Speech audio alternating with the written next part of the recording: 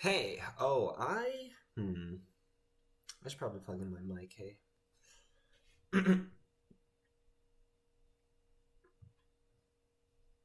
Round one started. Okay, it's fine. We're gonna go. My audio might be a little bad for a second. I forgot to plug in my mic, but it's so early. Um, oh, we're against Ben. Ah, we got a team kill on round one. My goodness. Okay. Um, Table 32. I should turn on Discord. What table are we? 32. I'm corping. Hi. Hope I'm live. I think I'm working. Let's see. Yeah. Um, I I had the start time wrong, and I was still in bed. Um, hey Sam, how's it going? You're up early. Whoa, are you playing?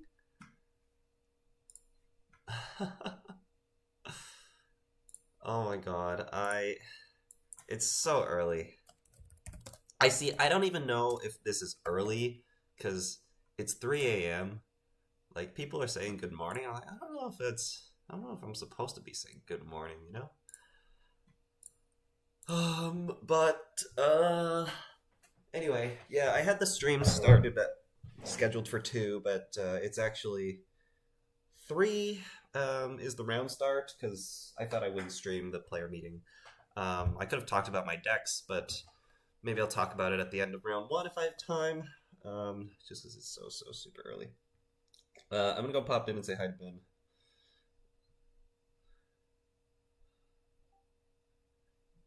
Hey! Oh, hey, morning.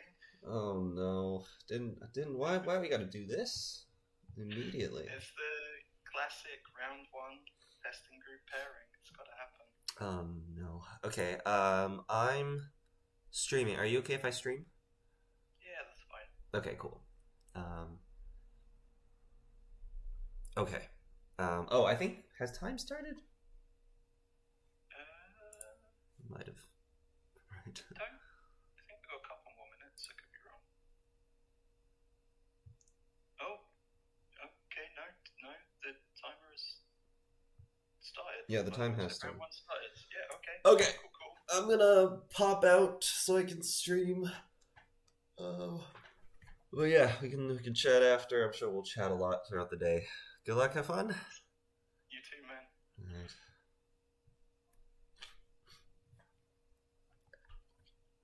Oh man. Okay, I should pull up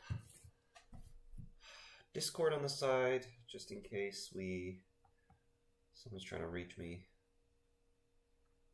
Okay. Let's go. We're against Arasana. I need to put my deck list overlay. As usual, I'm not going to look at chat during games. So if you send any messages, I will respond to it after the game. If I can, and I'll do my best at remembering what the board state was and all that stuff.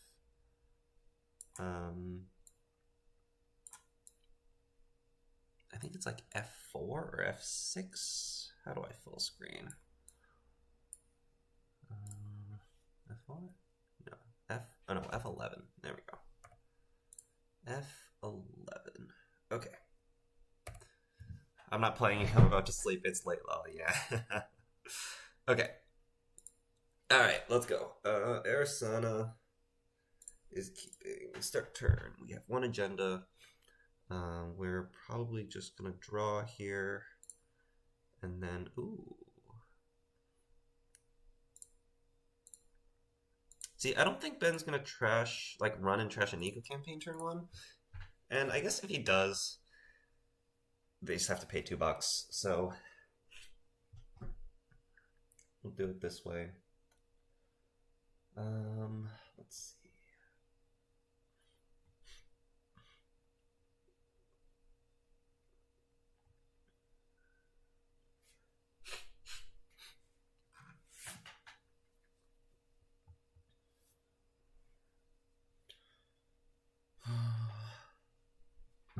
got a Nuka start. I think they kept, yeah. But we get both our stuff. Let's find like 2 or 3 pieces of ice. That is not 2 or 3 pieces of ice. But we can make it work.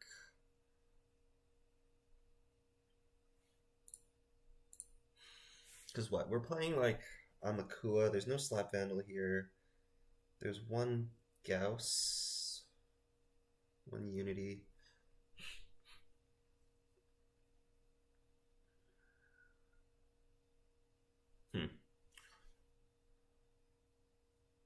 Well, we probably play the hedge fund. So it's probably something like we leave the Nico campaign and we go, okay, so we go like install server 1, install Mavericks. Do we ice HQ? We probably should.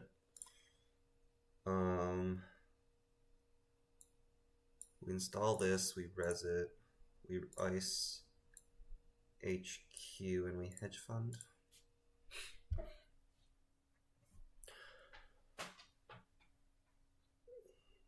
Yeah, would have loved to find another ice.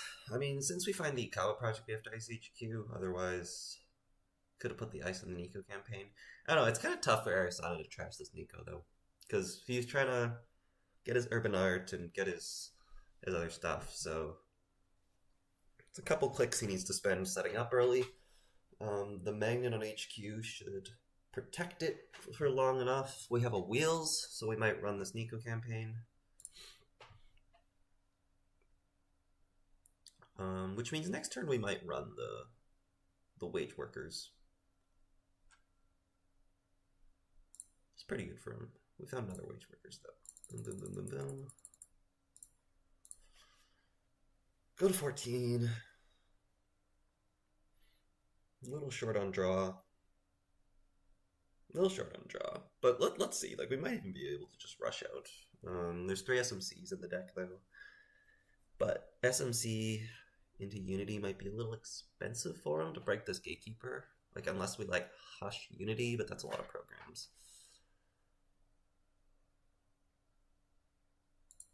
Okay. Oh, we are hushing.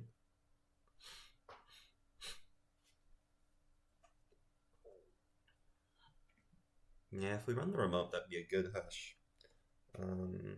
We know each other's lists. He knows that I'm on an Ansel. Yeah, for those who missed it at the start, I'm gonna talk through my lists in a bit. There's a void.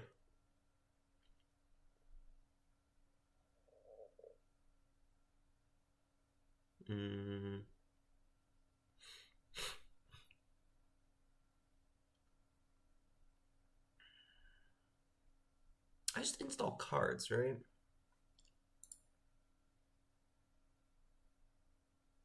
Yeah, we just go boom, boom, boom, boom.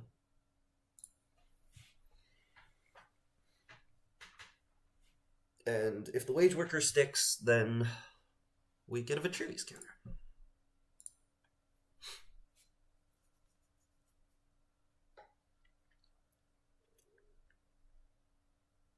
I don't know if I'm playing this wrong. I feel like we can't actually quite get to 7 here.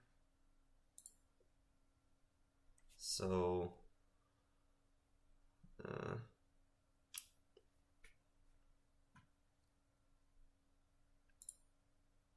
it'll be tough. We are trashing.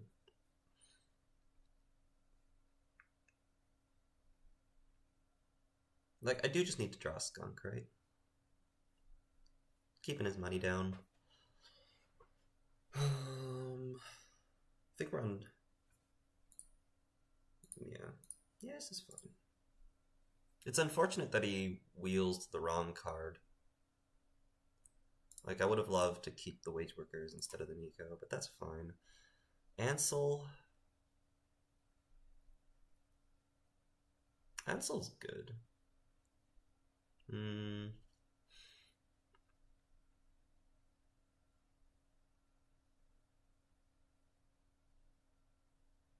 We could go draw. We could go score the Vitruvius. Let's see. Oh, I should plug my mic in. What are we doing? What are we doing?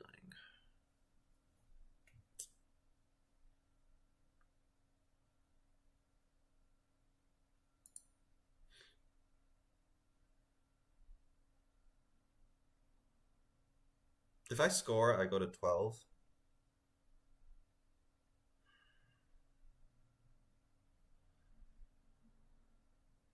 And then we install double advance.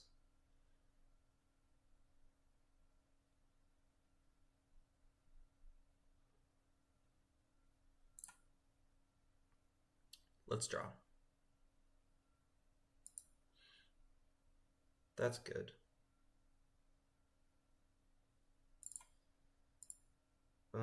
We do want the RustRydah. I think we want the RustRydah more than this Nico campaign. So let's do it like that.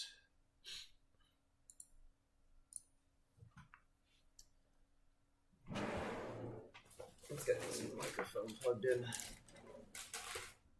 My audio is probably fine, hey? But I'm not looking at chat, obviously, so I don't know if it is. So let's plug this thing in. We're running the Nico. We have twinning. We have okay. That's fine. We don't have more money, so we're actually keeping his credits down quite a bit here. I'm kind of happy about that.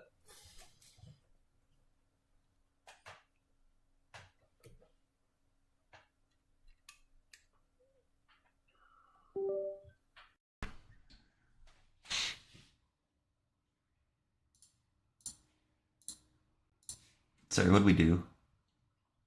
Twinning, Urban Art. No. Twinning, DreamNet, Run, Diesel. Sure.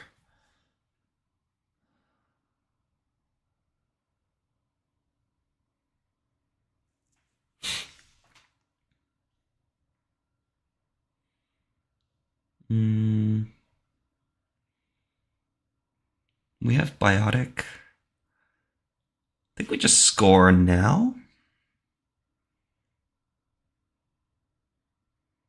Yeah, we just score. And then we jam next turn with the fully up. Alternatively, it's... No, we just score.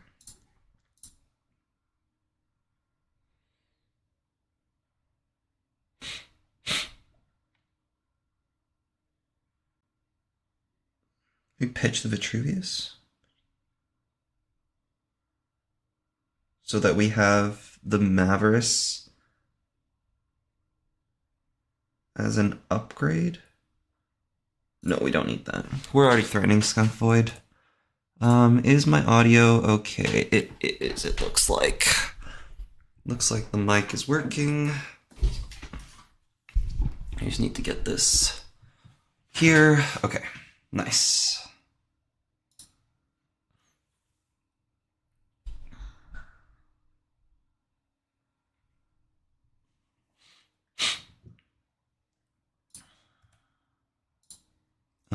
Okay. What are we doing? We're accessing 3 cards and we're whiffing. Nice. Also, I didn't realize we had twinning. I think we were on different multi-access before. That's fine. Install twinning. Credit, run R&D. How did we access 3? Oh, we installed environmental twinning. Yeah. Twinning was already on the board. Yeah. I need to pay more attention. Okay. Fully up. If we go install, advance,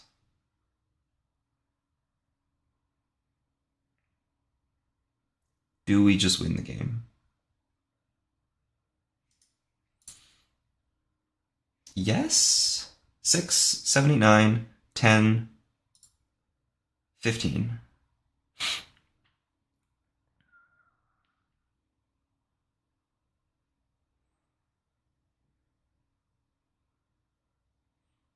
Okay, if we don't install the Ansel and we just advance, we save a credit. 5, 6, 7, 8. So it costs 5 to score, 3 to res. That's 8. We have 7 extra credits. So we should install the Ansel.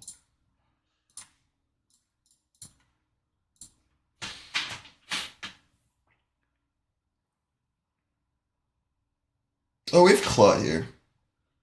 Yeah, I was afraid of that. Okay, that's good.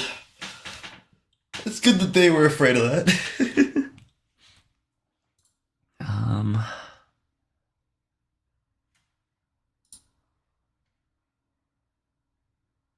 Oh, my deck list is covering a bit of the second server. That's fine. I'll just need to keep that in mind if I have a third server. A little bit of the bottom is cut off. I think my... yeah.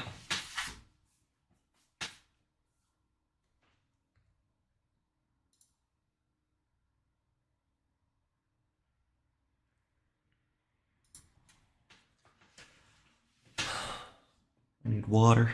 Huh.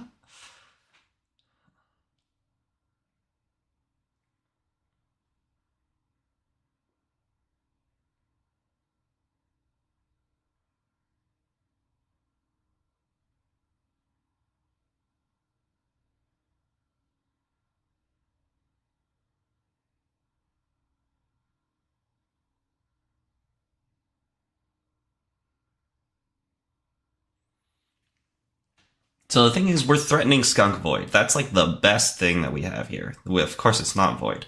Or it's not Skunk. Okay, I'm gonna go grab more water. Let's see. This seems okay.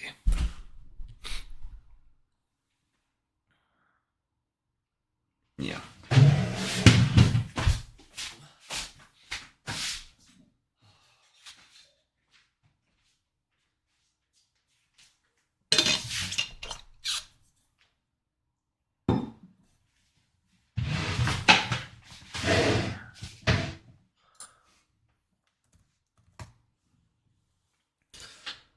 Something happened.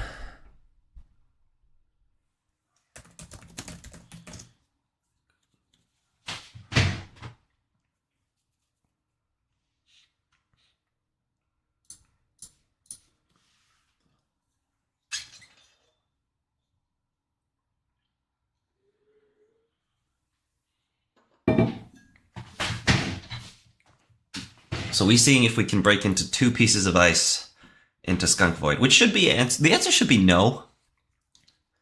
But I think that the issue is I think he has to go for it because the top 2 cards on R&D are known. So he needs to go like, is there 7 points in HQ and the 1 face down in archives? No, right? The answer is just no. So, that means we have to go for the agenda. And unfortunately, for me, my remote is like a little bit of a bluff. I mean, it's good. It's really good. I don't know if he can get in. But if this was Skunk, then like he definitely can get in.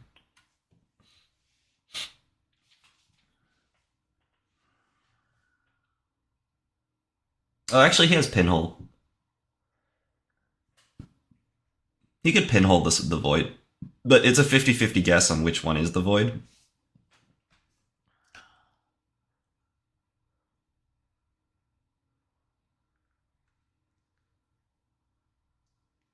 It's doable, honestly. So you Pinhole, click 1, you spend 2 credits trashing the Void, you have $1. and then you have 3 clicks where you have to run last click. So you have 2 clicks. We're spending a click to install Ika. That means we don't have it. That's really good for me. Because if we do have it, then we would install Ika with Arasana during the run. So this means we're digging for either the pinhole or like a cheap program to install. Like SMC would be good here, maybe? Does SMC work? Install, pay to, it does. SMC does work. Oh, we're running now?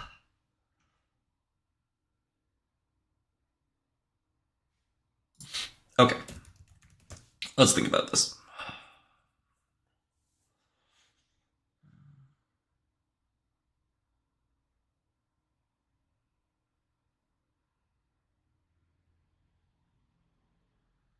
Oh, because he doesn't know what breakers he needs.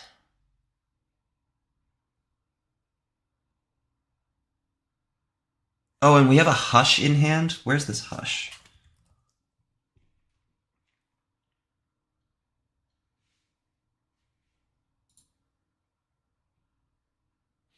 Okay, we have a Hush in hand. So we can actually Hush the Gatekeeper.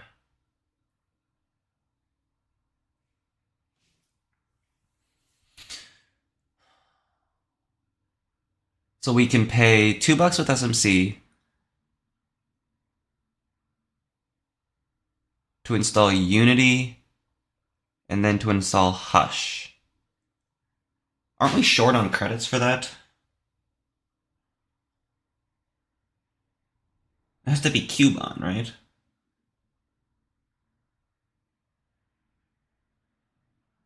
This also means we don't have Pinhole. Ansel costs us 2, 4, 5, 6. I mean, that's just 6 credits we don't have, I think. 6, 7, 8.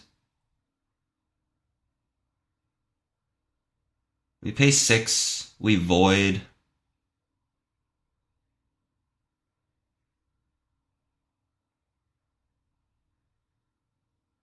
Gatekeeper. Does Gatekeeper do it?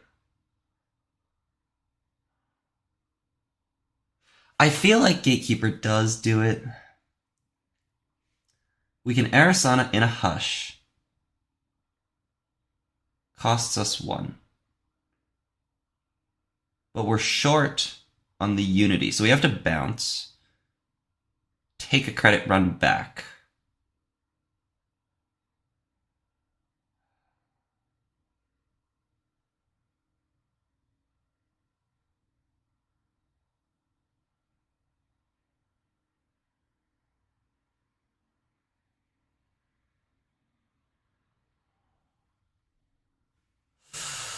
Ansel is safer. Oh, man.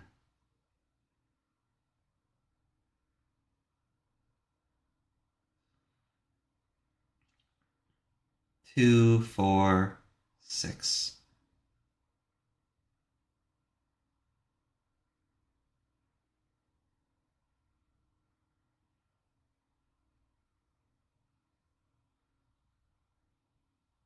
Okay. I don't know. We can Hush. Gatekeeper.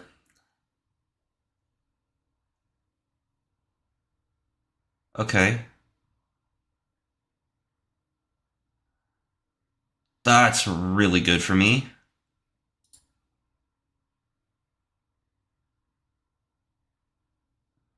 Oh, so I just win? No, because we can click wheels, we can get 2 clicks. We can install a card and run back and make me pop Void again.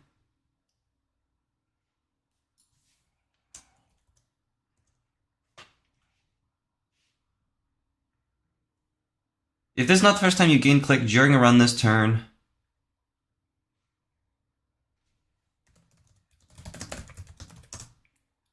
yeah, this is during a run. You're fine.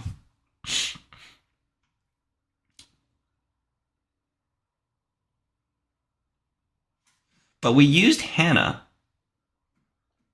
Or sorry, we used Arasana, which means we can't hush.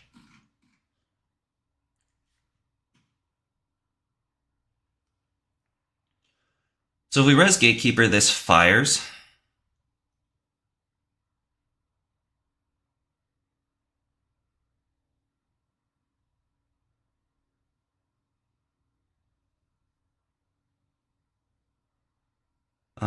And then we go install Hush costs us nothing. We gain 9. We're at 12. We pay 3, 4, 5, 6, 7, 8, 9, 10, 11. No, we don't get in.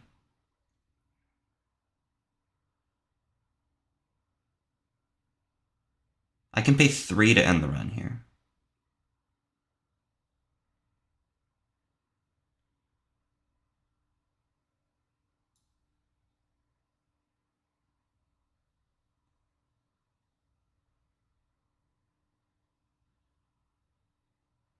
Yeah.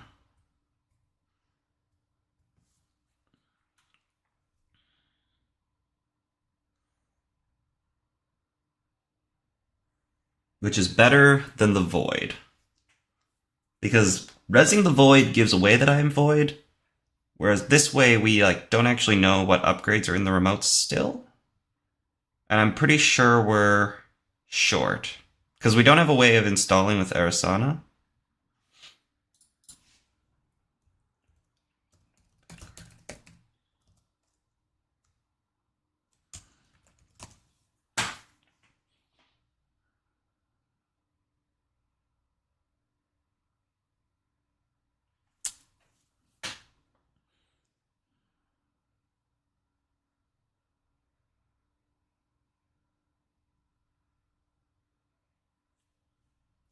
$3.29. How much time do we have left? I think we're doing okay. Yeah, we got 37 minutes. So we bounce.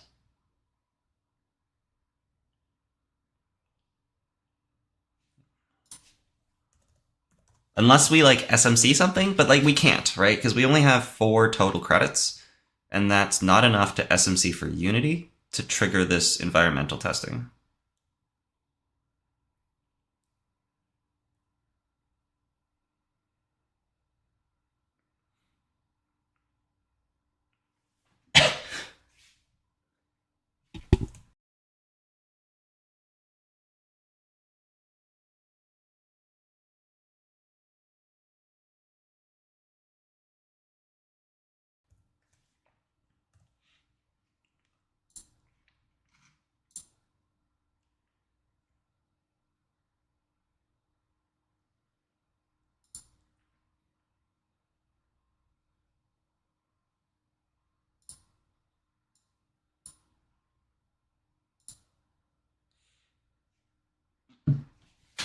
No draw, no shuffle.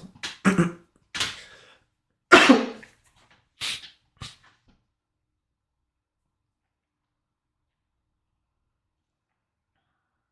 we get in?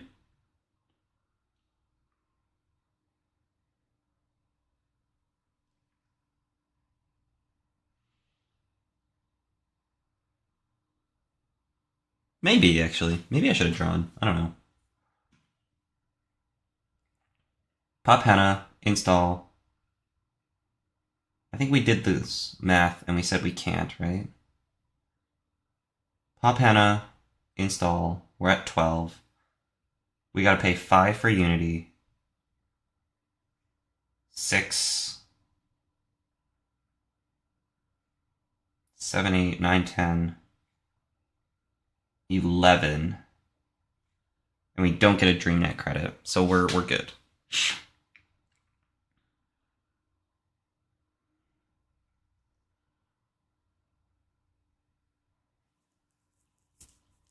Right? We're just one short. We're one credit short of stealing the Sakata project. Oh, we have overclock. Right?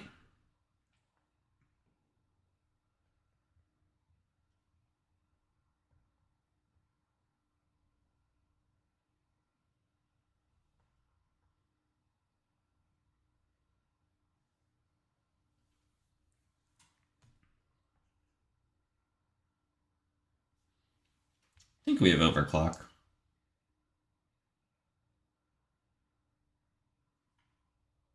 I guess if we overclock, I have to void.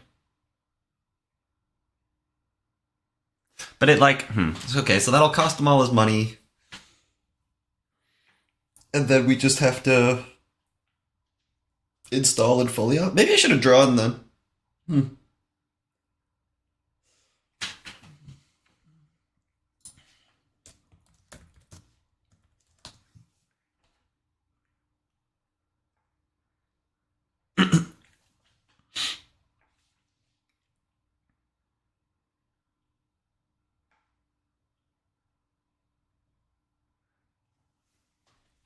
But I feel like if we had overclock, we would have played that rather than Hannah. Unless we like specifically were expecting Ansel or Braun. But we would have just spent 2 clicks on Braun, so yeah.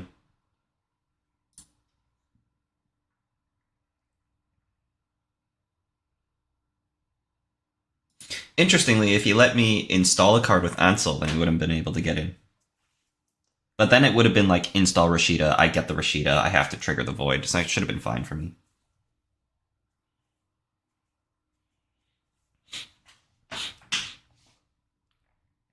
Ika? Wait. Hush?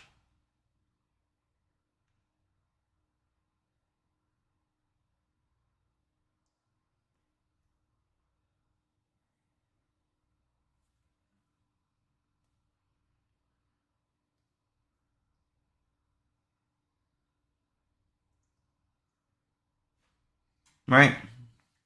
We don't have 2 link, and our identity is not digital.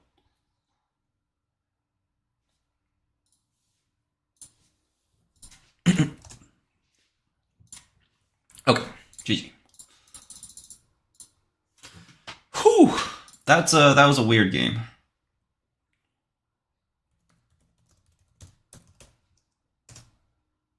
I wasn't sure if I would be able to keep up the rush and get all the way to 7.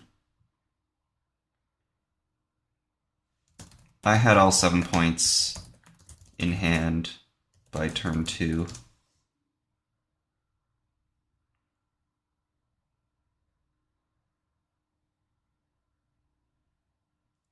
Yeah.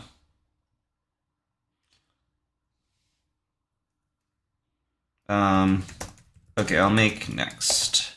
Okay. Let's swap. What table number am I?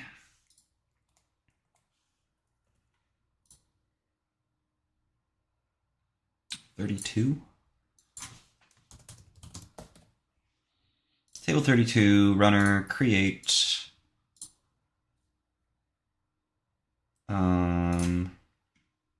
I need to change my deck list. I mean, I need to change my like overlay thing so that I actually have 2 tabs, and then I can just like go to OBS and just click it rather than having to do this every time. Because this way I have to like resize it over and over again. Which is a little bit of a pain.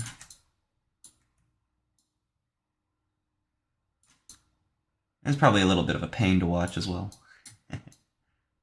Okay. Start. Looks good. Yeah, here's my runner. Again, I need to... I'll do a whole chat about it after this round. So, talk about my deck. Make another tab on OBS. Couple things to do. Oh, I have no time to prep when I wake up so early. Well, I mean, I should have prepped it ahead of time, but I was just jamming. It's been a bit of a rough week, getting back from Europe, and Netrunner's been a good distraction, we'll say. So, really, I've done nothing but like hang out with people on Discord and play Netrunner, which sounds great. But yeah, been rather rough week. Keep and okay, just doing a triple check on time. We're doing okay. Okay, and then we just run into this, I believe. I can play around MIC by like running on click 3. Or we could run a central first. And then run last click. And then get wrecked by drafter.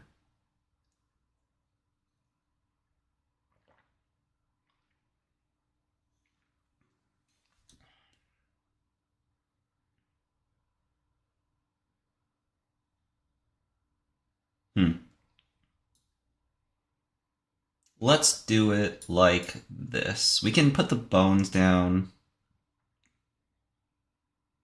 And then run click 3. No, but then Ansel means... Ansel's bad. Let's just poke it. If it's MIC, it's MIC. Fine.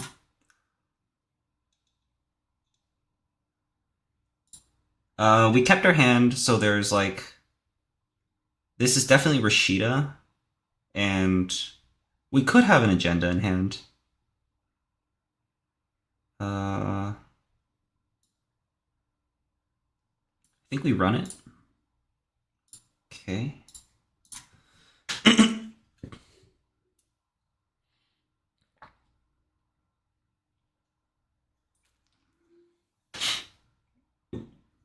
But we have Bankar, so this is fine.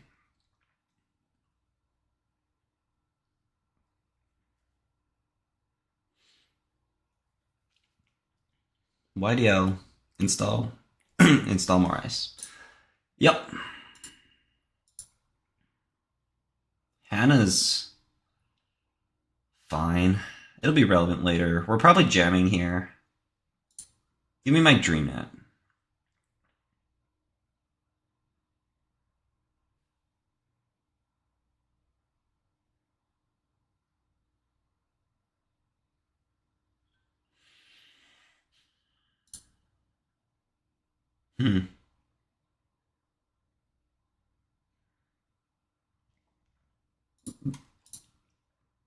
We're gonna keep the ID active, maybe snipe an agenda. That's good, I guess. Wow. That's pretty good. It's pretty good.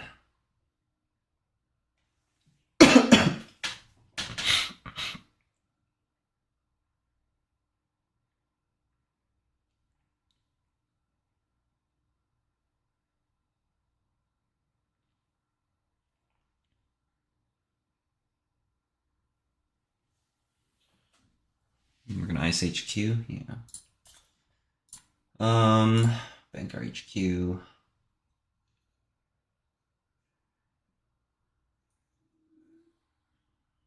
I think we just moshing here. We gotta find our DreamNet. Although Gachapon is DreamNet. We just crack a Gachapon.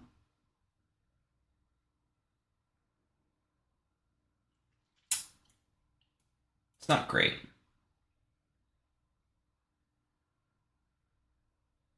Everything that we install is $3 anyway, so we can gamble after. Okay, so let's crack the Gachapon. No DreamNet. Cleaver gets us into the remote.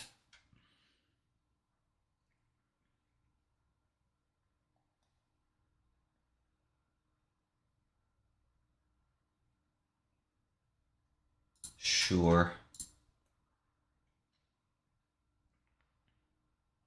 Want the steel skin, want the raindrops, and we probably take the hippo. Maybe the laundry though. Let's take the laundry. I think we got to keep our money up as well. Let's draw. That's good.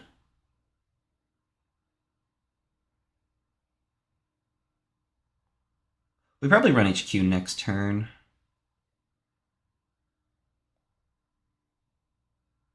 So let's just like install the bones, set up for maybe running the remote at some point. He's gonna seamless score, and then we run HQ next turn.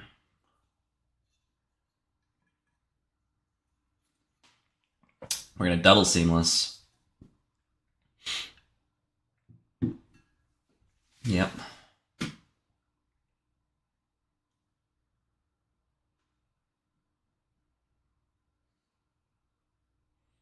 Yeah, PD is just simple but good. It's just a matter of, can I get my breakers and money to run in? It's a taller task for the runner, but if I can accomplish that task, then should be able to win the game.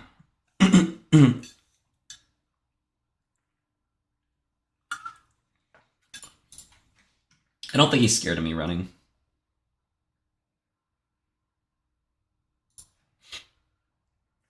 This kind of sucks.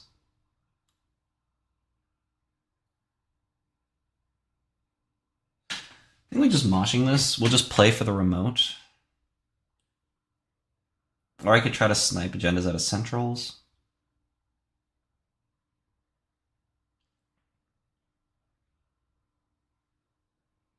We have MIC, like, it's so bad. Like, we have double MIC and like Skunk Void. So, like, how are we ever contesting this remote?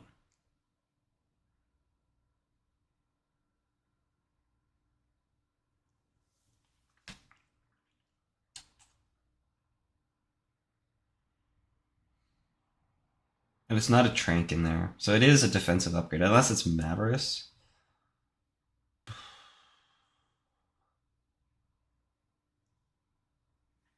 Okay, we gotta find raindrops. Running HQ is tempo negative.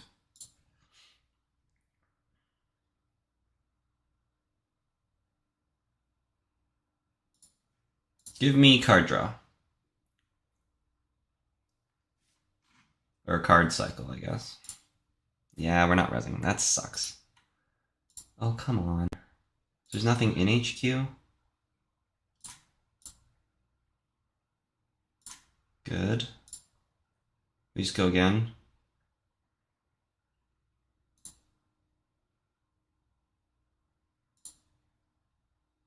Yeah. Nice. Okay. This is how we win this game. We don't need bones.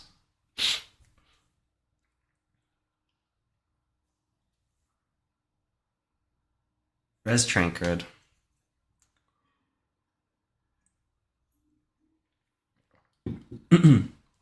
We need to run a remote. We can just rip agendas off the top of R&D.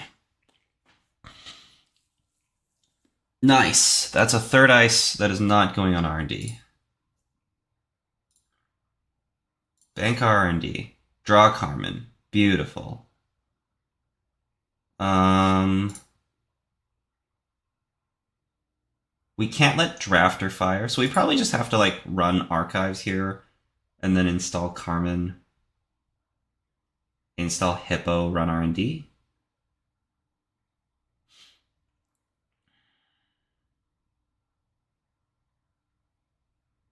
The run on archives saves us $2. Installing Fermenter probably gets us more in the long run.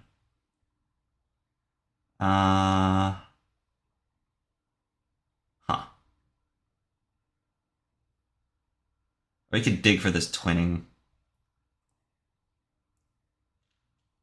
Every time we don't run R&D, though, is a card we're not accessing. And we should just be drawing up and accessing cards. So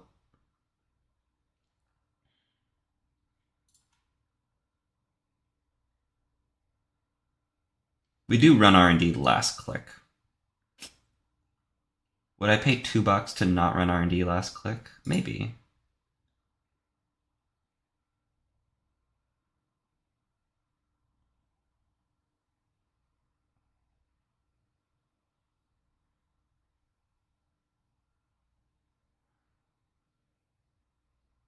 Can we keep that up? We don't need to keep it up. We just need to hit an Ikawa project.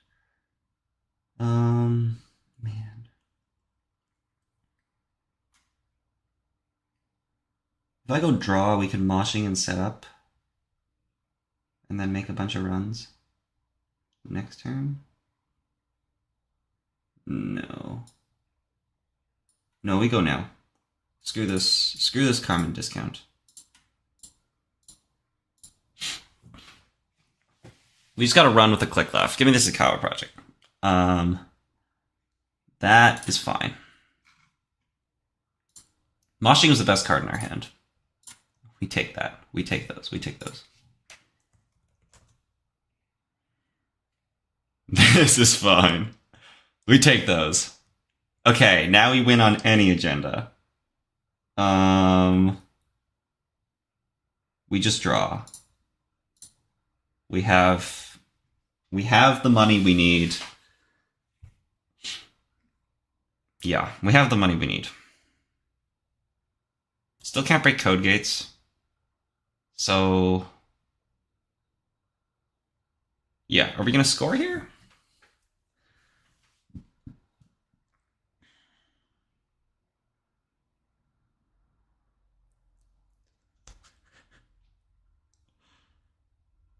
I'm so sorry, Ben.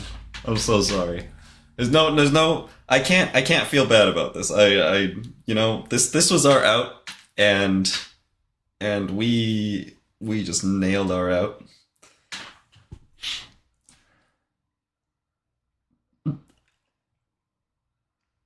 Double draw. Okay. So we're gonna put the bank on R&D. We're gonna draw Hermes. Oh. So when he scores, we get to bounce HQ? That's kind of sick. It's only one bounce. Do we pay a click and $2 for one bounce? Probably not, honestly. It is free though.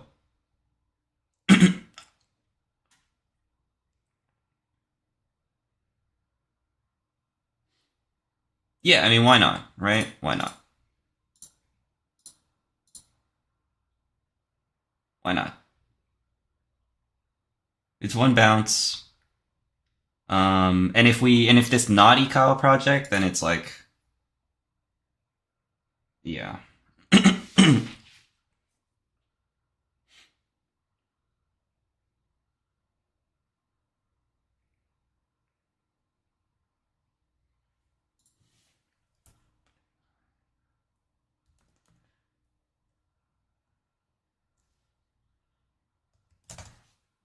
Okay, when I steal an agenda, I win. That sounds good.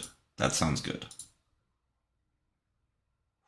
Okay, we have to leave that because we can't get back into R&D this turn. We can run HQ. What's the worst that can happen on an HQ run? We spend a couple credits. Ablative barrier is fine. Yeah. Okay, so let's run HQ.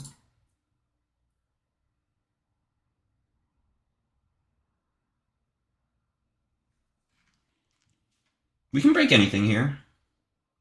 Except for that. That we just bounce off of, but that's fine. And if we pay 3 and score, we might run the remote next turn?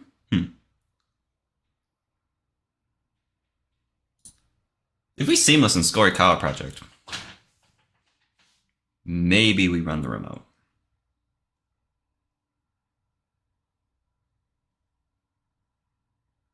Hermes forces me to bounce something, I guess you could say is a downside. Because, yeah, now we have to, like...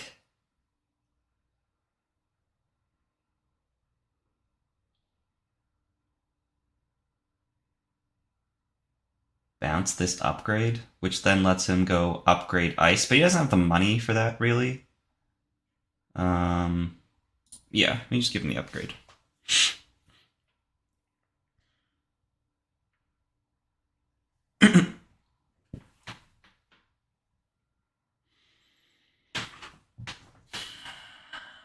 If he has an agenda, he just jams it. And then we just find out if we win on R&D or not. Yeah. Okay. Twinning's very good.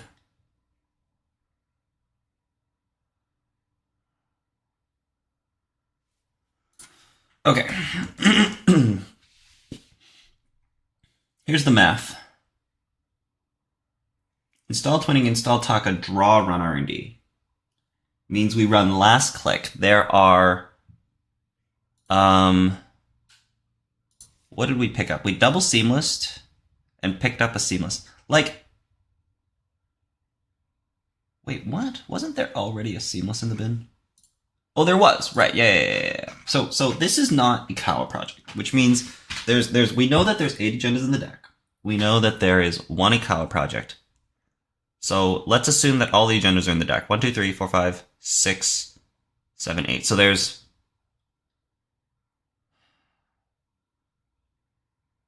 Yeah. So there's 1 Ikawa project and 1 other agenda in R&D.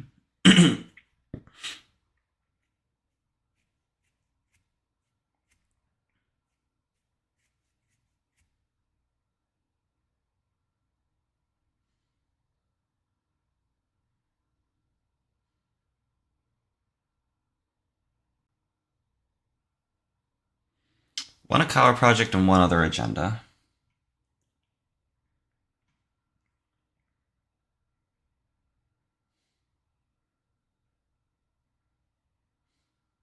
So I think Twinning's not the play.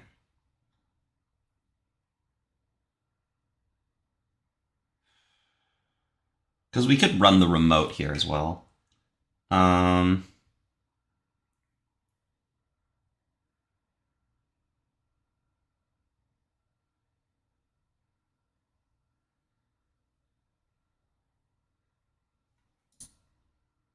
And we just can't break MIC and we can't break Magnet.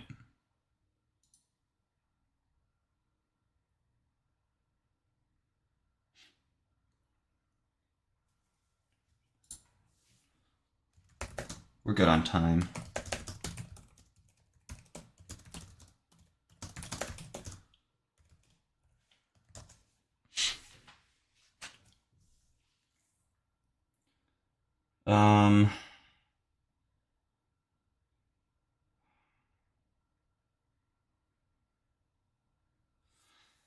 MIC is bad.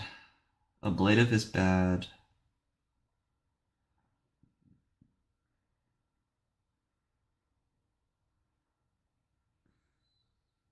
Like, we could just play the this is not an agenda line. But, like, it should be an agenda. Or it could be a spin, is the only other thing. Because otherwise you just, like, put stuff on R&D, right?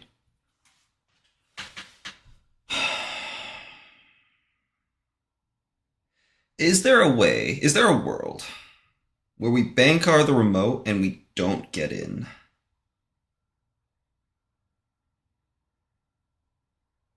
No, I don't think so.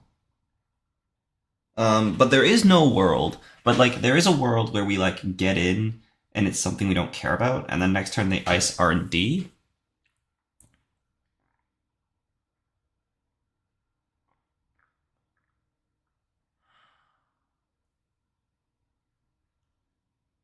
Also, the other thing we can read into is they scored Ikawa project, which was installed the previous turn. So they had it in the remote, and then they went draw, advance. Which is a little weird. So this doesn't need to be this isn't necessarily an agenda. I could see 2 cards with Twinning this turn. Okay, let's draw. That's really good.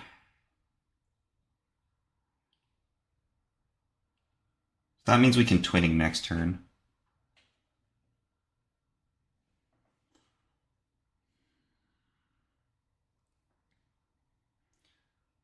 There's 2 non-Ikawas and 1 Ikawa.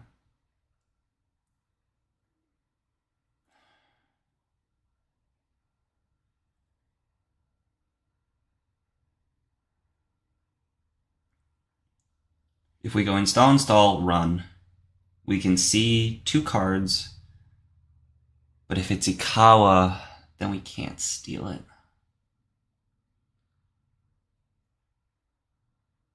Are my odds better?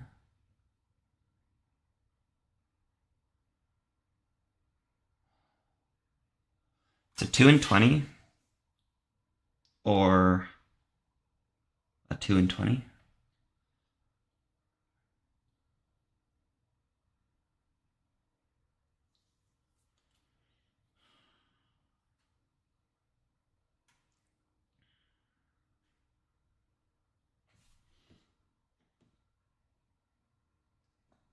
I think we can just do the math.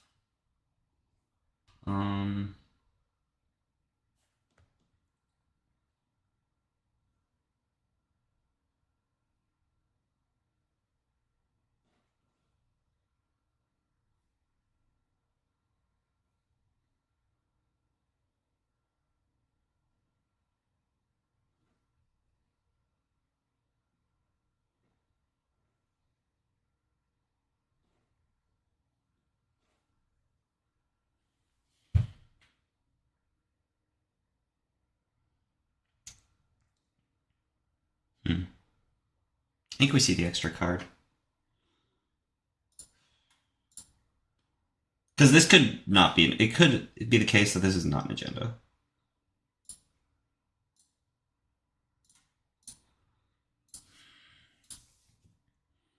Okay, no Ikawa project. But one of the other 2 pointers, please. Greasing, hedge fund. You got it?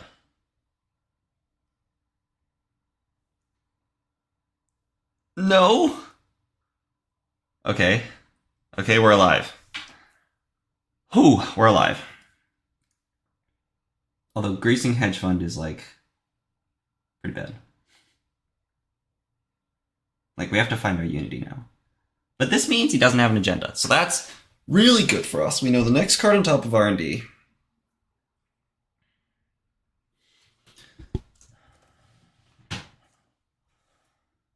Oh.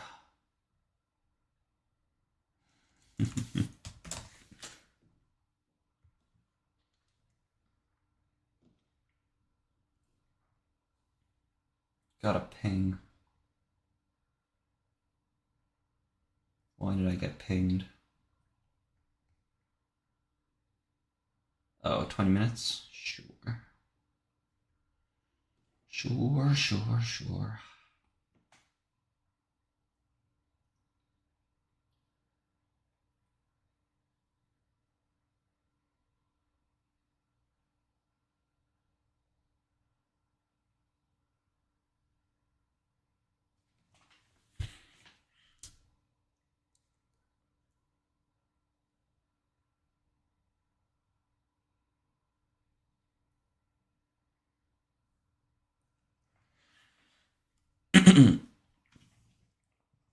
Wait, Ice on HQ?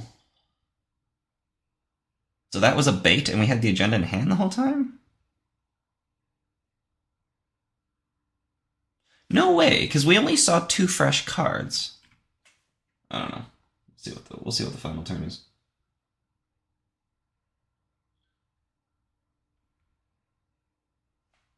Got 5 minutes, but we're doing fine.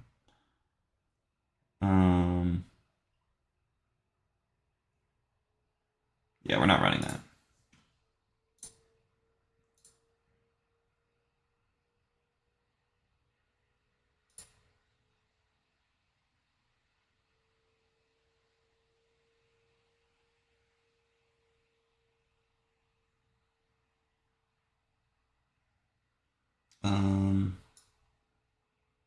Install Gachapon, run R&D, see one deeper.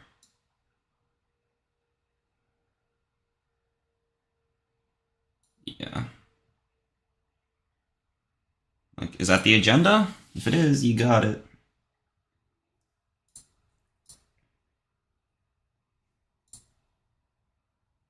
Wait, that let me match the strength of magnet? That's super weird.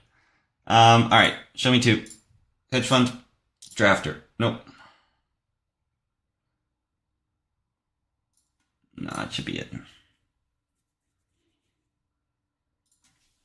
Yeah. Ah, so close. So close. Is there another one in hand?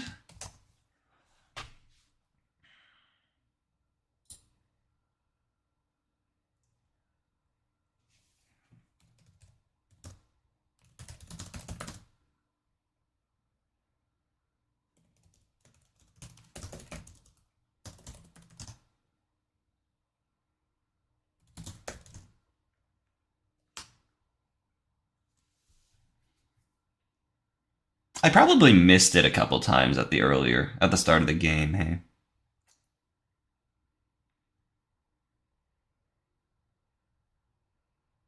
It did.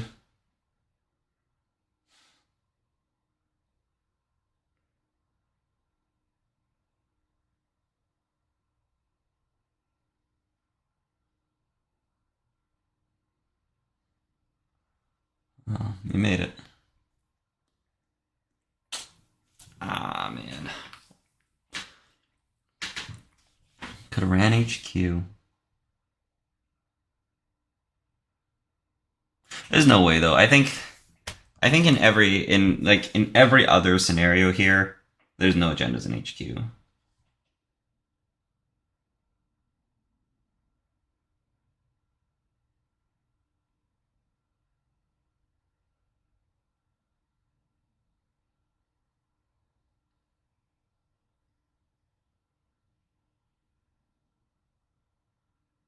Hmm.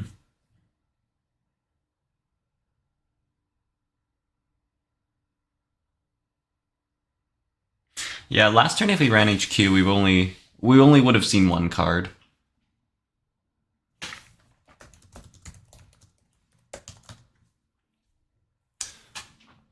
Because we would have had to like draw and then run, click 2 for like exactly that. Yeah. Okay. Anyways, we are done. That's round 1.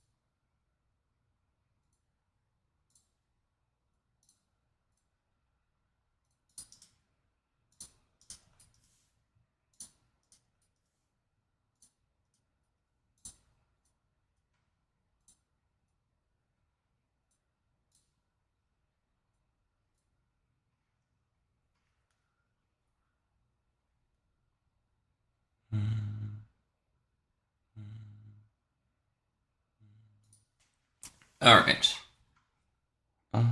We have to... Let me just set some stuff up, and then I'll chat about my lists.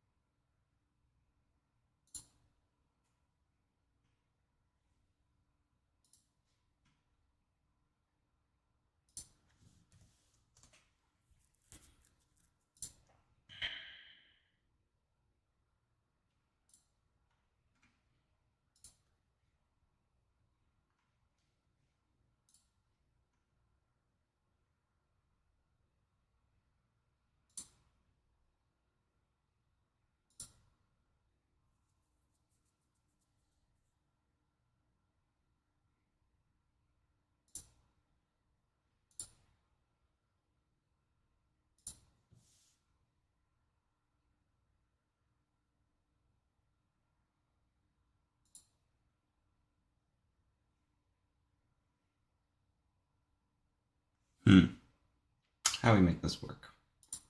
Let's see.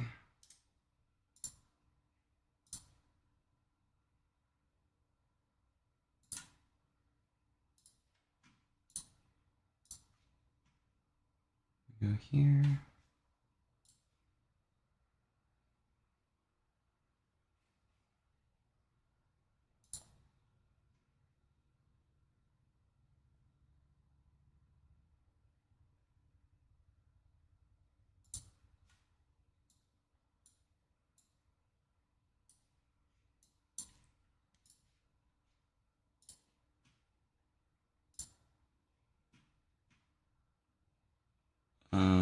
It's my corp.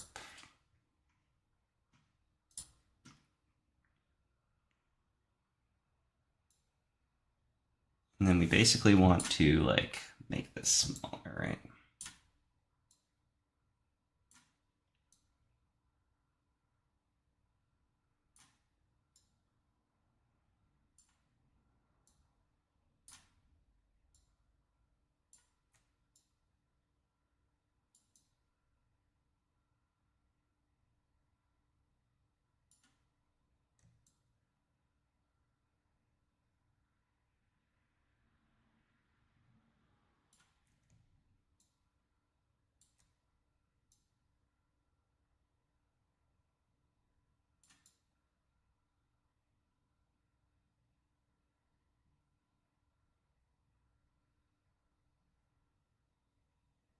Probably cover up like that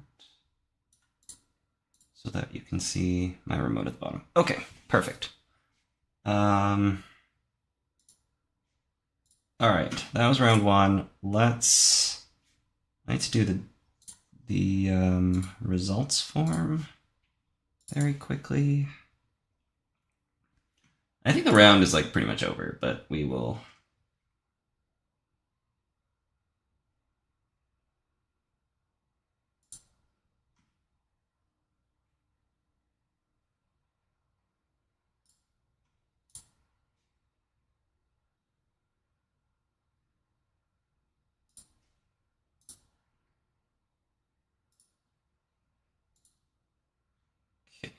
There we go.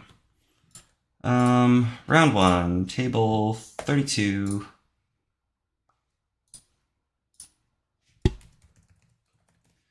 Corp split. I think my runner is my weaker deck. So, yeah,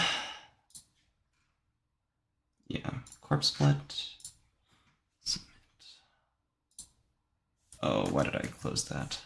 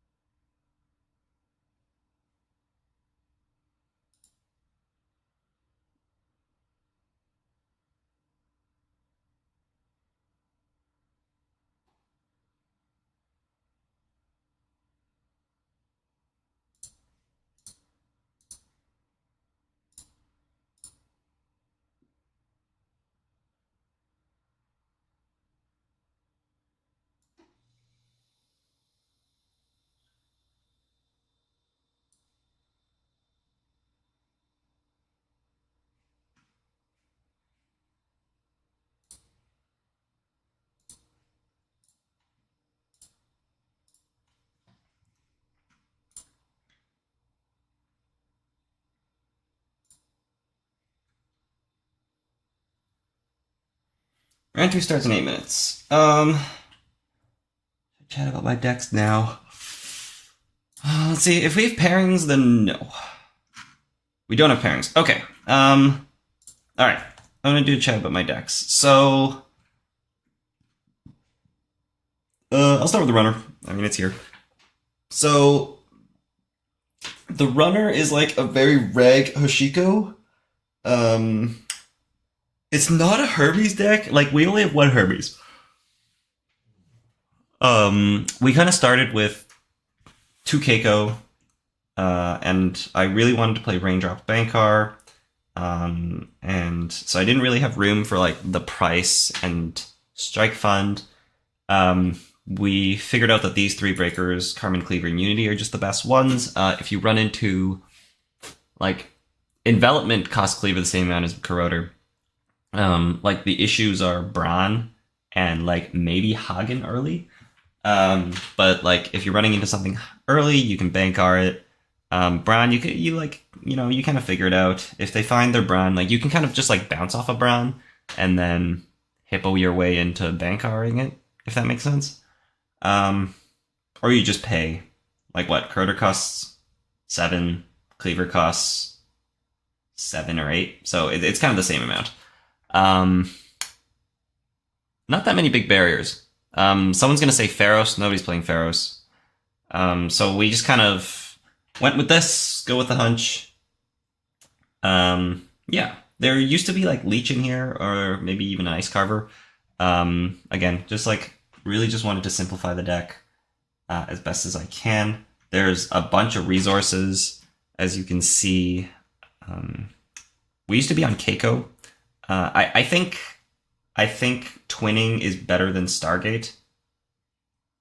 And I think that's a very unpopular opinion, but I think twinning is better than Stargate. I've had a couple games where like twinning clearly shined where Stargate wouldn't have. Like in the last game where I just played against PD, if the twinning was Stargate, it would have been much better. But I think that's like a thing against PD a lot. Is you kind of wish you had Stargate because you need to central pressure. So setting up, drawing Stargate, and then putting the Stargate down. But like the thing is like that's just my draw order. So we drew the twinning late, so Stargate is better. If we drew the twinning early, then twinning is so much better than Stargate. Yeah, because Stargate's just such a committal install. We used to play Keiko. Really, when I say we, it really is just me. There's 1 or 2 people. Like, I worked on this with the Unbanned team. Yeah, won't say too much. But Hermes came in basically like 5 minutes before decklist submission. Before, like, an hour before decklist submission, I had 2 Keiko, no Earthrise, 1 Liberated, a Bravado, and probably something else that I cut. I don't know. Is that 45? And then we were like, huh, Keiko doesn't actually do us anything. Like, it gives us drip. Keiko's good money, but we're not using the MU at all. And I was just gonna float the MU and just use Keiko as a Rozeki. And then I realized that like I don't need to play a console at all. So if we don't play, I was just gonna like cut the Keiko and play a second Earthrise and a first Earthrise and a second Liberated. So just more money and draw, no Keiko. Seemed good. And then I had that 1 Bravado sitting around, and Bravado's really good. But if you draw Hermes early, then that's game changing. Like game winning. So we just cut the Bravado, play a Hermes, and maybe we'll draw it. And if we draw it, we install it. And if we don't draw it, then maybe we don't install it. We don't really need a console in this deck. So yeah, that's the runner. It's really tuned for HB, I think. Like I've got double bones with Bankar and Raindrops. It's really tuned for Asa. I think I'm expecting a lot of Asa today. And my group is playing a lot of PD. And this deck is quite a bit worse against PD. I think if I had more testing time, I might have made some changes to address the PD matchup. I think that, yeah, this deck is quite a bit worse against PD compared to Asa, because my setup time is still a little bit slow. Like, I need to find 2 breakers and then Gachapon into the 3rd one. And I think as we saw in that game, but really in every game, like, they find 1 or 2 ice, they start scoring agendas. By the time you're ready, they only have 1 agenda to go, at best. So if you can lock the remote down, that's great. But if they have Skunk Void, then you're not going to be able to. Argument for Pinhole instead of Hermes. But Pinhole gets hit by Bankar, which worsens the Jinteki matchup.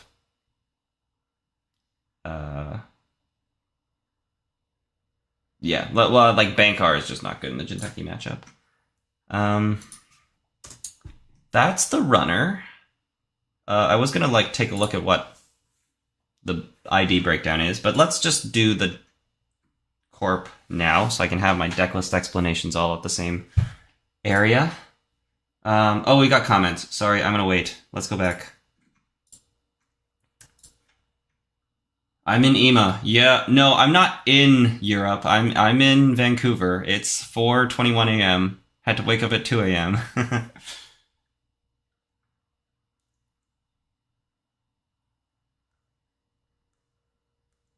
What game is this?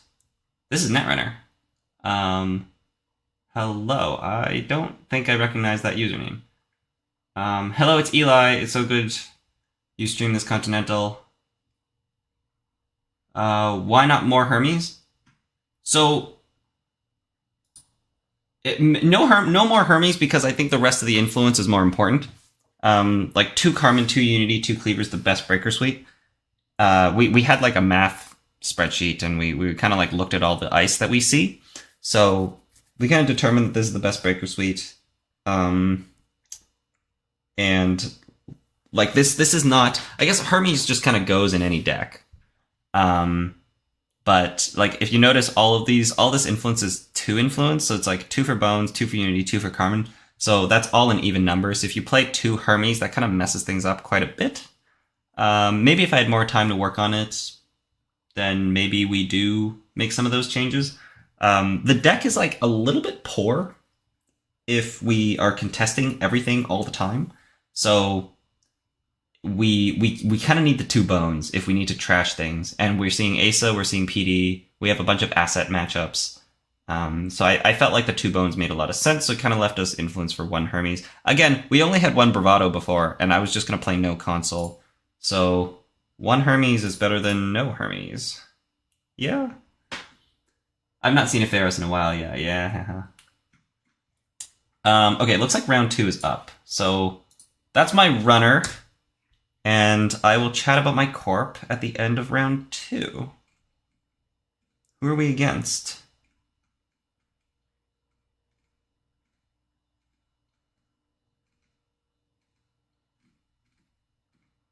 This is so hard. Minstrel.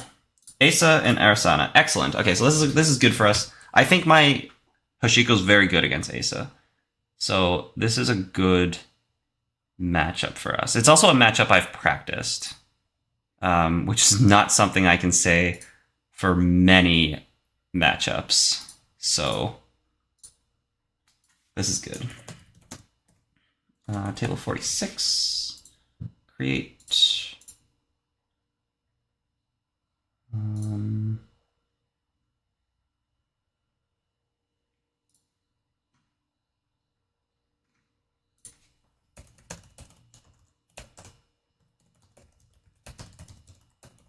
We might not be okay with streaming, so always want to check.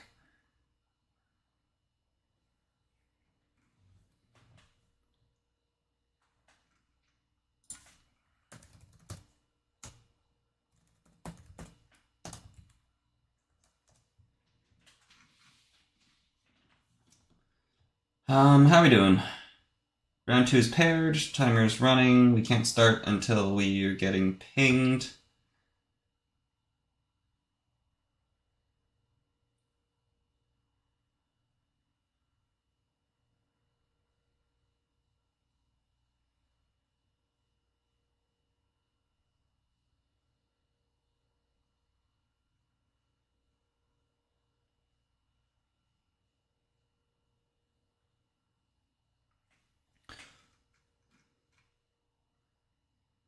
Neither of us decided to stay with Taya from what I see.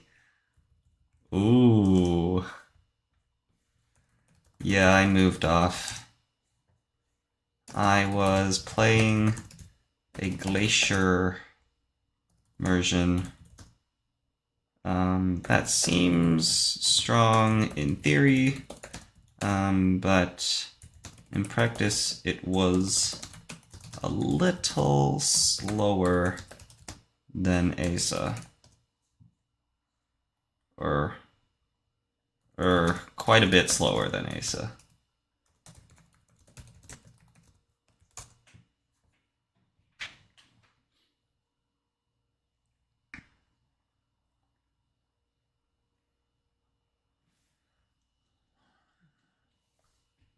Okay.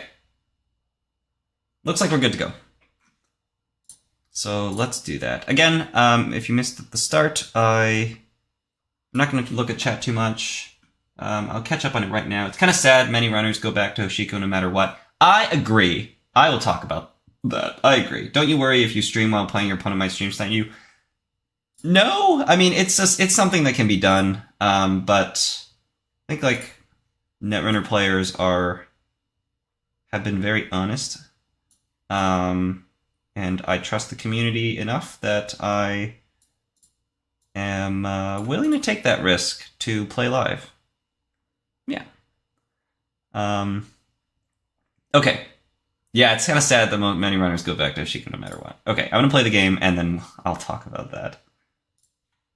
I somewhat gave up on Fast Advance version after one too many losses against Hermes Tau. Exactly. The Fast Advance version is extremely good, but 10 agendas and Hermes running around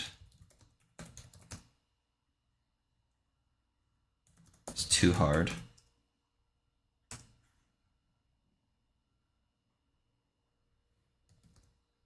No. The Flower Sermon? No, it could be good, but it requires a lot of steps, which means too much testing time that I don't have. Okay. Okay, we're good to start.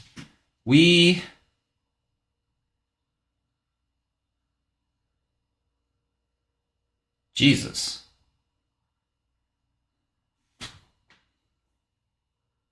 Do we do it? We just do this, right? Right? Huh.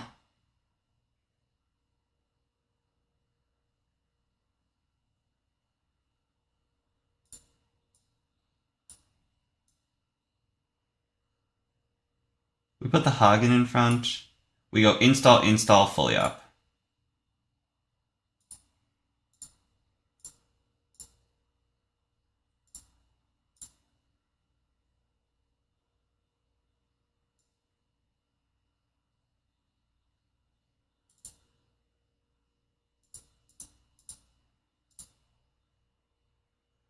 We don't want to make our hand look weak. It is weak, because we're just sitting here with a void. But if we draw, could be a little sus. And we'll figure it out from there. Although if we draw, we could get a tattoo trigger, so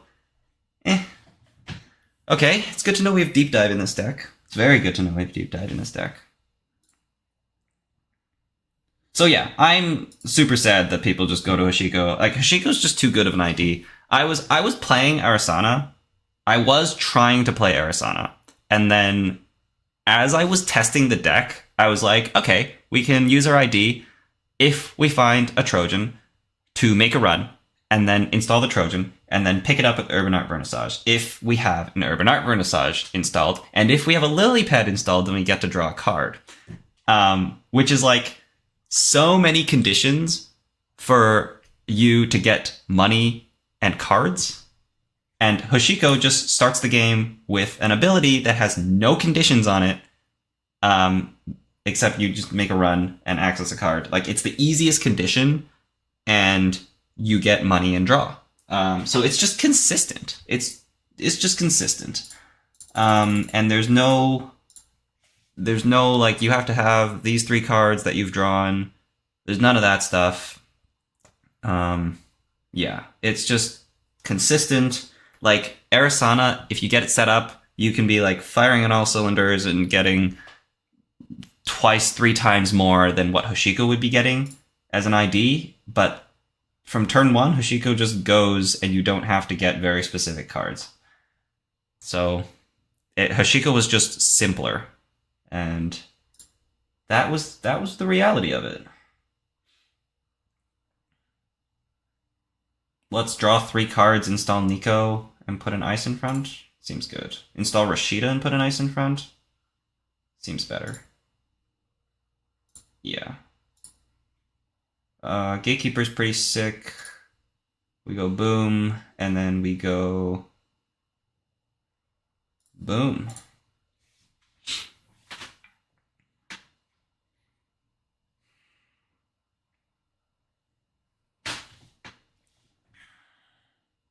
Here's the other thing. I often play scared of centrals, and like we do have 2 Ikawa projects and 7 2-pointers, so there is like 2 cards in the deck, the Ikawa projects, that are like huge rips. But like I've realized that maybe, and I see a lot of people do this against me all the time, and I just never do it because I'm a coward.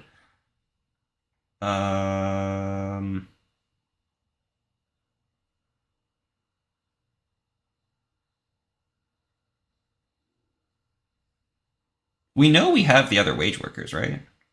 Why are we running this?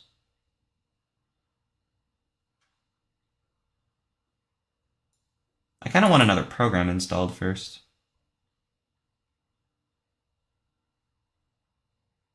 But I'll get to install so many cards next turn.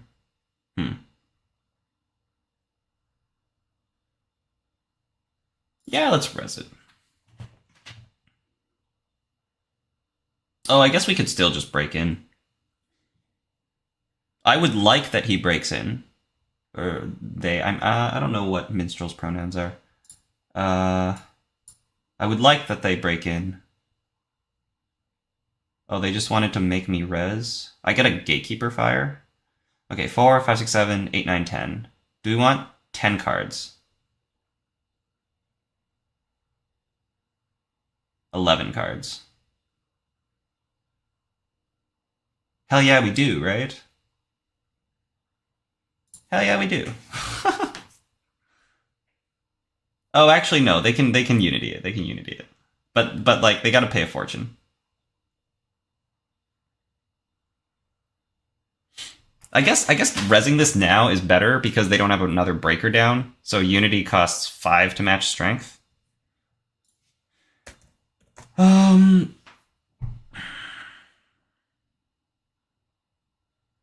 Did I finish my thoughts about Hoshiko being just good? I think so. Oh, that works. I'm okay with that.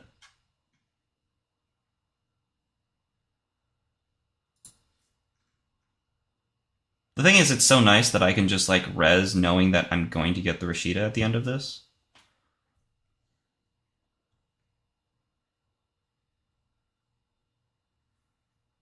Oh. Sorry. Disable card.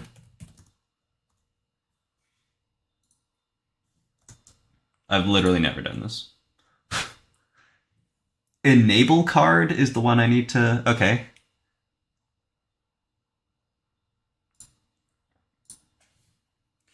Disable card and enable card.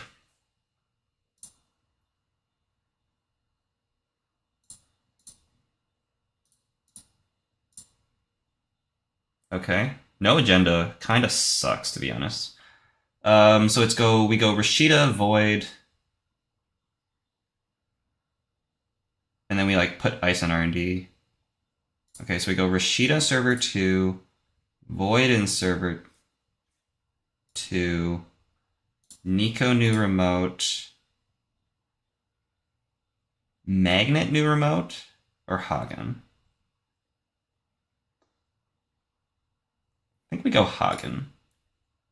Because we're not going to res it, right? So, unless we put the ablative, we would res the ablative barrier. Not with the point situation, though. I think the magnet goes on R&D for sure. And then, if they run, are we going to res? Are we going to pay 2 to res? Maybe.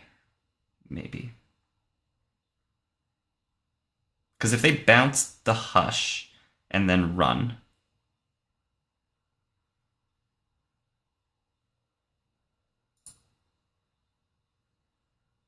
Yeah, okay, let's put the ablative.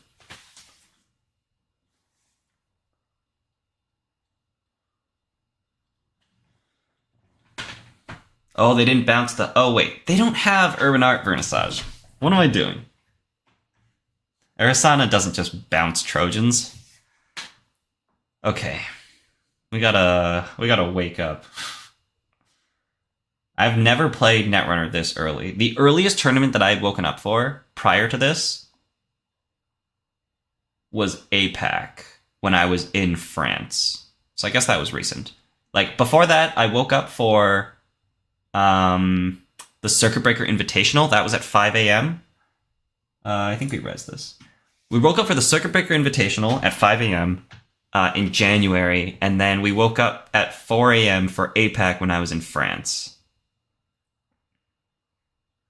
And now we're waking up for Euros at 2 a.m. The thing is, I've never played in Euros. This is my first time playing in Euros because in past years, it's it was limit 1, but also I could play in... Oh, shoot. I forgot to res RustRydah. I'm so bad. Oh my god. Why am I talking? That's so bad.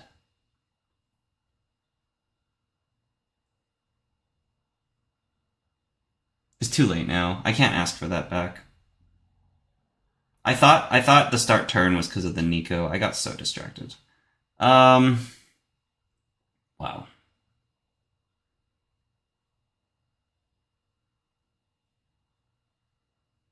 Is it click for 4? That's so bad.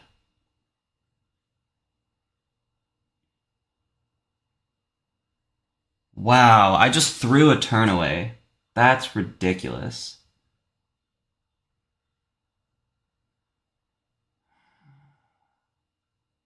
I'm really upset about that. Holy smokes.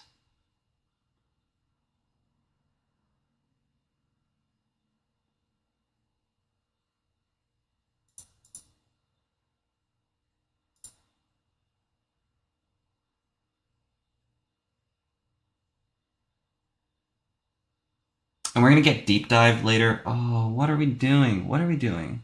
What are we doing? That's so bad.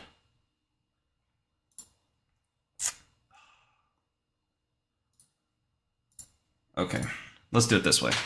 We're gonna pretend like there's an upgrade on R&D. Oh. I was like, I think it's because I was talking, not because I was tired. Probably because I was tired too.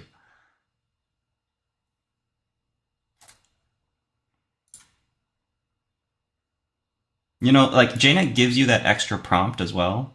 It's like, mandatory draw? And I just, like, clicked it.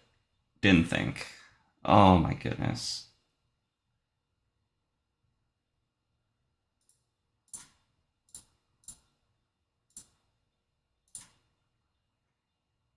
So last turn we would have drawn the Ikawa project and jammed it. This turn... This turn we jammed the Ikawa project anyways. Yeah. We don't have a barrier breaker.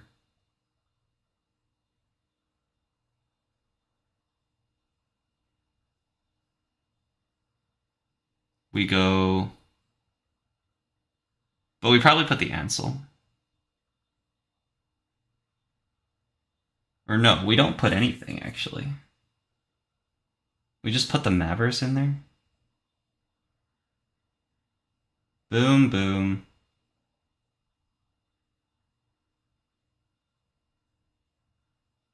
We have to single advance it.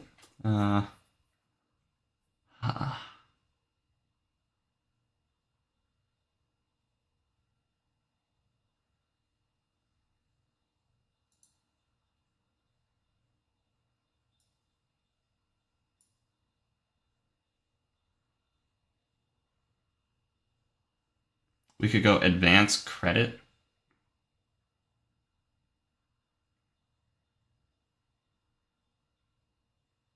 Probably discourage the HQ run.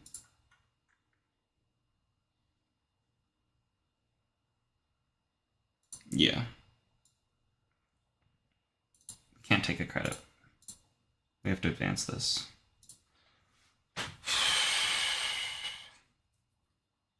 We're turned behind.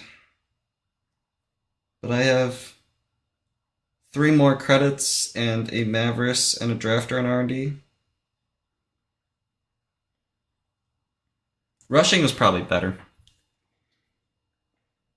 Yeah, if we fire the Rashida last turn, we just jam the eco. Okay, don't think about it.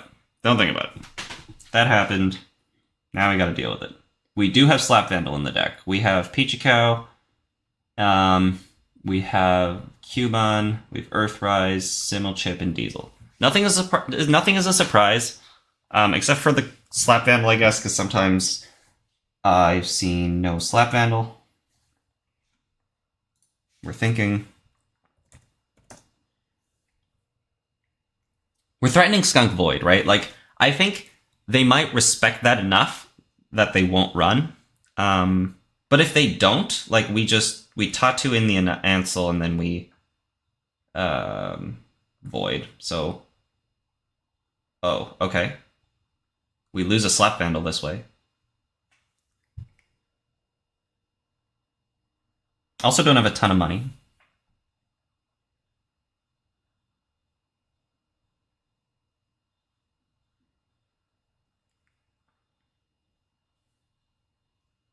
What do we RFG? Diesel and Earthrise? Sure.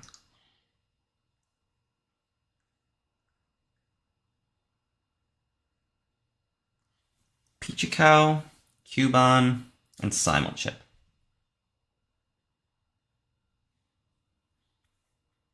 Diesel and Earthrise. Okay. I don't know if we keep the tattoo around. Because we might just void it.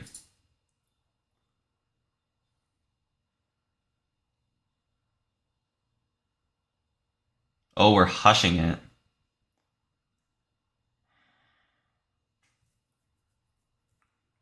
That sucks. Oh, and I don't have Skunk Void.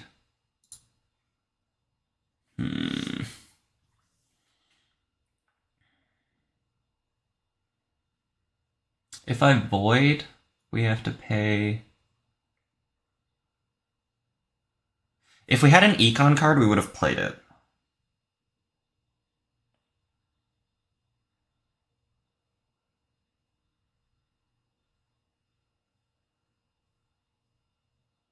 So if we go take a credit, run back, we can pay 2, let the Gatekeeper fire, and steal. No void. Or no skunk. I think we have to void here.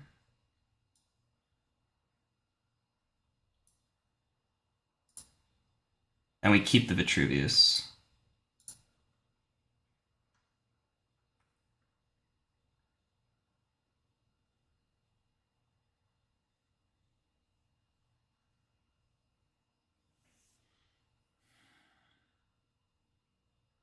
Okay. No econ card. No laundry.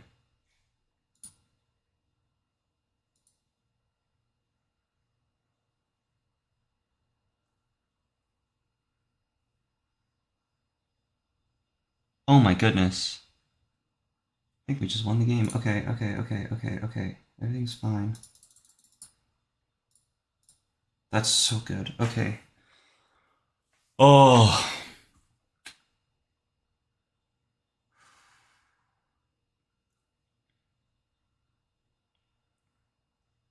That's crazy. Focus.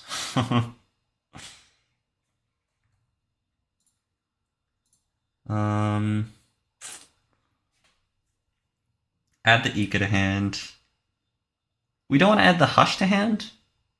Are we running the remote this turn? Maybe we have to? We have Fermenter and Hush. What's our influence at so far? We've seen Gachapons 2, 4, 6, 8, 9.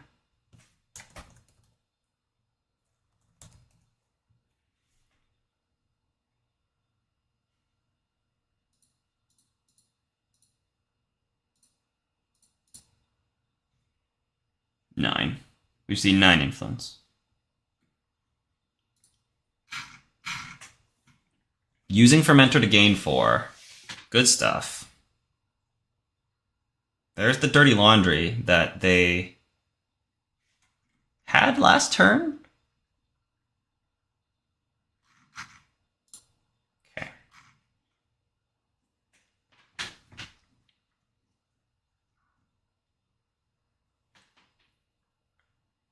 I guess maybe they're scared of what this other upgrade could be, but like, what could it be? Because if it was Skunk, it would have been rezzed, right? What could it be? I don't know. But maybe they thought it was like a 4-2 and they forgot about the wage workers.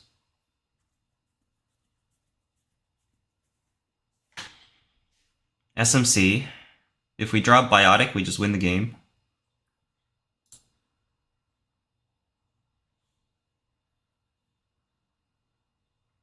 It's fine.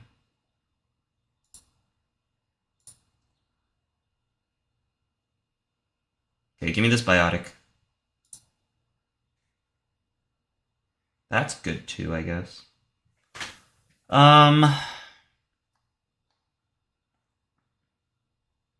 Okay, do we play for Biotic? How many Simul chips? We haven't used any. But we haven't... I don't know. We've seen them off the Gachapons. We probably put the Vitruvius in there. And then they bounce the Hush to hand. And they have to Hush the second Gatekeeper. Or we wait and we draw Skunk Works and then we win the game with Skunk Void. We probably take that option. So let's go install spin.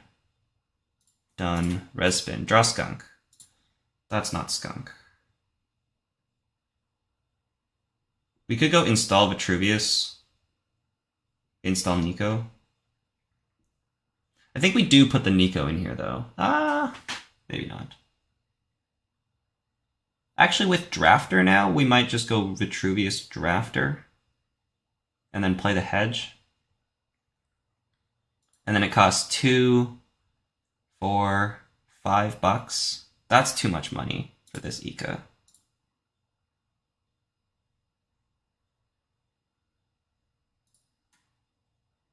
Yeah, let's go for it. Oh. Sorry, mind if I undo? We don't have the Asa trigger.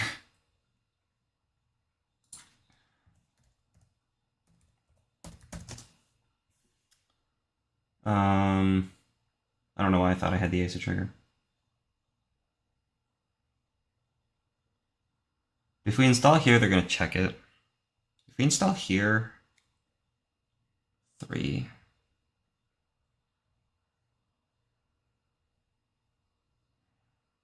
No, we just can't. We just can't. We can go Hedge, install Nico. Maybe we just dig. Let's just dig. That is dig. Dig is what that card says.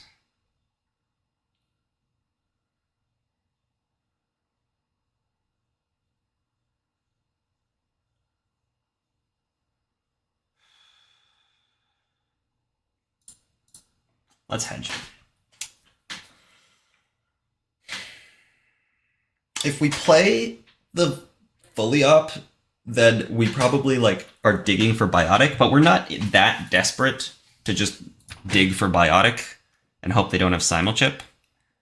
But I can probably dig next turn and find a skunk, or if I don't find it, yeah,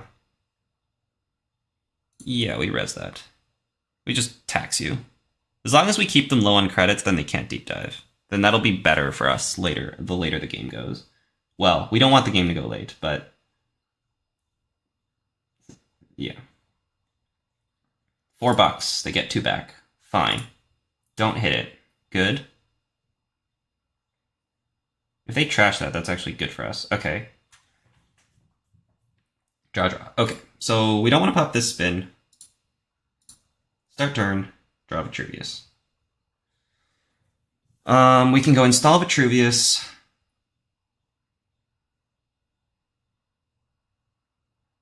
We just go install fully up.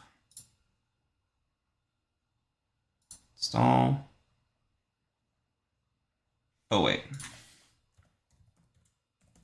We should just fully up. Click 1. What am I doing? Draw 2. We go gain 2, install, hedge fund.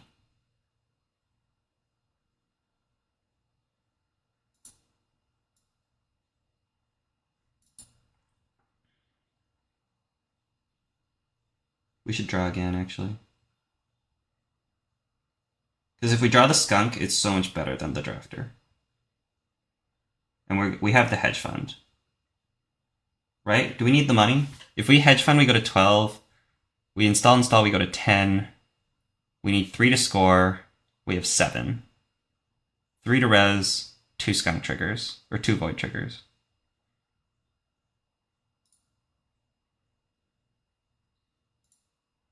Yeah. Nice.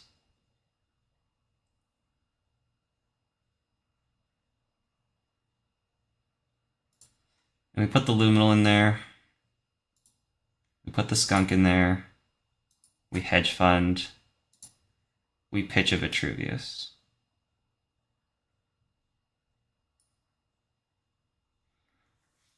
Okay.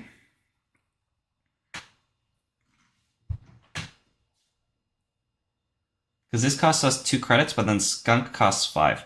If Ika on drafter costs 2, 4, 5. So it costs the same amount. It costs us less money. But then like the second and the third time we break the drafter, it's 3 credits. So this is definitely better than the drafter. Okay, we're running click 1, which means we don't have pinhole. That's really good.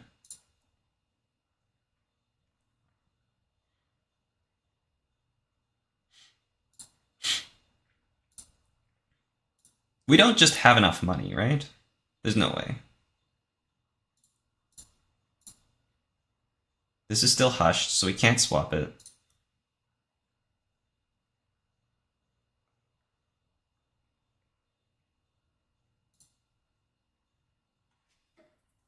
And we have to pay 2 clicks, which we do, and then I pay 2 credits and 2 cards.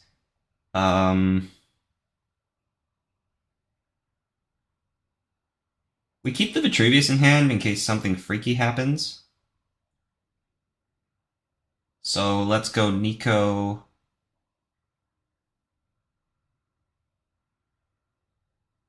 And Braun, we don't really have the money for.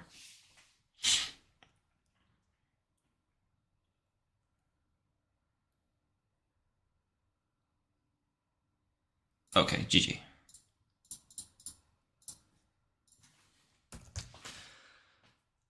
Oh. Gave them a turn there on the RustRydah. Would have not forgave myself. I'll make next. I don't remember what table we are. think I'm on the left. Table 46.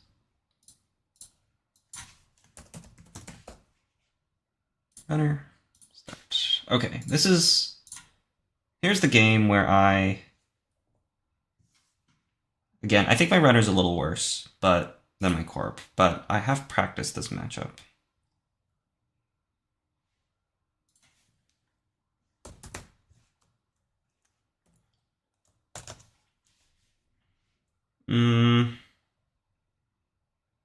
We want Bankar. Raindrops is really good. Carmen is, like, neat to have. We probably want a faster start, though. Because Gachapon we want later, Hippo we want later, Carmen is, like, we want later. Okay, let's mulligan this. Holy, that is a bad hand. Okay. That's so bad. I mean, it's like, we have our breakers, right? We can break things. But we're going to be a little slow on Econ. We got a Paladin turn 1. We got a Laundry for a Central. I mean, it's not awful. We have our breakers. Okay, so that's RustRydah and a piece of ice. Oh, I need to change my deck list. So if I do this, and then we do this, that didn't work.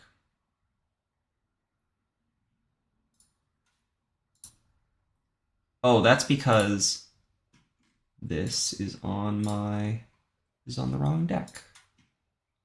And then we just gotta move our face up, move this down.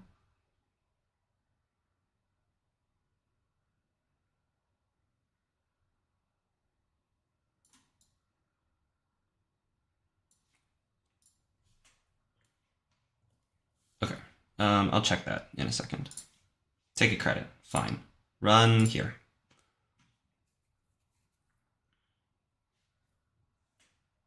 Oh, okay. I was like, what is that? Okay, it's wraparound.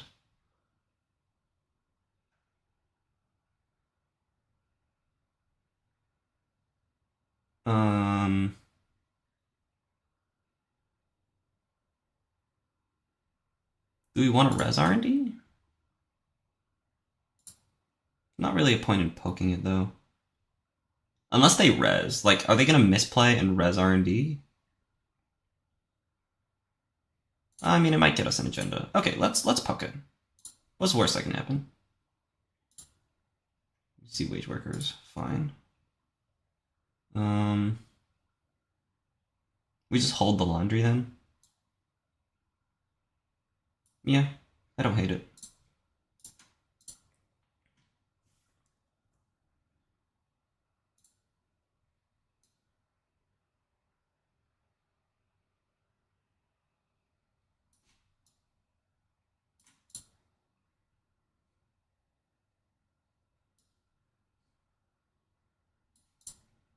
Okay, there's the RustRydah.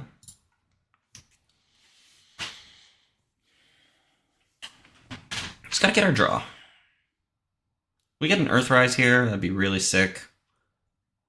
Get our Dreamnet would be really sick. Like, usually Asa can't ice all their servers, so we can just like get 2 cards a turn with Hoshiko and Dreamnet.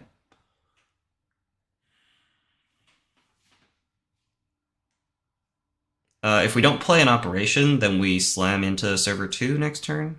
Okay, we don't play an operation, so let's run here.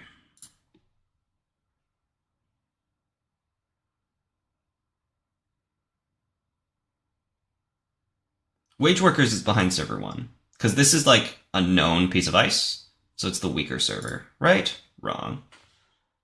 Damn.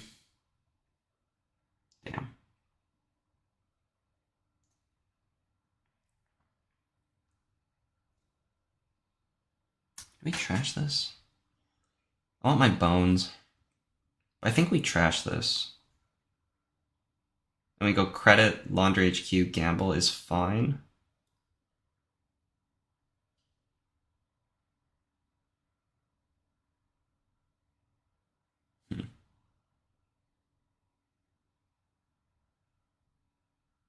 Pay 4 and trash this.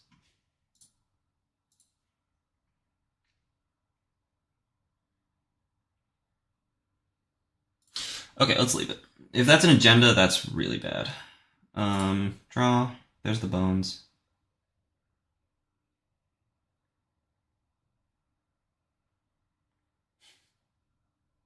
I can't install and run now, because now Drafter fires. But we can install Carmen, which we will do.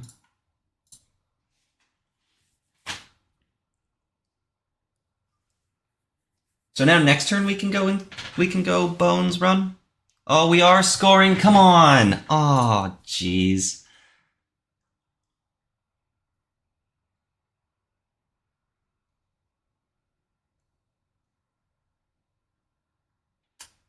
Damn. That's really bad. I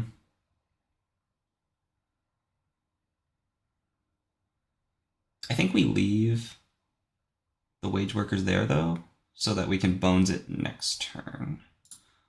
So let's DreamNet, Laundry HQ. We have the fully up. Damn, I should have trashed that. We just keep drawing.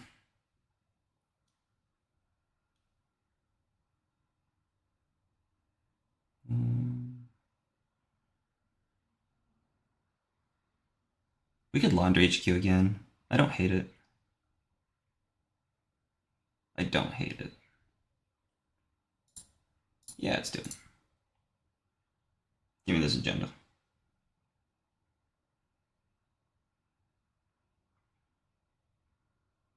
Yeah, we'll take it. It's an installable for fully up. Maybe it matters.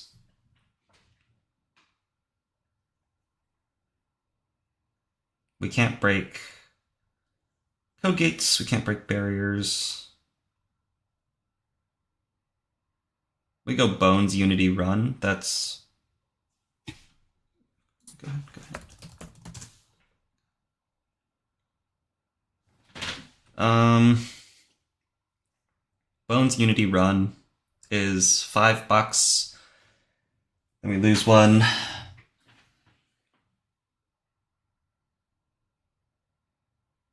That's unfortunate that Bones was the next card.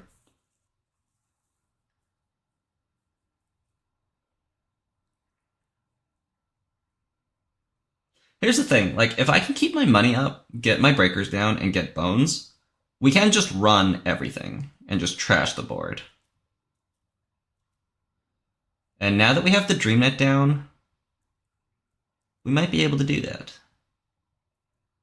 We just draw 2 cards a turn. That's all we need.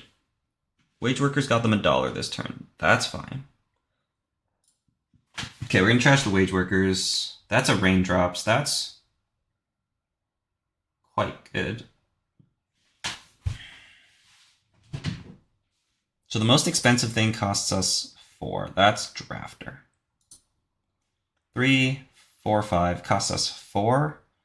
And we raindrops in last click. And then, like, Ansel, I guess, is a problem. No, because no, never mind. Because DreamNet gets us a credit, but that doesn't matter because we have Bones. So it's like Laundry HQ, install, raindrops. What's the punish? No punish.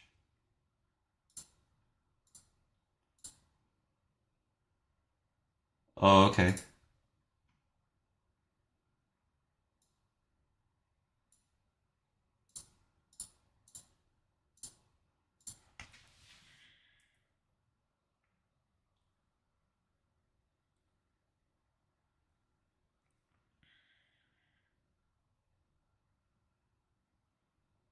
It's very scary that we have Audacity. The second I draw Cleaver, this game becomes mine. But until then, it'll be tough.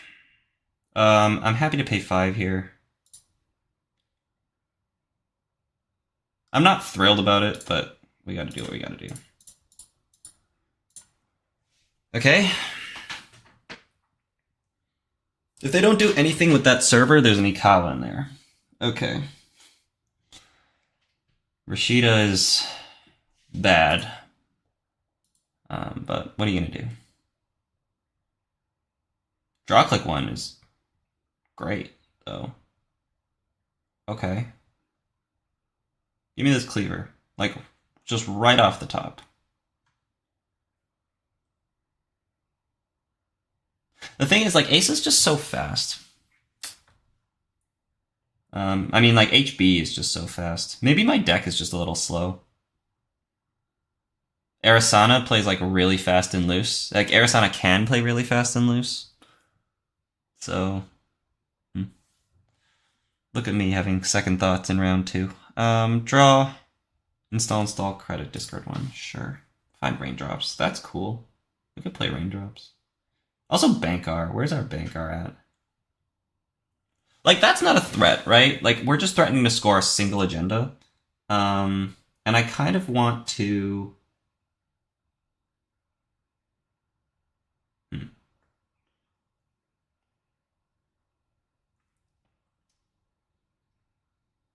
Raindrops is probably better later when we get our Bankar. So we're going to hold on to it. Let's run HQ. Let's rip an agenda.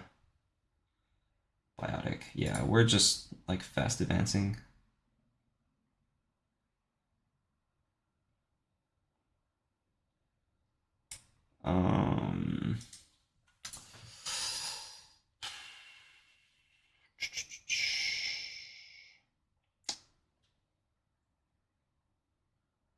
Too slow.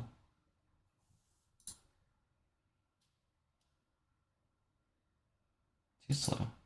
There's the cleaver.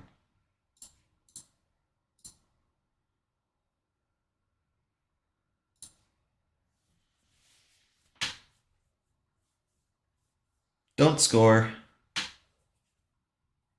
Oh, that's crazy good. Okay. Okay. Okay.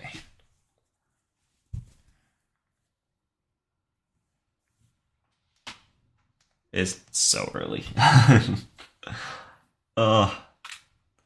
Draw, install.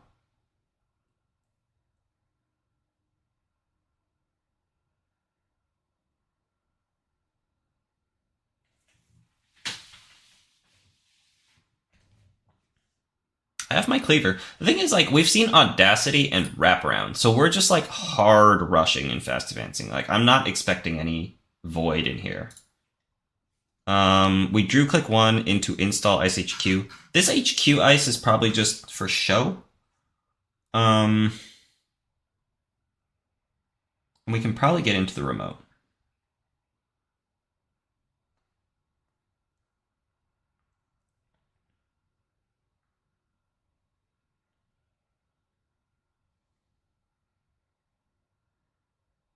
Or can we? Install cleaver.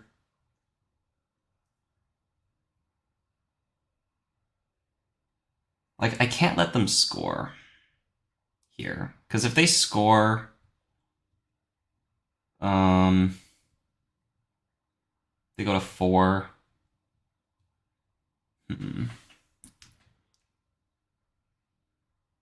we get in, though? It might just be a gear check. But if it's not a gear check and it's a drafter, that's really bad. Or is it? It's, like, quite bad. But we get in if it's drafter. And we trash the remote.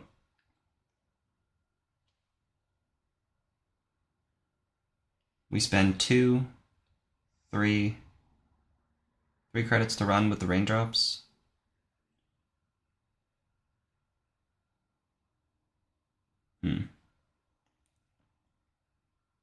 What happens if we wait a turn? What's our time? I think we're okay on time, so I can think here. I can't check. Oh, okay.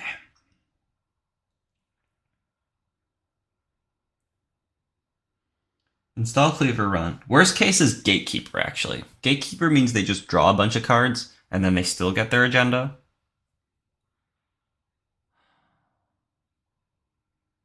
Them drawing Like, what did they do? They fired RustRydah 2 turns ago.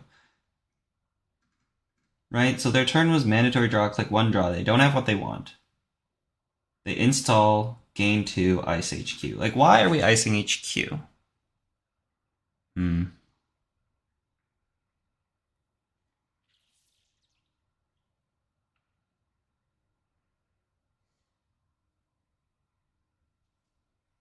Let's go for this. We're gonna wait a turn. We'll see what this is. It's magnet. Good. Gamble is very good. Gamble, Fermenter, Taka. Pass the turn.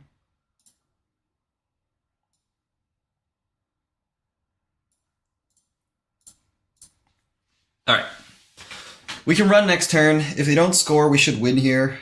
They do score. With a Vitruvius counter. Which makes sense.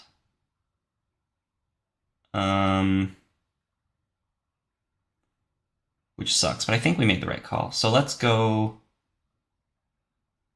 Why did they ice HQ?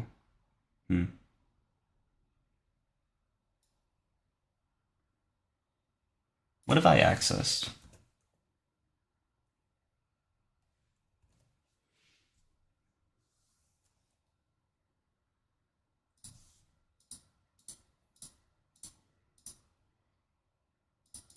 We've seen Foliop, we've seen Spin Doctor. That's it. So we could have like a bunch of agendas in hand. But I doubt it though, right? I don't know.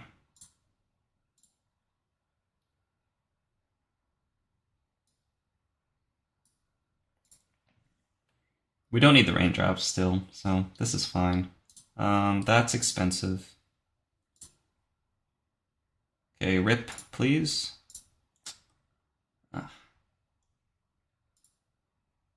Show me what's in R&D.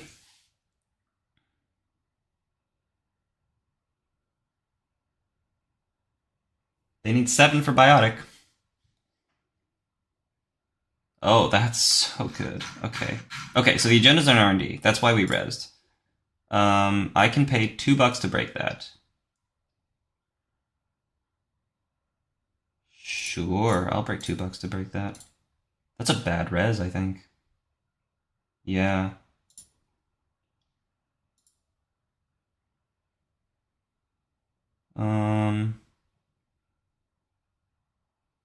That's fine. I think we just run R&D last click every turn. And then, like, it could be a Kawa project, and that could be ugly.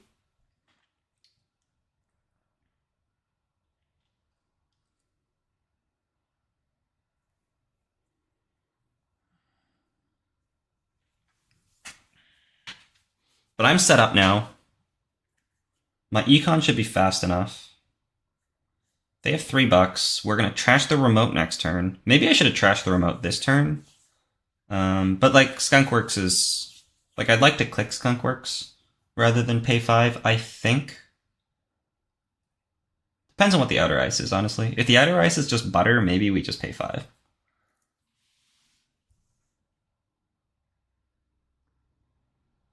We're thinking. Which means we don't have 2... Oh, actually, never mind. No, because I was like, we don't have 2 3/2s in hand. But if they did, they can't Biotic it out anyways. So we need to find a way to get to 7 with Foliop. We're drawing. Ooh, okay.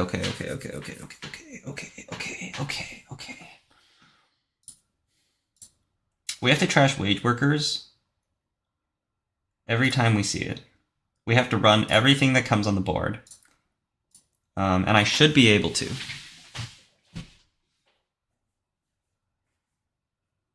First we run server 1, and then we run server 2. Hermes is a sick draw. There's no agenda in these remotes, so we're not going to install Hermes.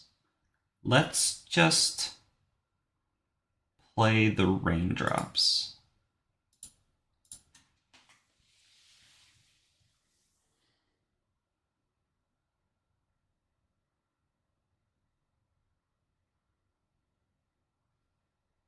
If this is Brun, that's pretty bad. Well, I mean, it cost them 6, so actually, no, it's not. Let's break the wraparound for free. We're going to res Skunkworks. That's the new card. That's fine. I think we'll still come in here and just like clear out the Trank Grid. Clear out whatever other upgrade this is. Which might be like Mavericks, but whatever. I think our money is good. So let's pay 5. $5 is better than 2 clicks here. I think.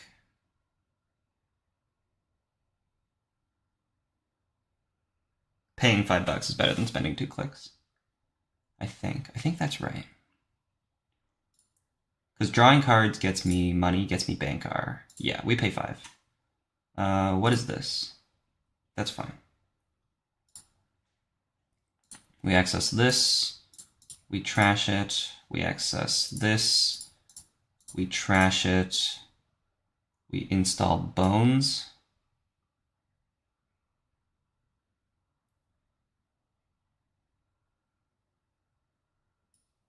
We run here. We have a click to steal Ikawa project, if that's what we were going for. We trash the wage workers. And we install Hermes.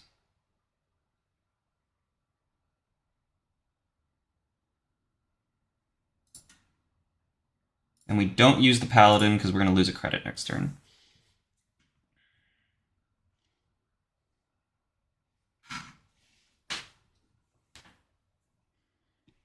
They could jam here, maybe? We might have given them a scoring window. I don't know, though. We have $1 from Taka, $2 from Daily Casts. Raindrops. No, I should be able to run.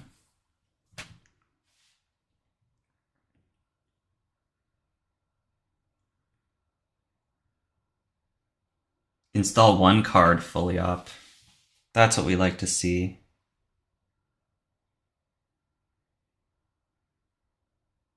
Okay, we're at $7, which is not great. There's Bankar.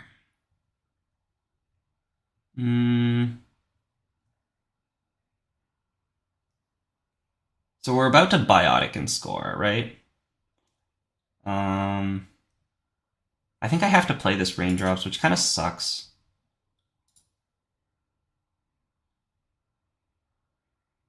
I would love not to play the Raindrops.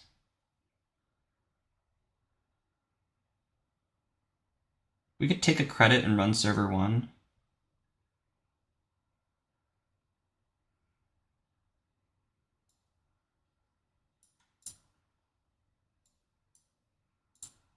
Okay, we have 4 to break Drafter. Okay. That was a little greedy. If they res Drafter, we'd bounce off the wraparound. But I think this is fine. Because we need this Raindrops to draw for our twinning. Okay.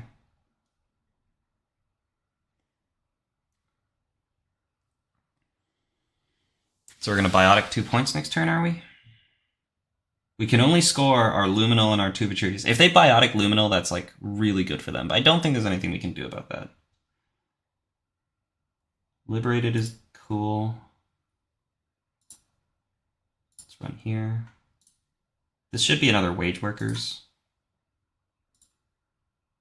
Oh, sure. Let's trash that.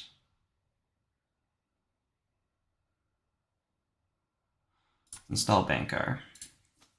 Okay. Now we can run HQ. Now we can Raindrops HQ. We can draw. Oh, okay.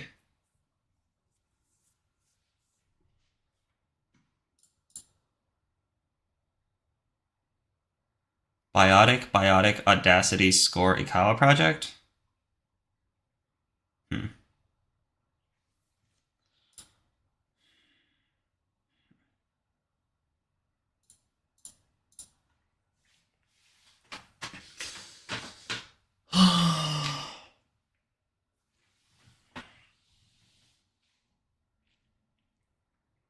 4, 8, 9, 10, 11. Audacity.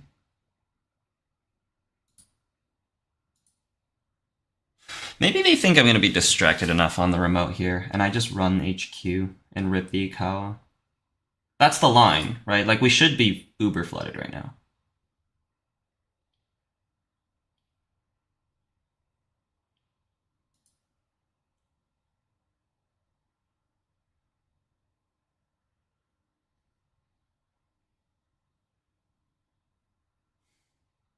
And we just bounce things? Yeah, okay.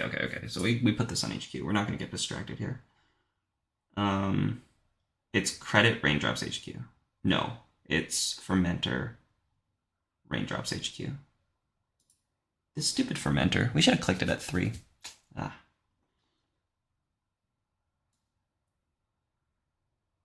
Bang.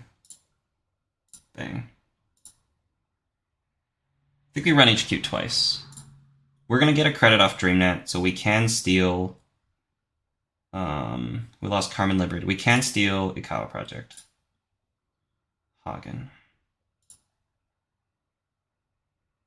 And then we just run back.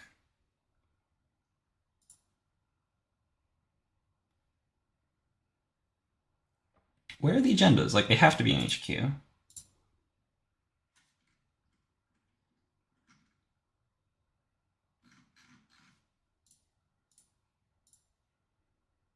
Give it to me. Wow. That's crazy. Well,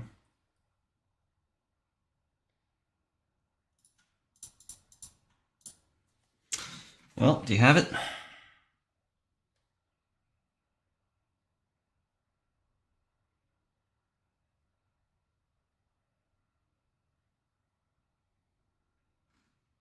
That's the line, right? Biotic, Vitruvius counter for Biotic, Audacity, score.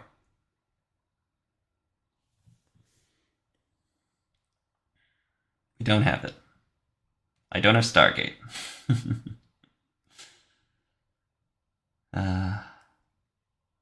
Yeah, it's like Stargate looks good when you find it late, but if we found twinning early, I guess you could argue that like twinning early, like we never had a click to install twinning. We probably did though.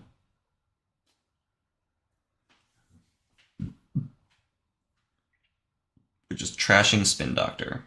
We're gonna Biotic and score.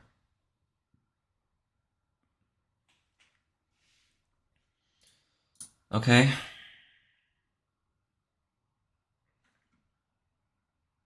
We just had double Biotic.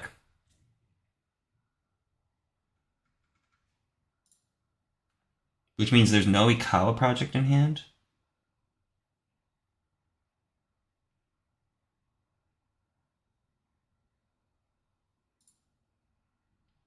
Why the heck is this 20?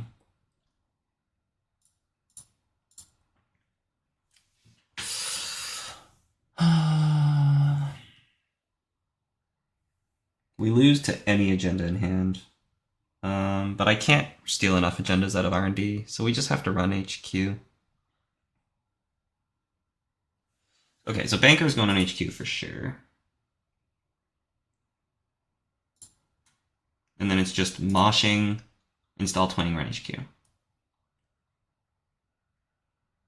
Or we hippo.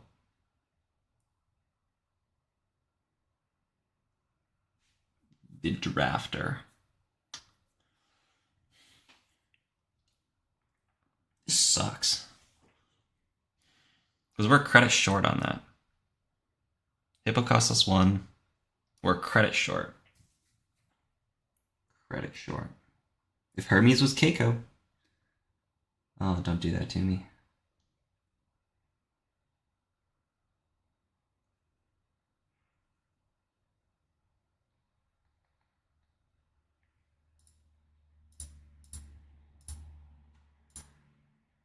There's twinning. Install twinning, run HQ. It's the only line.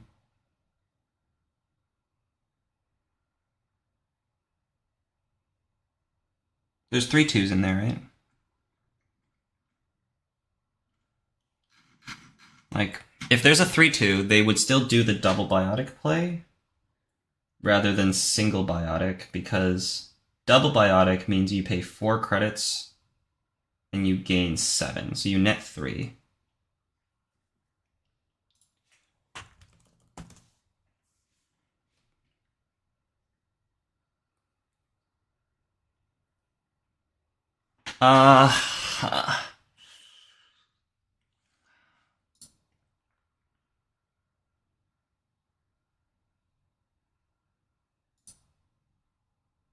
Just rip it.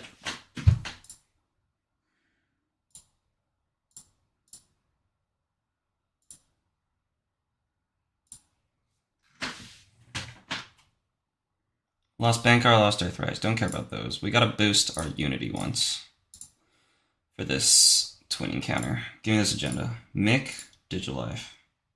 Damn. And then we pay 2 to run R&D.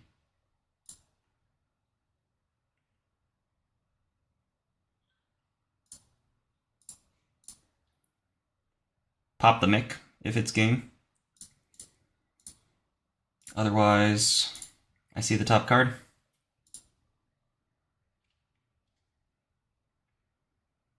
It's not game. You can have RustRydah.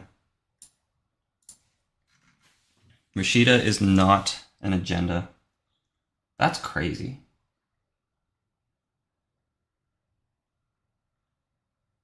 Okay, so we now know that all the agendas are in R&D. That's what we know. Their turn could be install RustRydah, retrieve his counter fully up, fully up. They're getting Spin Doctor. How does that win you the game?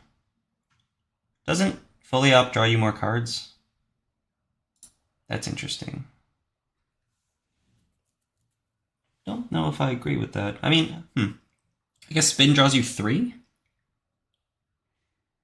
You're just distracting me. Okay.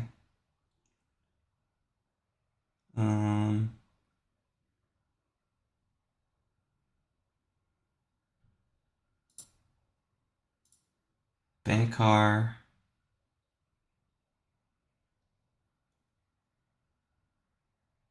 On R&D.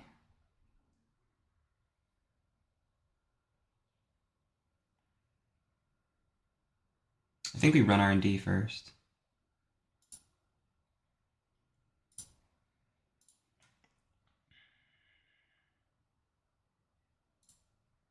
Match strength. Break code gate.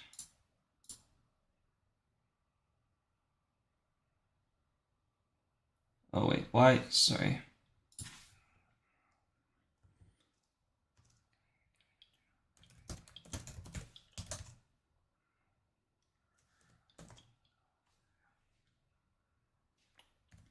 Yeah, I don't know what happened there. There's no time. There's no time. I'm gonna match the strength. I realize that I don't actually need to break, so we're just gonna match the strength and then fire off.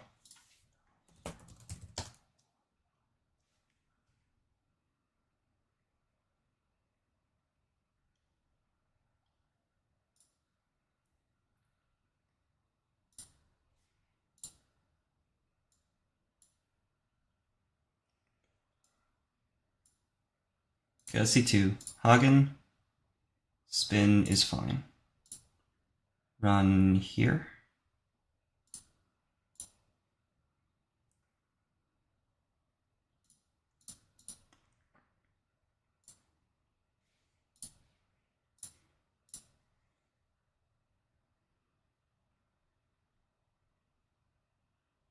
Might as well. Run here. I didn't realize we're that short on time, which is a problem for me, a big problem for me. Res spin.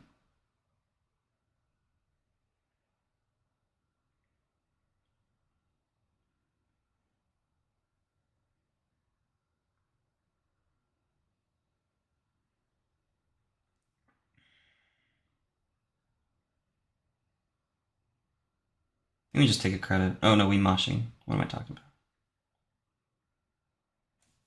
Sure.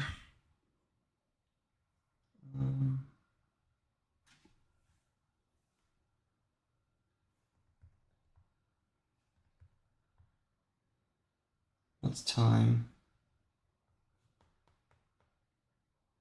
3 minutes. There's 1 minute left. We have lost this game.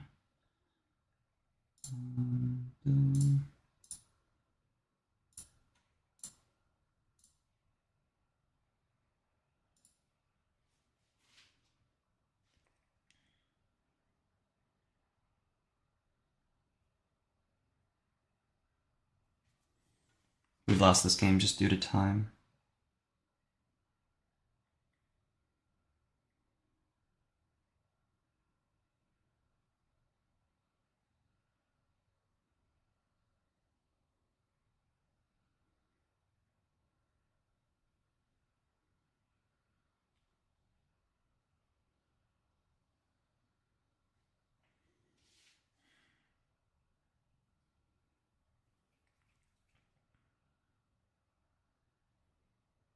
Yeah.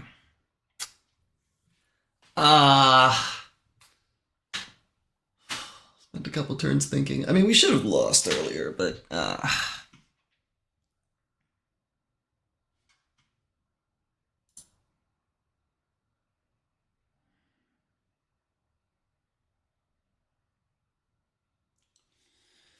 okay.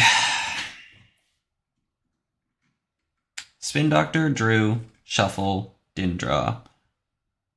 Install res wage, install credit. So we drew one new card, and it's not a 3-2. So the agenda's in R&D. I need to find 3 agendas.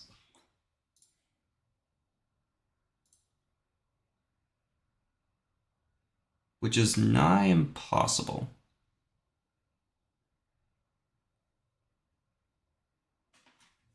Basically, the top card has to be trashable, or an agenda.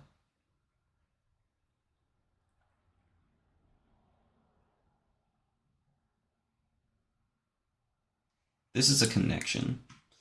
So we can't even install that with Paladin, so we can't even gain credit with that. These 2 Gachapons at the bottom of our deck are doing absolutely nothing.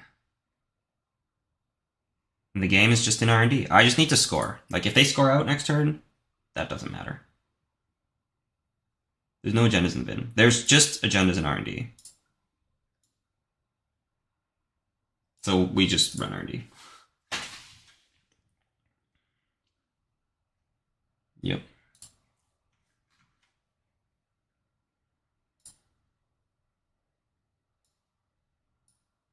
No, we've lost. We can't break this. Like, I can, but we can't get in again. So we just see... I can only see 2 cards here. I mean, we might as well. Biotic, Magnet. Wow.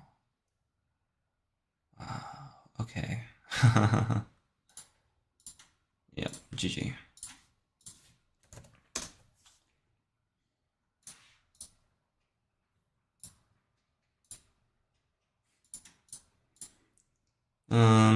Should go Paladin. That's fine.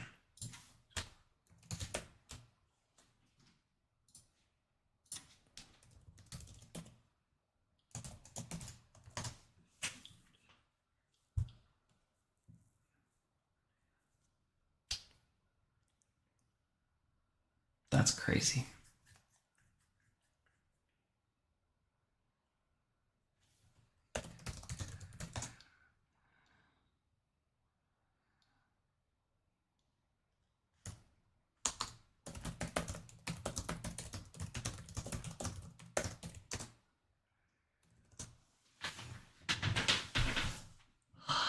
Man, should have won this game. I mean, a couple things didn't go my way this game.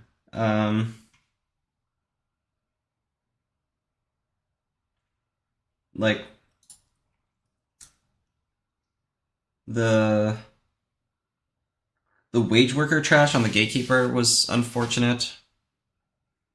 Didn't find Bankar until it was too late. Like, Usually we try to, let's see.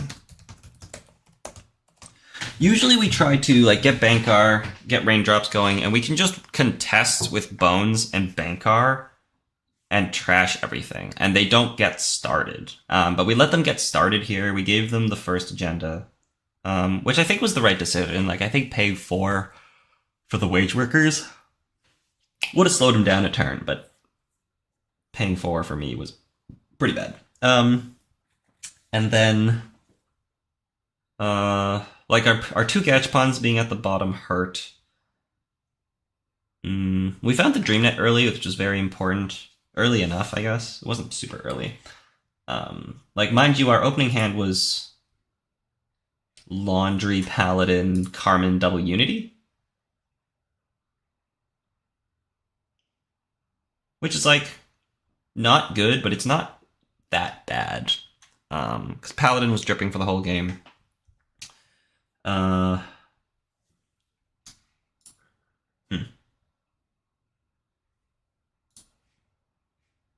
The hippos were never relevant because they came a little late. And by the time they came, we just like didn't have a click to install it. I mean, that's the thing against Asa. You just like don't have a click to do things because they have too many clicks. So you have to contest all the time because they just have so many clicks to put threats on the board. I guess I could have called his bluff a couple times and not ran, but there was a RustRydah out and about still. So if they had it, they would have installed it.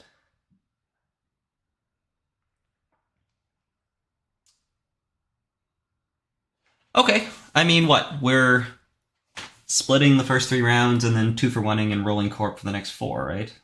So, this is fine. If the twinning was Stargate, would I have done better?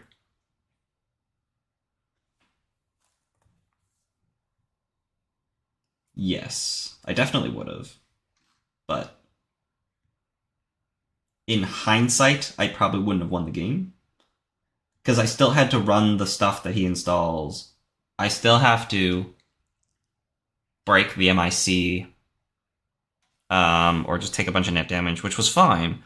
But, like, would I have found 6 points by the time time was called? Probably not. So, Alright, what table were we?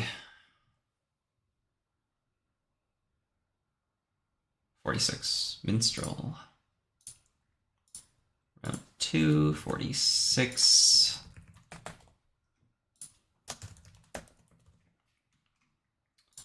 And another corp split.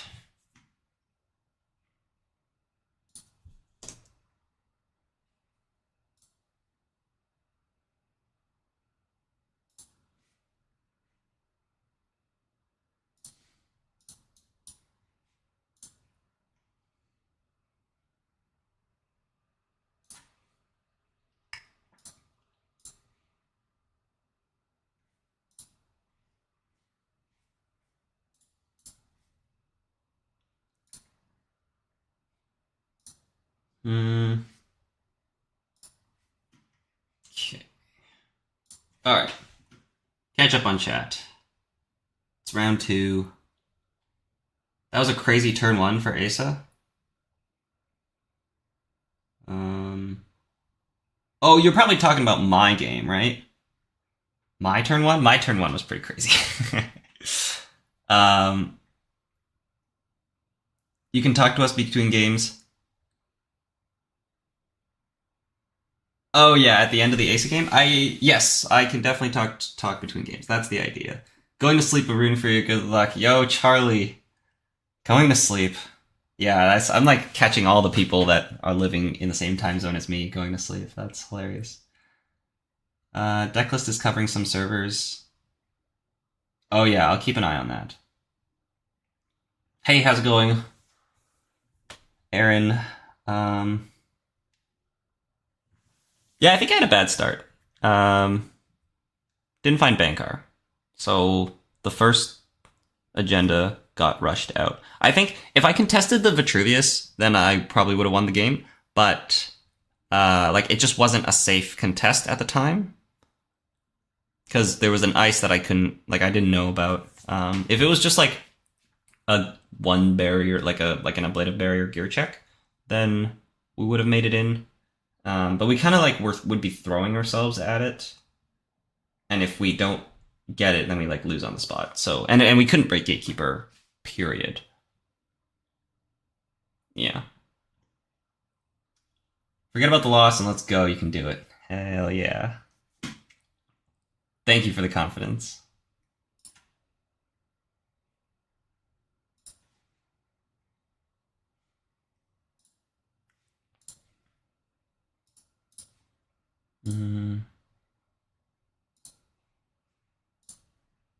What's happening here?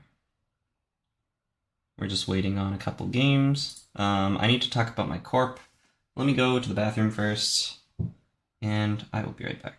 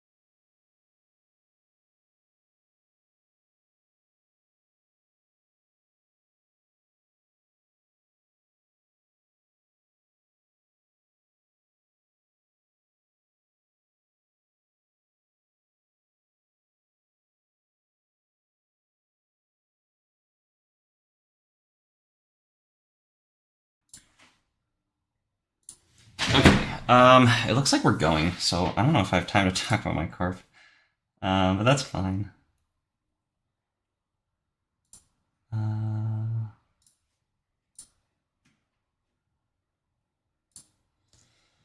Paired again. Let's see. It's Willie BN1. Outfit 419. Okay. We're 2-2.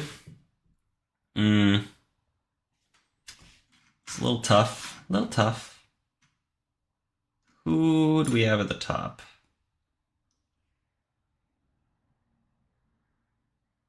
Ooh, Arnta swept 2 games. Very good. Swept 2 rounds, rather.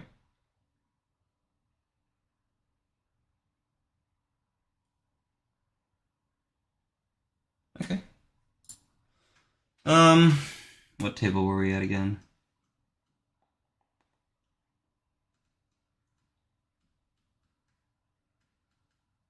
So much scrolling. 47. Corping first. Give us a little bit of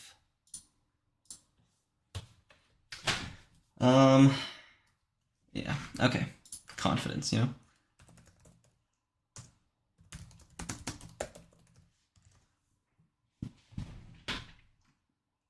Let's see if we're okay to stream. I need to turn on my corp deck list, which we want to move higher because it's covering up servers. That's the runner deck list. Wait, what?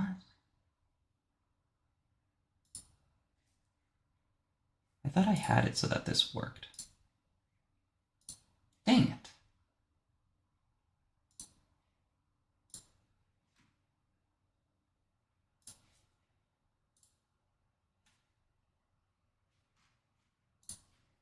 Okay, they said sure. This is a greedy hand. We just keep it for the RustRydah. Ugh. Hate this.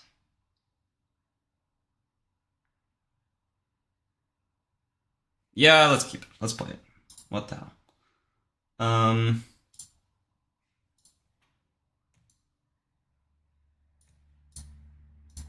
Alright. Okay, give me a hedge fund. That kind of works. That kind of works. Boom, boom. We say no, we go boom. Take a credit. End turn. Res the RustRydah. So we don't get Hermes last click.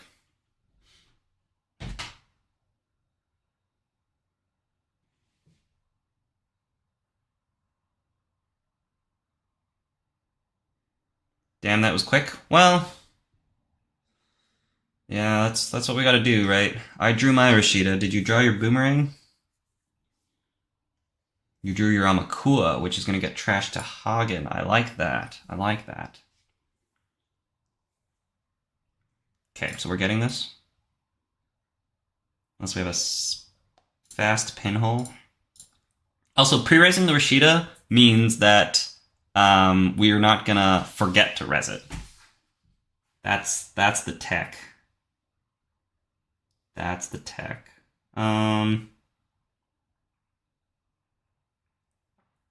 We just go install 2 cards, Ice R&D, Ice HQ.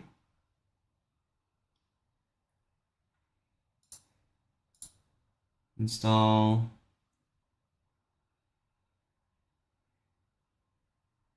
Install, say no, Ice R&D, Ice HQ. We just get our ice down. Don't get doofed. Eventually they're going to run, and then run into Drafter, and then we're going to Maverick them if their turtle's up to strength. And then we should be winning from there. If we don't find ice in the next couple draws, that's okay. Because we're going to get money. And if we don't get money, then... yeah. How can I ID the first... how can I... oh, yeah, it's on the bottom.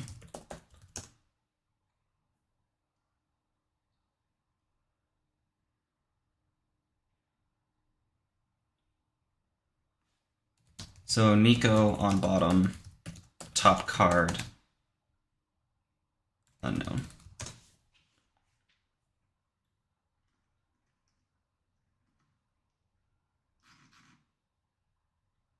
Okay.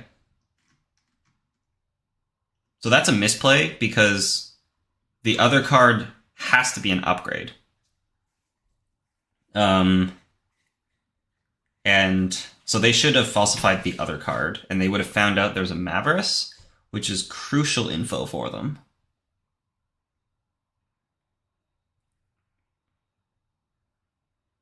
Okay, there we go. I guess they just had the other falsified. So now they see the Mavericks, and they're like, oh crap, I can't really run anywhere. Which is good. You know, we don't have to trick them into anything. We can just do this. We can just have the Mavericks there, be threatening. What do we do here? I think we just draw.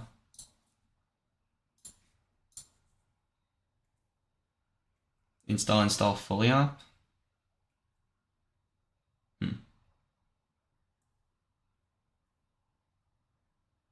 We don't need to go too aggressive. Let's just credits. We're gonna take it slow. 419's econ is bad. So if I can just stave off the 419 turtle situation, then we're doing okay. What are we doing? We're running R&D.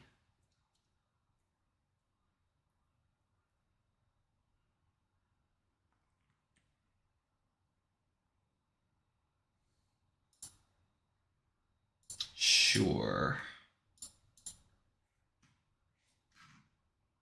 I don't love that. Would have loved for it to be a Hagen. But I have a feeling they're gonna run into this Hagen eventually. Like we're doing okay. Like they can have the turtle on the board. Because they're not like they've played 2 falsified, so they're not gonna be able to trick their turtle counters up, and we've got a Mavericks in the bin now. RustRydah's a sick draw.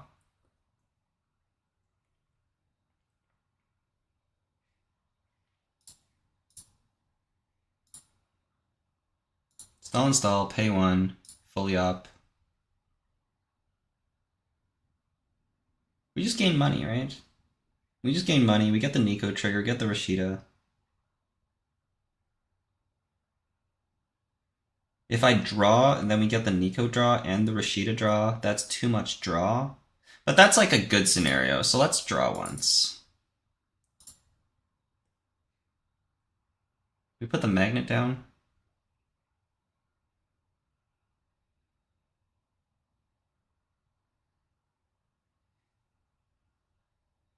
No.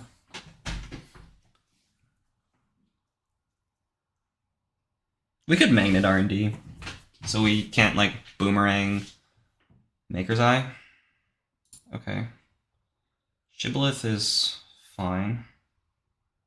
So I need to get to 4 points ASAP. Or 3 points? 4 points.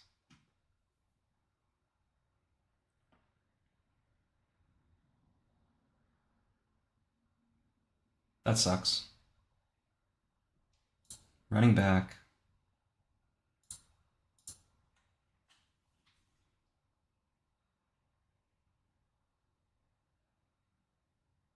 It's like Spin Doctor. And they're gonna leave it. Okay. Okay, res the RustRydah. Don't forget that. Nico, wage workers. Nice. Very nice.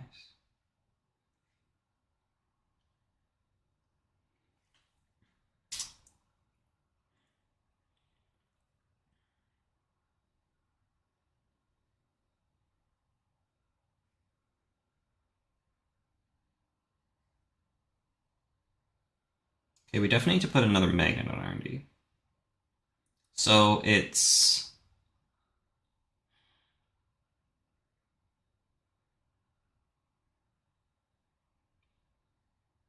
I would love to install the wage workers first for the 419, but I don't think we can. So let's go Luminal behind the Hagen. Choose a non-agenda card. Void. Pay 1. Install wage workers. res. Install Magnet R&D hedge fund. Next turn we go score. We get the wage workers click. We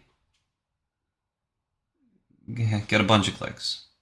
And it's balanced, I promise.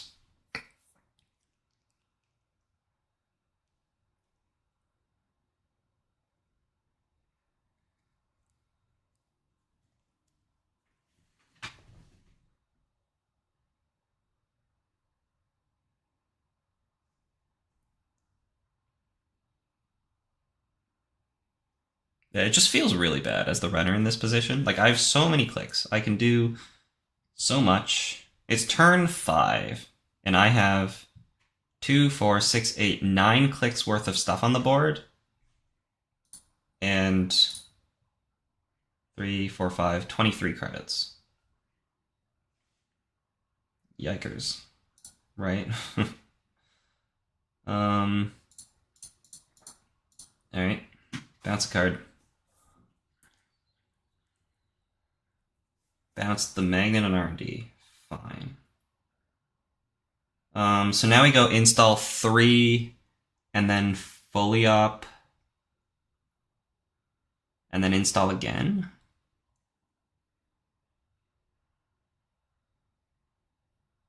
We go install, install, fully up. Yeah. Install, install. I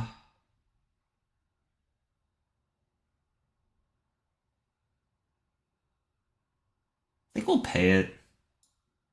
I think it'll matter. And then we fully up. So we have 2 more clicks, and if we install 2 things, then we get another click. Skunk Gatekeeper is an insane draw. So we just go money, money, money, Ice R&D, Skunk in the remote,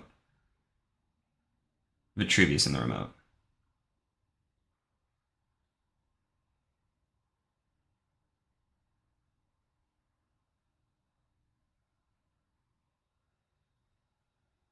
Oh no, well, we should draw again, so we have cards in hand. Okay. So now we Tattoo R&D.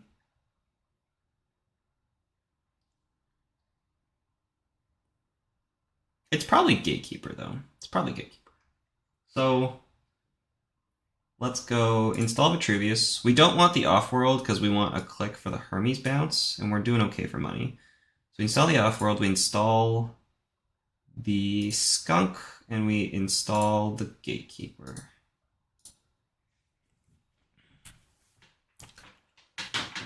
That's crazy. In this turn, we gained 3 credits, drew 4 cards, and scored a Luminal, scored 2 points, and installed 5.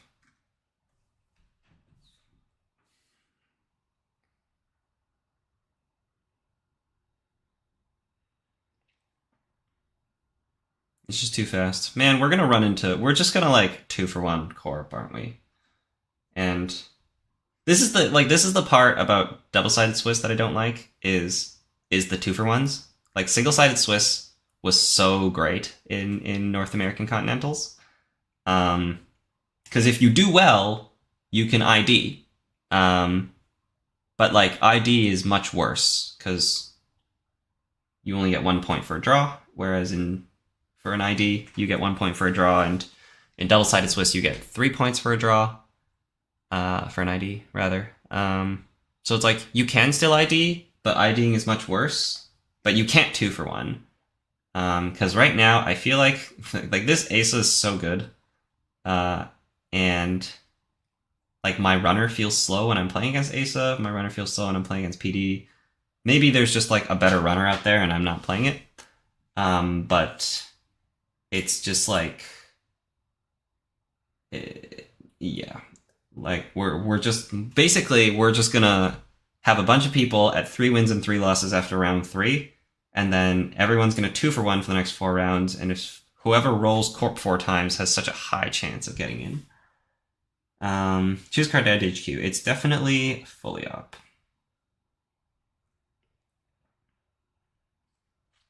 Right.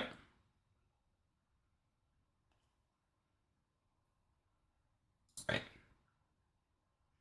Choose a card to install. It's definitely RustRydah. Or the Nico, actually. We just go like Nico Tattoo. We don't need RustRydah.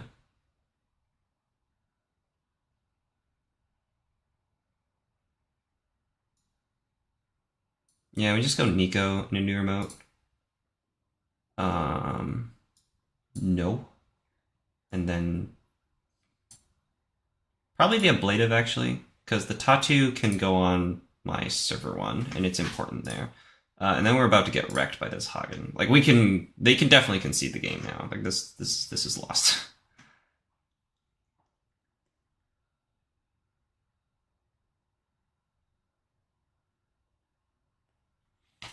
But it's like, I don't think they misplayed. This is just an insane start.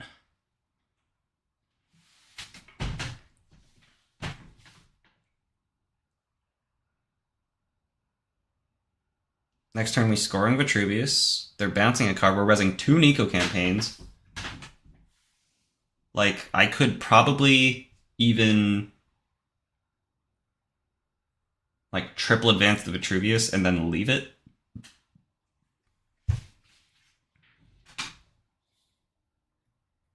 Yeah. Probably, actually. We'll see. They could rip an agenda out of R&D. And if we score the Vitruvius, we go to threat 4, so that definitely locks it down. And if they bounce the R&D ice, we'll just, like, put it back. Forged activation orders.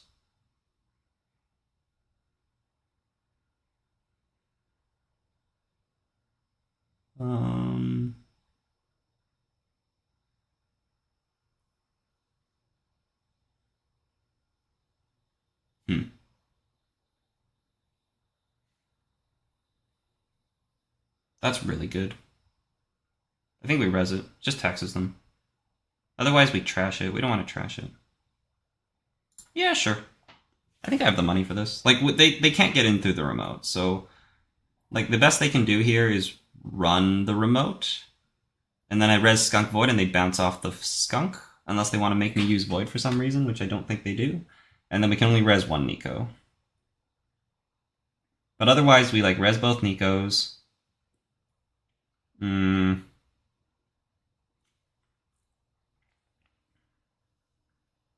then we're probably not scoring next turn. I mean, maybe we are. Maybe we are. We res both Nikos, we go to 7. We score, we go to 4. Like, it turns on ablative barrier as well. Oh, wow, we are running. Well done. Well done. Found the line. But it costs them a bunch of money. So we go no res. We res this, and then if you want, you can pay 5 to make me use Void. Right. Okay. So we want to res this Nico because they don't know what that Nico is, and we just like advance this 3 times. If they bounce the Hagen, we're gonna have to reinstall it. Ooh, actually, then they can just run this. We don't want that.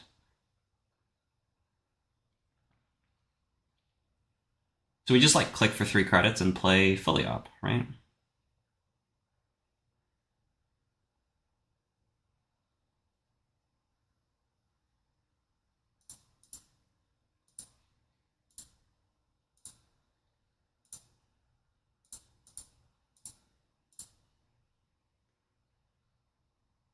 That was probably unnecessary. We could have advanced this. And gotten a Vitruvius counter. We don't need a Vitruvius counter, but it'd be nice. No, this is fine, actually. I don't think this is necessarily wrong. Sure. Just paying $3 for a single. There's 5 agendas out of 22.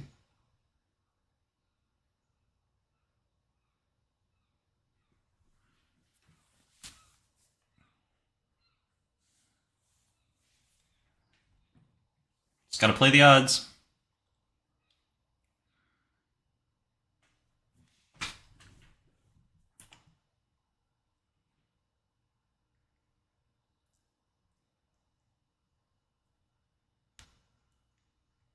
What's the other match? Are we on Ob or Outfit? I remember it's Wayland. It's Outfit, okay.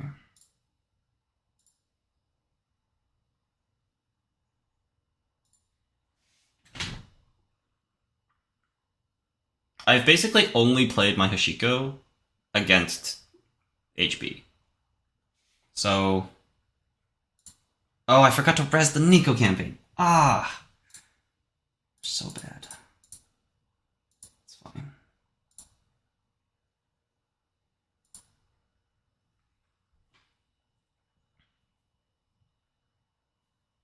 It's funny, if they might be tempted to bounce the Nico campaign, actually.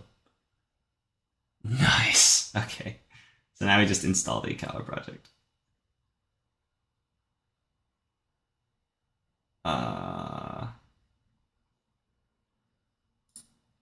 Yeah. We could also put Tattoo on R&D. No, installing Ikawa is fine. Let's pay 1. Let's discard a Nico, keep the spin around.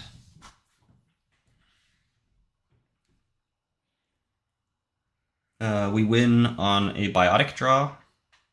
I used to have 2 Seamless in here so that I could score Ikawa, but then I was like, you know what? If we can... Seamless doesn't actually help us set up, and if I just have like Nico campaign and Hedge Fund and we get out of the early game running, then we will just have an impenetrable remote, and that's what we have. So you don't really need Seamless.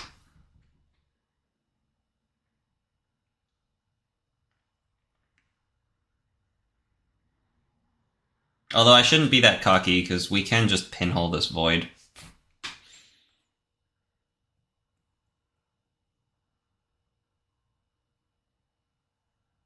So next turn is like advance 3 times, put the Tattoo over top.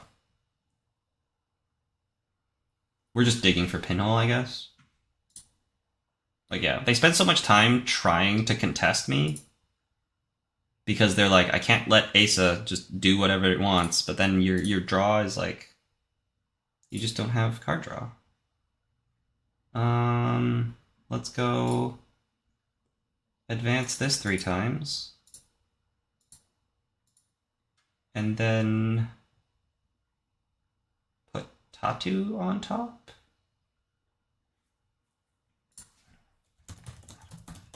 I don't have it. We're just advancing it. Let's put Ansel. Yeah. Oh, we can put 2 ice. Huh. Okay. Nope. I didn't realize that. I'm triple advancing because you gain a click off wage workers. So that means I can start the turn next turn at $1 and score, rather than having to start the turn at 3. So I do actually gain a credit through triple advancing this turn. The only punish here is if they run R&D, hit an agenda, and then bounce the Ikawa project. Oh, okay.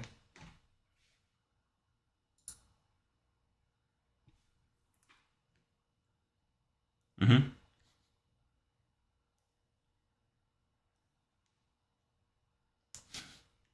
Uh-oh. Why we gotta do this?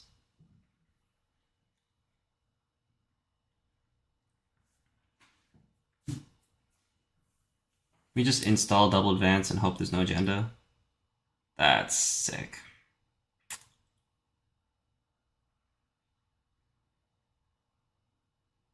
There's an Eru in here. Oh, you can't guard against that, right? Could've put Magnet on Archives. No.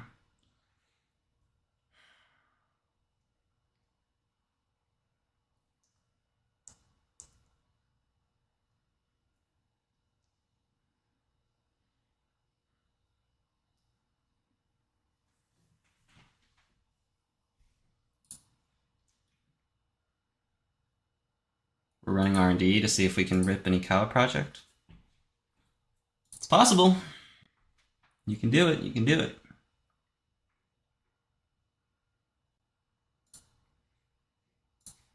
Break the... yeah. Okay. Okay. Bron.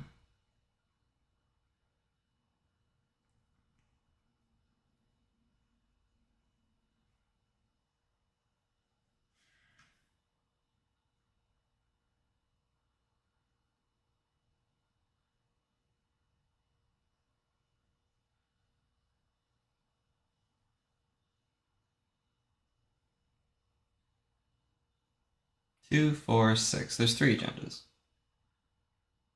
I definitely just jam. Do I jam and single advance so I can ice archives? Maybe?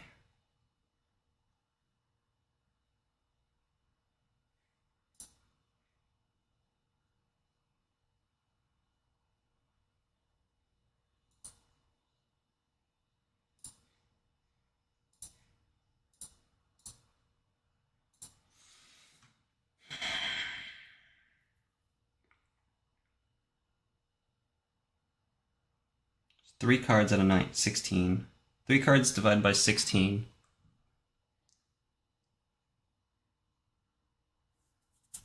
We got ice archives.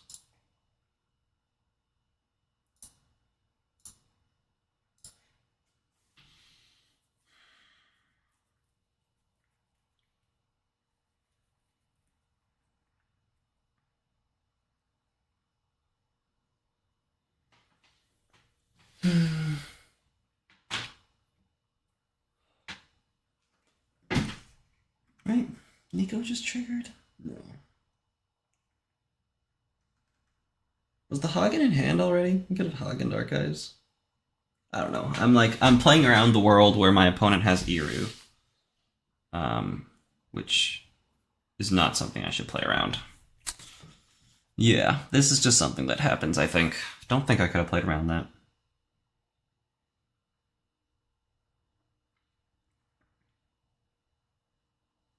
I swear they're gonna, like, draw a card and then Maker's Eye. Draw a card, gamble, Maker's Eye. Right. Uh-huh. They're thinking here because they can trash the wage workers and buy themselves another turn. Okay.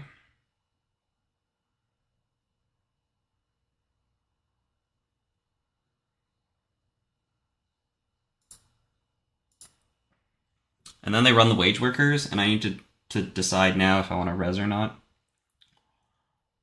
I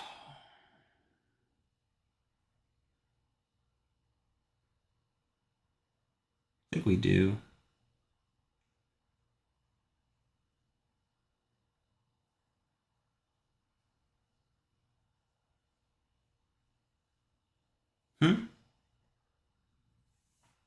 Okay, so we're just going for the single. Oh, and we're having enough money to steal Ikawa project. So you got a 3 and 16. Good luck! Okay. That's good. GG.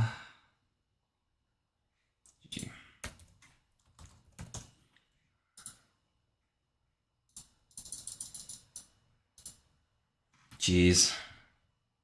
Okay.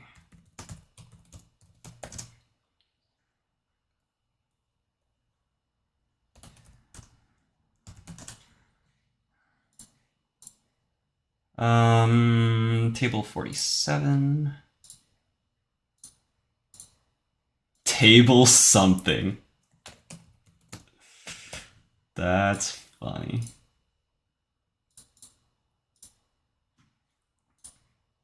Let's do this. And I mean, this kind of works. I just have to click on it every time. There's the runner list. We're good to go. Still world champ, confidence and concentration. Yeah. Although I think you've probably seen I'm not that concentrated right now. I've been like, thoughts have been going through my head about everything. Okay. I don't know what outfit we're doing.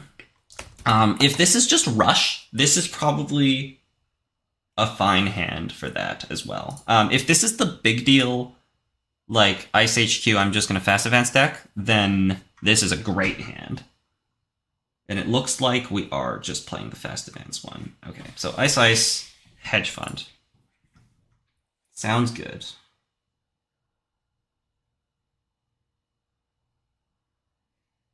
Do we go for the Steel Skin? Steel Skin, Fermenter, Run Archives, Credit. Next turn is Liberated. Yeah, if we get a... Okay. I was going to say if we get... Okay, so Laundry's a great draw. So we go Run Archives. Then we have to discard a card. We don't need the Bones in this matchup, so let's go Run Archives.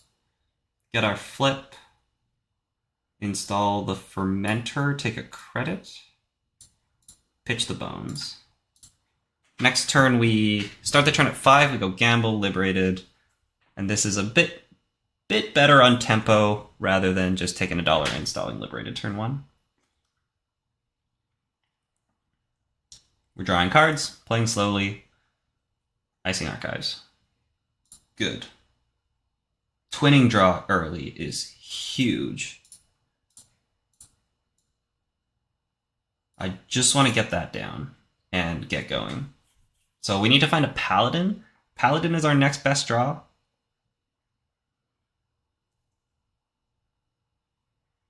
Need to find a Paladin.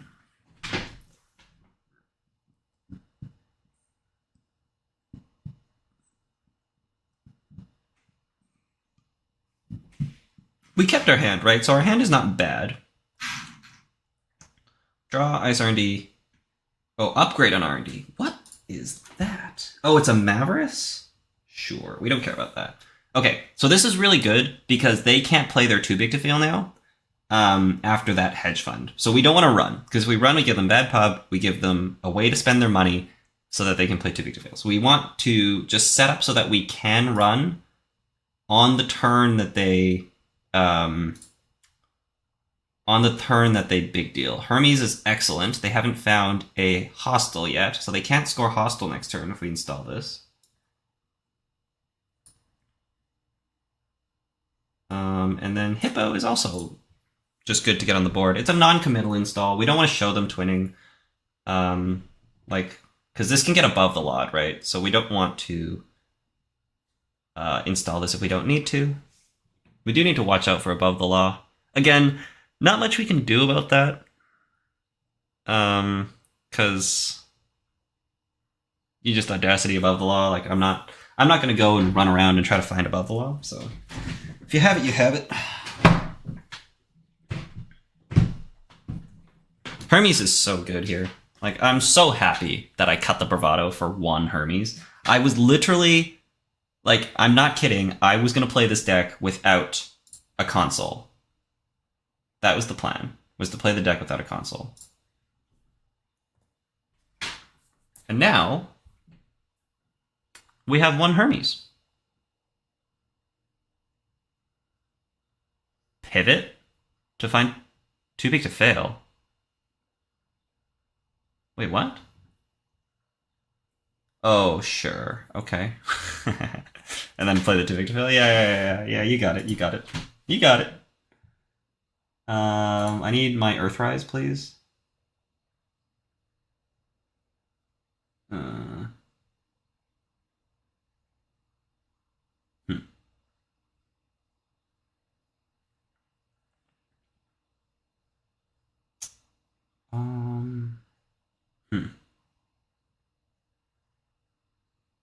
We need to draw cards here.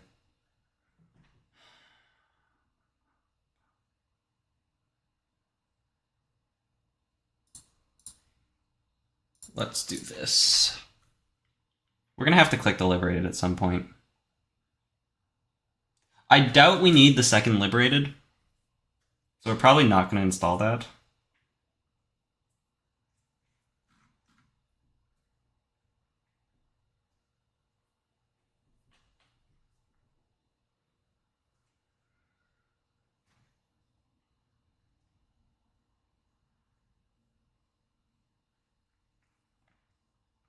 Nice. Having Hermes on the board is so good here, because when they score, we bounce HQ or R&D. So we basically know that they can't score next turn. Second Ice HQ makes a lot of sense. We're playing Winchester in this deck, which costs me 5. That kind of sucks. Like, we kind of want to get our Bankars out first before we start running into that. Paladin's so good. Draw again. Moshing is good. I don't know if we mosh the Liberated.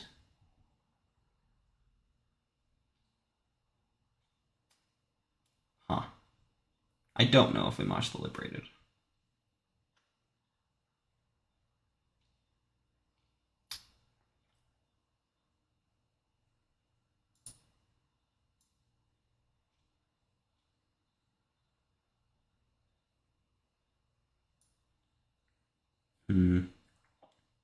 Yeah, we'll pay 5 for Carmen. That's fine.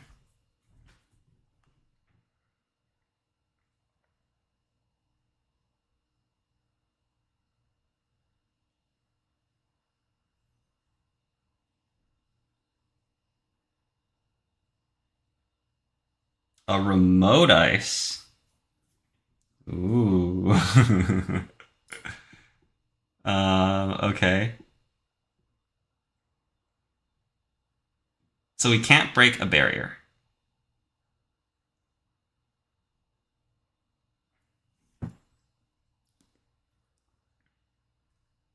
But if they score, that's fine. They might think I'm going to run that. And I'm tempted to. That's a good draw for moshing purposes.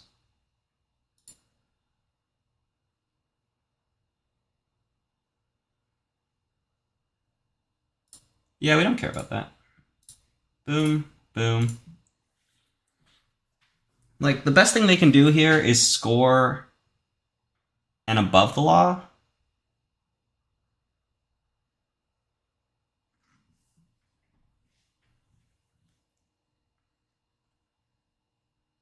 I'm getting a twinning counter every turn for the rest of this game.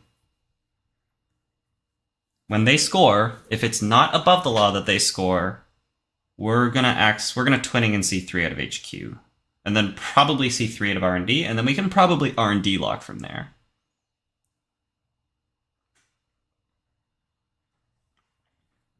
And we haven't snap scored, so... Oh, okay. It's Atlas.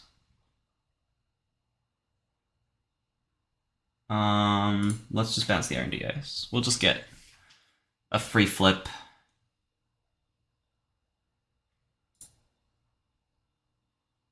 We probably pop the Fermenter first, because there is 3 Mavericks in this deck. So we go pop this. We go draw first? Sure. Run here. I think if it's SDS, we don't take it. We don't want any additional accesses this turn. I would love to trash a big deal, though. Go again. Give me Atlas. Don't want to see another card. Oh, I didn't install a card for twinning. Shoot. That's fine. Valentau. Ah, we didn't install another card for twinning. Valentau. We should have put the Liberated down. Or installed Paladin.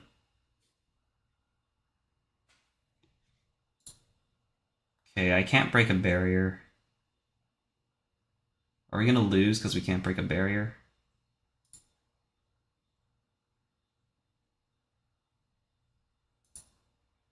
Maybe. At least if it's envelopment, they have to res it. But it seems like we're installing agendas because we have agendas in hand.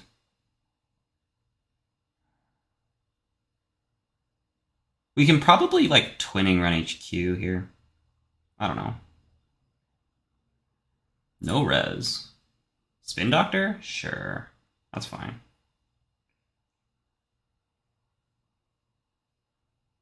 That's very fine. Okay, so this is not a barrier. Actually, no, that we don't know that. Just because it's spin. They could have not rezzed. Twinning is unique. So I think we're just installing Liberated for the twinning counter and not for the money. I mean, maybe this will be tempting when they score they're above the law. If they score they're above the law, they might like trash the $16 Liberated, and maybe we'll need it later. But I'll pay $4 and 2 Paladin for a twinning counter here. Install ice. Okay. Okay, we need this cleaver.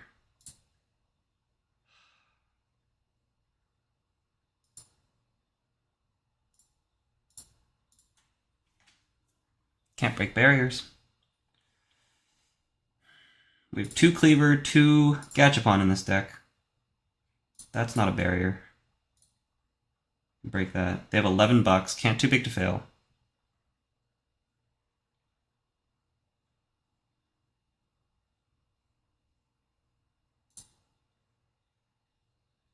We'll take that.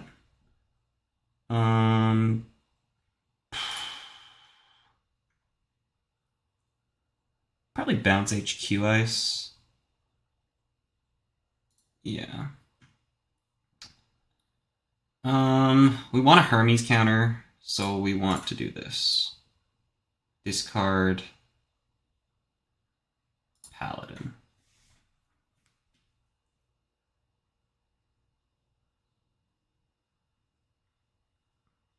If we draw Cleaver, we win the game.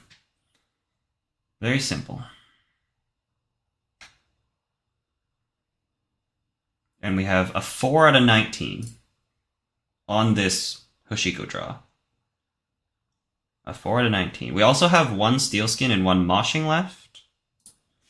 They need to reinstall the ice on HQ because there's agendas in HQ. We gotta put something in the remote. We're gonna take a credit. We drew Gachapon. Excellent.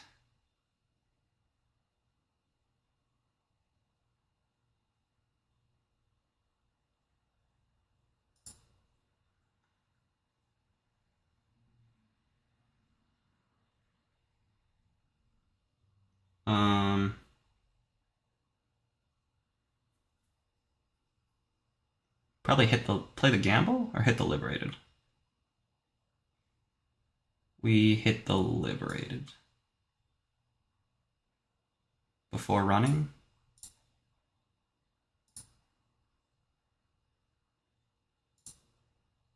I would love to not pop the Gachapon this turn. Because if we pop it on the corpse turn, then we get a Paladin trigger for a Keiko. Or a Keiko trigger from Paladin, rather. This is Spin, or a Maverick, or an Agenda. All are fine. Nice. You can have this back, and we're going to install a second copy of Carmen for 2 Paladin credits. We'll use that for SDS later.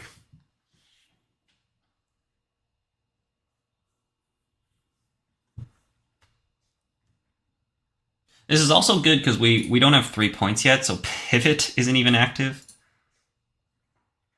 Doing super well. Then the fact that server 1 is not a barrier is really good for us. If we Gachapon into Cleaver, we can probably just twinning and see 3 out of HQ, honestly. But I'm kind of inclined to just sit and take money. I don't know. Audacity above the law could be bad, though. We'll see. How many too big to fails have we played? 1? Okay. Like, we're clearly flooded, right? We're clearly flooded. And I have the extra program, so yeah, I think if we Gachapon for Cleaver, we just run HQC3. They only have $10. Like, we can probably run R&D and see 3 afterwards, immediately. The most expensive thing is Winchester, which is 2... No, it's envelopment. 2, 4, 5, 6. Third Ice HQ. Love that. Okay, don't start turn. We want the Cleaver with the Paladin dollar. Shuffle 3 cards back. Steel Skin, Raindrops, Daily Cast. Start turn. Bankar. Beautiful.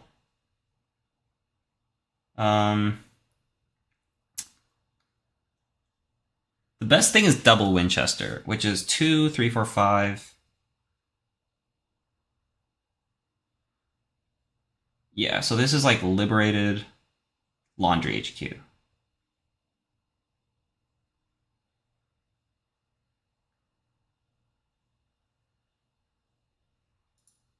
But we could have like border control as well. Let's just run. We have $8. What are you gonna res? I have 17. We can break envelopment for 6. 5, actually. No, 6. We can break envelopment for 6. Winchester for 5. Trebuchet for a bunch. This is like $1 to match strength. 1, 2, 3, 4. No, I'm a breaker short. Dang it. I can pay $4 to prevent the subs. Yes, I will.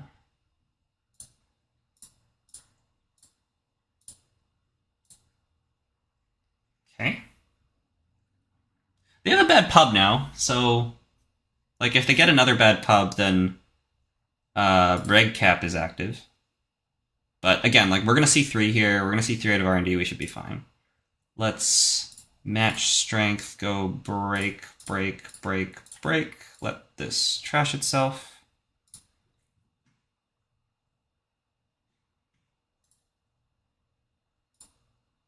They have $1, which is excellent. We're gonna laundry R&D next click. Let's see 3. Let's trash that.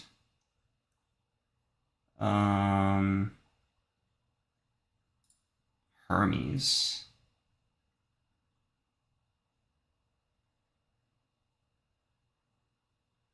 What's the threat? HQ probably doesn't matter, so it's probably just like bouncing R&D ice.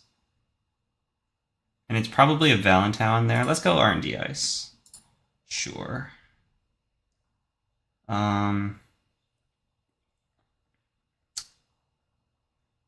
This is a connection. So we don't get a twinning counter here. Oh, I should have hippoed the Valentown. Not necessarily. What did I access? Too big to fail. Okay, so we can see like 3 more cards out of HQ. We probably do that. 3 cards out of HQ, 2 out of R&D.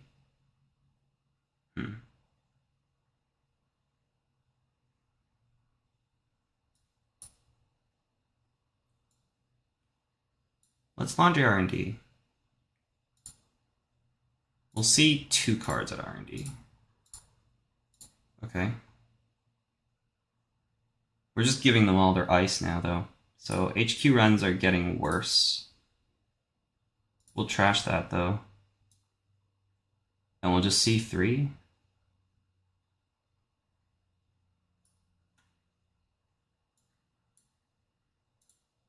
Sure. Border control, gov sub, trebuchet. Sure. Don't need the Carmen. The Taka is still in our deck. Yeah. Border control, gov sub, trebuchet.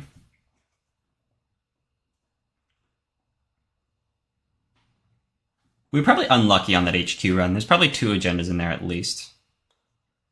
Border control, gov sub, trebuchet.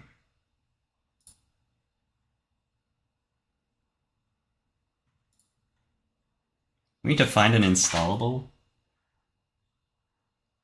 And then we just hammer HQ. Hippo. We hippo the Valentown. It costs us 1. Do we hippo something that costs us $1 to run? No, right? No. Unless they res the Winchester. But even then... Okay, I mean, I guess we hippo it just so we can install the other hippo.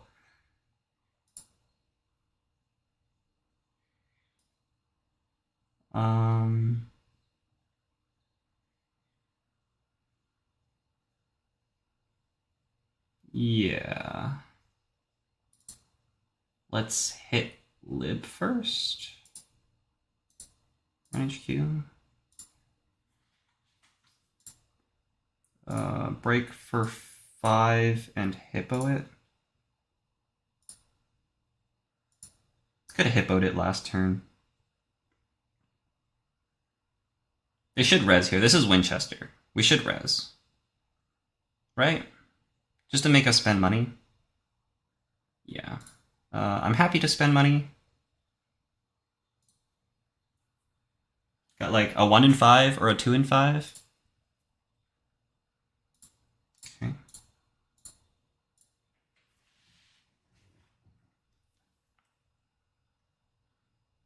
Border control, trebuchet, and got a sub. So trebuchet's on top.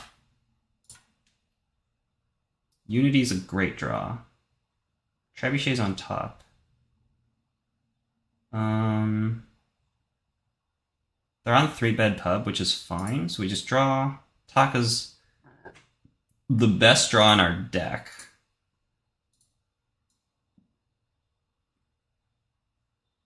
I mean, they could purge. We don't care about that. So let's just hit this and play gamble.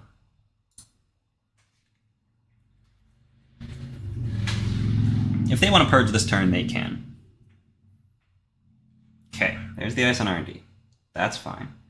Start turn. Let's hit the fermenter. Let's run R&D. Border control? Valentau. Right, that gets us our 4th bad pub.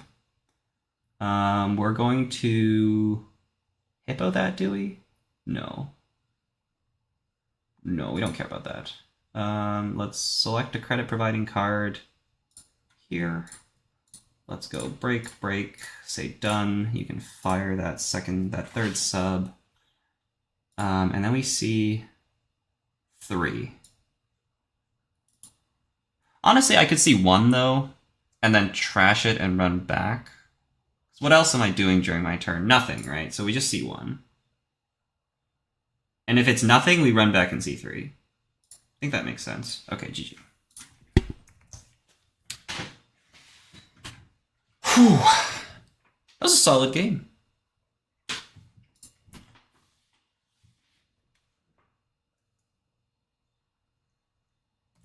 Did Hermes clog up?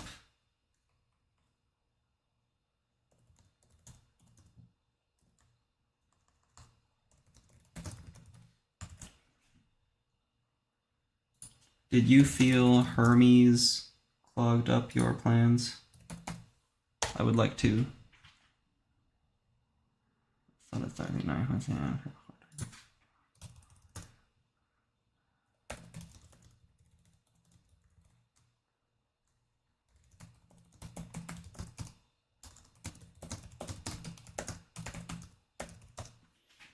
But I'm playing that, so can't complain.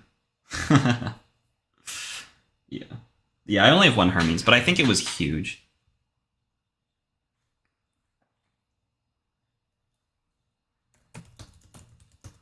If I didn't have Hermes, you probably would have scored your hostiles.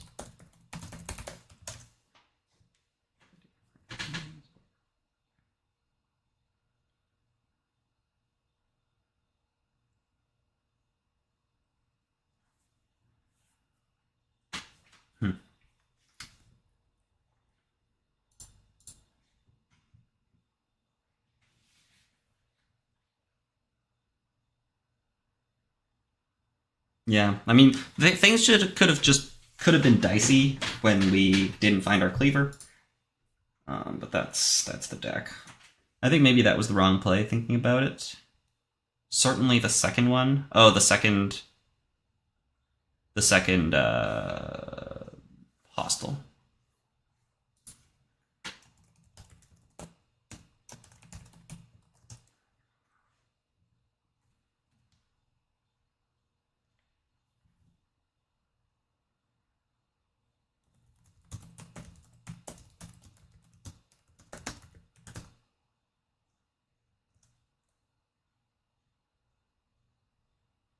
Will Worlds be in Canada next year? No, I think it'll be USA for sure.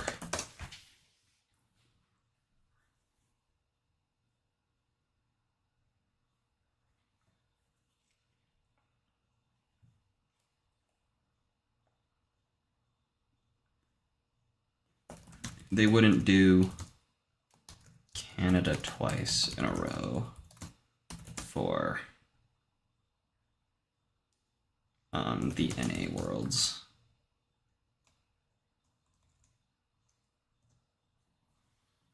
They probably know what I'm saying. My wife lets me play abroad as long as I take her. Ah!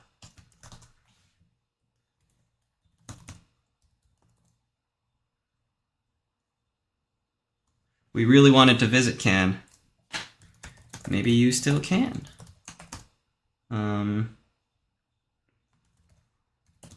I don't know where in the US it'll be, but maybe it'll be close to the border. Okay, we should do some housekeeping.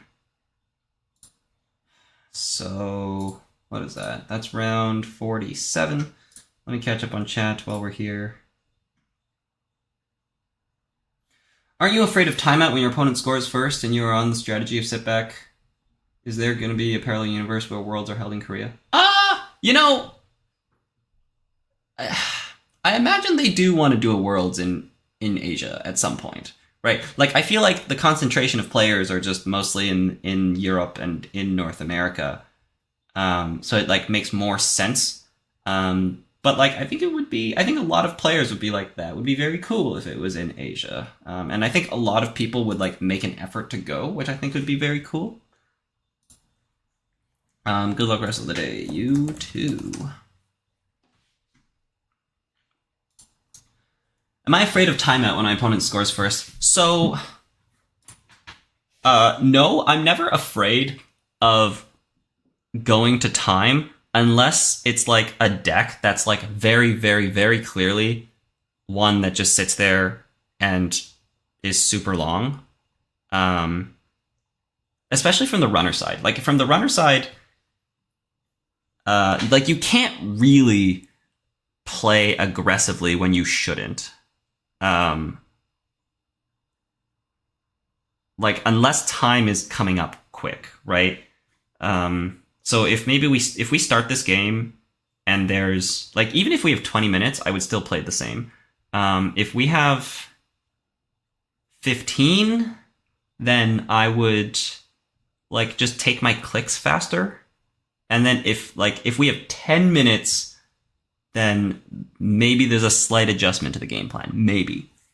And then less than 10 minutes, you, like, have to adjust. From the corp side, and also that's only if it's the second game, right? Like, if it's the first game, and you know that your opponent or yourself is playing a deck that takes a long time, you should just take your clicks faster. But you shouldn't ever change your game plan, because if changing your game plan decreases your chances of winning by a lot, then that's just really bad. You would much rather, like, play solidly, win the game, and then run out of time than lose the game and not run out of time, if that makes sense. So yeah. I always lose my nerve when time ticks out. Yeah, no, I feel that. Like, especially last round. Last round, we we had like 5 minutes left or 3 minutes left, and we were down 6-0. I didn't realize time was coming up in that round, to be honest. Usually I'm pretty good at like watching the time, and I wasn't there. So I was like, uh-oh, we gotta go. But like the corp is threatening to score out next turn, so it's kind of hard to like play super quick when the corp is threatening to win.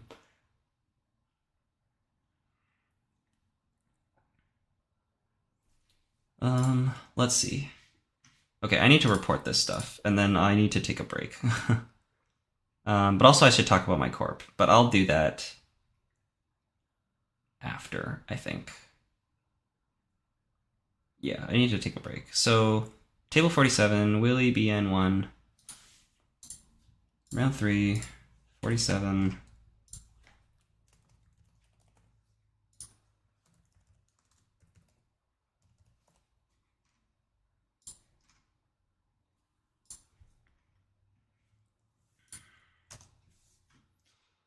Okay. What happened up top? Janktavis swept. Ob and Hoshiko. Cold Lava, Captain Nice split.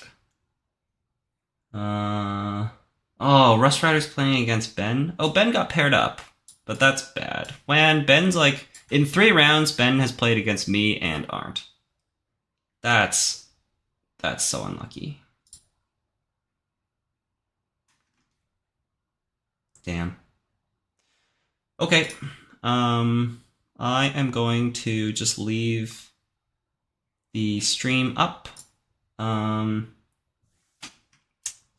the way, it's so fun watching the stream. Thank you for the stream. That's amazing to hear. Thank you for the feedback. That means a lot. Yeah, it's great to get feedback on this. I could have easily like recorded each of my games instead of streaming. But I think it's usually more fun to stream because those, like, I think many people watch the Null Signal stream, or they like don't watch me live. Especially like the people who watch me in North America, they're probably not awake. So I imagine like 90% of the viewers will watch this after the fact. And then I can put like timestamps and stuff. So it's like the same thing as if I just posted videos, but the people that do watch me live get to interact with each other, interact with me, ask questions, and I can answer them during the stream in between games. So I like that. Scanning through the list, there's a decent spread of IDs across the top 20 or so. Good to see. Yeah, no, I think this is the most diverse meta we've ever seen. The most diverse meta I've ever seen. Except for this. We should ban Hoshiko. But no, not really. I don't know. Hoshiko's the only, like, normal Anarch. Like, you have Hoshiko and Anarch, Lat and Shaper, and 419 in Crim. And I think that's good. Like, I think it's good that there is a reg ID. Because if you don't have Hoshiko, then, like, there isn't a reg Anarch ID. And that really sucks. Yeah. So, but, like, Hoshiko's a really good ID. So, I'm not surprised to see this. I'm surprised that there's only 16 aces. This I'm very surprised about. And people are playing Ob and Outfit. This, to me, this is a huge surprise. I don't think the Outfit deck is that great.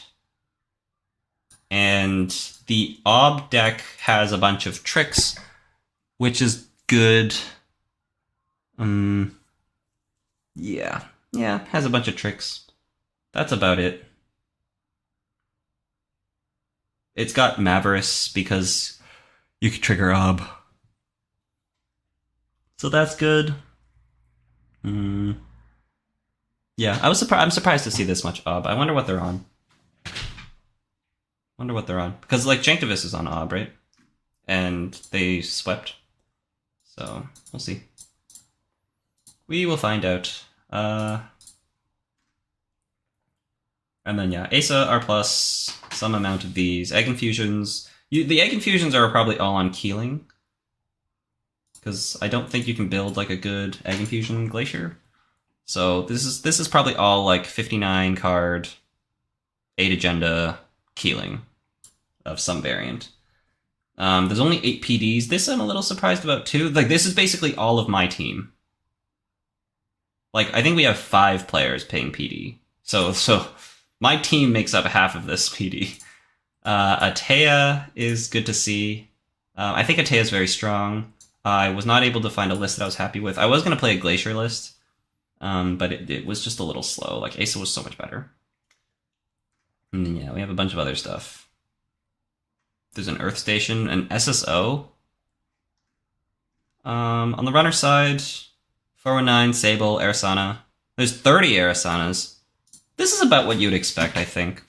Like, the same number of Shaper as Crim at the top in terms of popularity. Just at a quick glance, obviously. And it's split between 419 and Sable. I expect that. Only 8 Taus to me is surprising. I think Hermes Tau is super strong. 8 Freedom is not surprising. Some people were saying, like, okay, Freedom might show up, but, like, I played a bunch of Freedom in the last 2 weeks, and I think it has a bad HB matchup, so I moved off it. But I think it's very strong in every other matchup. Like, against Ob and Outfit, I would have loved to play Freedom. So, maybe as a meta call, I should have just played Freedom, but what? I played against HB, I played against PD and Asa both times, but, like, my Hoshiko lost anyways. So, maybe we should have just played Freedom. Yeah. Those are my thoughts.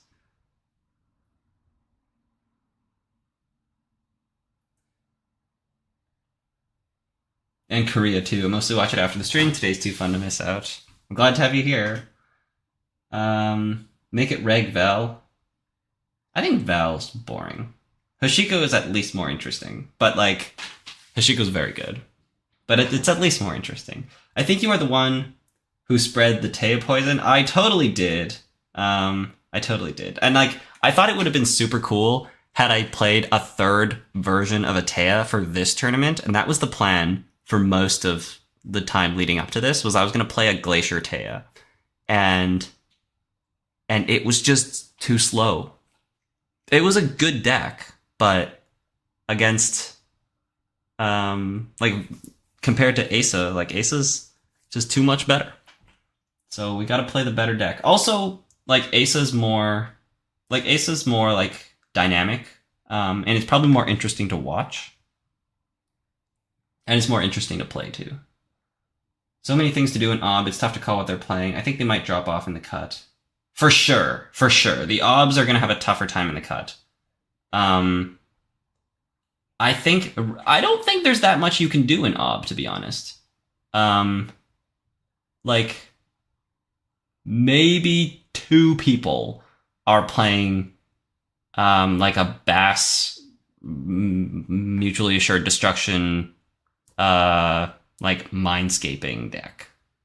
But that seems wildly inconsistent and not that good. So then we've got people who are playing Rush, and you're either playing just Rush, so you're, like, getting envelopment, getting border control, scoring your Oaktown, your Atlas, your Hostile, and you're just rushing to 7 points, and you have Audacity, maybe you even play Biotic. There's that. And then there's people who are not just rushing. They are still kind of rushing, but they have 3 Stavka and Half Rune and Mavericks to find their Half Rune mid-run so they can blank your thing that breaks Stavka and then trash your board. Which I think I am well teched for, because I have Bankar and Ngolo. Oh no, I don't have Ngolo. I have Bankar, and you just install 2 copies of Carmen in that matchup. And it's just a matter of, can I draw fast enough to get all that down before I've lost the game? Yeah, and then you have some people who might be doing something in between, where, like, there might be some Zato Grid, some program trashing. They are not all in on Stavka, but they have 1 or 2. and they're trying to rush and rig shoot. Yeah, I don't know. It doesn't seem like anything that surprising. I heard that Ysengrin was talking it up on stream. I didn't watch that, but I think one of my teammates said to me, like, he said that this is the best deck. Again, I don't think it's that great. Like, in the Freedom matchup, like, your deck is, like, full of barriers, so in the Freedom matchup, if they find a Yusuf, they can, like, come and put a lot of central pressure on you. Like, you can rush really well, yeah. So, but, like, any deck can rush really well. Like, I guess Ob can rush super well because it has border control. So it's, like, it's super hard to contest. But I think, like, if you can get a decent money start and find all your breakers, you don't need any tricks to beat Ob. You know? You get a decent money start, find your breakers, run their remote, and if they're not at 4 points, then they have to score another agenda through the remote. And then if you find your second Carmen or your Bankar for the Stavka, then, like, that's the way that game goes. So many things to do in Ob. Oh yeah, I read that. Who's winning? Well, right now Janktavis is winning. Janktavis is 6-0, which means they can probably ID 4 times and make top 16. Atea is so fun. Love Tranquility Grid in it. It is. And I was like, I think in my Timely Public Release deck, you could easily, like, cut the Nico, cut the Audacity for 3 Trank Grids. I imagine it is very fun. And Atea is most fun with that type of agenda suite, which is off-world, timely public release, seamless launch, longevity, Yagi, Uda, and hybrid release. Because, like, hybrid release is super fun in Atea as well, because you can do a lot with hybrid release. Like, install, Atea install, overwriting something with the Atea install, and then you can double advance the hybrid release and then reinstall the thing that you just overwrote. So that helps you reposition your ice. There's stuff you can do with Moonpool, which also encourages you to have a big agenda suite. Unfortunately, it just, like, is bad against twinning. It's bad against Hermes. And it's just, like, one card and it shuts you down. Like, if they install Hermes turn 1, it's super hard to score through that and not get wrecked. Yeah. I thought you were going to do it too. You thought I was going to play Atea again? I hope that's what that was referring to. I really wanted to play Atea again. But I think this Asa list is really fun, so I'm glad I switched to it. I mean, it's 3-0, so that's important as well. Healing in one server, scoring in the other, your move, runner. Okay. Yeah. Healing in one server, scoring in the other. Your move, runner. Well, see, the thing is, like, the runner's move is probably run your centrals and steal agendas out of centrals because you have iced 2 remotes.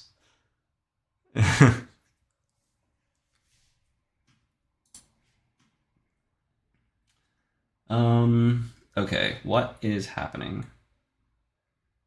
Lunch break ends in 42 minutes. I should go take my lunch break. Or my breakfast break. I think results are probably all in. No. But let's check if my results are in. I was table 47. Okay. How is our Bridgeman doing? Bridgeman's doing good. Bridgeman's like 5-1.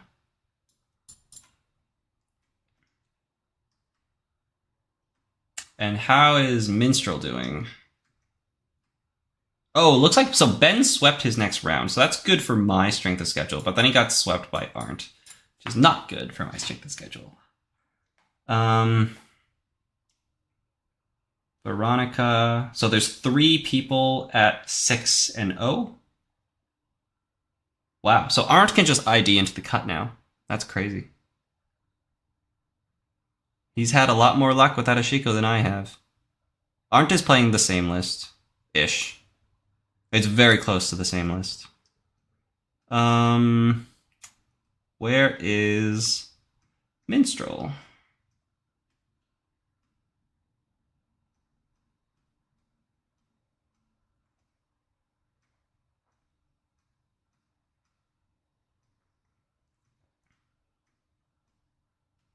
Don't know, couldn't find them. Oh, I can just Control F.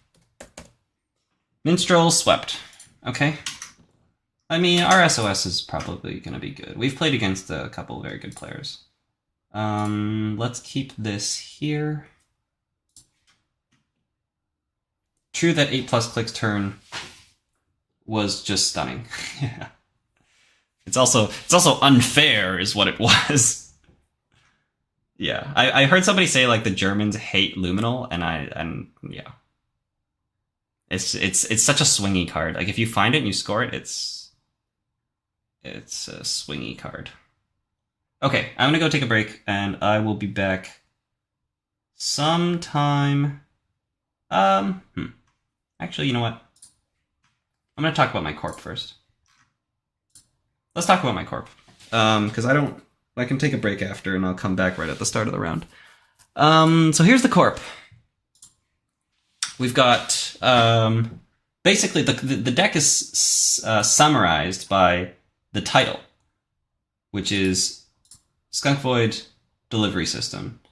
That's what this deck is doing. We are going to, get out of the early game, get money, get draw, RustRydah, Nico, hedge fund, and then we eventually, we can, if we have wage workers, we can maybe score an agenda or two just with wage workers and the agenda on the board if we're ahead enough. And eventually we're going to find Skunk Void, and we're going to put in the remote, and our remote is going to be unbreakable, and it'll be a matter of, does the runner have pinhole? And if they do, does that mean they get in? And if they don't have pinhole, can they win at a centrals? So that's the deck. That's really it. There's a lot of tricks that can occur. So we can be a little flashy if we need to, namely with Tattoo Bola. So Ablative Barrier is very good after threat 3 because we can use that to install Void, install Skunk. Good card. Early, it's an ETR gear check. It's not great if you res it before threat 3. Ideally, you don't do that, but you do it if you must. So positioning the ablative is very important because you kind of basically want to put it on a server before threat 3. You want to put it on a server that you don't plan on spending money defending, but it's like a piece of ice that suggests that it suggests that it's something that matters, like a drafter. So when you install ablative, they don't want to run because they don't want to hit a drafter, but you don't want to res until later when it's threat 3. So if they do run, then you kind of have to decide if you think the run is good enough. Yeah. So ablative is has been super interesting to play with. Bran's just a good tax. Hagen has trashed an Amakua in every game I've played against Krim. Hagen has trashed an Amakua. Very good card. Also no paperclip now, so it's fine. It goes down to 3 strength, breaks for 1 against Cleaver. But the idea is we want early game ice because in the late game we have Skunk Void. Yeah. Ansel is a face check that they don't want to run into without clicks. So there's one of there. And then we used to have Seamless in here just so we can score without wage workers, or we could Seamless to score the Ikawa project. But again, we found out that basically if I'm jamming and I have Skunk Void and I'm well set up, then we don't need the Seamless. We don't need tricks like that. We can just advance. So we play Hedge Fund instead, and we play Nico Campaign, so we get a better start, better money, faster starts. You should fill your stomach first. Priorities. Well, yeah. Well, I'm almost done. But thank you though. So the last thing is Tattoo Bola. This card is sick. I don't draw it often, I feel, as a one of, but when we draw it, it's really good. You pay 2, it's an end the run, and then if they break it, you gain 4 is just like a really good effect. And then Asa lets you install things. So this lets you do things like the flash. There's 2 main flashy things that you can do with Tattoo Bola. The big flashy thing is you can get a Vitruvius counter, and when they pinhole your void, they run the remote, and then you res Tattoo, and when they break the Tattoo and pass, you swap it with a piece of ice, and you will have Vitruvius countered the void into hand, so then you can Asa install the void into the remote. So you have a line to beat pinhole, but that's only if you have a Vitruvius counter. And that's like kind of hard to do, because I think we saw in one of my earlier games that sometimes you just score Vitruvius as a 3-2 because you want to save the Wage Workers click for the Hermes bounce. But if you get a Vitruvius counter, that's a way to beat pinhole. Other things you can do with it. This one is like very sick, and probably at first it seems like, oh, that's neat, but actually it's game winning. You put it on HQ against Crim, and then they boomerang doof you, so they have 1 click left, and then they boomerang through the Tattoo. You put another ice down, so you gained money, and then you Asa install a Skunkworks. So now they only have 1 click. They can't click the skunk, so they have to pay 5 in order to doof you. But if they doof you, then if they trigger the diversion and they don't access, then the skunk stays there until they run back or whenever they deal with it. So they have to like pay 5 for the skunk and then not trigger the diversion and access to trash the skunk. Or they trigger the diversion and the skunk stays there, but they have to pay 5 for the skunk. Like, that's crazy. I did that once in one of my testing games, and it was really, really good. So that's a crazy interaction. Things you can do with Tattoo. Very good. Other than that, it's somewhat straightforward. You have to take some risks on centrals early. Like, usually your ice is used on the remote, and the runner has to make like an early decision. Is like, do we just run for singles, or do we try to build our board and contest? And you're kind of inclined to build your board and contest, because running singles on R&D is like risky. Is super risky, because you're kind of rolling a die that is unfavored, and if you whiff, then you're just wasting clicks. So you kind of want to like set up, get your multi-access, and like run centrals probably. And like the board is just super hard to contest. I have so many clicks that I can do so much stuff with. And we have a biotic as a closer. We can also score off-world out of hand with Wage Workers with the biotic. I would love a Seamless, I think, but yeah, Seamless doesn't help us set up. Nico Campaign Hedge Fund does help us set up. We don't have really another card we can cut without hurting our early game, and the early game is where we are weak. So let's strengthen our early game, weaken our late game a little bit. We have a strong late game. That's the deck. I did the Hoshiko deck earlier in the stream. If you're watching on YouTube, you can go back and find it. If you're watching on Twitch, go watch it on YouTube, because on YouTube you can scrub and go back in the video, and Twitch you can't do that, and I don't know why. So I would suggest watching on YouTube if there's no difference for you, because I think it's more convenient. But yeah, at the end I'm gonna put timestamps once this video comes out on YouTube anyways, so you can check that out. Yeah.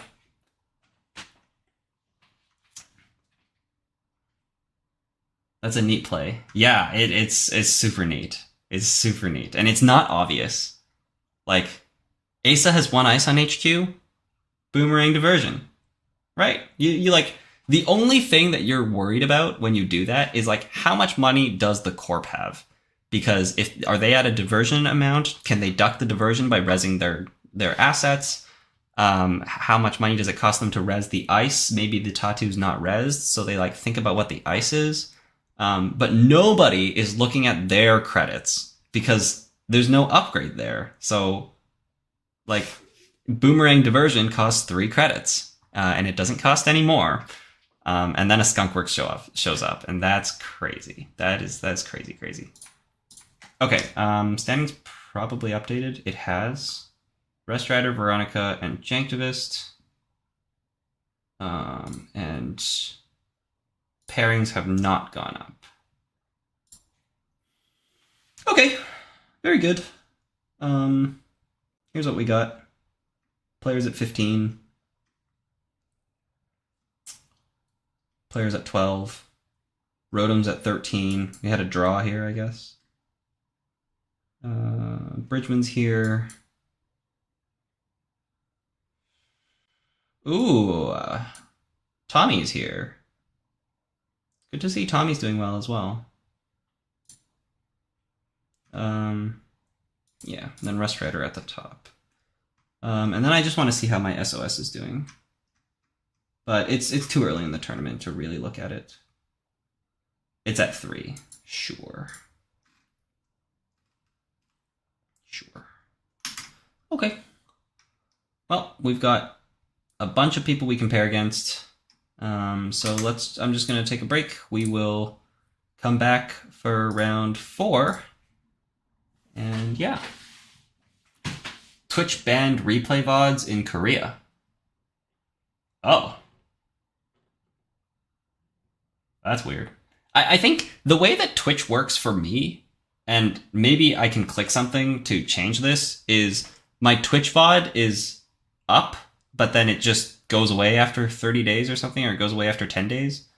Whereas YouTube just stays up. So, like, I definitely, yeah.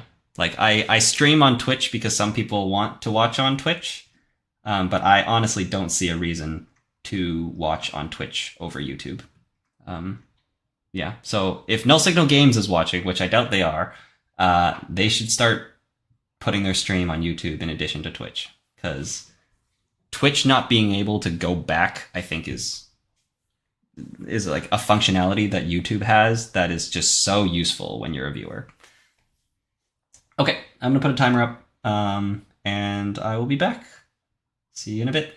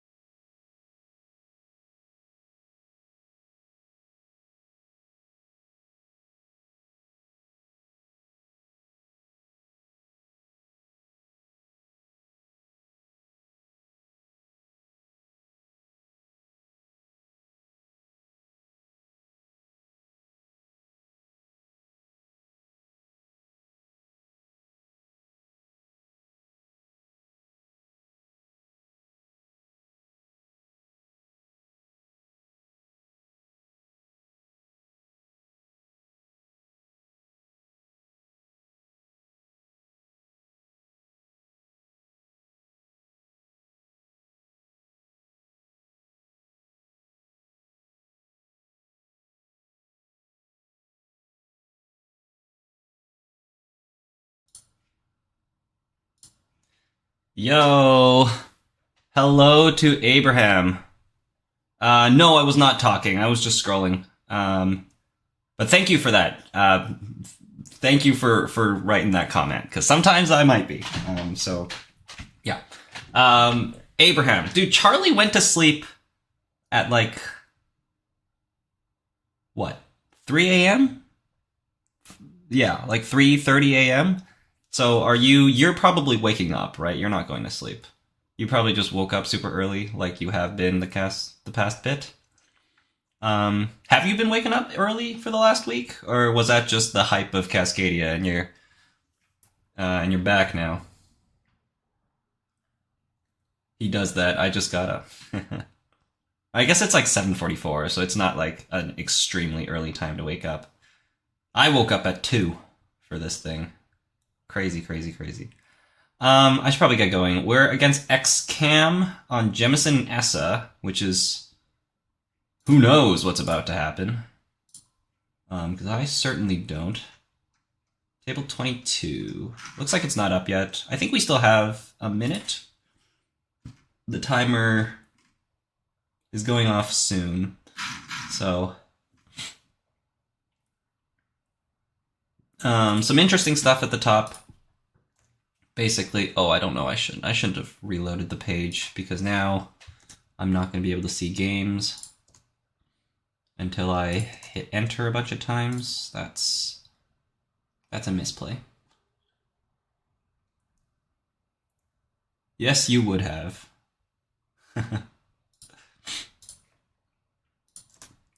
Oh, why did I reload the page? That's the biggest misplay we've made all day.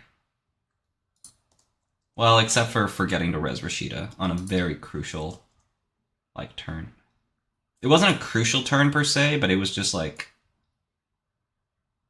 I did nothing that turn. Needed RustRydah. Anyways. Well, I'm gonna try to get that to load. We're on table 22. Osclid against Chris Ferg right beneath us.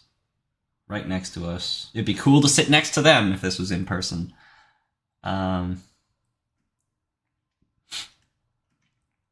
What else we got? RustRydah and Veronica could ID, I think. We'll see what they do. Jankdavis might have to play against Watslav, because Watslav can't ID. I'm pretty sure the people that are on 6-0 can ID, and they can get to 10 and 4, and just make it into the cut at 10 and 4. Let's just reload this to make sure that these are in fact the pairings.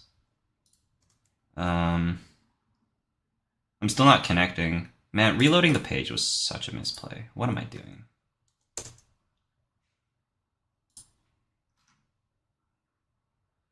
I got a ping.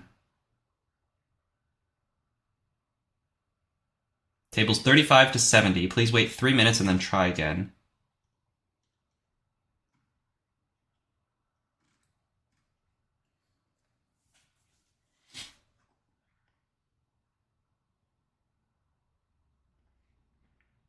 Looks like everybody can't see the tables. Surely I wasn't the only one that refreshed. So maybe if I didn't refresh, I wouldn't be able to see the tables anyways. Anyways, I mean, this is a good time to talk to chat. How you doing, chat? There is... Ooh, I was going to say this. So, you might have remembered, last time I streamed, I was watching the Man United game on the side, because they were playing at the same time. I had the Man United jersey. I don't have that on right now. I probably should. But it's kind of cold, so I would, like, put a jacket on anyways. But Man U is playing in about 2 hours, so... I don't know. Oh, I should plug in my other computer. Maybe we'll... No. I definitely shouldn't watch it on the side. But I really want to. I should plug in my other computer anyways. What Hoshiko flavor are you playing? That is a great question. I am playing... is this going to load? Nope. We are playing a Reg Hoshiko with 2 Carbon, 2 Cleaver, 2 Unity. We kind of were like, this is the best Breaker Suite. We looked at all the ice that's being played. I think this is the best Breaker Suite, based off of what I'm expecting. And then we have the Bankar Raindrops thing. We have 2 Dreamnet, 1 Earthrise, 2 Liberated, double Bones, because the deck is actually kind of poor. So if I need to trash things, it's quite poor. So I do need double Bones. And then we used to have a Bravado in here and double Keiko. And I was just like, this was my programs. No Stargate. I think Stargate is a bad card early. You never want to install it, and you'll lose it to Bankar. Like, you kind of want something that helps you set up. Stargate doesn't help you set up, but Twinning gets counters while you set up. So I've been very impressed with Twinning. Sometimes in the HB matchups, you want the Stargate, and it has hurt me a little bit. Yeah. But I think in those matchups, like, I just happened to draw the Twinning late. So I wished it was Stargate. But if I drew the Twinning earlier, it was much better as Twinning. And then I was like, I was just going to cut the 2 Keikos and just play no console. And then we had like 1 Bravado, and surely cutting the Bravado for 1 Hermes is good, because if we find the Hermes early, then that's sick AF. And if we don't find the Hermes, then it's like we playing no console. But the benefit of drawing a late Bravado versus an early Hermes definitely favors the early Hermes. So that's why we only have 1 Hermes. I think people will look at the deck, and I think that's what Minstrel did in round 2 against us, was like, you're only on 1 Hermes. That's weird. And it's like, yeah, because I didn't have Hermes in the deck in the first place. So if I don't find Hermes, that's not a big deal. So that's the runner. It's the weaker of my 2 decks, for sure, I think. But I need to have more confidence in it, otherwise it's not going to win games for me. So this deck is the greatest runner deck I've ever seen. Yeah. It's solid. Like, I've had some really good opponents. So I've lost against PD, I've lost against Asa, against Minstrel and Kikai. So, like, RustRydah is playing essentially the same list. Like, he has, like, 2 cards different, but they're not, like, huge differences. So the deck pretty much runs the same. And he's 6-0, so, you know, it's a little bit of vindication when the deck that I've been preparing does well. Because RustRydah was like, what deck should I play? And he was just like, I don't know what to do. Let's copy this one. We'll join a voice call. We'll talk about it. Like, he was there to like, you know, help out and test with us and stuff. But like, I don't think he played any games with the deck until the day before, and even then, he only played like a couple games. So, yeah.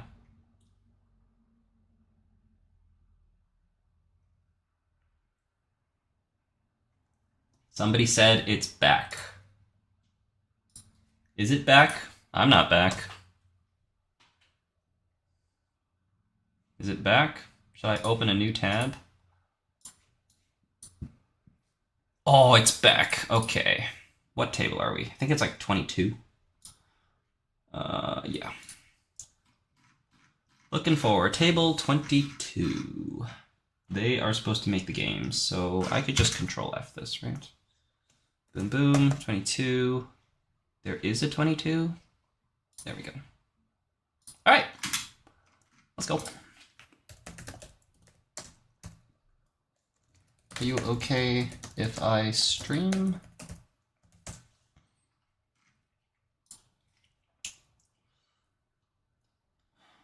Hoshiko feels that way, weaker kind of, but consistent. Yeah.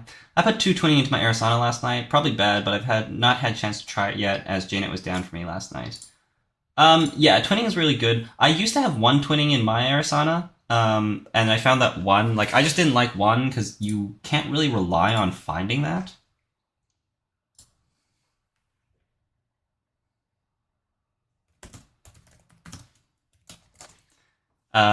So I was like, I didn't like the 1 twinning, but like I was playing Q loops and stuff, so I don't know. Maybe there's a version of Arasana where you play like 3 Gachapons and 1 twinning because Gachapon can install twinning. That's some nice synergy. That's something to write down, to be honest. Yeah, something to write down. Two twinning is an option. Two twinning is a lot of influence because I definitely want to play Clot if I'm playing Arasana, and I don't know. Maybe you don't play Clot and you just play aggressive enough that you just go aggressive.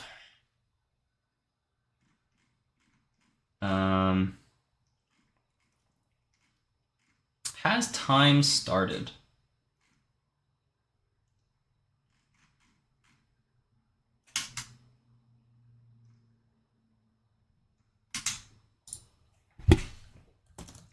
We're in a game. Time.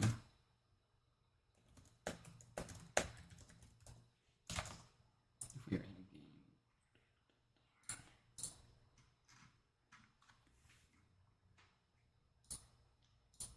I mean, we can get our opening hand and I don't know if we're supposed to start or not. I think they're waiting for you to select your deck. Yeah. No, I was mainly asking in Discord. Yeah. It looks like there's a bunch of people that are still refreshing and trying to get in.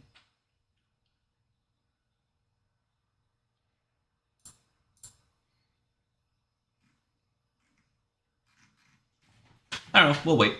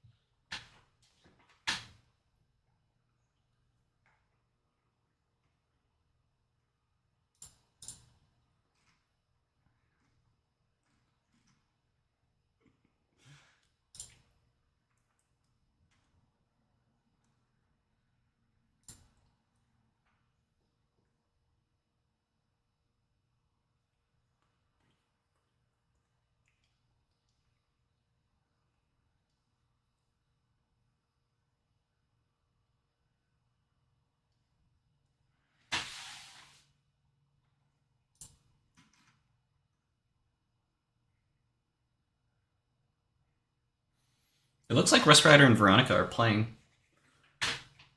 Well, if one of them sweeps, then that's a guaranteed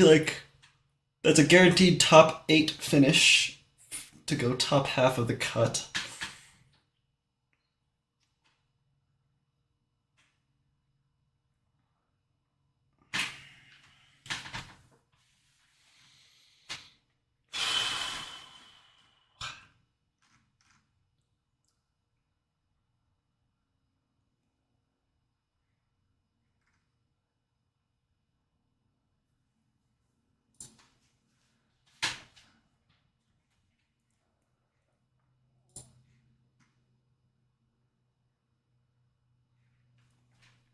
And we just wait.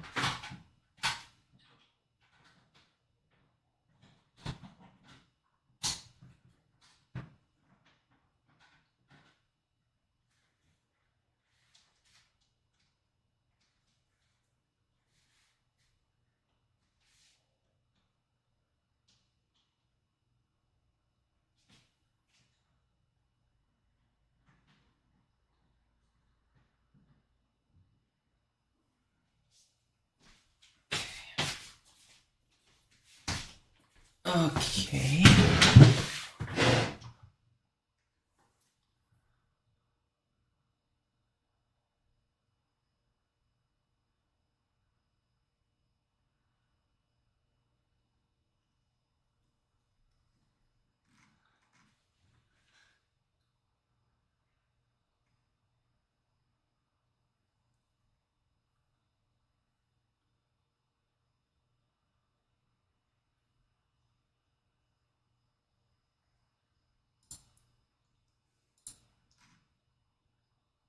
All right, we're off.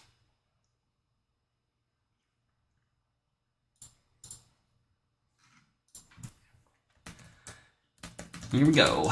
Like a fun. Okay, what are we doing with Jemison? We're like advancing Urtica Cipher.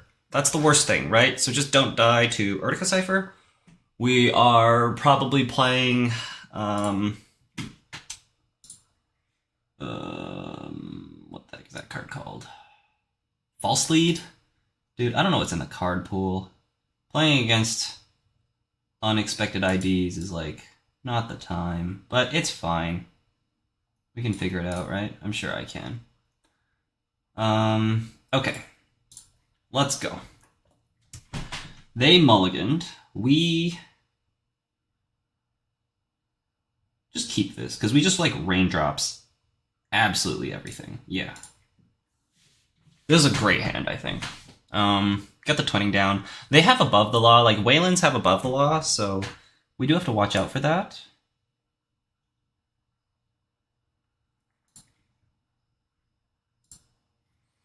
They mulliganed into draw Ice HQ install. So we go gamble, raindrops HQ. Res your ice. Please be envelopment. That's fine.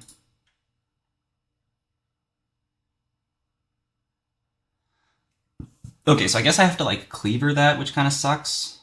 What did we just advance?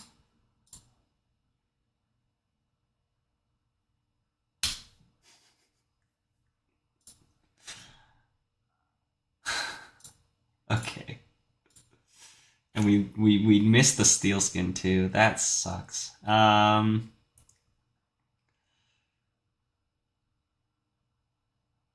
God damn it. I mean, like, I guess that's good for me. I'd rather lose a card than give them advancement on the Aket, I think.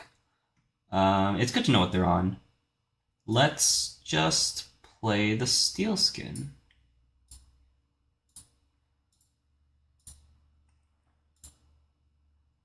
Them missing the steel skin is so unlucky.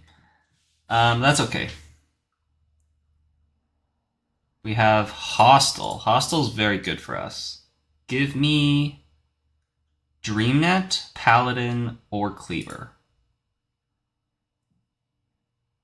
Yikes. It's not ideal. Okay. Well, it's this, and Taka, I guess. Taka's fine. We're gonna have to need to get Taka down eventually, but if they go like Ice R&D, Ice Archives here, we could run into issues. But like, I doubt that's what their hand is.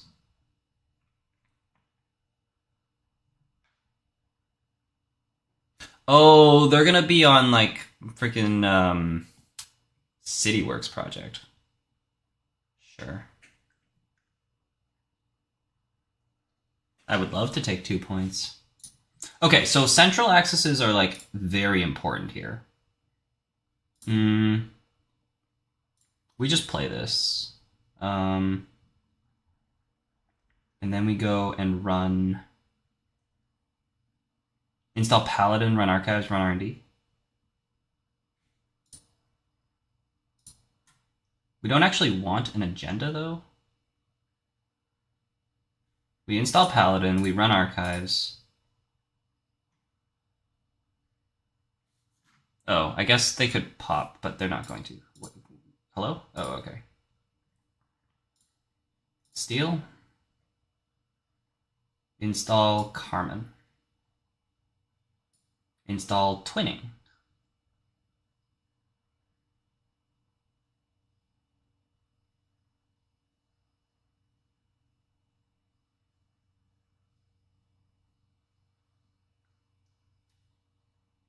Install twinning.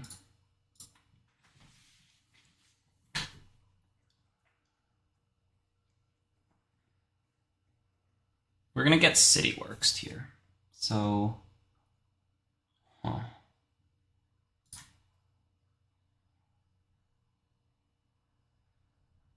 that could be another Urtica.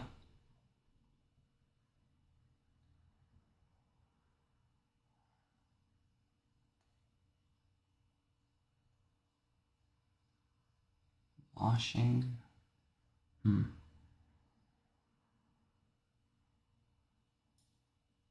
I mean, we run it.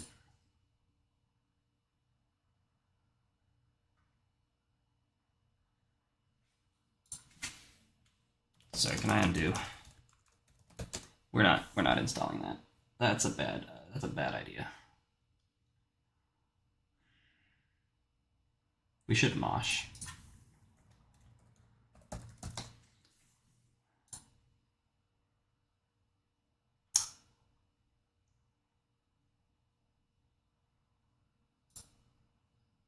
I think we go run archives, install Carmen, install daily casts. Do we have the credits for that? No. What are we doing? Okay, run archives.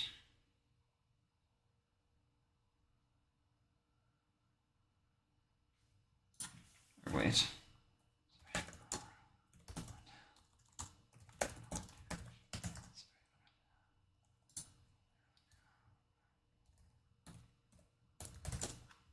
We just run this. Like, losing double Carmen is super unlucky. Running archives first is safer. Sure, that's fine.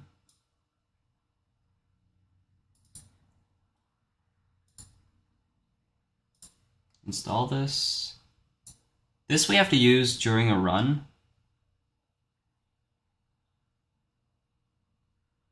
So we have to run archives here, which kind of sucks, but it's fine. The Taka will come in handy later.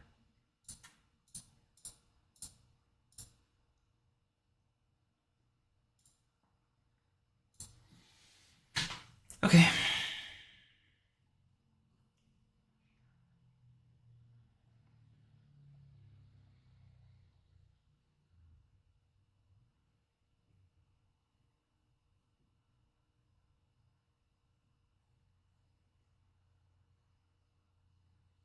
That's fine. I'm happy to just check all that. Do we install bones first? What do we have? No, it's fine. We just check all that. Let's do this one.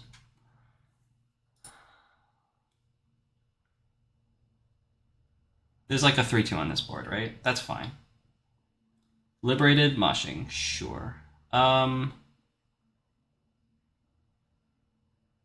I pay 2 to trash this at the start of the game? Do I pay 2 to trash this? Because they can dump counters on it, but...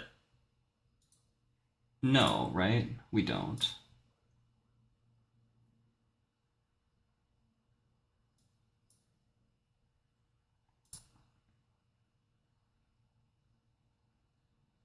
Okay.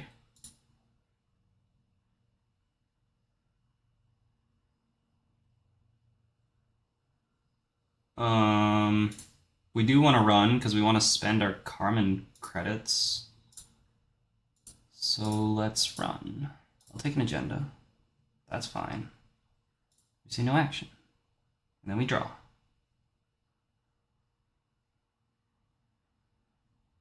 Oh, and then we die to like...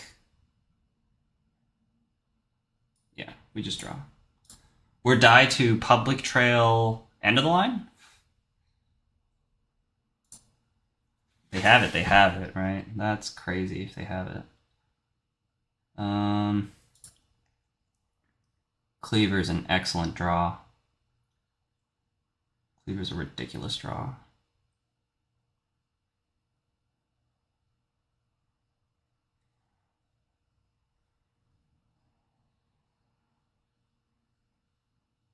Install Cleaver, install DreamNet, run HQ.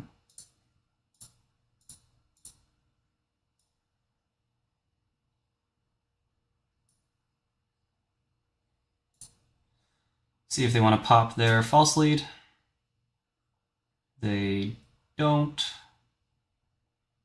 So we run HQ here. We go break.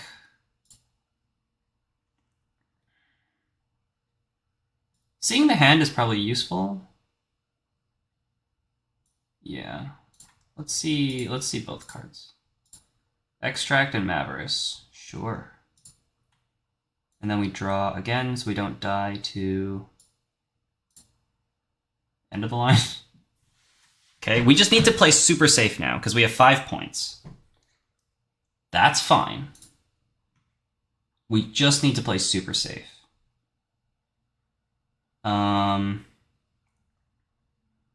Credit, install Unity, run R&D.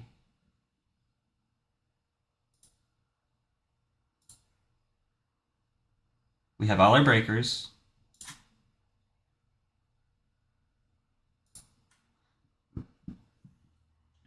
We can break anything. They have 3 credits. I don't see any threats with 3 credits. I have 2 credits that I can break ice with. So we should be okay. No further action, and we just see 3 here. They can't fire snare. Hostile, we take that. Oh, JNet is lagging. Hedge fund. Quarantine system, yeah, okay. Okay, so basically we're not running remotes for the rest of the game. Hedge fund and quarantine system on top. So let's run HQ now. Just to see the card that we drew.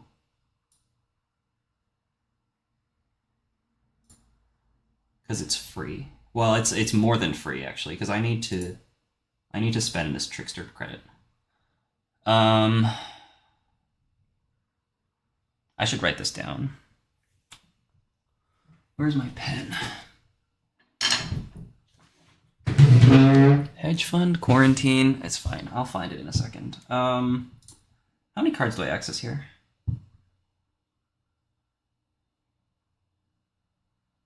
I think 2.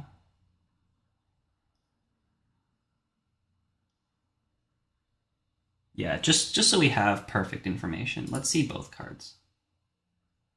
Regolith, sure. Regolith is like unfortunate, but it's fine. Give me a pen.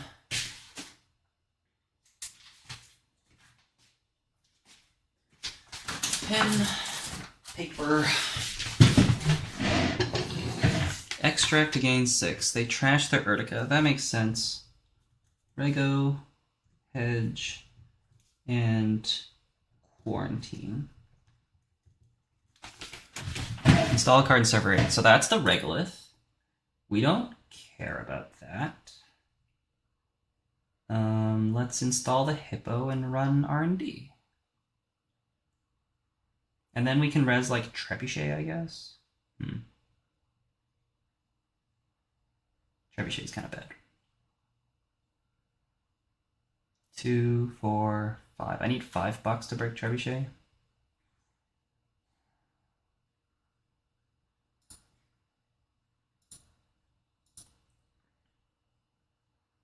Oh wait, no, because the top card is Quarantine. Oh no, they drew it. Ooh, okay. So we just run it last click then. And we get wrecked by Snare.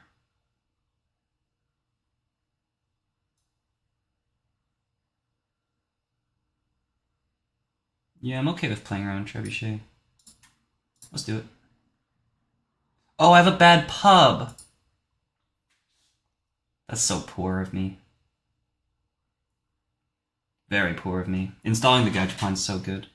I need to pump my Unity. I would like to see 2 cards. Hostile. Good game.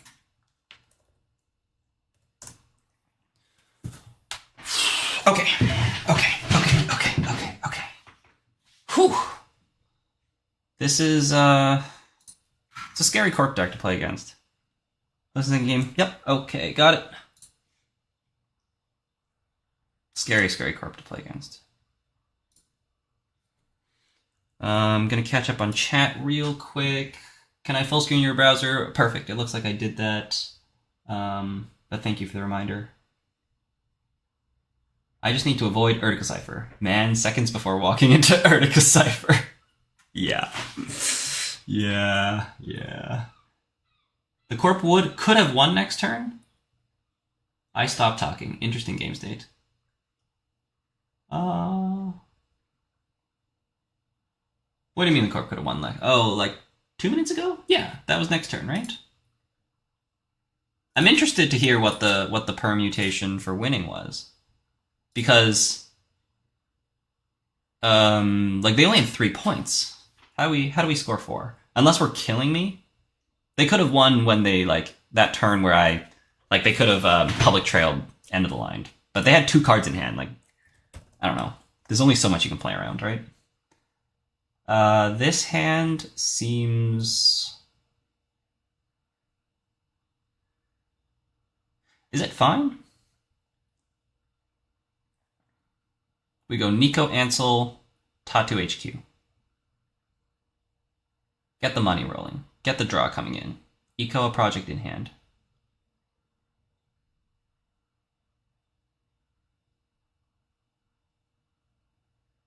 Do we keep this hand?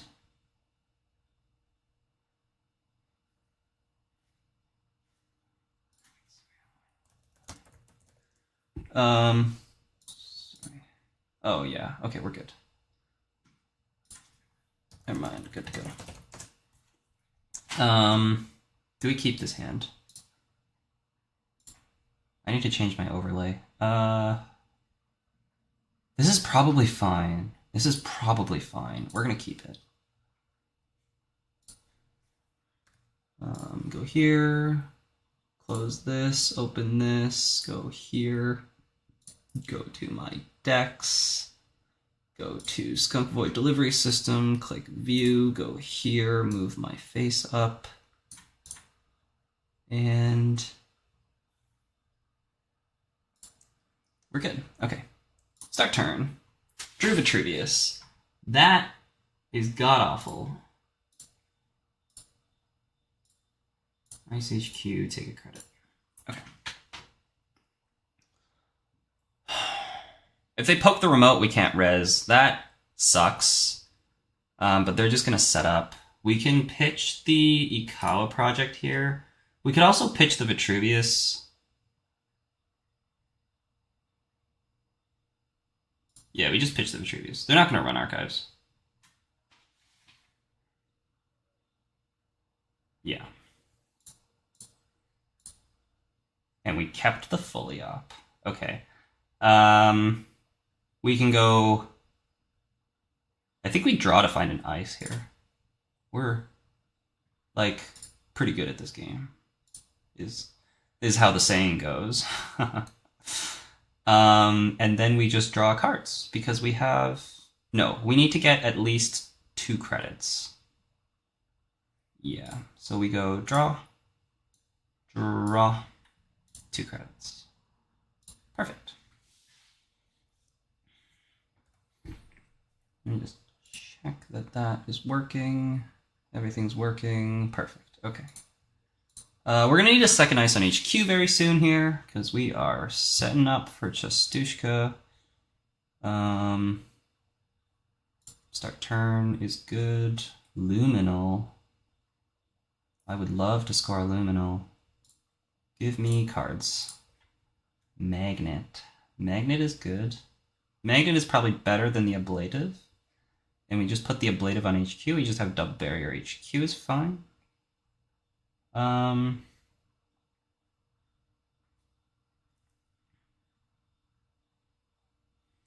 So it's Luminal, Magnet,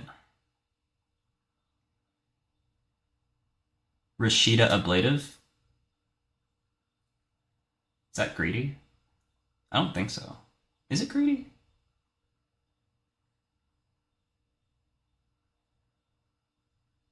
Could also pop the spin.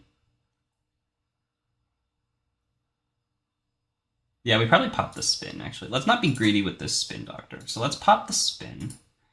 And we're going to go Luminal, Magnet, RustRydah behind here, second ice on HQ. Seems more solid.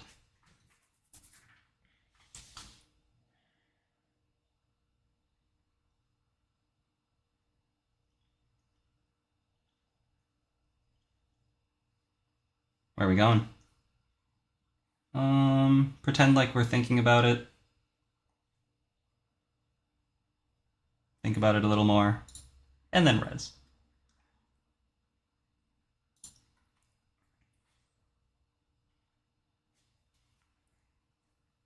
What is this? When you install this program, load 3 power counters on it. When it's empty, trash it. The first time each turn you make a successful run, you may remove a power counter to sabotage one. And then we have Zenit Chip. Successful on a central, draw a card.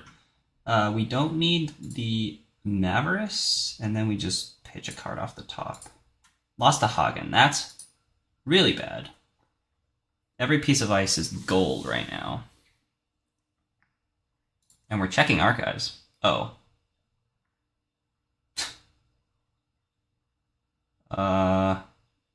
Sure. You can have a Nico campaign. That's really good. We don't want that. Okay, don't forget to res the RustRydah, because we forgot that earlier this tournament. Fire Nico, fire RustRydah. Draw Gatekeeper. Fine.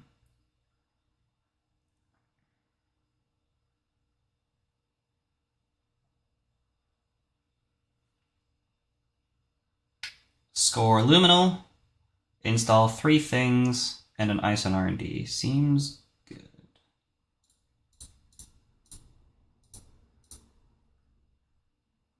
Oh.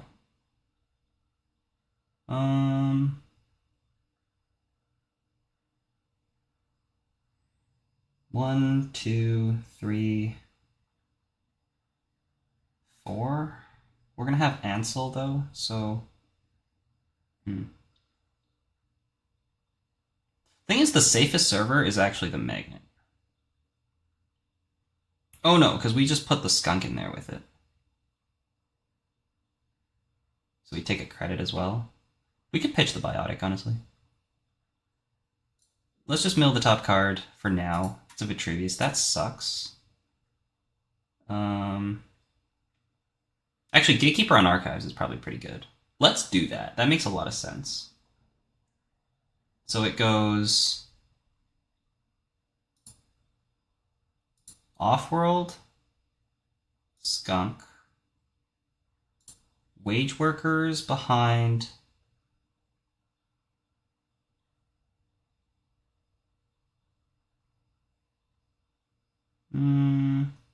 probably the Ablative. We go res, install RustRydah behind server 1, and an ice on archives. And they can run R&D if they want. Okay.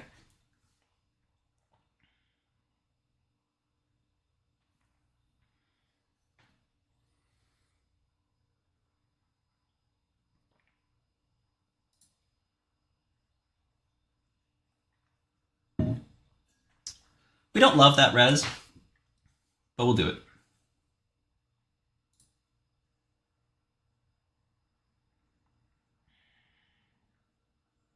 It means we can 4 advance and score.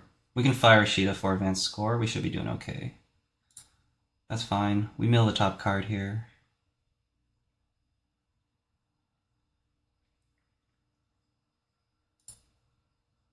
Hedge fund. Don't really need that. Steal Offworld, sure. It's a lot of pressure. I think we'll get out of it though.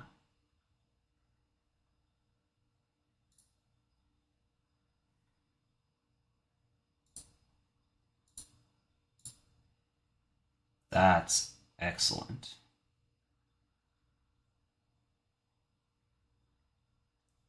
Ice R&D, ice the remote.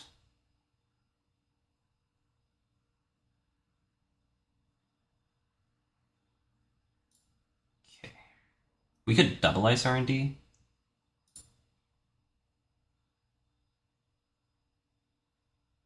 Let's just throw ice everywhere. Ice R&D. Done. Ice. Probably put brown on the remote, and then we just put second drafter on archives. No, we probably don't need second drafter archives. We just put the ice on the remote, and then we... Do we single advance? Is that crazy?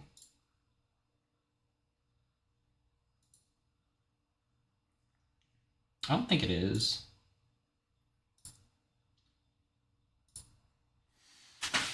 Do we single advance that? If we single advance, we go to $7. We go triple advance score, we go to $4 plus 7, 8, 9, 10, 11. We install the Ikawa project. From $11, I can biotic and score the Ikawa project.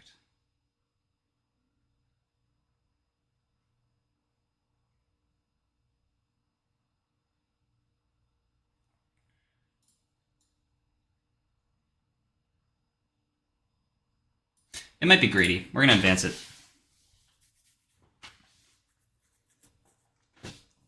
This means we cut a turn out of the game if they don't run.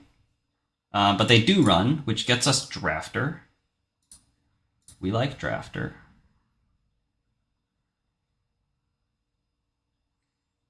So then we add the Vitruvius back to hand and install RustRydah. Or we add the Foliot back to hand. We add the Foliot back to hand for sure. Add the Foliot back to hand. Choose a card to install. The Nico.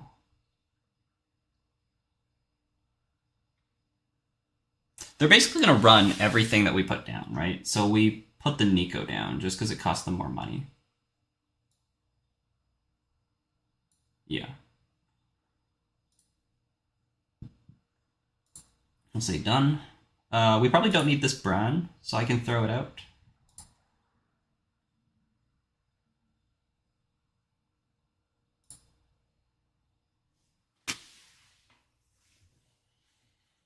Okay.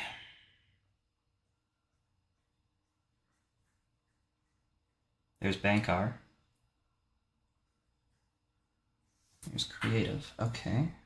We haven't shown any breakers yet, which is a little concerning. Wage workers. Sure. We start by scoring. We can throw out the wage workers. And then we just install Ikawa project.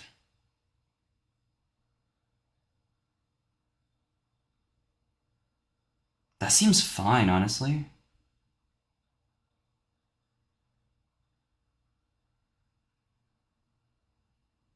Yeah.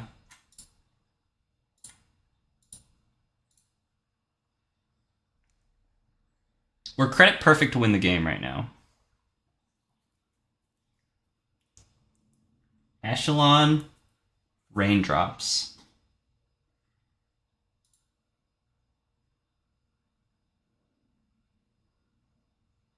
So we can res ablative to install a card in a new remote, which is wage workers. We will get money off the Nico.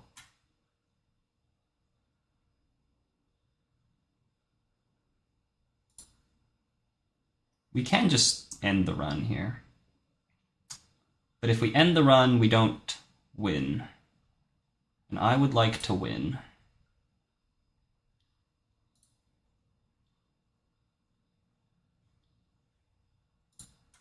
Okay, let's res this. Let's install RustRydah, I think. We'll just distract them.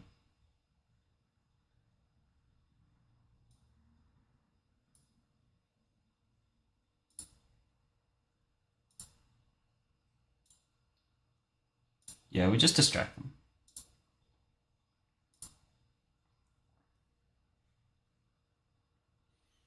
This ends the run. We don't care.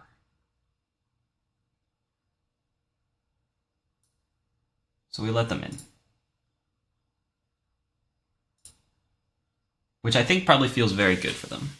But we need the money to win next turn. I don't think they are going to see the line where I win next turn. Because I need 9 credits to win next turn. You can have the gamble. Or the creative. The creative, actually.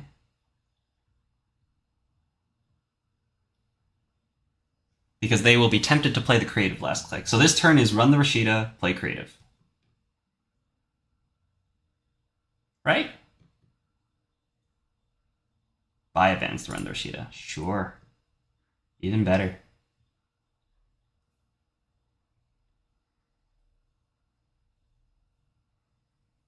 To install daily casts, trash RustRydah, play creative.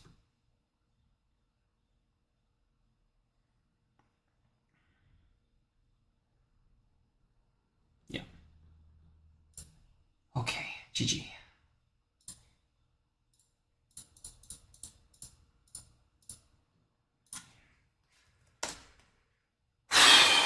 Okay. We got it.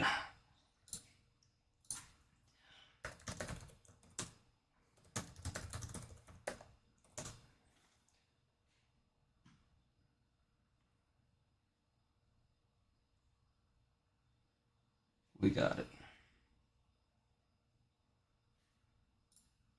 Thing is, like, Asa puts up so much pressure, so if you don't score fast, then your agenda starts showing up, and they start milling you. So I was lucky to be able to get going there. Wow. Okay. That was... I'm going to do the report, and then I'll come look at chat. That was table 22. xccam. This is round 4. Table 22.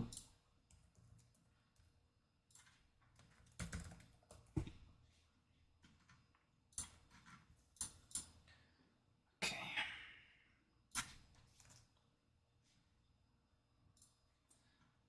All right.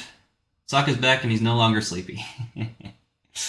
I might have missed a message from before that. I'm not sure. If they extract the 1 cost for clearinghouse... Oh, yeah, it's not ob. Cat. Have to stick the 1 cost for a turn, so if you run it then, not guaranteed, but if you aren't going to run. And then we realized it's not ob. Playing too much ob, I guess. Well played, Clean Games, thank you. Woohoo, I was trolling during the Jameson game, apparently.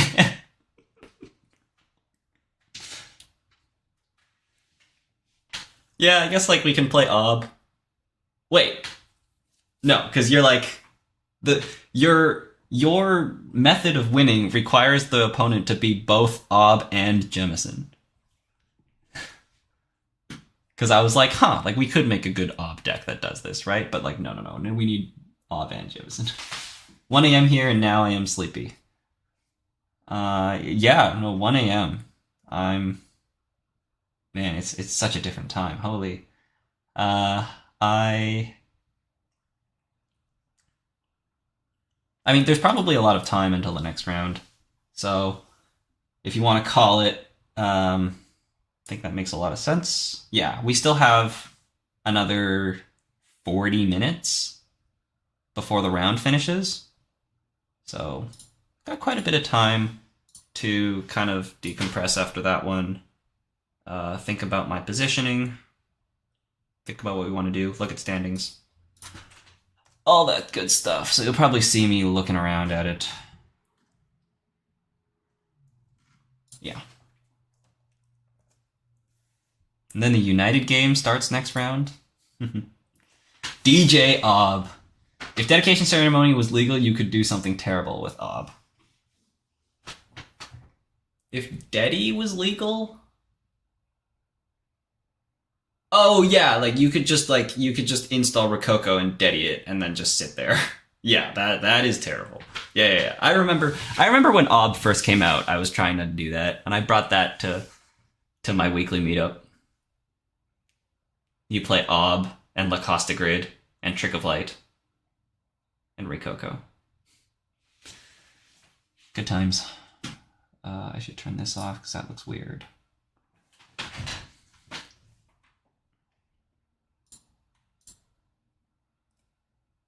Okay, well, I am going to eat more and take a bit of a break. But yeah, I'll monitor chat and stuff. So if anyone is around, I will read it. And yeah, I'll come back for next round. Again, like the round finishes in like 35 minutes. So probably like 40 minutes until the end of the round. So I'll put a 40-minute timer up. Yeah. All right. I'll see you in round 5.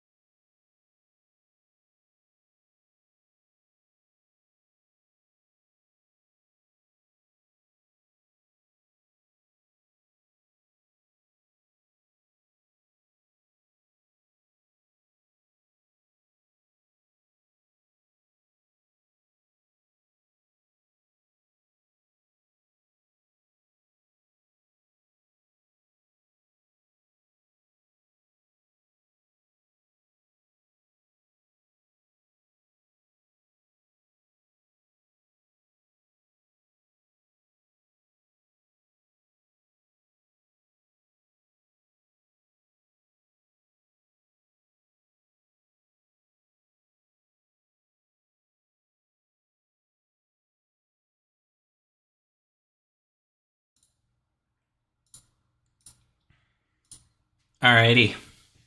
Hey everyone. Looks like we have round 5 already. And we're paired against Niichan's girl, who's the same person that we were paired against in round 4 before the repair. So it looks like we were destined to play. Not looking forward to the Egg Infusion match.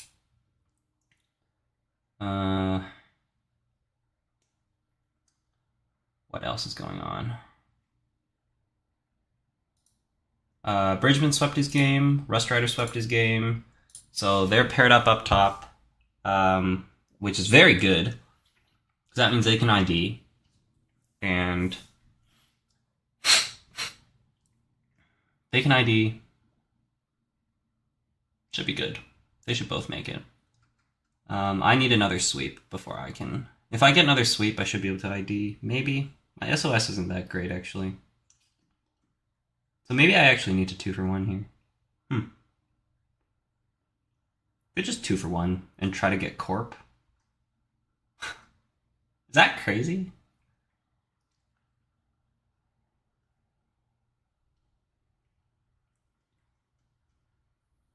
Both of our SOSs are not good. Maybe it isn't crazy. What table are we on? See if I can find my opponent. Table 8.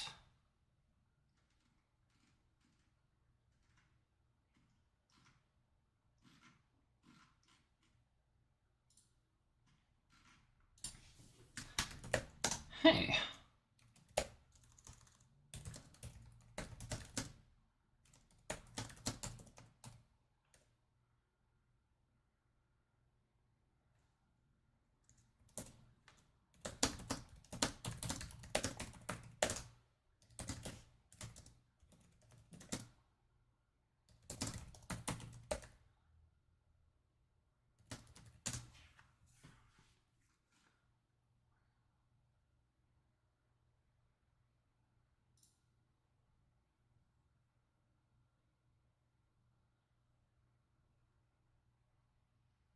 Do we try to 2-for-1?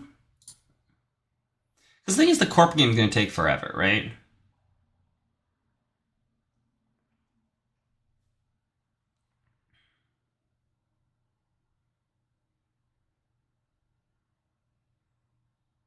Let's see what they think. Didn't expect going against the world champion first tournament. You know best, man.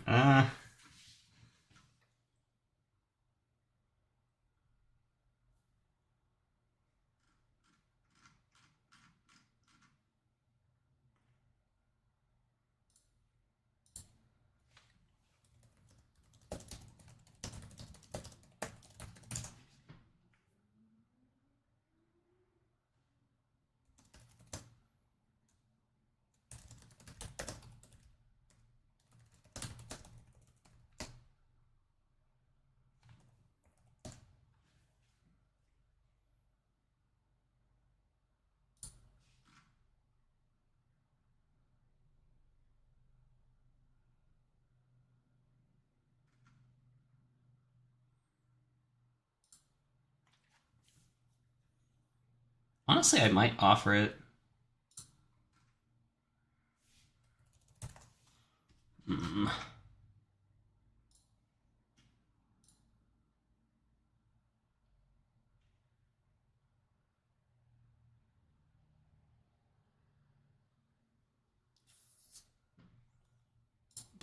That's tough.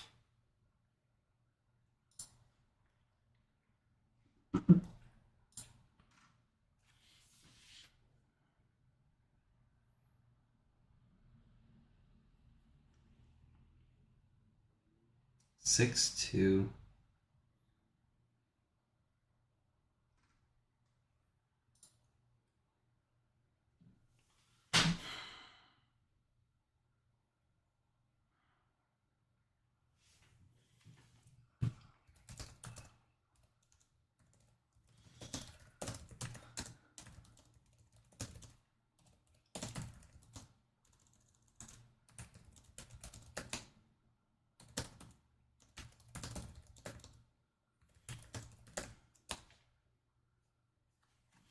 Thing is, I'm just concerned because they're playing a slow corp and an aggressive runner.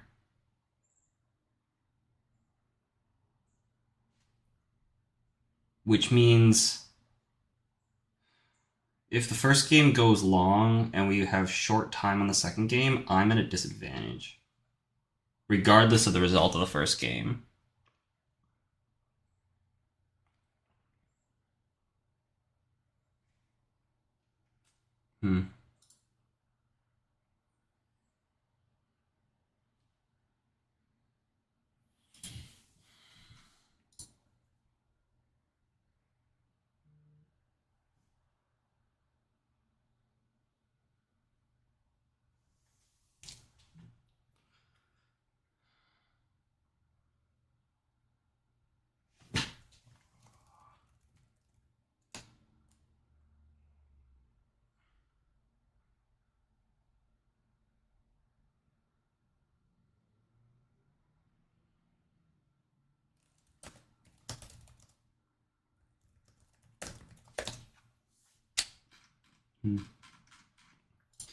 I don't know.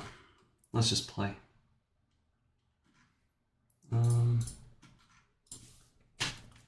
You okay if I stream?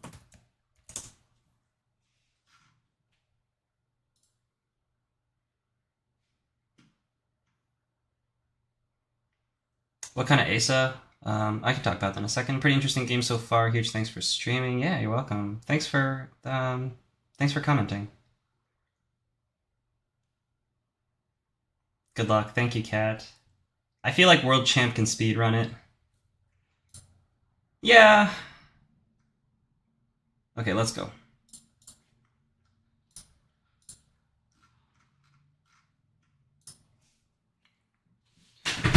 Okay. Slow game. We found Earthrise. That's a good card. We just need to find Hannah.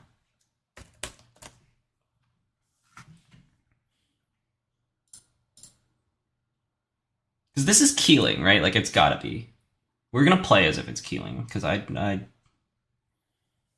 don't know what else we might be on. So, this deck lost Oboe, and it gained Fuji. I don't even know if we play Fuji, but we'll respect it. What is that? Okay, so maybe we're not Keeling? Did we keep our hand? We mulliganed. And that's a Spin Doctor.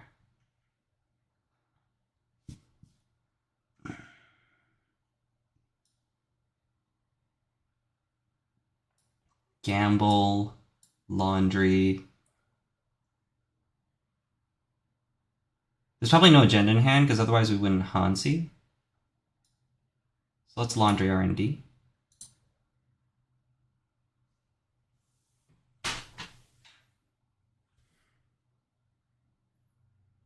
What is happening? Huh? Okay, so we're not on Keeling? What is this doing in the deck? Skunkworks is 3 influence, right? Yeah.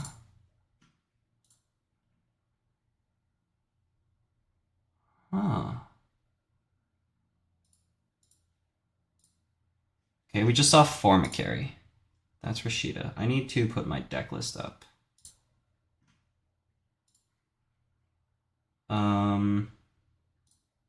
Here, here, here.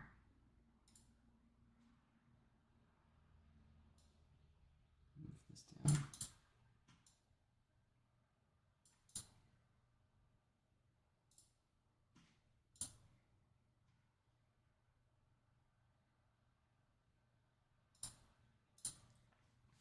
Install HQ, install R&D, a card in the remote. I don't know what we're doing, but I am just going to set up, I guess.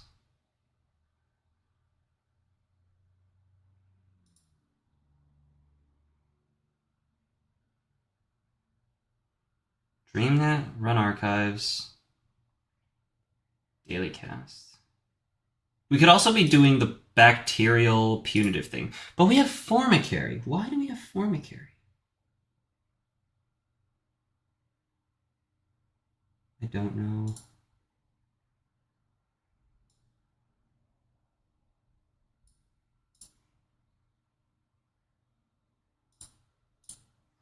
At some point we want to save one of these paladin credits so that we can... Oh. Okay. That doesn't tell us anything aside from they were flooded, I guess. That kind of sucks. But that's fine. We can deal with that.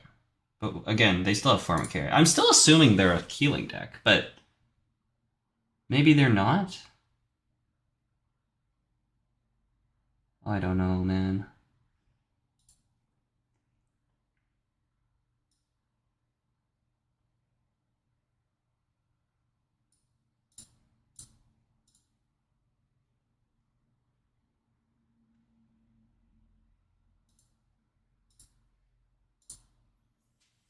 Okay. We run into issues if we suddenly go, like, install advance. Okay.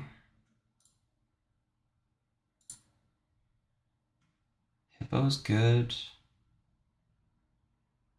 Bones is...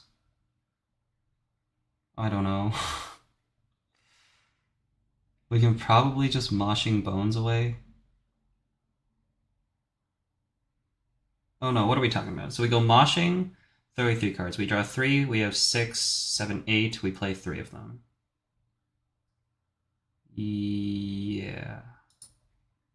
We just need to set up. Excellent. Okay, we have all our breakers. We have Liberated, and we have Bones. We are good to go. I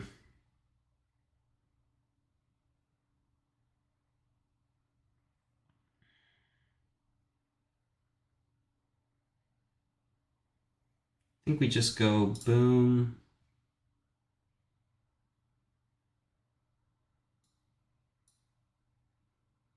Boom. Boom.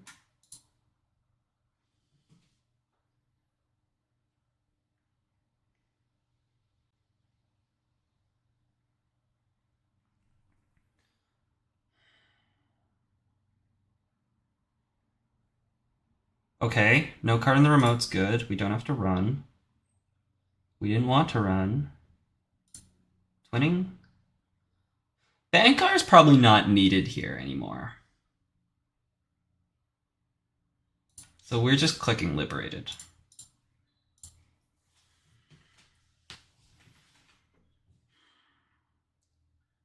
Because we're going to need money for this Formicary, whatever this Formicary is doing.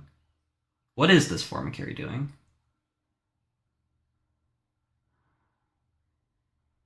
What is this Formicary doing?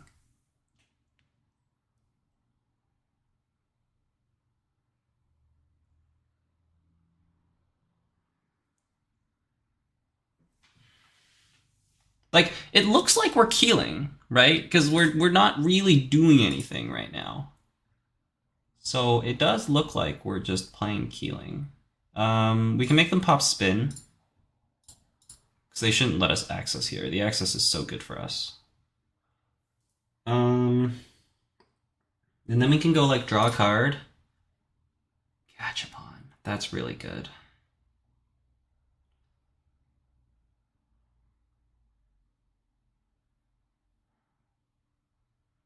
So we just install the Gach, hit the Liberated.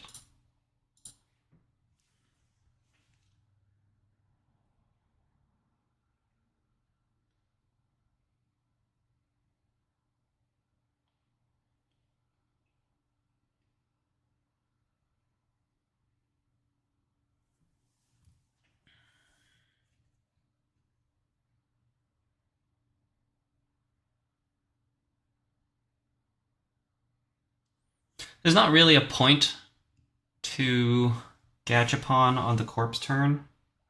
Oh no, there is a point because of Fermenter. Sure. There's Twinning. I want Twinning. That's the only install anyways. Okay. Shuffle 3 cards back. Liberated for sure. Dirty Laundry, Gamble. Done.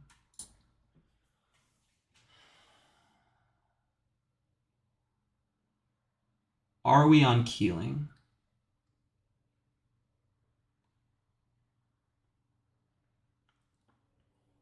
We just run the remote, right? We don't want to let them res ice.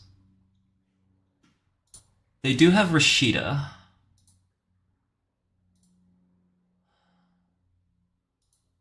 They do have RustRydah.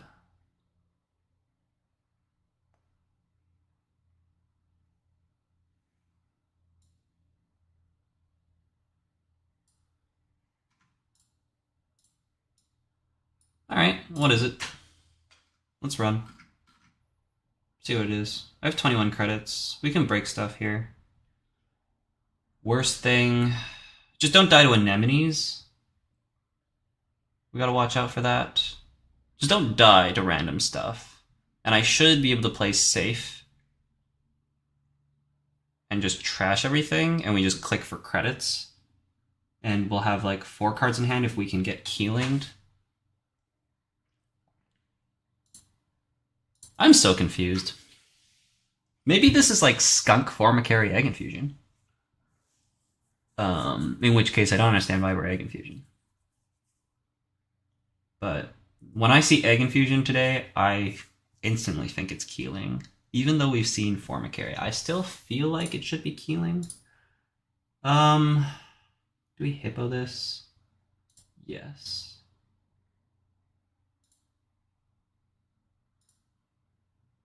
That's fine.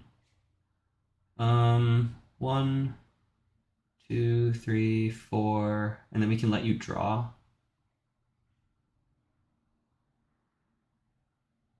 Yeah, you can draw if you want.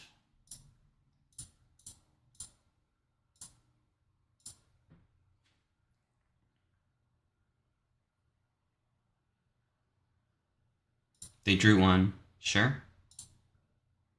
What is this? It is Skunkworks. We're playing Skunk, Formicary, Egg Infusion. But now they're dirt broke. We definitely get through this, so let's just spend 2 clicks and trash for 3. And we flip. Play solidly. Just play solidly. Don't get milled out.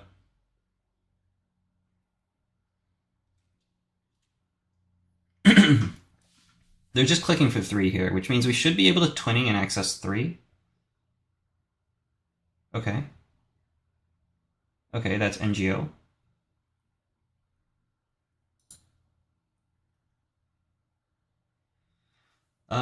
So we can like laundry HQ here after installing Fermenter. Install Fermenter, laundry HQ, C3.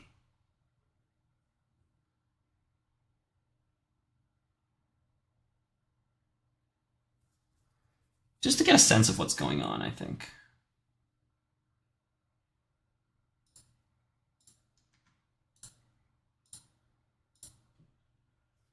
I like this.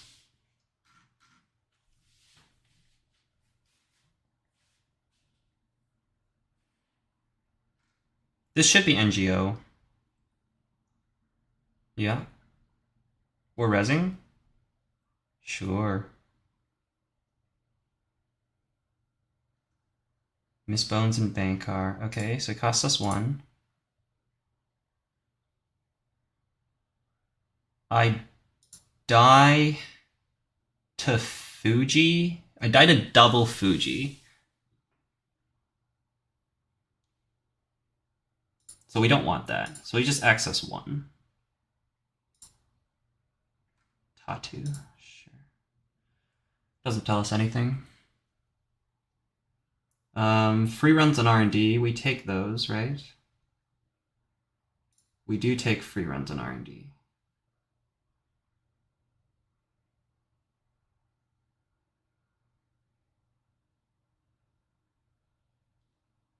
We could also run archives. See what's up.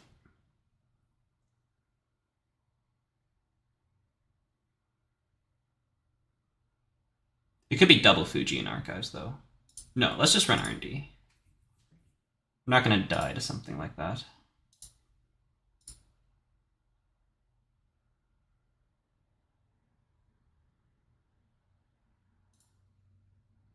Just one card is fine. We are on Keeling, okay. You can draw that. And we'll just draw. Drawing is a little sus because I have a very powerful, like very fast draw engine that I can't really turn off. So that's a good note to make here, is maybe don't just draw. Okay, so we drew the Keeling into hand. We drew Hermes. Do I need Hermes? Not really, right? Not really. It's just a hit point. Let's see what's in Archives.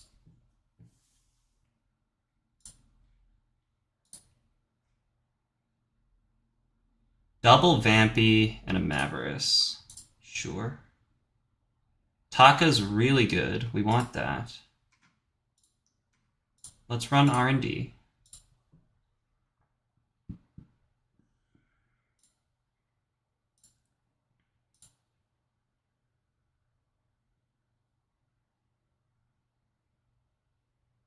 We can see 3 here. Do we?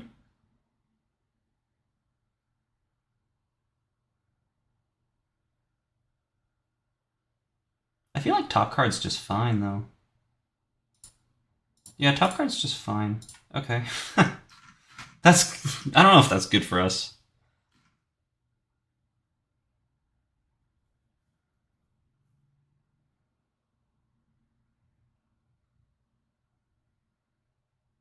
We're gonna res Anemone? That ice on R&D is awful if we're just resing Anemone. We lost the Hermes. Didn't need it anyways.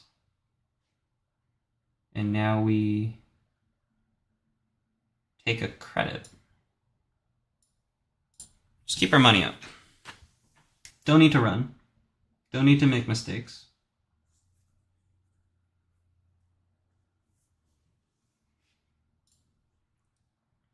Hippo's a good draw.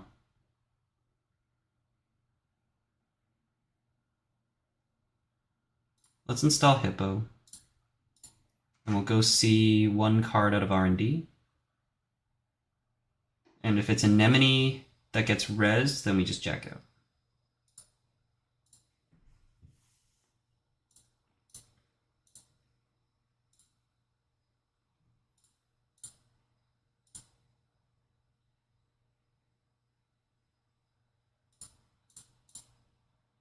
Okay. We can probably trash that and run back. There's wheels. That's really good. Let's stick to our principles.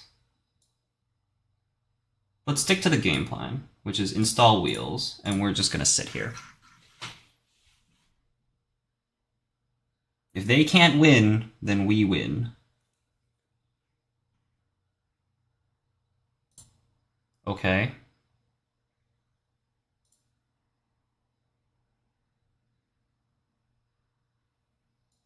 Show it to me. If it's Skunkworks, we just click it. You can draw if you want.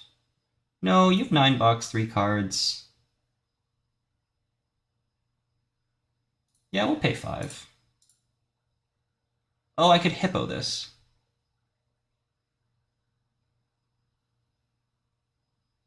Yeah, actually, we do Hippo that. I didn't think about that at all. But we do Hippo that.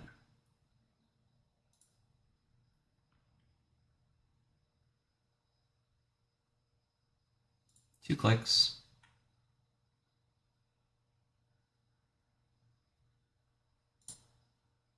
Break it. That was the ice on R&D. We probably spend 5 here now. Because I want to have clicks remaining. Or do we? Yeah, because this could be like snare into end of the line. Yeah, we'll just pay 5. We have another Formicary. Okay, so now it can't be snare.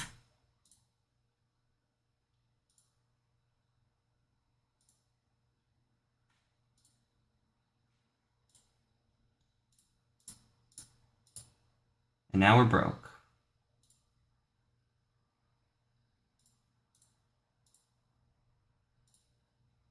Okay.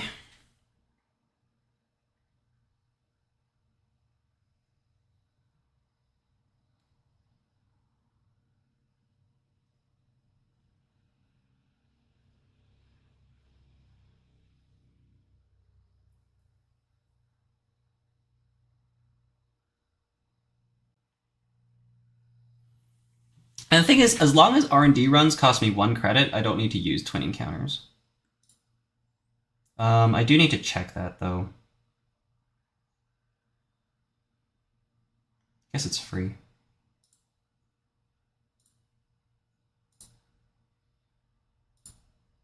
Or it doesn't cost me a click. It costs me money, but not a click. JNet's lagging a little bit, ever so slightly.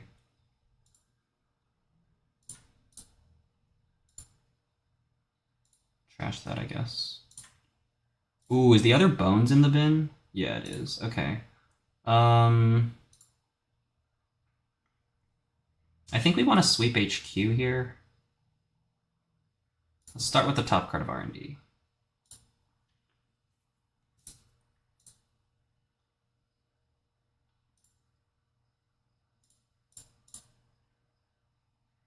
Farm carry's fine.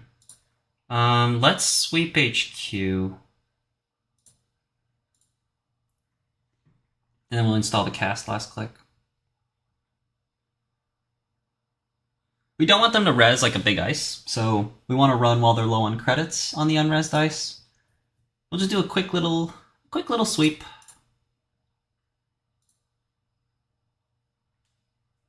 And if they like send a message and res the big ice, that's kind of okay.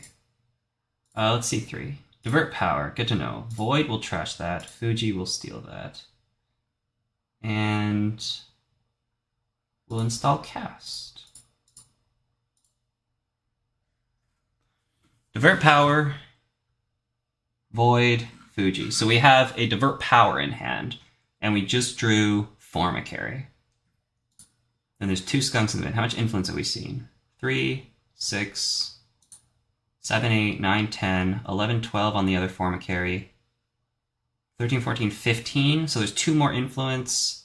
So there's like 2 divert powers, 3 spin, 3 Forma carry, 2 skunk. Ice Archives does nothing.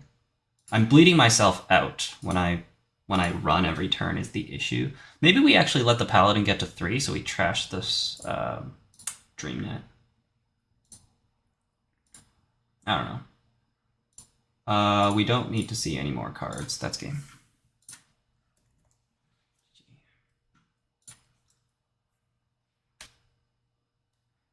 Okay.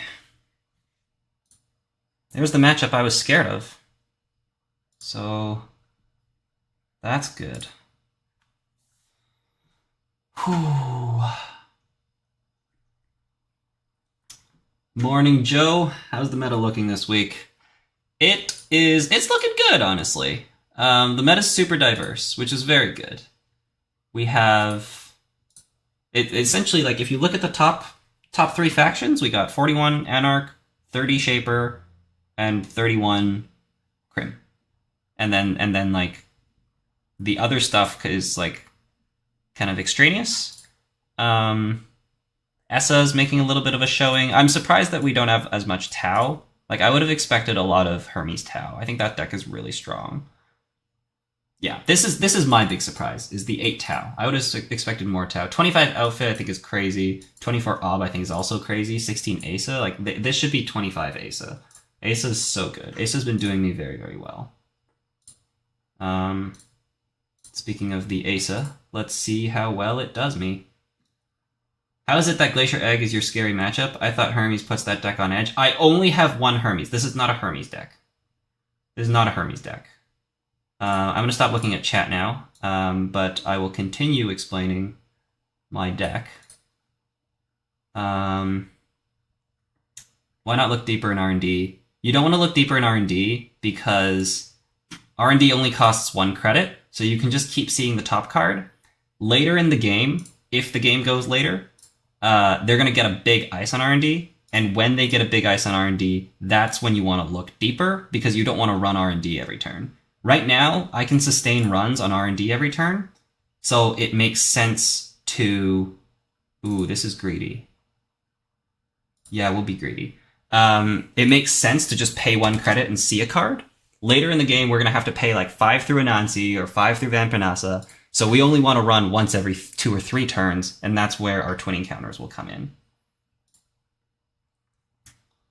Wage workers. This is just boom, boom, boom, credit.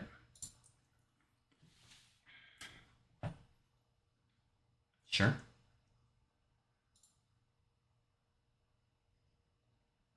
I would have liked that. That's okay. We have a drafter for R&D here.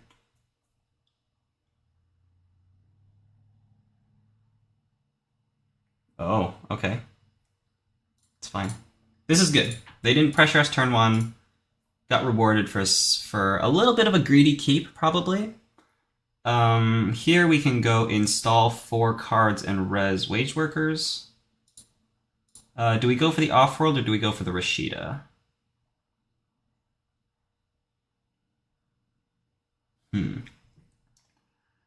If we go wage worker ablative, because we don't plan on resing the ablative, so we're just going to put that in front of something we don't care that much about.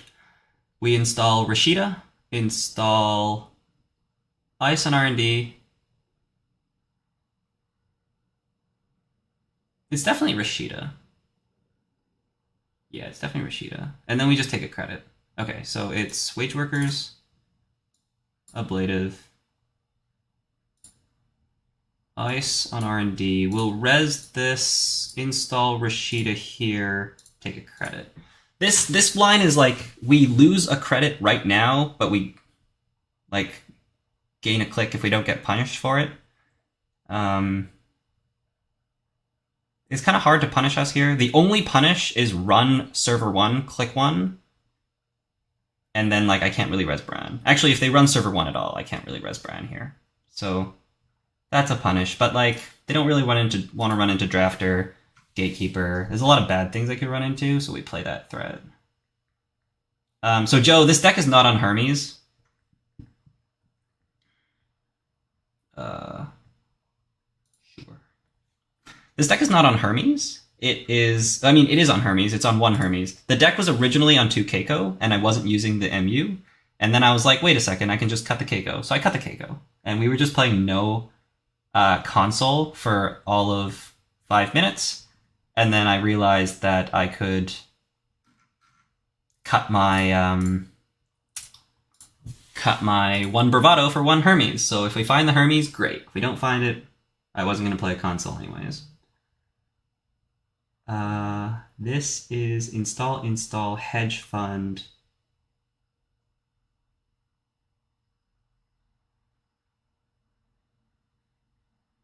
Is it hedge fund? We just click for 3 and install.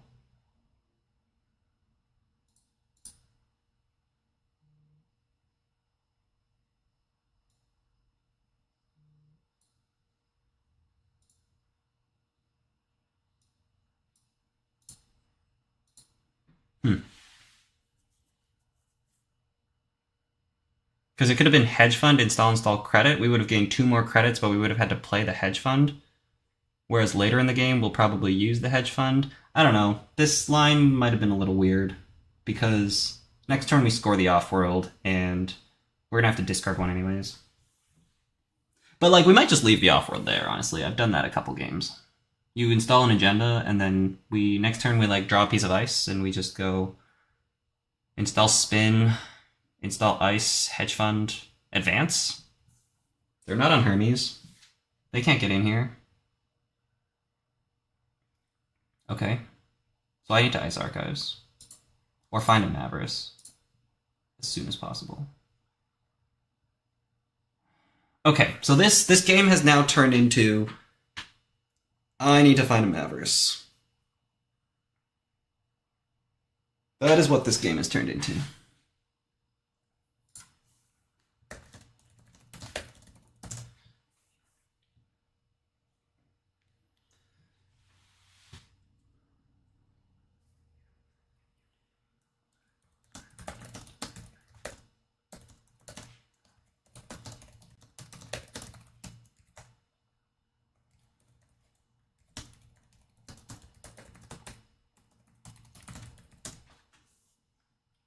What's happening? We're running HQ.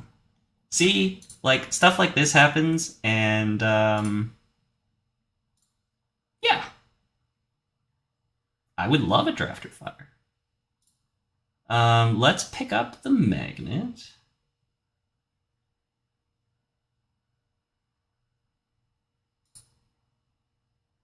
This is an interesting situation. I could install the RustRydah and put the magnet over top.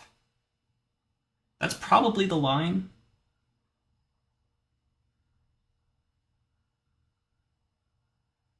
Yeah.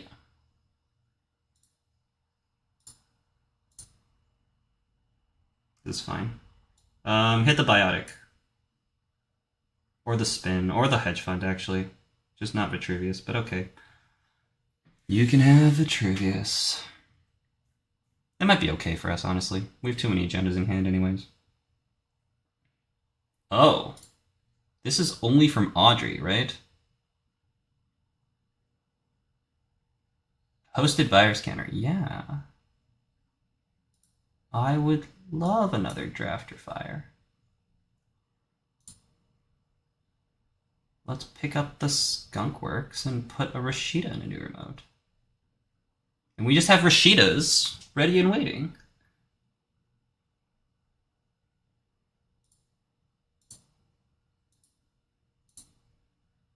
Sure.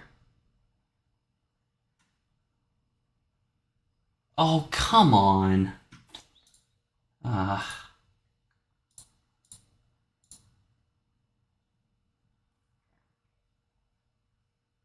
Now I need to draw for ice.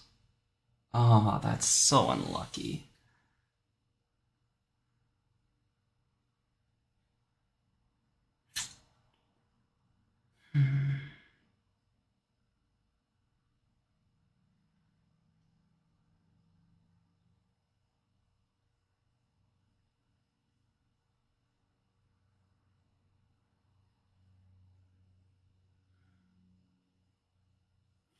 Okay, fully out biotic hedge fund gets me a click, gets me another click. I need to think about this. Because we need to draw and install the ice. So, fully out biotic hedge fund costs 3 clicks. I gain 2 clicks off the biotic, and I gain 1 click off the wage workers, which means I can install 3 cards and get another click.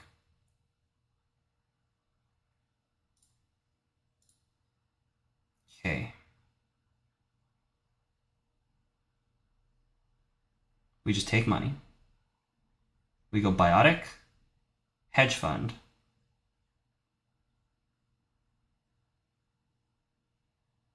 And biotic hedge fund makes sense because I net a click that way.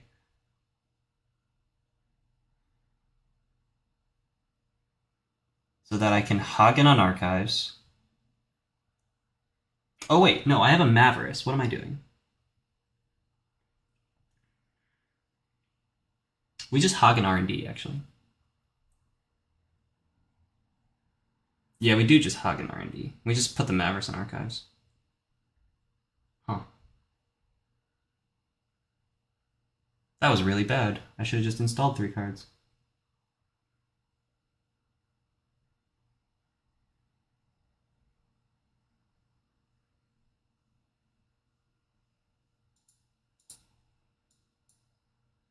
We want the Hagen on R&D still. So this turn goes... Because we just need to rush out here. So it's like Hagen on R&D, advance.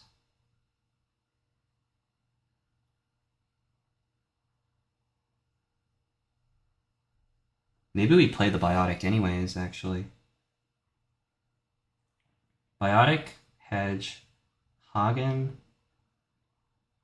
Skunk, sorry.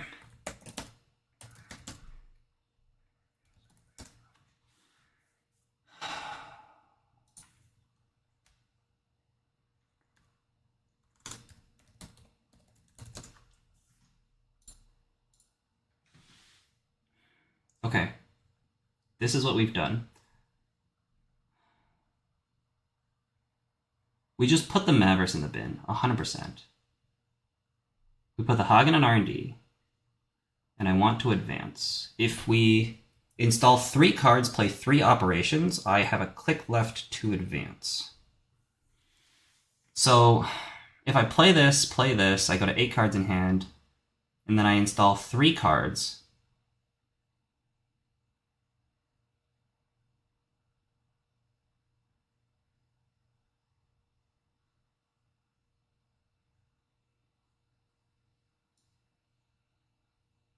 So we draw again. Right? Draw. Hedge, biotic. 3 clicks. Install 3 cards, advance. Hedge, biotic, 8 cards. 1, 2, 3, advance, discard Mavericks. Draw again. Credit, okay.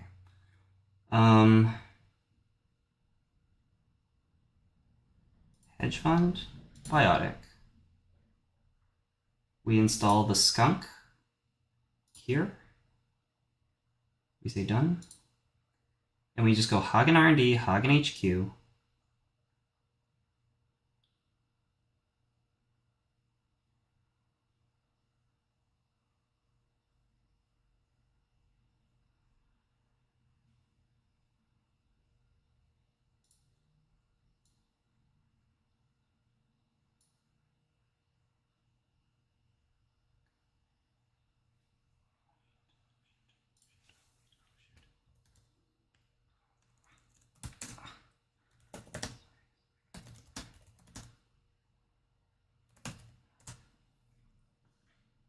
We messed that up.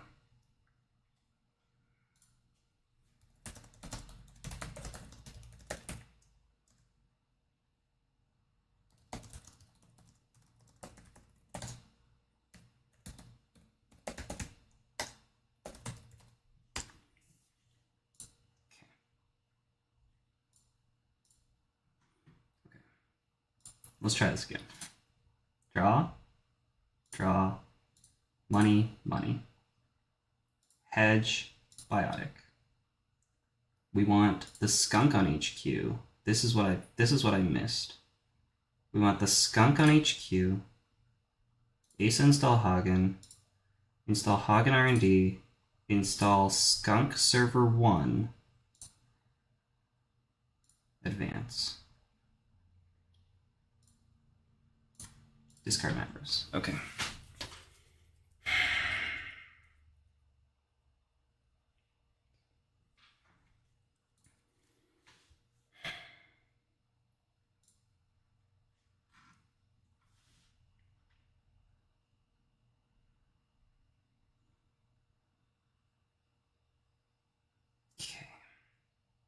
Start turn. We don't want the RustRydah.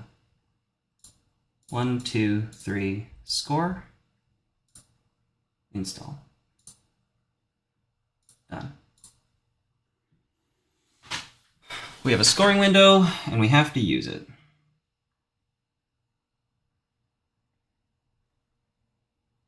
That makes sense.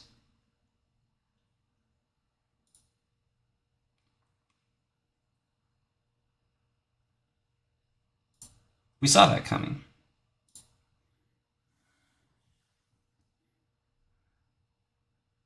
Ooh, but we have to... No, never mind. I was going to say we have to spend our tokens, but we get the Audrey and the consume. So I have a choice here.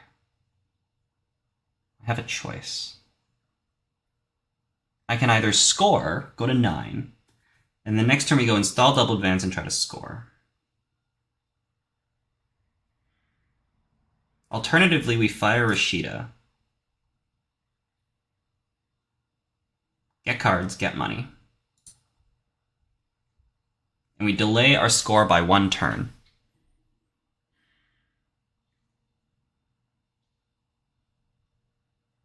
And in that turn, Audrey is going to get counters. Because we're going to run here. But we can't get through the skunk on HQ.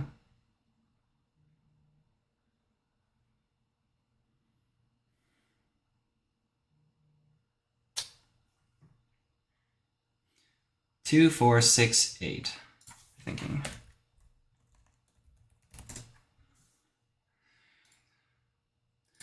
With 8, we have 7 pieces of ice, and we're gonna draw 3.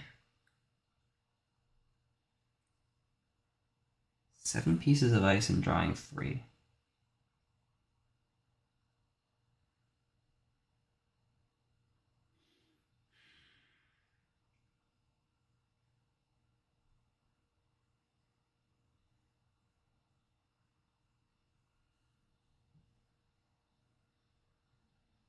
Okay, let's do it.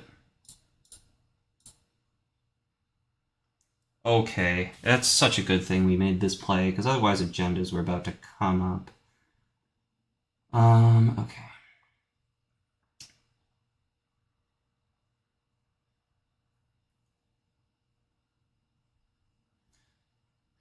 Okay. Wage worker, gatekeeper. It goes wage workers, gatekeeper, install spin, res, spin, play, hedge fund. We play 3 cards, we go to 6, we discard 2, shuffle 2 back. Makes sense. In which case we might move the wage workers to the other server, just so we get more info on the spin. Let's do that.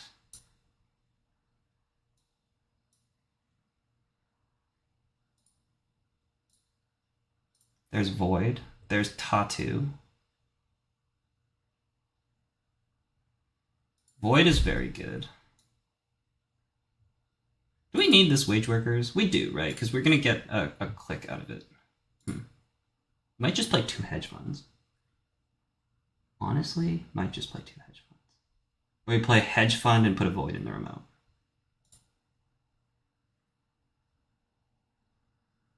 Yeah. Let's be safe. Discard the 2 of these, I guess.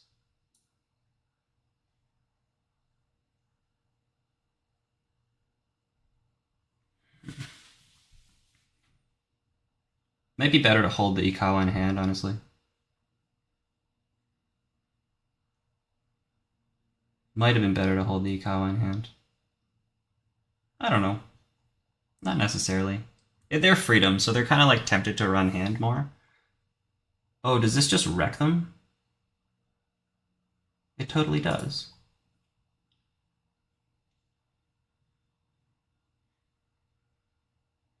This just absolutely wrecks them.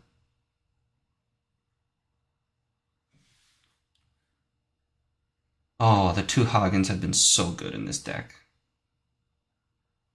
They have been so good.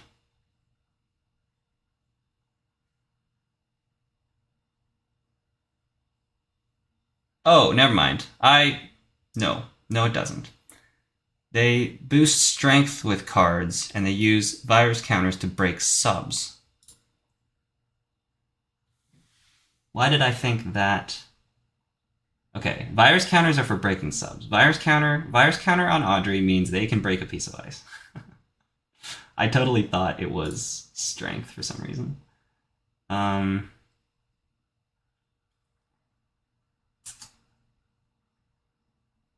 Play safe once again.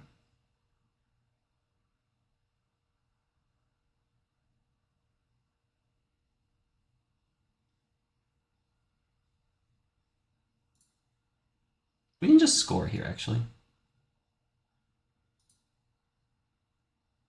Yeah, we just score here. We don't need the wage workers. Might need the hedge fund. 4-4. If they run R&D, then we get the Hagen back, which seems really bad for them. We can also get the Mavericks back. They don't want to run Archives because there's a Mavericks in there. Our Spin Doctor is well protected. So putting Spin Doctor behind here was actually a good idea. But you could argue the Magnet's actually better than the Gatekeeper. Okay.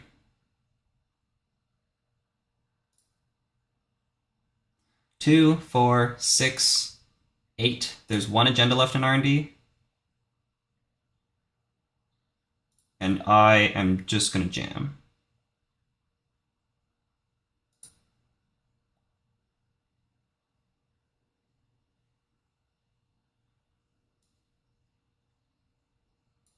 Done. Advance. If you can find 2 agendas or find this Ikawa project, then you got it. But I don't think it's possible, honestly. Oh, no, it is. No, it is. Because we don't have an upgrade that we can put in R&D here. So they could get a free run on R&D right now, but there's only a 1 in 15 in R&D. And that only would get them to 6 points. And then they need to find another agenda. Or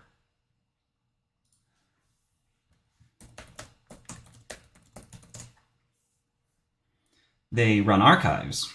We pop the spin doctor. They get purged. And then they need to find the Ikawa.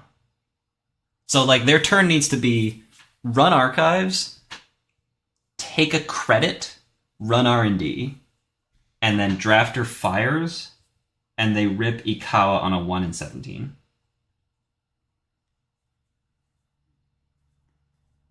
I mean, I don't know what cards are in their hand, but that's one out that I see.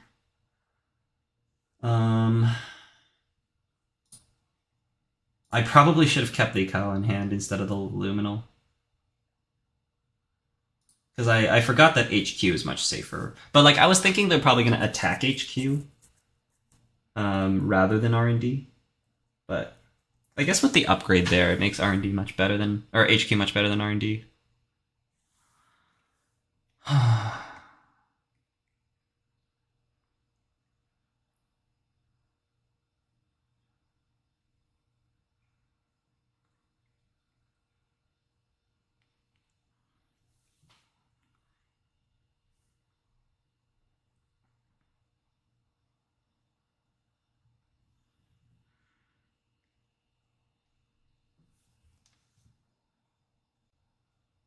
Take a credit. That's one of the clicks. Run R&D. That's not one of the clicks.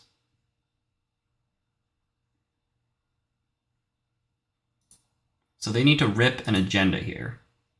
They need to rip the 1 in 15 and then run archives and then run back in R&D and rip a 1 out of 17.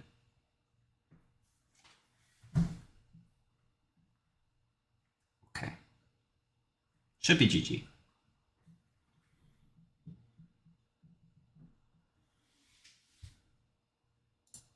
Yeah.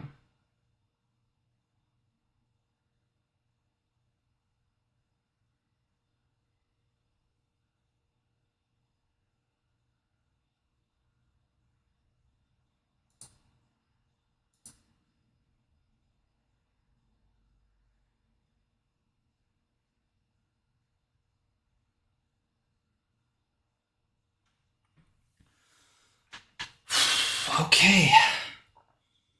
So we've got a Nuka. GG. 8-2. So we can ID our way to 10-4. We'll see if that's enough.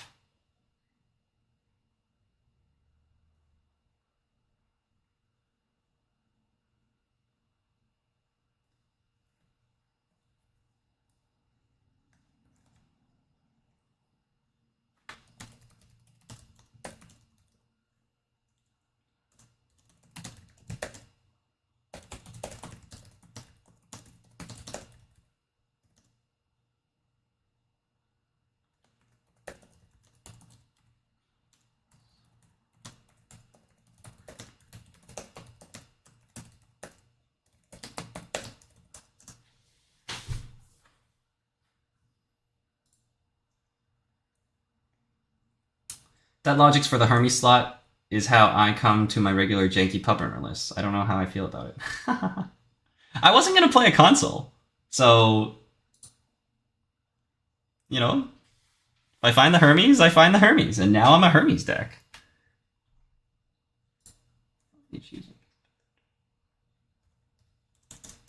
It's in archives.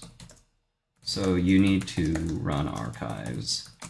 Then click for a credit, then run R&D, click 3, 3. Snipe the 1 out of 17.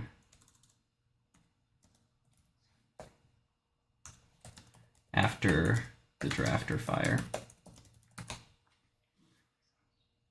So you need to run archives, then click for card, then run R&D, click 3 and snipe the 1 out of 17.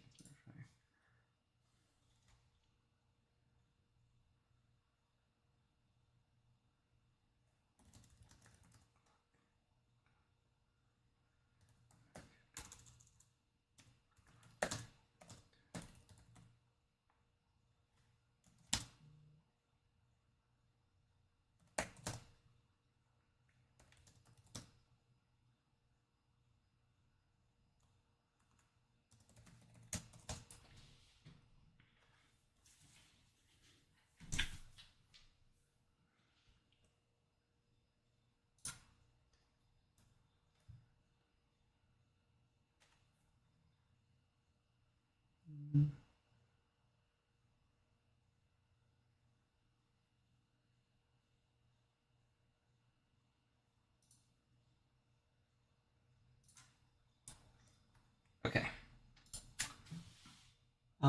This seems so brain melty. Glad I skipped this one. Wait, glad you skipped this one. What do you mean? Isn't Mr. Krabs aren't? So you're glad you ID'd? 10-4 wasn't guaranteed at APAC, and this cons is a bigger field.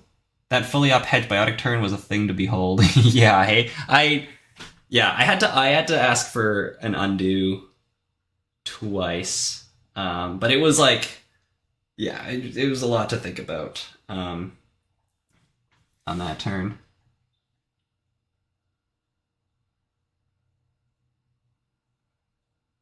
That was what, 8 clicks of total value? Well, it was Fire RustRydah first. It's a cut to 16. It's a cut to 16. APAC was a smaller field. This is a bigger field, but it's a cut to 16. So 10-4s should make it. 10-4s are definitely going to make it. It's just how many are going to make it, and how good is my SOS. In APAC, my math was 10-4s, like only 2 10-4s make it, was what I thought. So you had to get like quite lucky for SOS, but then at the end of the day, only 1 10-4 didn't make it. And that's just like, I forgot to take into account that people just don't 2-for-1 in the later rounds. Why didn't you use Mavericks to let Hagen destroy Audrey since you had enough money at that time, and instead pitch into Archive right away? I will look at that. I'll look at that in the replay after going through the rest of this. That's a great question. I'm sure there was a reason at the time. I remember thinking about it. And choosing not to do that. Mavericks on board is super strong against Audrey rigs. Served me well at Cascadia. Yeah, I agree. I have purged a lot of turtles, and Hagen has trashed a lot of turtles in combination with Mavericks. It has happened probably like 4 times. And I've only been playing this deck maybe like 10 games, maybe 12.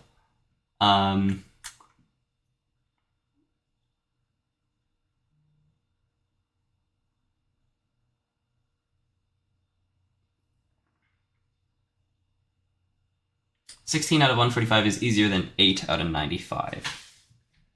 I like that. So 10-4s should make it, right? Is 10-4... See, Abraham, the question is 10-4 safe? And if it's not completely safe, how safe is it?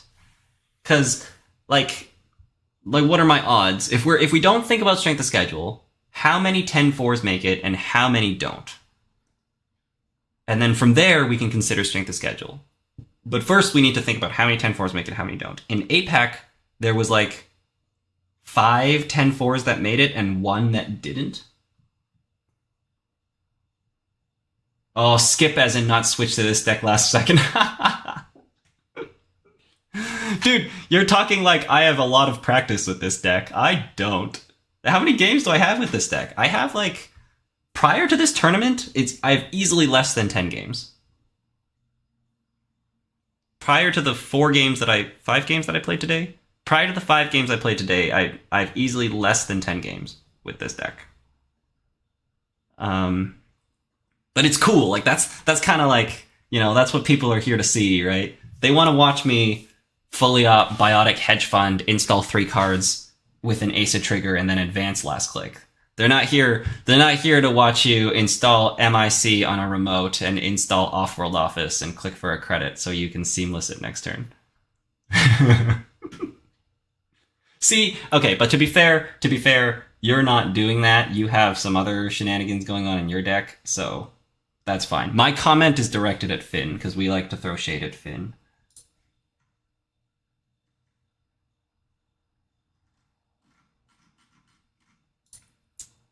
I should probably report my game first. So let's do that. What table are we on? Table 8? Table 8. Let's just do this. It's easier than typing it. Round number 5, table 8. Boom. Boom. Player 2. Wow. Okay. I was super nervous against this opponent. I have to be honest. We were paired against this person in round 4, and then it got repaired. And when we were paired against them in round 4, I was like, oh no. And then we paired against them again. Because I think Freedom and Egg Infusion are pretty bad matchups for me. I think they had a tough draw with the Egg Infusion. Like, they had to spend the first, 2-3 turns dealing with an Agenda Flood. That it seemed like an Agenda Flood. And then, they didn't find their Keeling until a bit later. And by that time, I was fully set up. Yeah, but I think I played that game really well, because I didn't make runs where I didn't need to. I didn't spend money where I didn't need to, and it was really like from the get-go, it was very theoretical. So get your breakers on the board, get your money on the board, make money, install wheels, contest the remote, because I don't have Mad Dash in this deck, and even if I did, it'd be hard to pull off against Egg Infusion. So getting to a state where they're just keeling you down and you can't stop the keeling is not good, because you can't score out. It's really hard to score out against that Agenda Suite. Victor's opponent didn't 2-for-1 last round in APAC. Yeah, exactly. I think that happened. I think in APAC there were 5 tables that could have 2-for-1'd into the cut. No. They could have 2-for-1'd into 10-4, I think. There were 5 tables that could have 2-for-1'd into 10-4, and I think only 2 of them did. Or 1 of them did. I think 1 table 2-for-1'd, another table had a sweep naturally, and the other 3 tables split.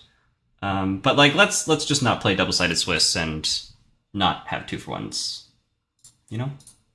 Let's stop. It's not the people's fault. It's the fact that 2-for-1s just shouldn't exist. Does where you finish within top 16 give any advantage in the cut, like pairings? Yes, it does. I think there's a bit of an explanation here. Shots fired, streamer beef confirmed.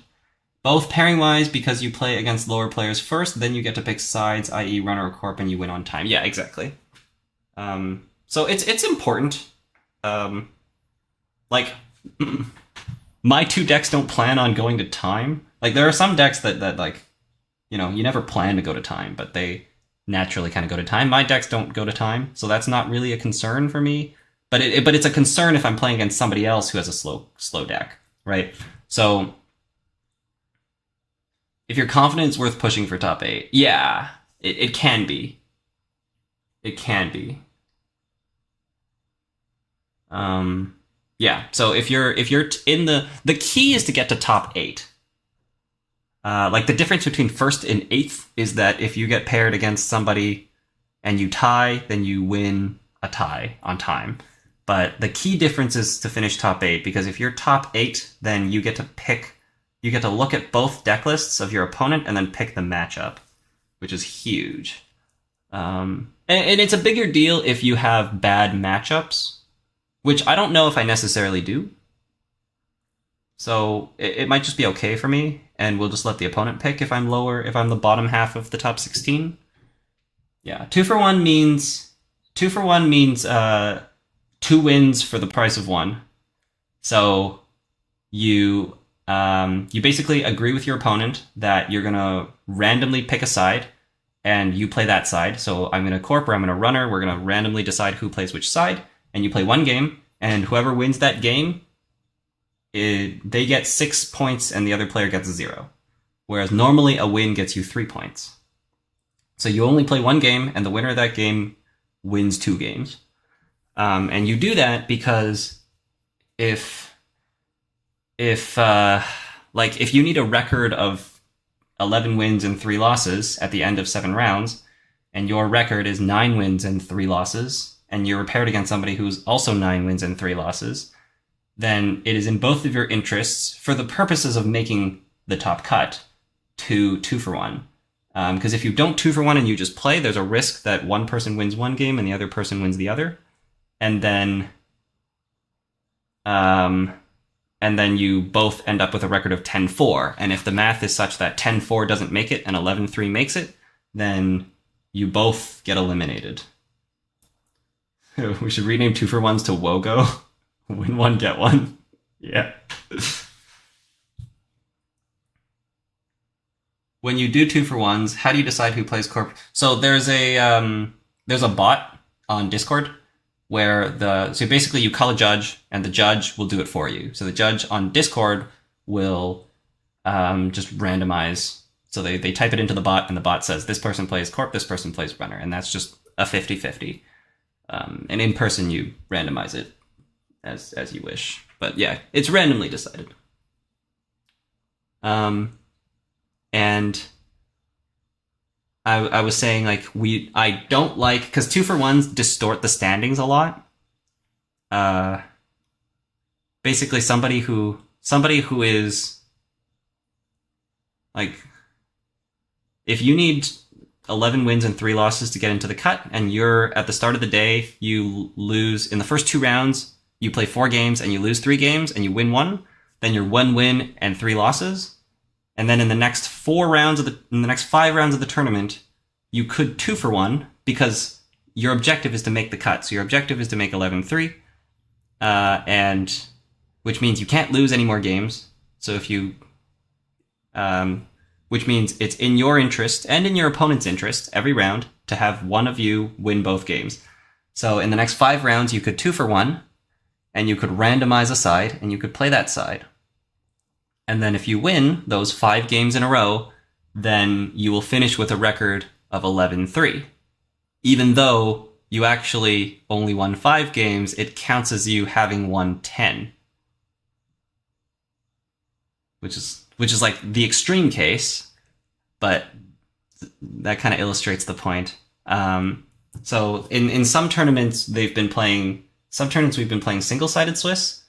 Like in North American Continentals, and in single-sided Swiss, you only play one side, and then every round you play a different opponent, and you might switch sides, you might not. So that's, the algorithm kind of balances the side.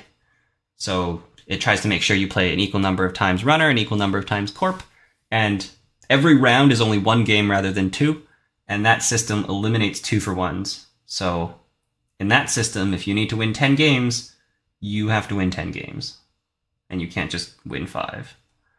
Yeah, so that, like, distorts standings a lot, which makes calculating what you need to get into the cut much harder. Because right now, there's 2 rounds left, and once the pairings have been updated, I should be able to just calculate how many people can make it with 2 rounds left.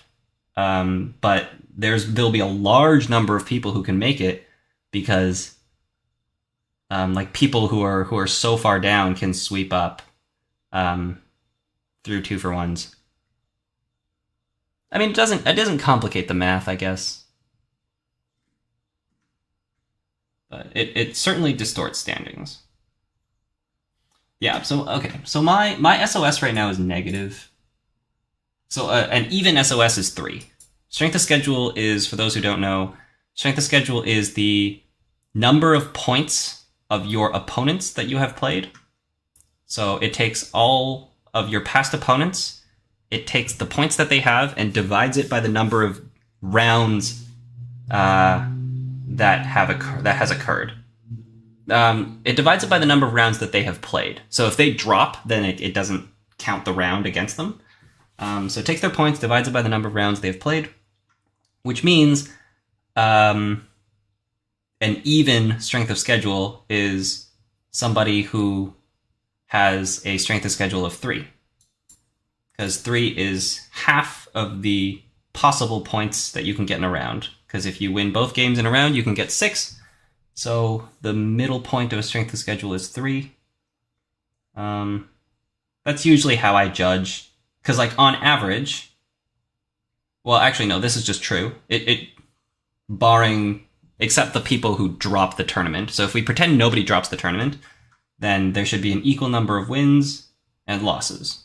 So the strength of schedule is 3, is average, and then a strength of schedule above 3 is above average. And I have 2.8125, which is below average, which is an issue if we're saying 10 and 4 makes it into the cut, but strength of schedule is the tiebreaker. So I will be at the mercy of how well my opponents did if I finish 10-4. Yeah, we'll see. We'll see what happens. What's the time situation?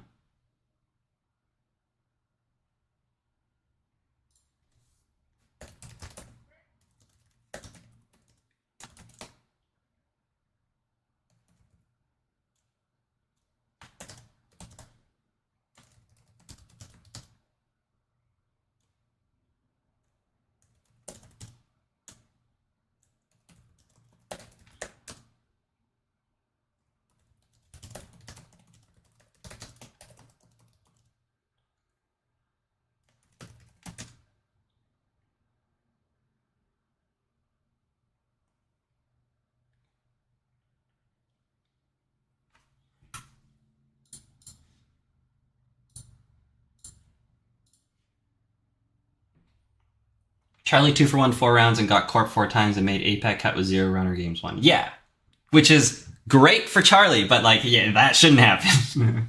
Has there ever been a tournament where you bid additional starting credits for your opponent to play the side you want? I would love that. That would be super interesting. That would be super interesting. 8 players on 24 after this round. Oh yeah, I guess I could look at that. Hey, I'll look at that in a second. There's a couple things I said I would look at. That would be super interesting. Bidding something. I like double-sided Swiss for the 2 games versus opponent format, but definitely want to see how single-sided Swiss feels. So I think, for me, lots of people have cited single-sided Swiss having issues with time. I've never felt that. I've never had issues with time playing single-sided Swiss, because you have more time per game. Because in single-sided Swiss, you get 35 or 40 minutes a round, whereas in double-sided Swiss, you get 65 minutes for 2 games. The argument can make sense if it's like you're playing one slow deck and one fast deck, and then you're playing a fast deck to kind of complement that you're playing a slow deck, and that's why you're having time issues, is you're having time issues in half of your games. Fair enough. The one thing about double-sided Swiss, though, is that there's less shuffling around, which I think online doesn't really matter. I think in person, you have to, like, you finish your game, you stand up, you got to go move, and then you got to sit back down again. Like, that can add a lot of time to the tournament. But like in single-sided Swiss, you get to meet more people, and I love that. You just get to play against more people. So yeah, that's just really good. Also, in single-sided Swiss, if you have a bye, you only have a bye for 1 round, and you only miss 1 game of Netrunner. And in double-sided Swiss, you miss 2 games. top players should be pairing stronger players. If you start IDing, your SOS should rise. Yeah. That's true. But maybe not enough. Exactly. Exactly. The earlier you ID, the better your SOS will always be on average. Someone on stream was saying a plus of single-sided Swiss was that you could bring 2 slow decks. Yeah, I think so. As long as you don't play slow. Like, to me, a slow deck takes 30 to 40 minutes to win a game. And that is enough time in single-sided Swiss. And also, if you're playing a slow deck, I think the onus is on you to like practice the deck and practice the lines so that when it comes to your turn, you play fast. Because you should have practiced it because you're playing a slow deck. Yeah, if you want to play like one deck that takes more than 40 minutes and then the other deck is supposedly trying to take the other 25 or less, then like I guess, but that sounds miserable. I was matched against 9 different people during Cascadia over 10 rounds. Yeah, and that's just good. Like in an in-person tournament, I just want to play against different people. I want to meet people, especially in big tournaments. Like there's so many people coming from all over the place. It's definitely more fun, I think, just to talk to more people during the tournament. I do like the time pressure of having to get 2 games in, but agree that the mess of 2-for-1s and IDs that Swiss becomes is definitely getting more of a problem. Yeah, I mean, I think it's always. I mean, maybe I'm wrong. I haven't been playing competitively for that long, or like showed up in competitive tournaments for that long. Maybe 3 years, 2 years, so 3 years. So maybe 3 years ago this wasn't a thing, but that seems hard to believe, right? Okay, I was supposed to look at something. Right, I can look at standings. Let me check the time first.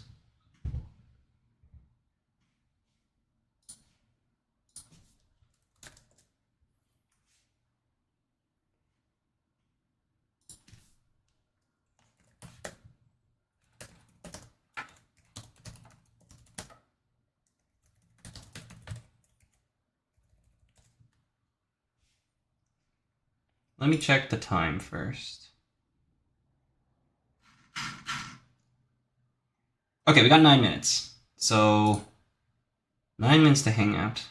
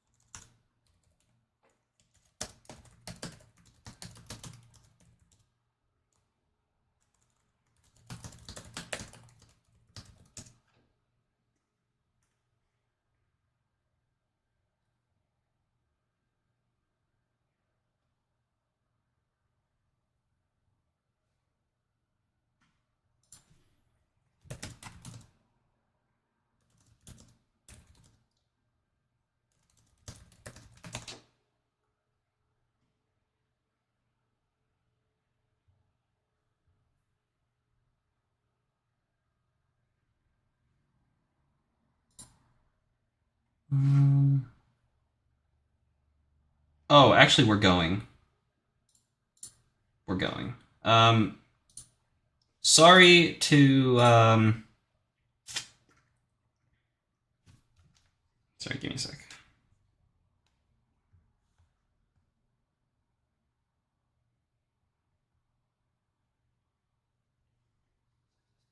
Yeah, sorry to It's Me about that installing Mavris to instead of discarding it that turn. You asked a very good question. I would like to look at that. It looks like the next round is starting. I will look at that, especially if I ID. When 2-for-1s are not explicitly allowed, basically they happen less. Oh, 2-for-1s were not explicitly allowed before?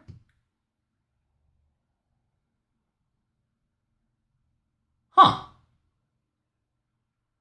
I would love to hear more about that. What do you mean it wasn't explicitly allowed? So did FFG say you're not allowed to do that?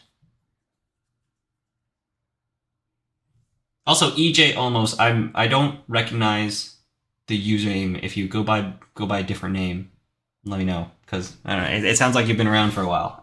So I would hate it if I was more familiar with you and I didn't know.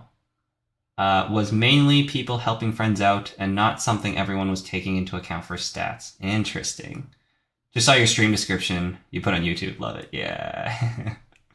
I've been up for a while. Ooh, also, you know what else has been happening for a while? Man U has been playing for an hour. I totally forgot about that.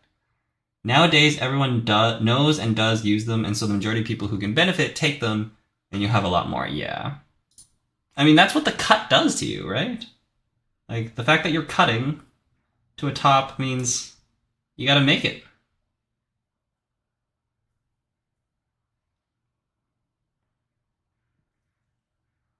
Okay, next round is up. Let's see who we got. Let's see what standings looks like. I'm paired with Arndt? Yeah, let's ID, baby. Oh, that's so good for me. That's so good for me. My SOS just went up the slightest bit more.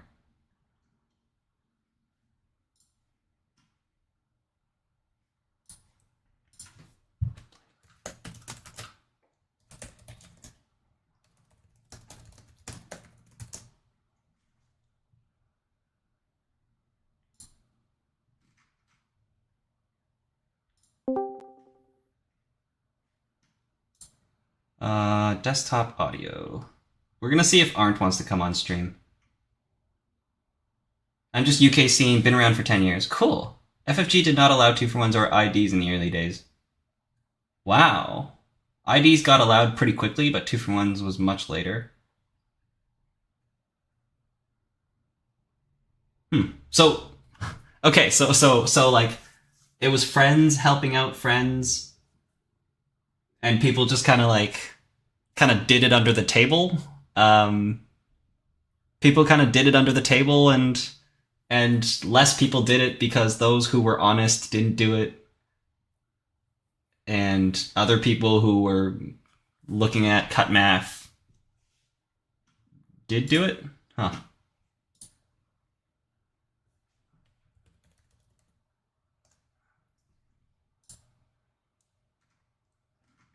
Ooh, we could do a show match.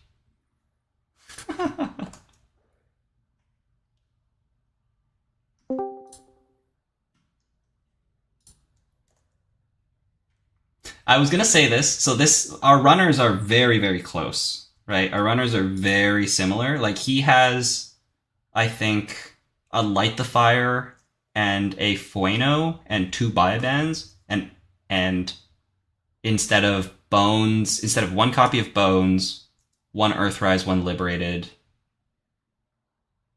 and something else. But then like the other 41 cards are the same.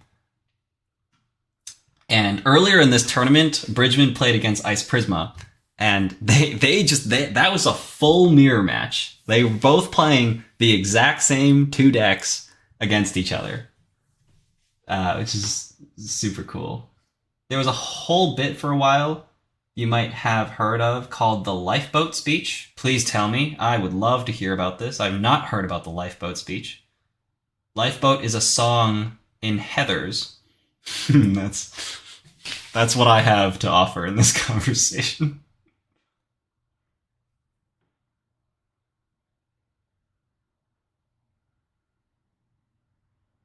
Yeah, I would love to hear about the lifeboat speech. That sounds super interesting. Hello, hello. Uh-oh, we got a please stop.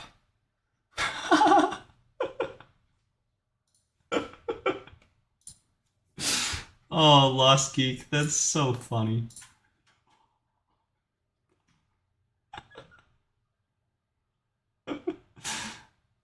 So, if you guys, if anybody is watching me right now, is on the Netrunner Event Hub Discord, go there right now, and go to the EMEA General Chat, and if you click in there, you will see PSK saying, "Please stop, we need to repair," and then Lost Geek posted this GIF that's just so funny.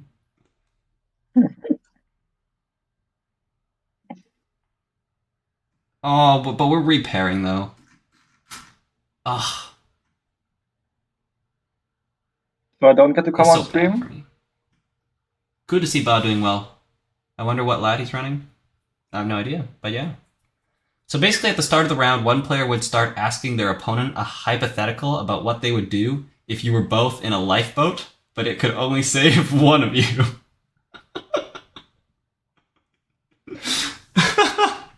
That's hilarious.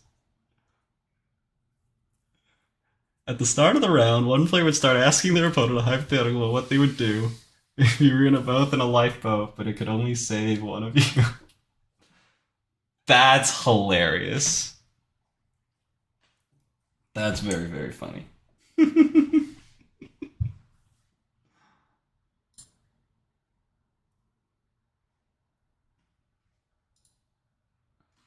Hello? Wait. Has Arndt been here this whole time? Hello, hello. Oh, I can't Am I? hear you. Why can I not hear you? Oh, I need to put my headphones in. Can the stream hear you? Oh, boy. I think the stream can hear you, and you've just been, like, saying hello to me this whole time? Oh, I mean, no. Okay, I I hope I tried get to be, paired like, against you very- again. I can't hear you just yet. That's where the lifeboat meme comes from. What lifeboat meme? Please send me. Please send me this lifeboat meme. Oh, you can hear him. Okay, hi. I can hear you now. Hi. Hi. Dude, have you been in here this whole time? Jeez. Very I sorry. mean, I was like, I didn't know if it was on my end or yours, but Uh-huh. the headphone thing makes sense, yeah. Yeah, for some reason when I plug in my mic, my desktop audio also goes, like, my computer thinks that it's also a speaker, but it's not a speaker. So my audio will go to my mic, but then it doesn't come out anywhere. Anyways, it looks like we're repairing, which is unfortunate, because I would love the extra points for being paired against you. I mean, I'm fine not playing as well. I'm hella exhausted. Dude, I mean, like, you're ahead. You don't need to play, but do I need to play, though? What do you think? So, you are slightly behind Finn about the streamer beef.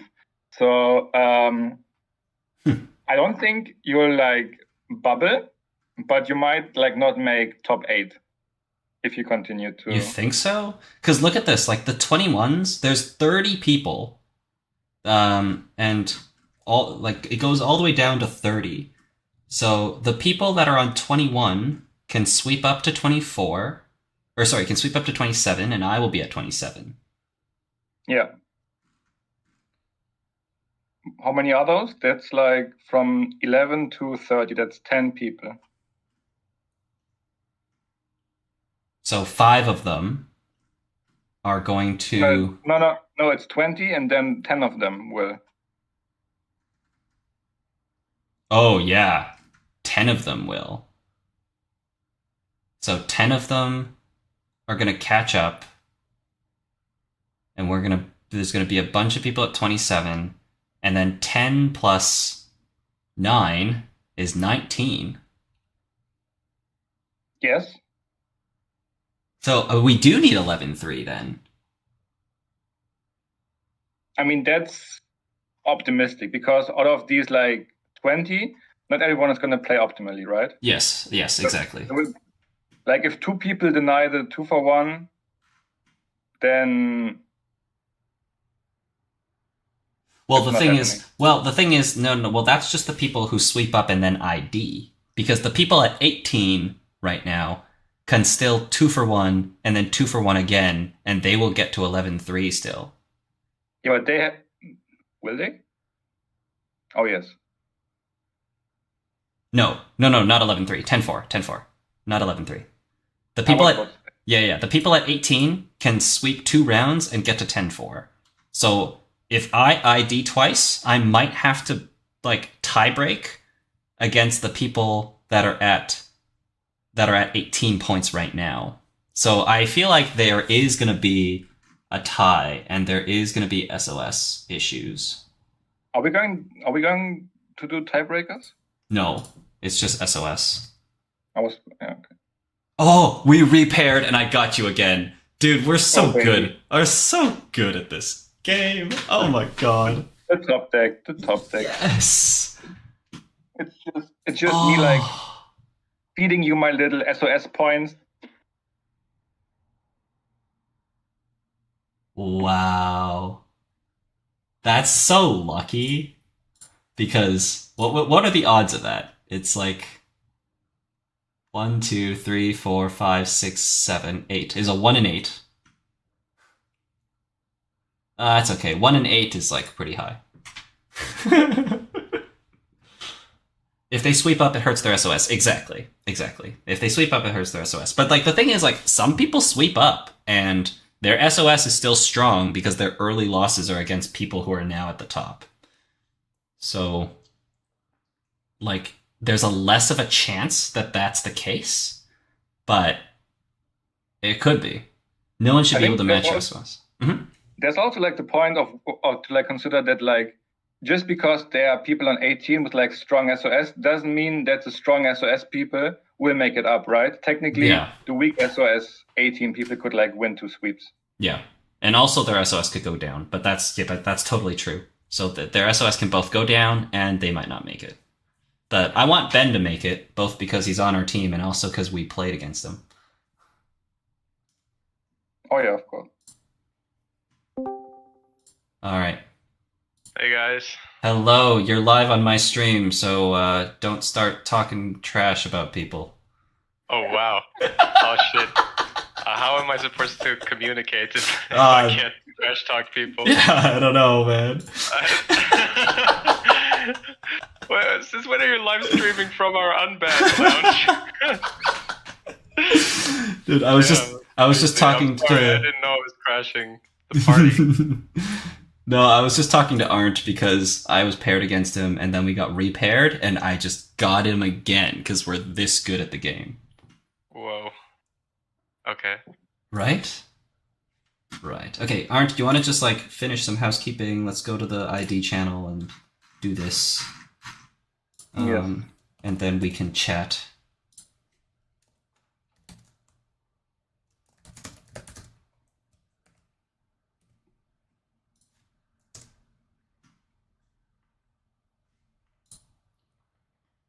Man, I beat the egg infusion, the Keeling egg infusion. Like the thing is, I went into the matchup going like, okay, this is definitely Keeling egg infusion because there's no other reason to play egg infusion. It's pronounced drag infusion. Drag infusion. To play against.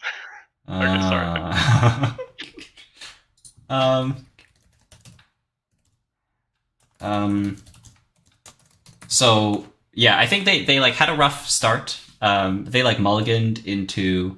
I mean, they mulliganed into install RustRydah, install Ice HQ. So like, I nothing to complain about. But then like their next 2 turns was like draw, like install spin, res spin, discard agendas kind of thing. And then I was like, I was basically went into the game fully with the theory that like, okay, this is just Keeling. We're just going to get our breakers out, get money. We're going to install wheels and we're going to use wheels to make sure we can run the remote, we're going to install Bones so that we can trash the keyling. So I like basically early in the game, I was like, I found Bones and I just installed it because I had an extra click and I didn't know what else to install. And I was just like, I'm just going to play the matchup. And then I think like on turn 2 or something, we ran R&D to get a Hoshiko flip. Or no, turn 3. We ran R&D, get our second Hoshiko flip, and I access Formicary. So now I'm like, okay, I don't know what's going on anymore, but it's probably still keeling. So it turns out it's keeling, but with triple Formicary, double skunk. That's pretty wild. Yeah. It was like with no wait, divert power doesn't work. There is divert power. There was the influence was 2 skunk, 3 Formicary, 3 spin, 2 divert power. Huh. Oh, and then yeah. But then like if you move the Formicary to the remote, you can't like move it there again. Yeah, that's true. I don't know. They never played divert power. Basically, they were like pretty broke the whole game, and I never ran central, so they never rezzed any egg infusion targets. And I only ran the remote. And then I like hippoed their ice on the remote, and then they were broke. So then I got free runs on centrals, and I basically like was charging twinning the whole time. But HQ and R&D had an anemone on it that I was breaking for 1, so I just never used my twinning, and I just got single accesses, and I just won off singles with like 6 counters on twinning. Sounds good. Sounds good, yeah. But like there was one turn where they like double Formicarried me with the skunk works, and I like had to spend a bunch of money, but luckily that made them broke as well. Rust couldn't pair Finn or anyone else he's played already. Yeah, that's true. So it's a better than 1 in 8. Has nobody cracked front company egg yet? We could try it. Front company egg infusion, yeah. I mean, yeah, front company seems like a card that could be very good. Just requires some testing to find it. You can res it for skunk when it's on the remote, Finn. Oh, Finn. Wait, what? You can just res it if it's on the same remote. Let's No. find out. I didn't think it was true either, but let's find out together. Whenever the runner approaches the server. Oh, you can. What the hell? You learn something new every day. Alright, very good. I mean, unless I'm missing something, it just says move this ice to the innermost position, protecting the approach server. It doesn't say you have to move it to a different server, yeah? Yeah. Okay. Yeah, my bad. That's crazy. Okay, divert power makes sense. Yeah. Yeah, pretty crazy. Yeah, and then the Freedom was I think Freedom was a bad matchup for me too. And they were playing Knobcurie, Audrey, Imp, Consume. And they there was one turn where they ran HQ, Drafter Fire, steal Vitruvius, run R&D, Drafter Fire, steal Offworld. And then I was down 4 points just off of those accesses, but I was able to figure it out. Arndt was watching this at the time, but there was a turn where I had an agenda in the remote. Actually, it was the turn after. So the turn after, they go run HQ, go through Drafter, steal, run R&D, go through Drafter, steal. And I was like, okay, if I if they run again and just luck a Nikawa project, they win the game, right? So I fired RustRydah, and then I had 3 remotes with cards in them. So, and I had wage workers. So it was fully op to draw 4, gain 4, biotic, hedge fund, because that nets me a wage worker click. So now I have 3 clicks. So then I go skunk HQ, Asa to install Hagen R&D, skunk in the remote, and then wage worker click to advance the off-world that was in the remote. Yes, pretty neat stuff. But I was most impressed by when you didn't install the wage workers, because I was like, Don't just install the wage workers. It's a free click, and next turn you can like triple advance and get another click. But like just to double ice and like keep them off counters was very good, very smart. Yeah, the second wage workers. Because like if they trash it, the thing is like relying on getting the wage workers click and then them trashing it and being one click short next turn can like cause some serious problems.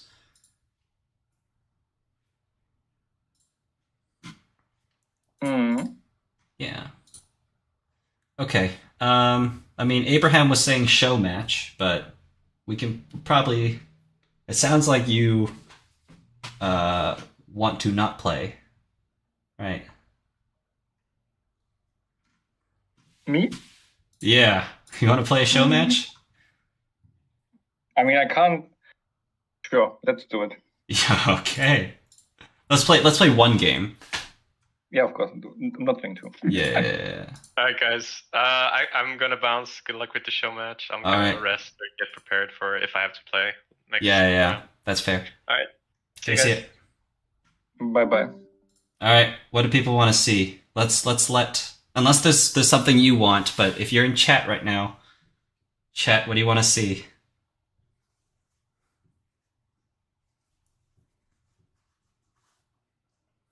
We can play. I'm playing Asa and Hoshiko. Basically, you're going to see the Hoshiko.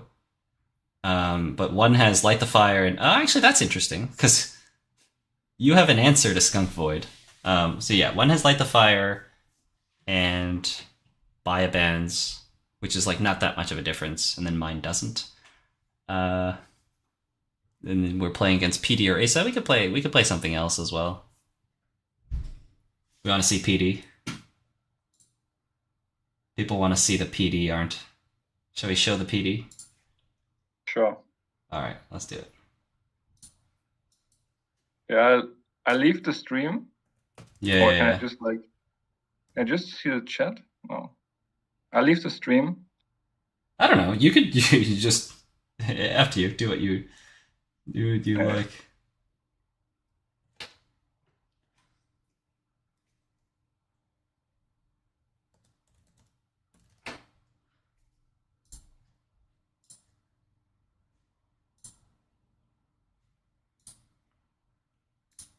All right, come join the game. It's in Fun. It's in casual. I wanted to I was also making a table. I wanted to name it like Preemptive Euros Top 16 Final. Ooh. we could do it. I could rename it right now. Okay, let's go. Great hand to mulligan.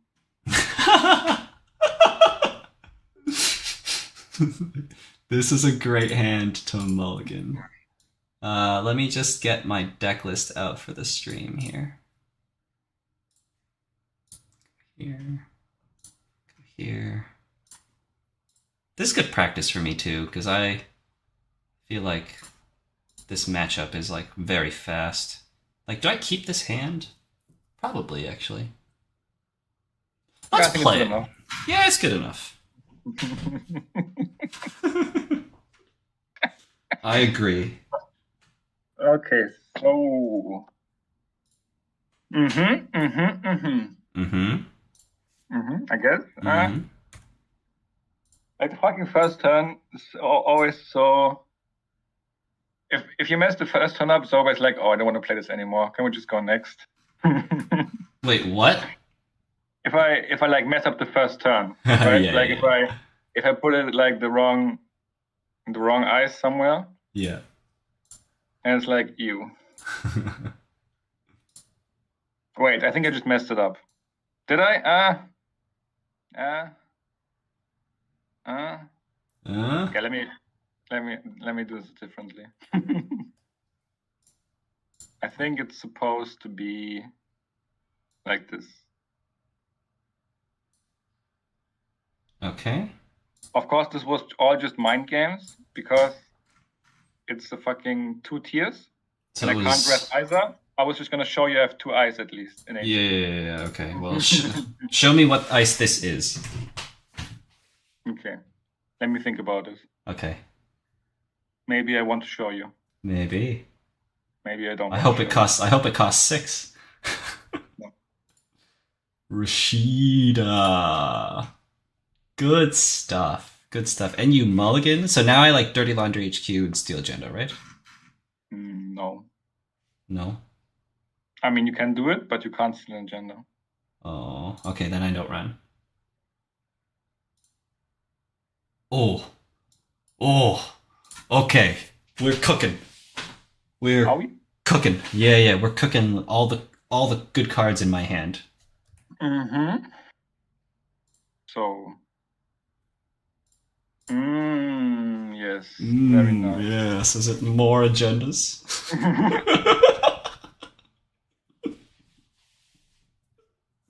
I mean, we're gonna.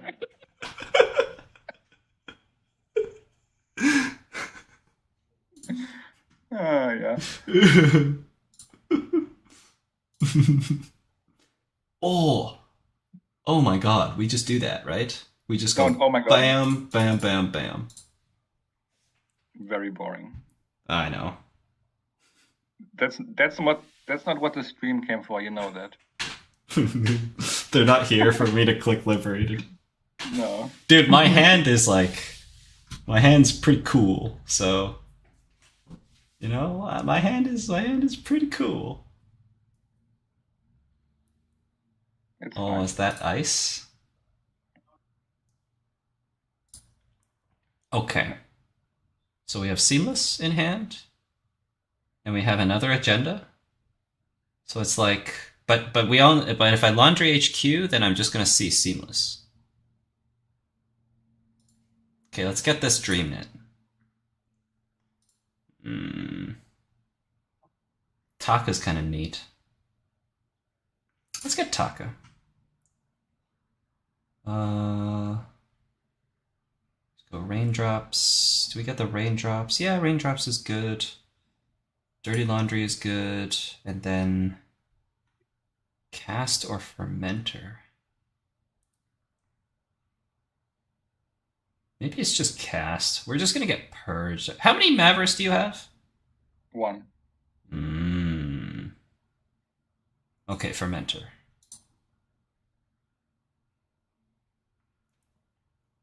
And then we rip Agenda, baby.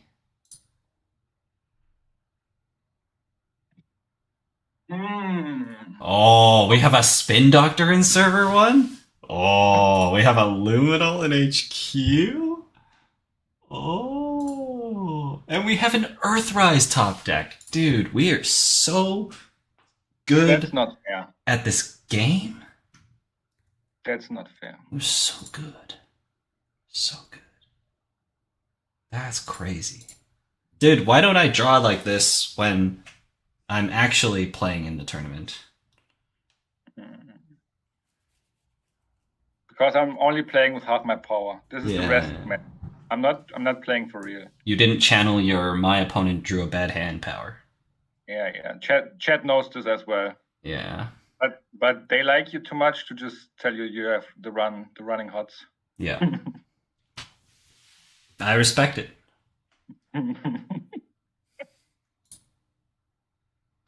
So now we like bank our HQ, and then we should have drawn first, but that's fine. And we drew all this other stuff, so now we just like throw up on the board.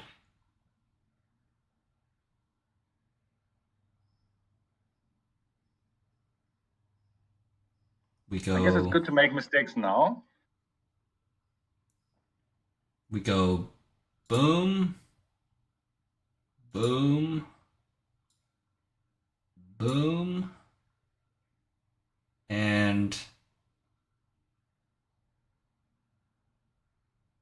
boom. Okay. So who's ready for a free tier? Oh yeah, that's why we're here. Let's see this tier. I guess it's this one first. Last time I checked, That's not a tier. Hmm. But I mean, 5 agendas is good too. that's slot machine.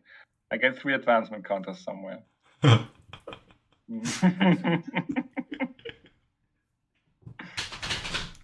Mm.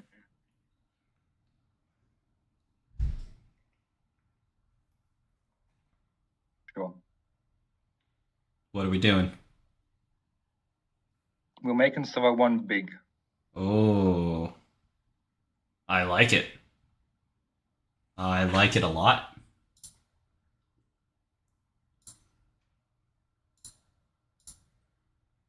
And then we bank our nowhere because we're that good at the game. Also, I forgot to trigger Gachapon, but we drew the DreamNet because we're good at the game.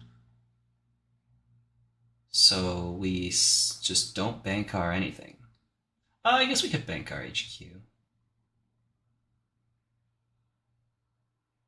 Yeah, I don't think we'll run HQ, but we'll bank our HQ. Give me this twinning. Access denied. I mean, I'll take the cleaver, right? Or do we take the fermenter because we have cleaver in hand? Do you install cleaver for $2 less, or do you install fermenter For $1 less. for $1 less? I think we just take the cleaver. Laundry, steel skin, gamble. We don't need fermenter. What a bad card. Programs are just bad cards. Hella bad. Yeah. And then we installed the DreamNet. And then we run R&D. Mm-hmm. And then we boost the Unity. We're popping spin. That's crazy. We boost the Unity for fun. And then we trash Takana. No, not the bird. And then we go again.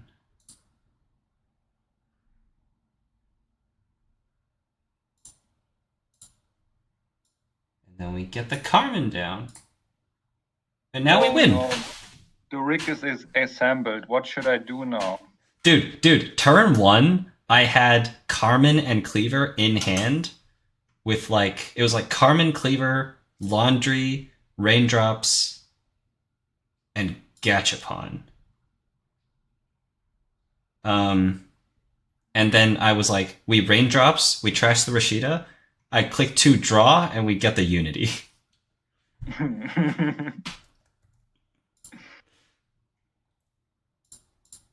Now I just need to outpace you, I guess. You have all the stuff, but no money. And I've Oh, RFG'd. baby, no. And I've Baby, no RFG'd. money. Yeah, I've RFG'd both my daily casts and both my fermenters. Great. But at least I have friends. My silver lightning, whatever it's called. You know what I mean? So, what to do?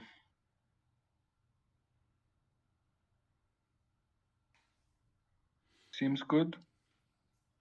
This seems good. Yeah. Yeah. Sure. Are we gonna make a Are we gonna make a Leopold remote? Ooh. Huh? I mean, what's the... How expensive? Like last time I messed up because I didn't put expensive cards on here. But now it's good because the Hagen is on the outside. Mm-hmm. There's no banker value. Mm-hmm. I guess we can see what we get. Ooh. Is it more agendas? No, how could it be? Yeah, If they were all already in my hand. Exactly. Mm-hmm.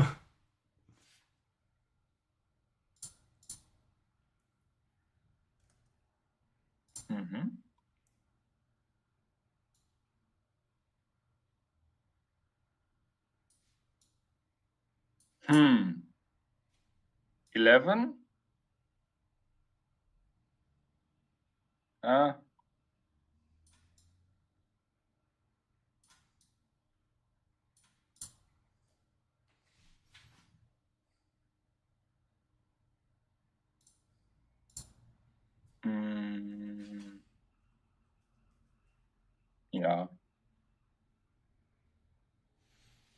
Install. Give me this Earthrise. Dude, this Earthrise has been sick. You know the video of the one guy talking about banana bread? No. It's like he's in the car, like doing a video blog or something, and he's talking about like how bad his day is or something. Uh-huh. But then he always references back to good stuff, which is just banana bread. And I was reminded by it, by how you are praising the Earthrise. I have no money, but this Earthrise. This Earthrise, yeah.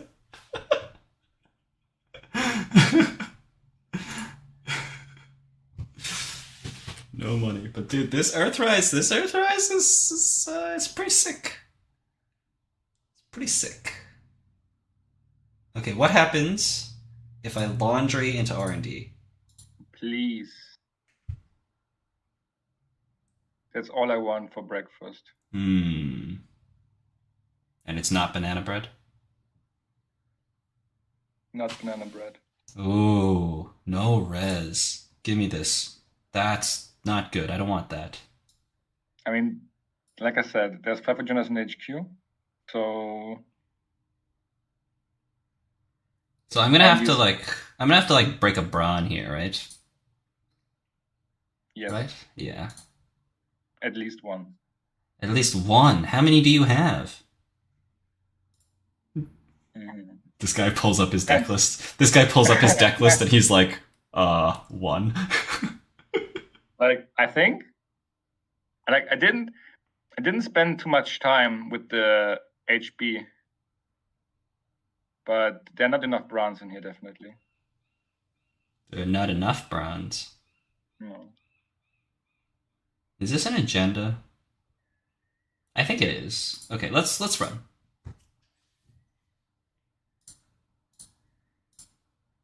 Cost me $1. You know, res brawn?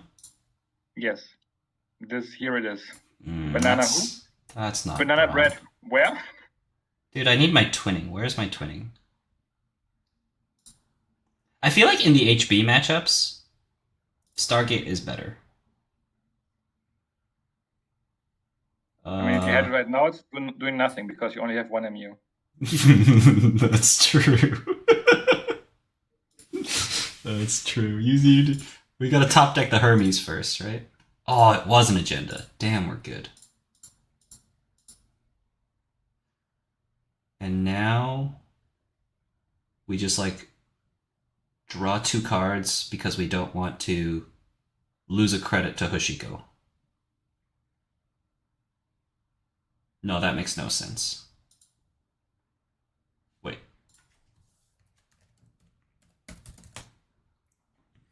We mosh. And then we hit this.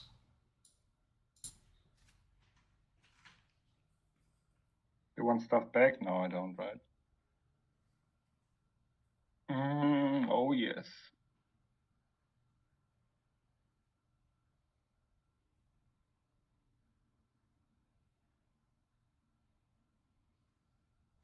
This is good for my confidence because in the first 2 rounds when I lost both my runner games, I was lacking a bit of confidence. But now we've been winning runner games. So I'm feeling a lot better. This is terrible for my confidence. Well, I'm undefeated. How can this happen? See, but the thing is, this is what gave me the most confidence is the fact that you won all your runner games, and I was like, you know, like we're playing the same deck, so we can make this work, you know? I'm sure.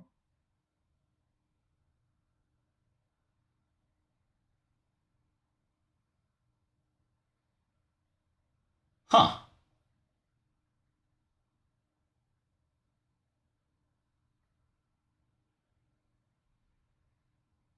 No. Okay.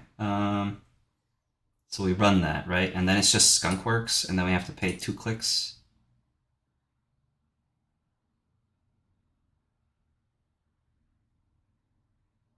Yeah. So we install this.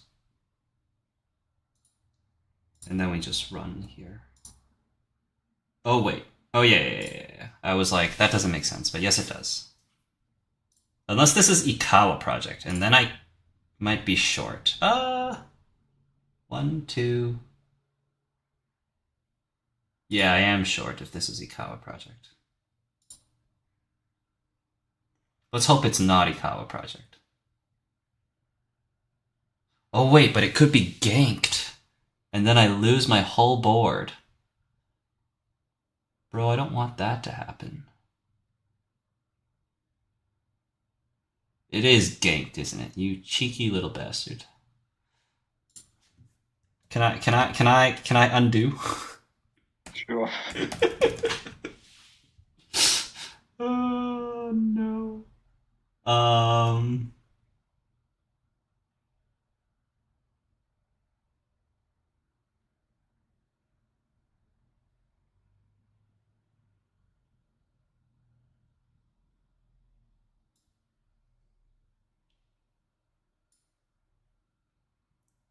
Okay, give me R&D instead. I feel like that is ganked. Not gonna run into that. Have you ganked people today? Oh, I misplayed one time where I could have hit the loop, but I messed it up because I spent one too many credits on my turn. And then they ran it, and then I couldn't like force the Ika to go somewhere else. Oh. That sounds a little complex. I learned from that. Very good. So about this, no, not an R&D. There's only one thing that, no, not RustRydah. Go again. Yep. And then I like, if I steal an agenda here, my Taka goes up. Correct. So Please we agenda. like pay one, I guess. Okay, and then we just paid a credit for no reason. Stop tryharding. I know. So do I want to shuffle now because the top card isn't an agenda and I need more agendas? Dude, you have 3 in your hand. Yeah, true.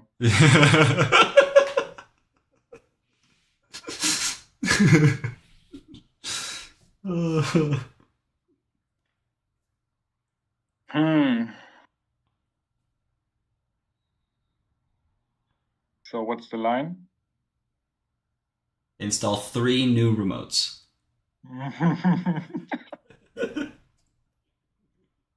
Hey, that's a soccer reference.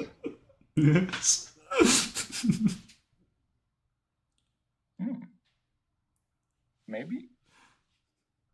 Yes.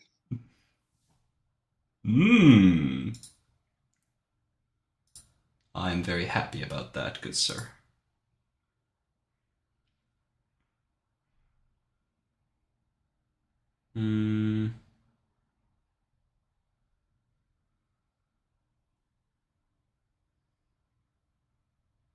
What if we sit and do nothing? If it fits, it I sits. sit. The second liberator count. Now you're really pushing it, William. I know. You know that's not what the fans want. Fans want to see the gank loop. Give it to them. I don't know if I should run here. Maybe I should have ran first. Probably should have ran first, actually. Like, I wanted to be able to take net damage, I guess. Uh-oh. Oh no. I mean, it's still a better tax. You paid 3, that's fine for me.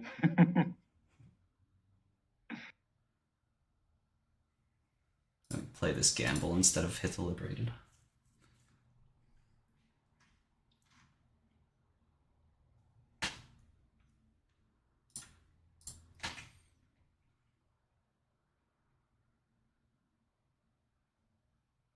Run first, draw twinning. Ooh. Abraham gave me a good line.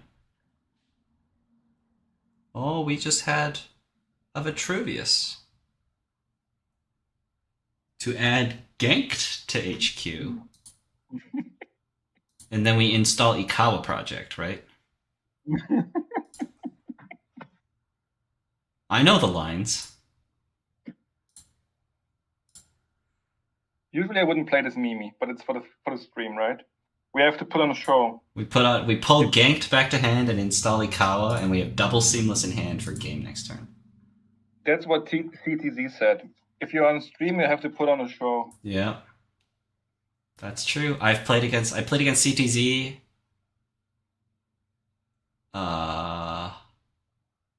It was in an online event. I think it might have been 2020 Worlds.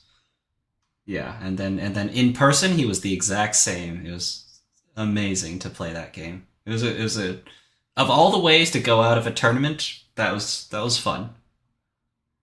That was fun.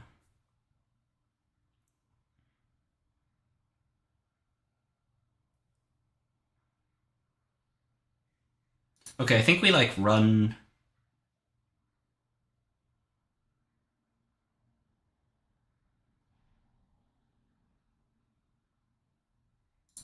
No. We hit liberated and then run. Okay, show me. Should I res it now? Should you res the ganked? I'll continue. I've made the run. I've committed. Dude, that's the tech, right? Because it's like when you make a run, you like you can undo because there's no like hidden information that's gone by. But then they initiate the run and then you res ganked, and like now it's like now we can't really undo.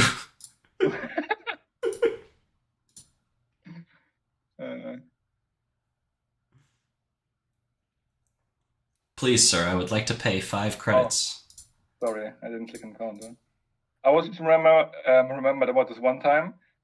It was just casual, and I was playing against. I was runner, and I was playing against the corp, and they had something rest on R&D, and that was like a known. It was like, I don't know, a code get or something. Okay. Right, and then I install a code gate breaker and I run, but I misclick into HQ, and the second I initiate the run, they res a fucking archer on me. And it's like, no, too late. Already initiated the run. No one. Oh no! Oh no! That's hilarious. So, I mean, don't have infinite money. You can't do this every turn, right? I can do it for another 2 turns. Show me. Okay. Show me what you got. I will. I will. Aw, but you have an upgrade again? But you already committed to running. There's no checking out now. Oh, I know. The information has been revealed. Yeah. Of course. That's how this works. I knew that. See, I kind of want to install this twinning first. You understand? No. No? I mean, it's fine. I would very much like to be the twinning installed, because then I can also incorporate it into my gank loop. Right. Okay. So see, but then we like click this, and then click this. Oh wait, but then if we run last click, then it could actually be Ikawa project, and then we could actually lose the game, like for realsies. No, we don't want to lose the game for realsies, so we won't do that. Let's run now. 5, 6, 7.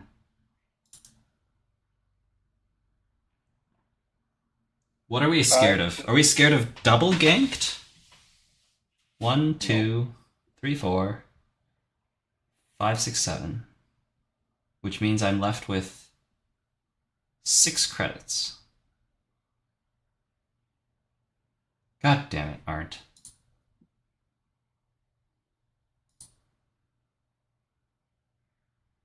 And I need 9.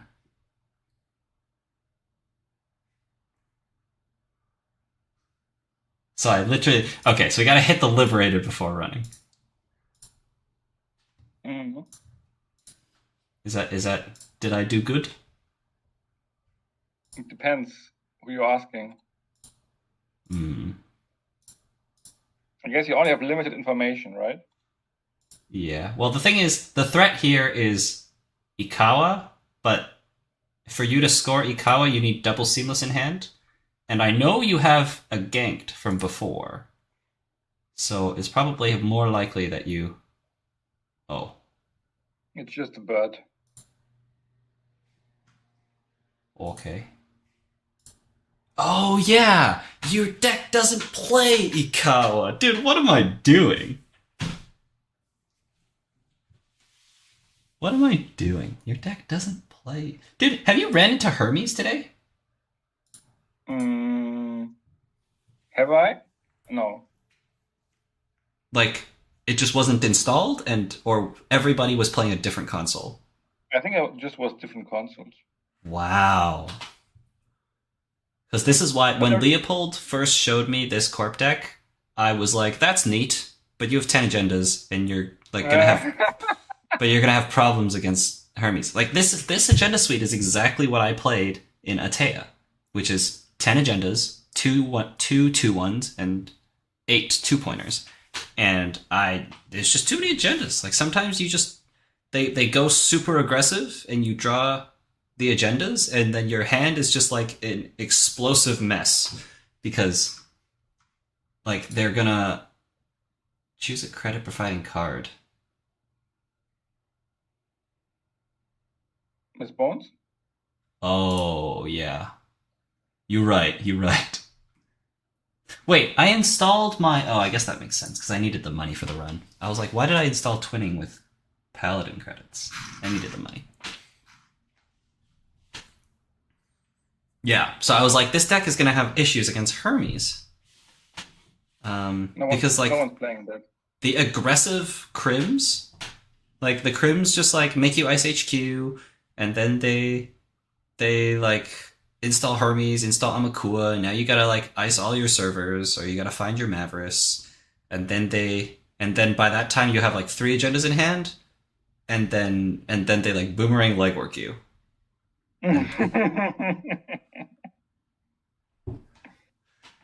Yeah. Dude, is that 3 cards? No. Why? Oh baby. This must be a visual bug. Oh. On my end, it's just a face-up agenda. Oh. So what you're saying is I should run it. If you dare. Is that what you're saying?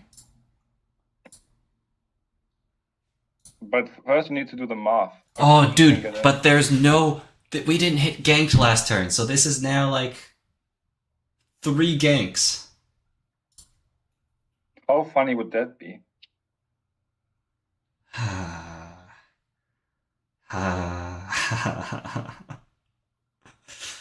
Oh, bro. Or you could just fucking charge Twinning and Legregate you and win the game. I know, right?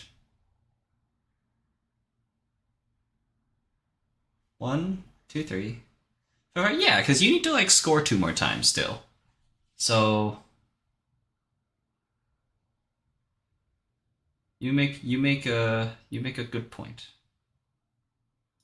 Okay, show me. I was only presenting the logical choice, so you can say, wait, that's the logical choice. This is the fun game. Let me do the fun thing and get ganked. No, let's just get in here. Let's get that out of here, bro. Oh no, I didn't see the hippo. Oh my fucking god. Oh. No. Would you like? I mean, good thing it we're back? not playing the extra finance at the moment, because I'm not sure this is the good We're gonna win at HQ anyways, right? No, there's none in there. There's none in there? It's just mix. For mix. I think we go again. Yeah, we go again. We access one is fine. Mick and Drafter, and then we install another hippo. Ooh, that's very sad.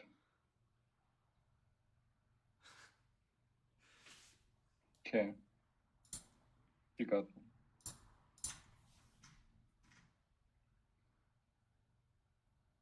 Oh.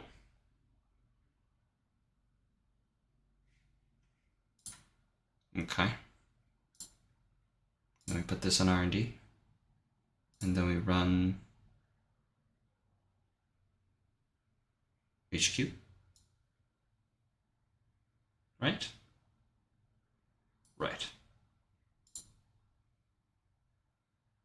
Maybe feeding the bifurcation for the bird install wasn't the best play. Yeah, that's interesting. Now I kind of need it. Yeah.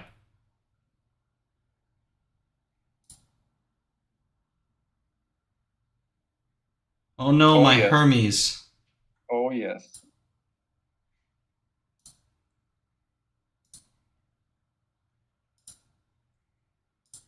Give me these agendas.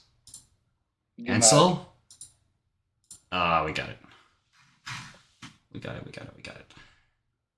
GG's. GG's. Dude, I have 3 steel skins in my hand. I mean, I'm not raising the gatekeeper until I lose. No. But I'm saying, like, I have 3 steel skins in my hand, and there's 5 cards left. That's crazy. I know, because you didn't get to trigger your banker. No. It's because I got Earthrise. You know? Okay. Everything was, like, pretty bad. But Earthrise. Let me tell you about my game. And about Okay. Earthrise. I'll tell you about bans after I beat every R plus in the cut. About bands? Bans? Oh, Baya bands. Yeah. Baya? Yeah. You can flex now about the Earthrise. Drawing 6 cards so neatly and when you need them. Yeah. But what good is cards if I don't have Light the Fire, right? Oh yes. How's the other cut people looking? Let's see.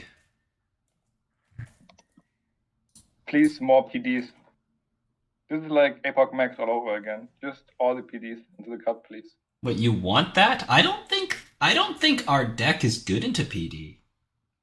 I mean, they can just build their remote and clown car it, and then I blow it up.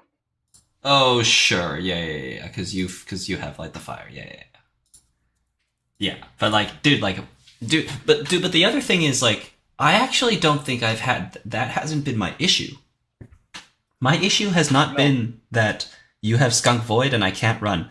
Most of the time, my issue is, like, turn 1, you fire RustRydah, and then you install Second Ice, install Offworld. And then turn 3, you score. And then turn 4, you, like, install Skunk, install Agenda. And then turn 4, turn 5, you score. And then it's like turn 6 or 7, and I've found, like, 1 or 2 breakers, maybe. And I don't have a lot of money, and I'm barely getting my card draw, and you're already threatening to score 7 points.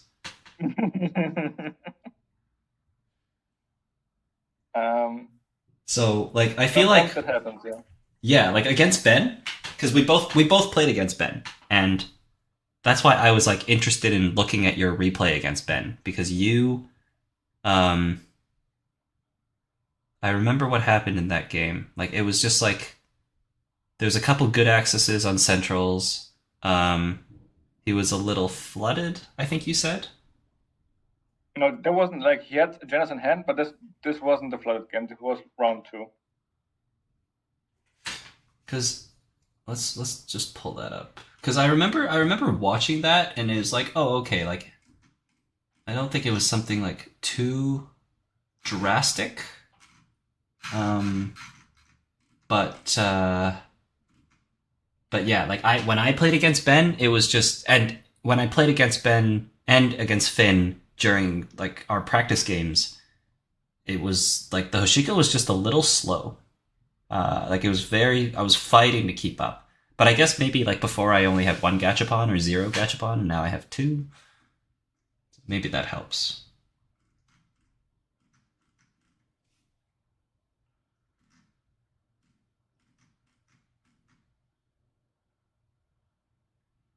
One is definitely good.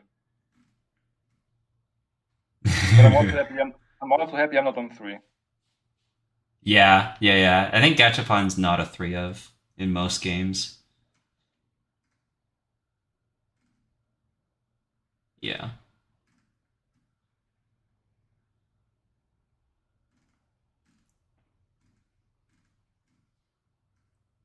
Where is your game? Oh, it's here.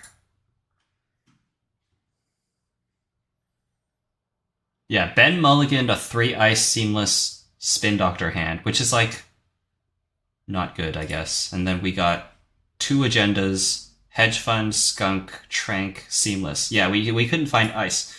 Mandatory draw, seamless, click 1 draw, seamless, play the hedge fund, install trank, which is like okay. And then we click 1 draw, magnet, install skunk, install magnet. So I think he misplayed here.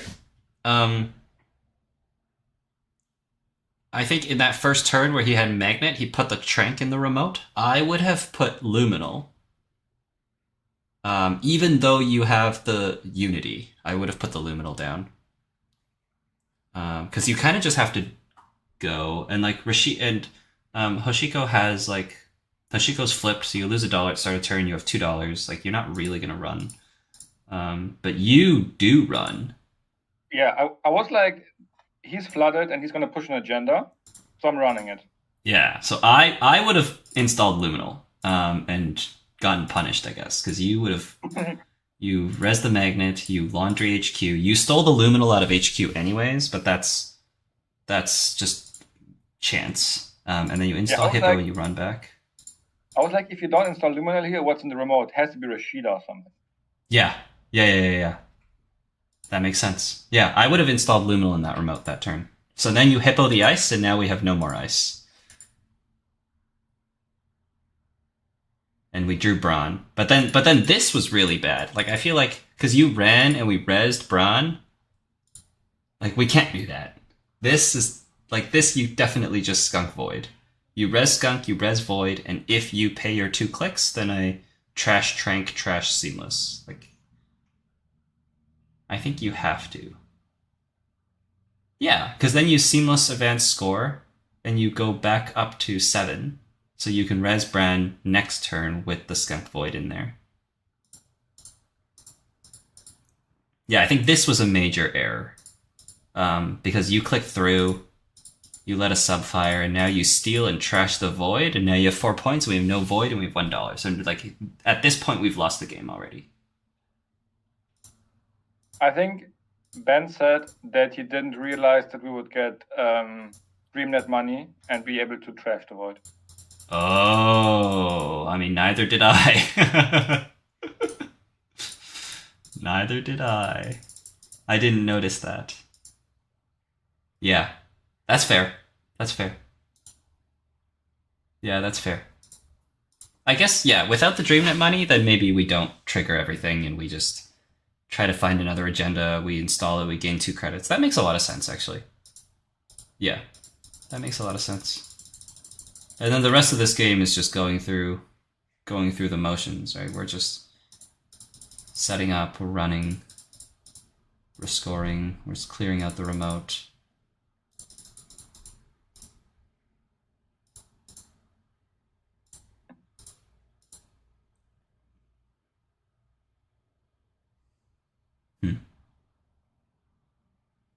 Dude. Wait, dude. Dude. Are you watching my screen right now? Yes. I mean, it's a bit delayed, but yeah. Why didn't we play the biobands this turn? I was a bit afraid of Void. Oh. Do you mean just run archive? Oh yeah, yeah. No, that's fair. No, I meant to run the remote. Yeah, I thought about it, but it was just like, I mean, it was a 50-50 to lose the steel skin anyway, and to keep the biobands, and then I can like use it later on a safer spot. Well, I was just thinking you get value because you can get the $4 to trash. Because like when you use biobands and it's for draw 2 and install, then it feels bad. Because that's like not that much value. Like you really just want to use it for clearing tags and trashing things. Mm-hmm. You know what this card could have been that would have been pretty good here? Half of his bones? Half of Miss Bones, yes. Yeah, sure. No, I see it. Yeah. Okay. How much time are we at? Oh yeah, about the time. I think I need to get off and like eat some food in case like my last opponent is making me play. Exactly, me too. Yeah, we have about 20 minutes, yeah. Okay. Good luck if you need to play, but you should be good to ID. I will be the one who might be forced to play, but we'll see. Okay. If anything happens, good luck. Okay. See you around. Okay, bye-bye. Alright, guys. Do we have one more game, or is this the last one? Oh, right. I saw that, and I forgot to respond because I was chatting with Arndt. So that game was like a show match between me and RustRydah. We were just playing for fun. We ID'd our game. So we were just going to play one and then take a break was always the plan. Yeah. So this is the situation. The top 4 tables have ID'd. I got paired up against the only person that's on 27 points, which is super lucky. So my SOS gets a little bit of a boost. My SOS is at 3 right now. So it's like middle of the pack. It's okay. It's not great. But the thing is, like, yeah, we'll see how many people tiebreak in. Because I feel like there's going to be 10 wins. There's going to be people with a record of 10 wins and 4 losses who are not going to make it. We're doing a top 16 cut. And there's, like, I can speculate as much as I want right now. But the thing is, like, with double-sided Swiss and people 2-for-1ing, it's like near impossible to predict how many tables are going to come up and how many tables are not. Because some people who have a record of 8 and 4 will with a record of 6 and 4 will not 2-for-1 this round, which will knock both of them out if they split. Yeah, so I have 2 losses. And if I ID this round, which I have, and ID the next round, then I go to 10-4. So I feel like there will be some people who have 10 wins and 4 losses who won't make it. It'll be a matter of strength of schedule. We'll need to see how strong our strength of schedule is going into the next round, and then maybe we'll have to play the last round and try to get a sweep. Like, we'll see how many of the 21s sweep up. Again, not everybody's going to 2-for-1. The people at 21 don't need to 2-for-1. I don't think. If we stick with 10-4s are going to make it. 10-4s are going to make it. It's just the question of how many. So if everybody... Yeah, we just need to see how many. Like, especially the 18s. The 18s are where the very important results are. Because the 18 points are at 6 wins and 4 losses. And if they 2-for-1... then they can 2-for-1 again and get in at a record of 10-4. Whether or not they make the cut, right, is a SOS issue. So I basically need to see how many people after the standings of this round have concluded, how many people can make it to my number of prestige or higher? And if that number is too high, like the higher that number is, the more tie breaks are going to be decided on strength of schedule. So the higher that number is, the more relevant my strength of schedule will be. And there isn't really a way to figure that out, because who knows what my strength of schedule will be by the end. You can only predict that it will stay relatively consistent, because the players that I played against will have a certain results in the last round, and the players that everybody else played against will have certain results in the last round, and you can only predict that will be consistent. And if there's wild changes, not really predictable. Yeah.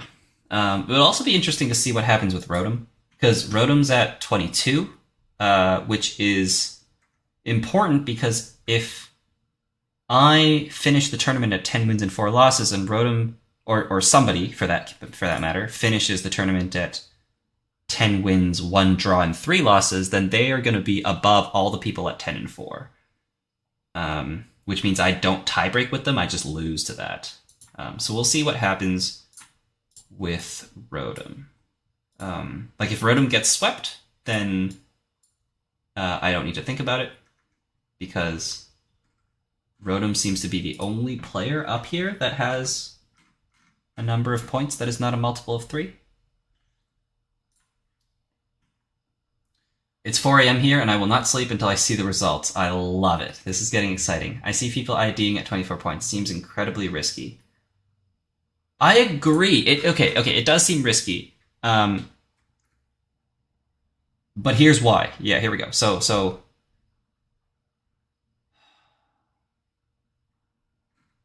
it depends on how many splits are down here. These are the tables that we need to look at. Niichan's girl swept. That's really good for me, because that was one of my past opponents. Kikai swept. Very good for me. That was one of my past opponents. Where is Minstrel? Minstrel split, but Minstrel was already at higher tables. Who else did I play against? Willie BN. Willie BN1 is not doing great, but still going at it. We'll see what happens. So it becomes a strength of schedule fest. The people at 24 are IDing, and it definitely does seem risky. People can catch us. But if the people at the bottom need to sweep up, their strength of schedule is not going to be as good as the people who are already up there. Because if you ID with each other, you're playing against people who have a lot of points, and the people who are at 18 need to sweep their way up, which means when they win their games, the opponent is losing their games. And generally, if you're at lower tables, you get paired against people who are with you at the same number of points, and the chances that they go on to like sweep their way up is much lower than if they were to stay where they are, or if they were to fall lower down in the table. So generally, but this is not always true, generally, if you ID, if you win games early and then ID, you're going to have a better strength of schedule than people who lose games early and then sweep their way up. So that's the idea here. Yeah. Like, I think it's possible that my strength of schedule falls a bunch, and then in the last round, you're forced to play. And you have to 2-for-1. Or maybe you play it out, and if you split, then you risk the SOS. Yeah. But it looks like that won't happen, because I got paired against the one player on 27, which is super lucky. And then 2 of my past opponents swept, and Minstrel is still doing good at 21. So my strength of schedule should go, well, I mean, it's definitely going to go up. Yeah, it should go up. If we look at sorry, I'm going to catch up on chat here. Tournament scoring math is more complicated than the actual game.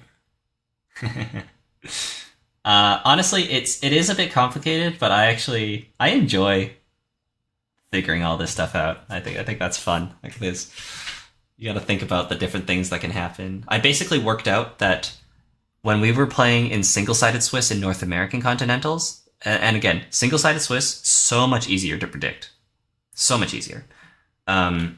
Single-sided Swiss in North American Continentals, there was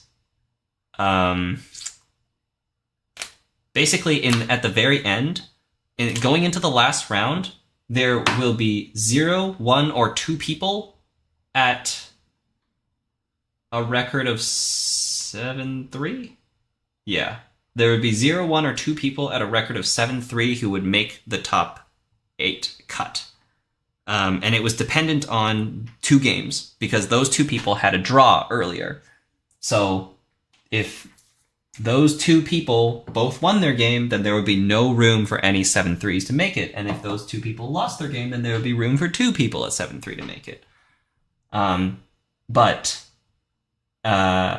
the maximum number of people who can make it in at a score of 7-3 is 2. So what that means is, so with that information, you can just figure out, like, where am I? Can I ID and get in? Or do I have to play? And what result do I need? Is, like, if you can have that figured out, then you can figure out the rest and figure out what you need to do. Since it's this rest time, do you have other favorite board games you play? I do. My favorite board game is Twilight Imperium. I've played a decent amount of Twilight Imperium and absolutely love that game. It is a full day game. Yeah. Average game time is like 7 hours, but it's really involved. It has got a lot of moving things, but you can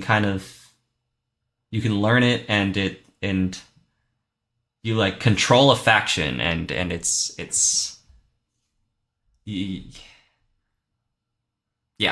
just a lot of autonomy in that game, and also there's like a lot of negotiations, and it's not a typical game in the sense that, like, the objectives are kind of clear as to what you need to do, but like how you do it is very, very fluid. And because negotiations are a big part of it, it requires you to not only think about what you want, but think about what somebody else wants. Because if you know what somebody else wants, then they're more likely to help you because you can help them get what they want. So, I like that game a lot. That's the one game I'll never play. Can't find a group. That's fair. If you're not in like a big city or like somewhere where there's players, that is very tough. However, I will say there's a very, very, very active TI Discord. So if you're are you interested in that? As I can send that to you. Maybe you can find it. It's called TI4 Online.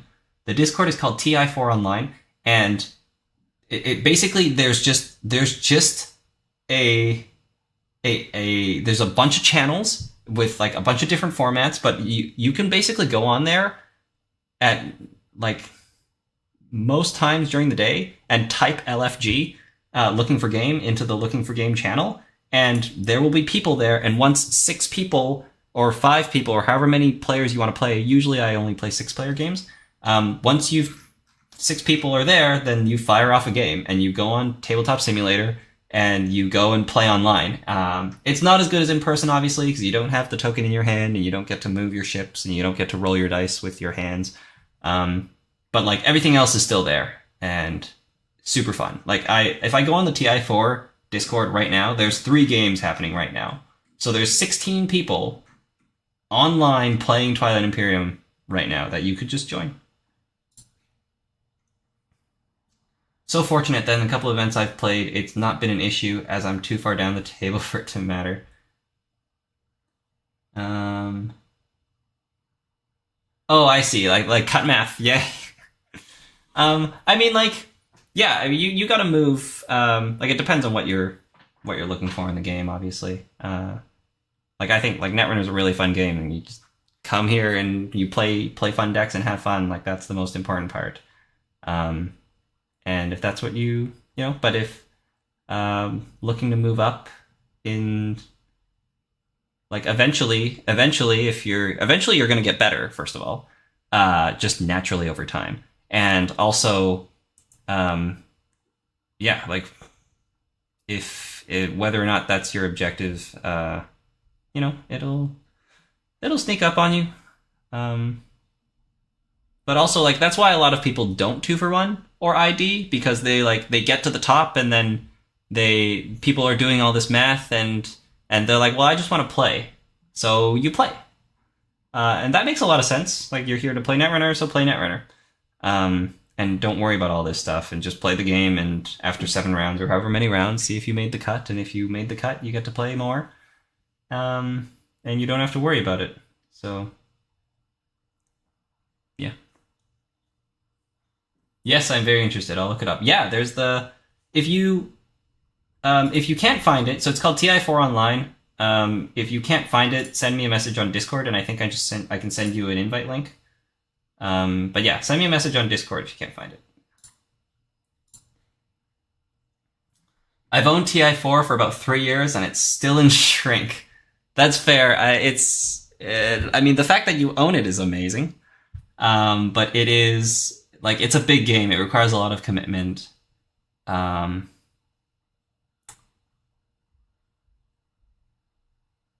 Yeah, it requires a lot of commitment. Like, it's a full day thing. Like, you're like, what are you doing today? I'm playing TI. That's it.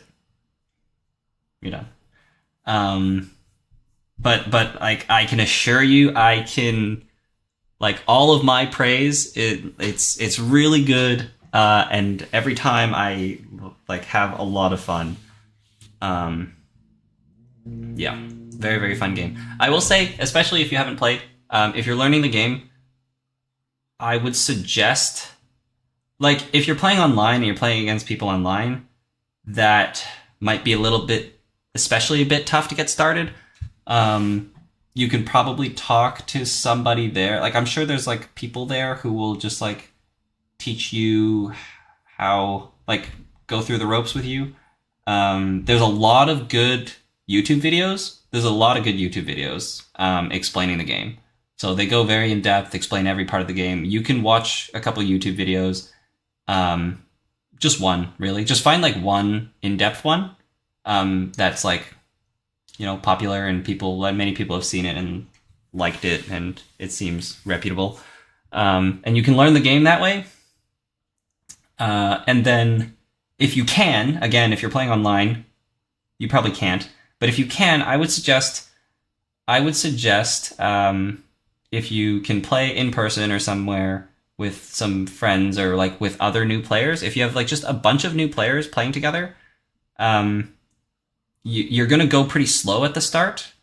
And usually a game of TI is done after 5 or 6 rounds. I would suggest play 2 or 3. Play 2 or 3 rounds. Don't go to 10 points. Play 2 or 3 rounds and go to... just don't even set a points thing. Just, like, at the end of round 3, this game's going to be done. And I would suggest you do that. But play as if you're going to get to 10 points, knowing that you're going to call it after the end of round 3. Because in the first, like, 3 games you play, like, in the first game, you're kind of learning how the game works, even though you know by watching YouTube, maybe. And then in the second game, you start, like, considering the future, and you start planning ahead. Because the game requires a lot of planning ahead. Because in the first game, by the end of the 3 rounds, you're going to be like, wow, I made this, like, misplay, like, 3 or 4 hours ago. And I didn't know it at the time, but, like, now I know, and I need to not do that next time. And that's why I suggest stopping the game after 3 rounds, because, you know, if you made this, like, game-losing misplay in 3 or 4 hours ago, and now you're going to lose the game, like, you kind of lose a bit of motivation to keep going. So, yeah. And then in the second game, you kind of plan ahead. You figure out what you kind of have a better idea of what you want to do, what the end of the game looks like. And then you're still going to make a couple mistakes. And then in the third game, you will feel a lot better. And then you can start, like, experimenting a little more. And you can start, like, actually reading what the abilities do. Also, don't play with the expansion if you're just starting. The expansion makes things too complex.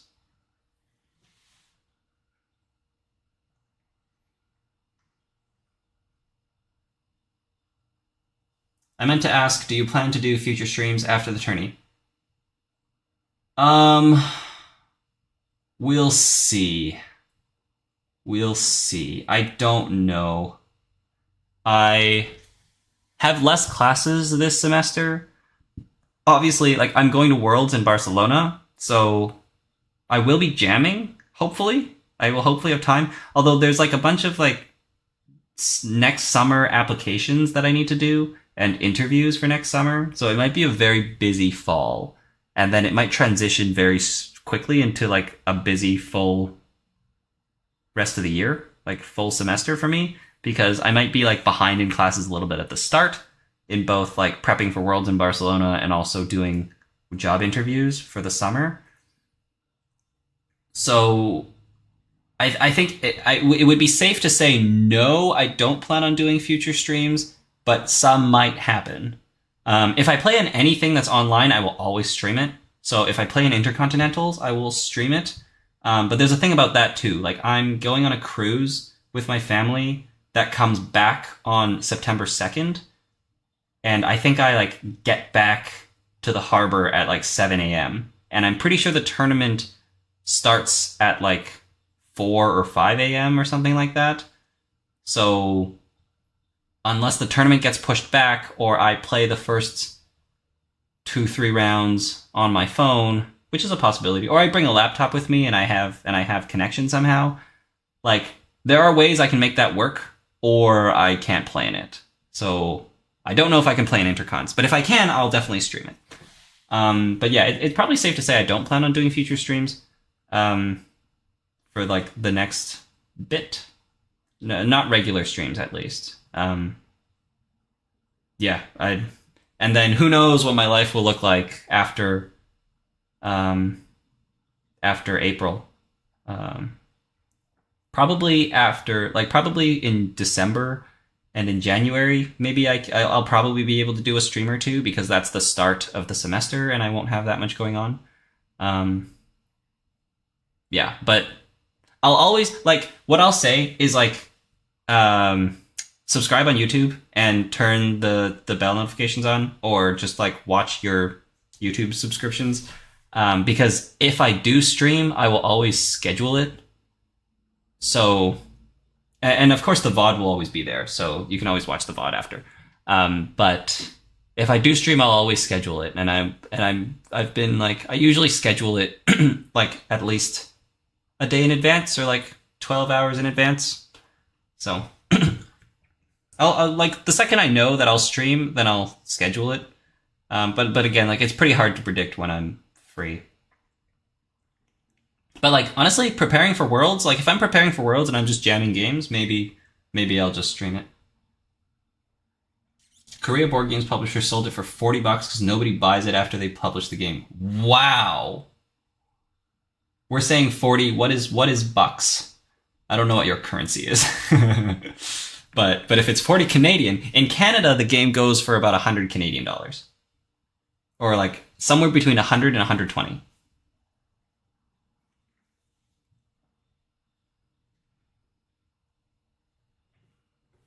It's definitely top of the list, but a whole game day is tricky to arrange with weekend working and family commitments, much like going to Netrunner events. Yeah.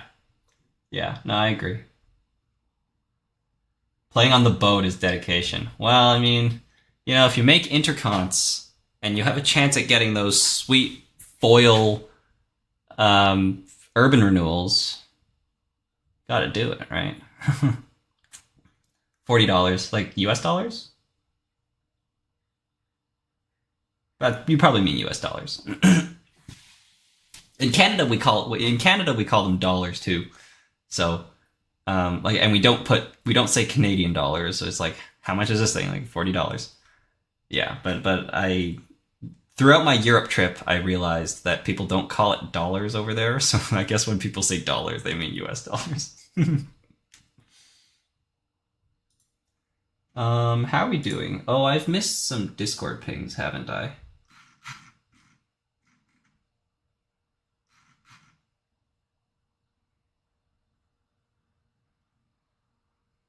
Oh, round 7 starts soon. Okay. We gotta focus.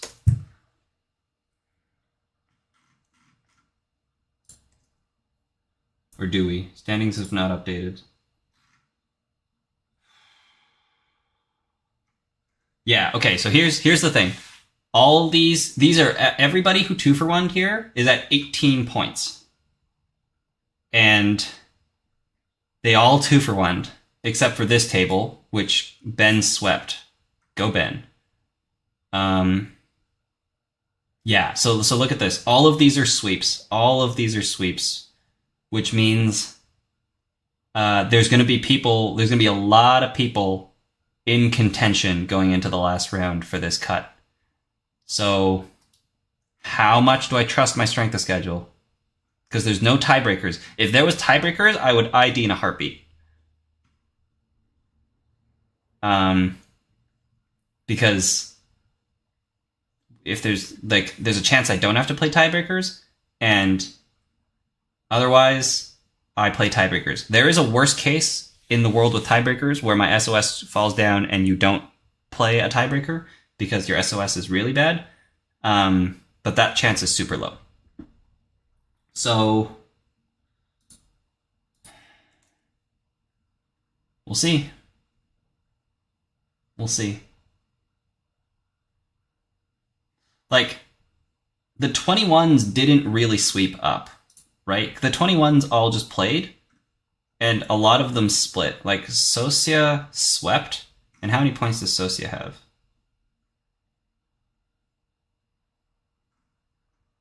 Socia has 21. So Socia is the only one that's sweeping up. Which means I should probably be maintaining my position here. I should still be top 8 going into the final round.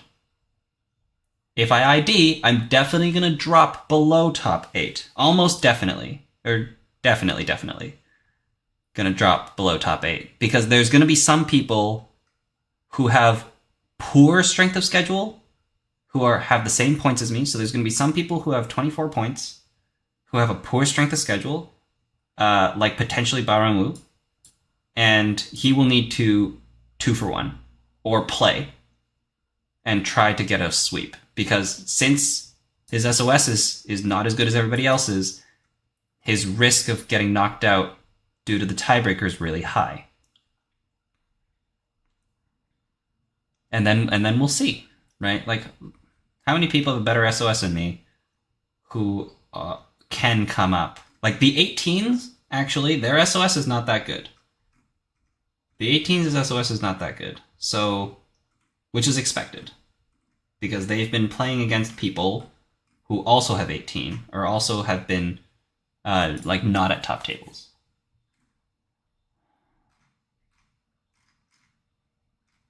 Okay, how are we doing? Let's see.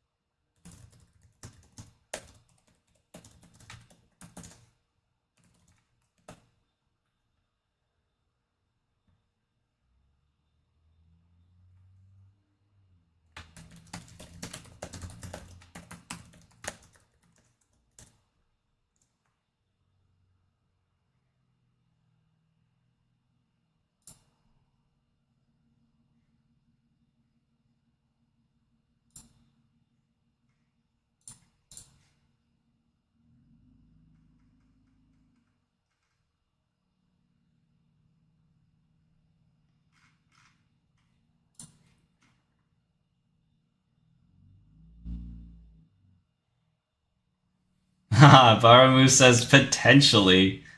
Yes, sir. Yeah, we'll see. Gotta wait for standings to update. Which they... I don't know if they have yet. As much as I hope you to be in top half, I would love more games. Yeah. No, I get that at the... I get that as well. Like, if I'm streaming, I should play, right? But the thing is, if I ID and I make it into top 16, that means I get to play tomorrow. I have much more fun playing in a cut than playing in Swiss, because I think Netrunner. Well, there's two different types of Netrunner. The type of Netrunner where you know your opponent's deck list, and the type of Netrunner where you don't know your opponent's deck list, and those are very different games, very very different games. And I think the one where you know your opponent's deck list is much more analytical. And I really like that. So I enjoy playing a cut game more than I do a Swiss game. Okay, but we've loaded. My SOS is 3.5. I'm in 7th. Okay, so here's the thing. How many people can make it to 10-4? We have basically all the 24s. So let's go from Rotom Appliance, which is 13th place, down to and including, oh boy, 38.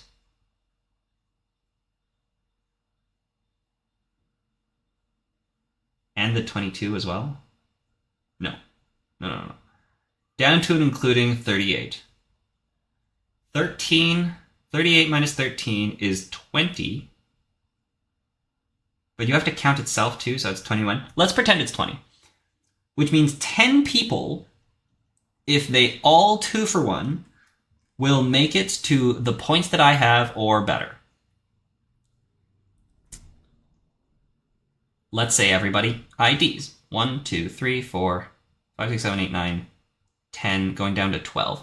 So if everybody plays cut optimally, which means everybody 2-for-1s, below, from Rotom down, there will be 22 people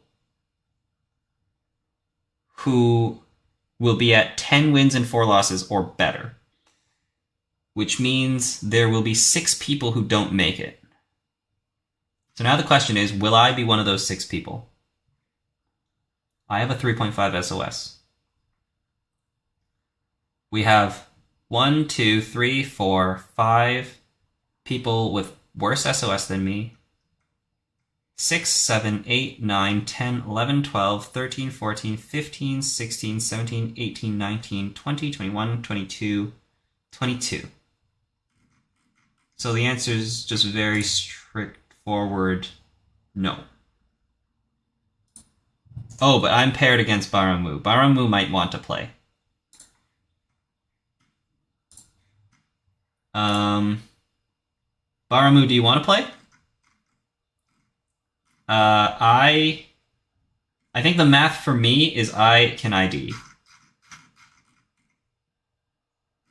So I am going to ID. Oh, we need a repair? Baramu, we are not paired. But I still want to know if you would have wanted to play or not.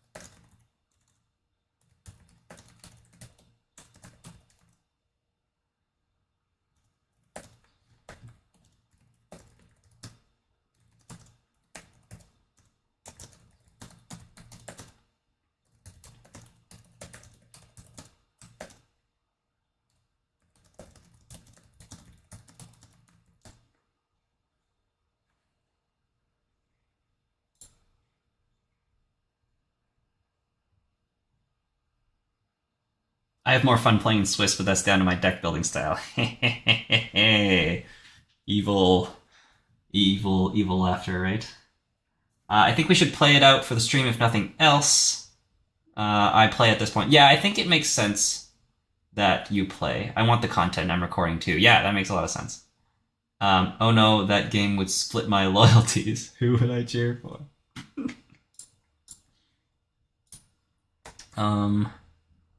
So we're getting a repair? Who do I have? Oh my goodness. Okay, I didn't see my name up here for a second, and I thought I got paired down. And my heart skipped a beat. But we're against Veronica. What are the rest of the pairings? Bridgeman against Zaphod. Is Zaphod up here? Zaphod's at 27. Kikai. Okay. Brandon swept up. Let's go, sir. Minstrel against test running. This is probably good for me. I think they're both in NWE, and I think Asa and Arasana. I would back Asa and Arasana over Atea and Arasana, because I think Asa's very good. It's better than Atea. Who else did I play against?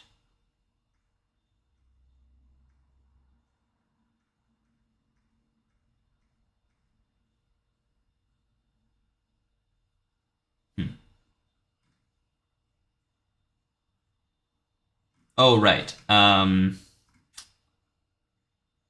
Niichan's girl against Izzy. This is They're both on Egg Infusion. Okay. Don't know anything about that.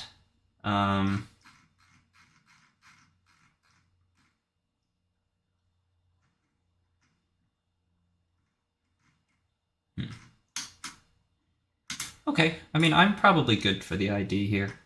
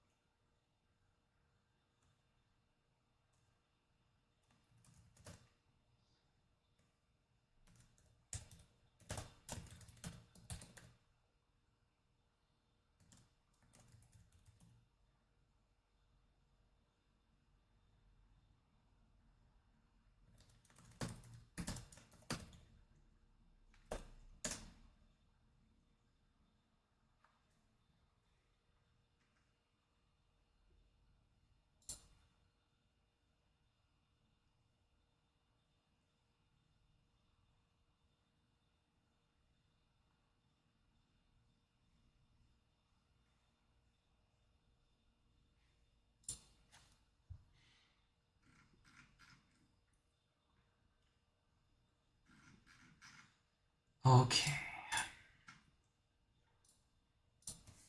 Are we done with the repairs? We are. Alright.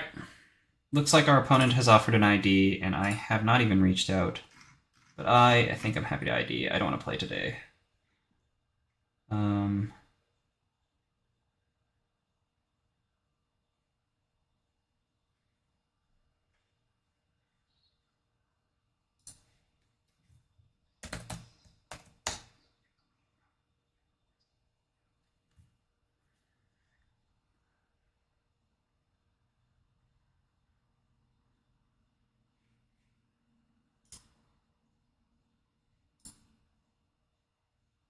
Actually, in your stream chat right now. Oh, hello! Oh, I see. Until the end of time, Veronica. The new round started and you're my opponent. So... yes, I would like to ID. I don't really want to play right now. I've been up for 10 hours. Yeah. It's been fun though. It's been a good time. But yeah, I think as I was saying earlier, I prefer to play cut games than Swiss games. So yeah, we'll take our roll today and see how it goes tomorrow. Because we should make it. Should make it.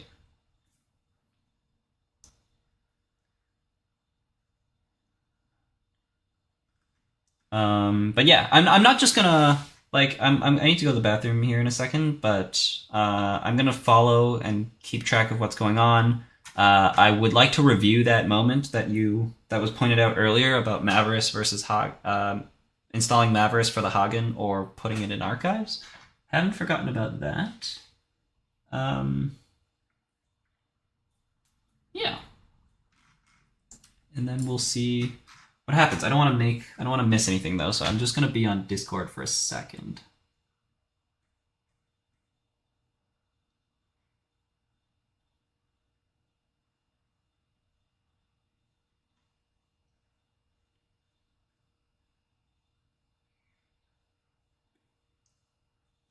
Beans. Who is Beans? That was asked in the Continental's ID channel.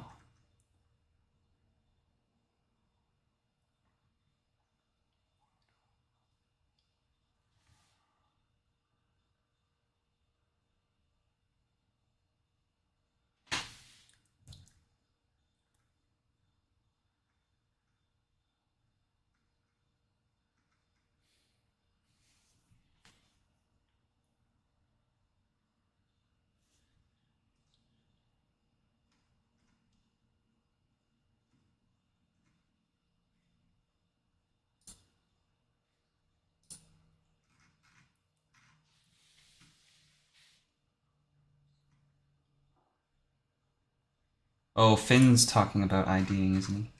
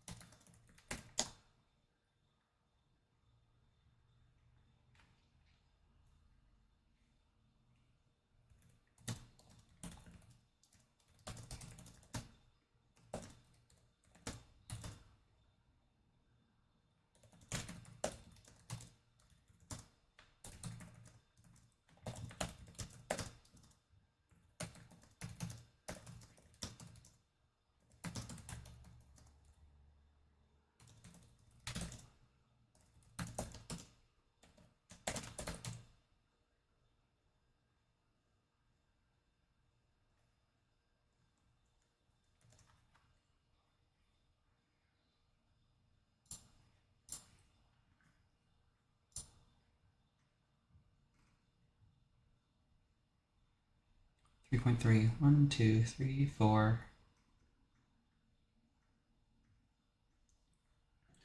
5, 6, 7, 8, 9, 10, 11, 12, 13, 14, 15, 16, 17, 18, 19.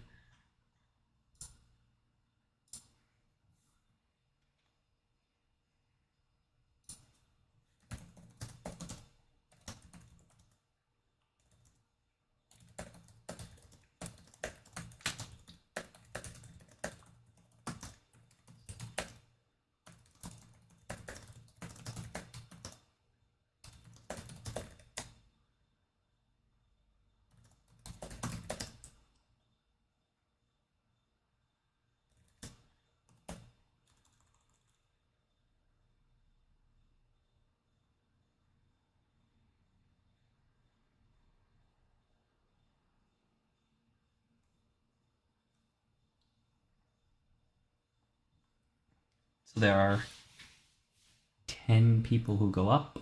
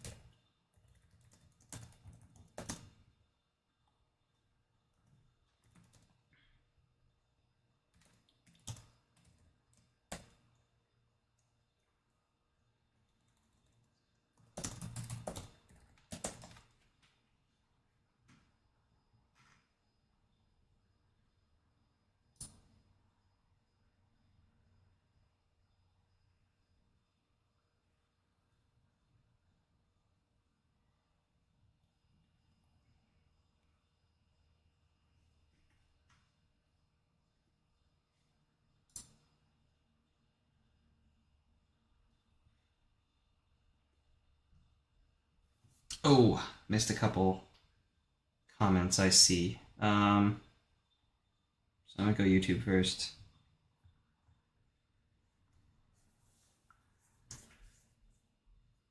We are IDing. We are IDing. Seems good. Thanks for the stream. It's always great to hear the thinking play-by-play. Good luck for tomorrow. Thank you. Thanks for hanging out. Hi, Sokka. Didn't get to watch today. ID accepted, so nice to tune in finally. Ah! Yes, yes, yes.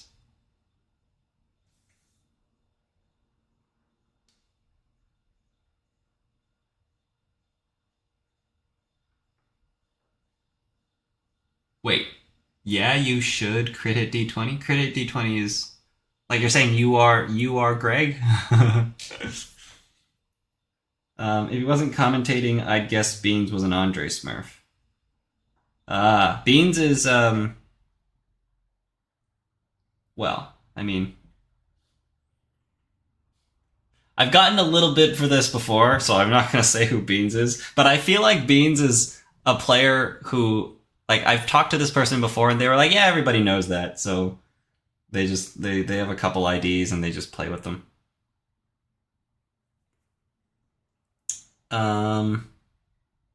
What about the stream bridgeman game? Last round, not on the main stream. I don't think they don't want me to do that, right? But I could. I don't know. I could just do it. It's content. Okay, we could do it. Beans is gray was all I meant. Is Greg. Oh, right. You're saying Beans is crit at D20. Yeah. Yeah, no, I knew that. I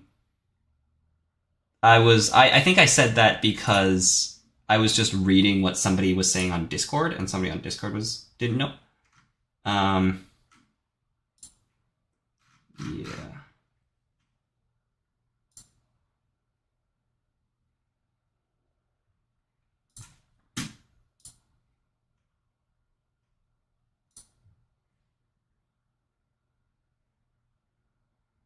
Table 6 already has a spectator.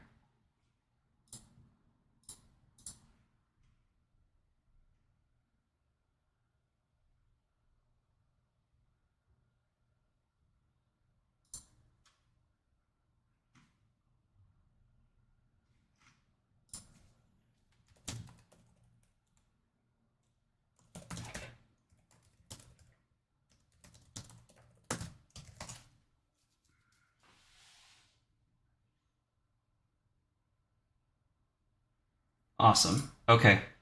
Let's stream Finn's game. Sorry, there was something on Twitch that is now off my screen that I need to check very quickly because I don't want to miss any comments. Where is my chat?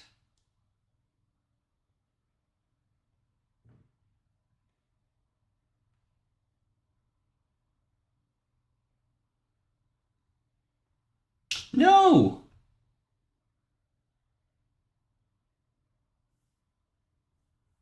I can't go back up in chat. I'm so sorry.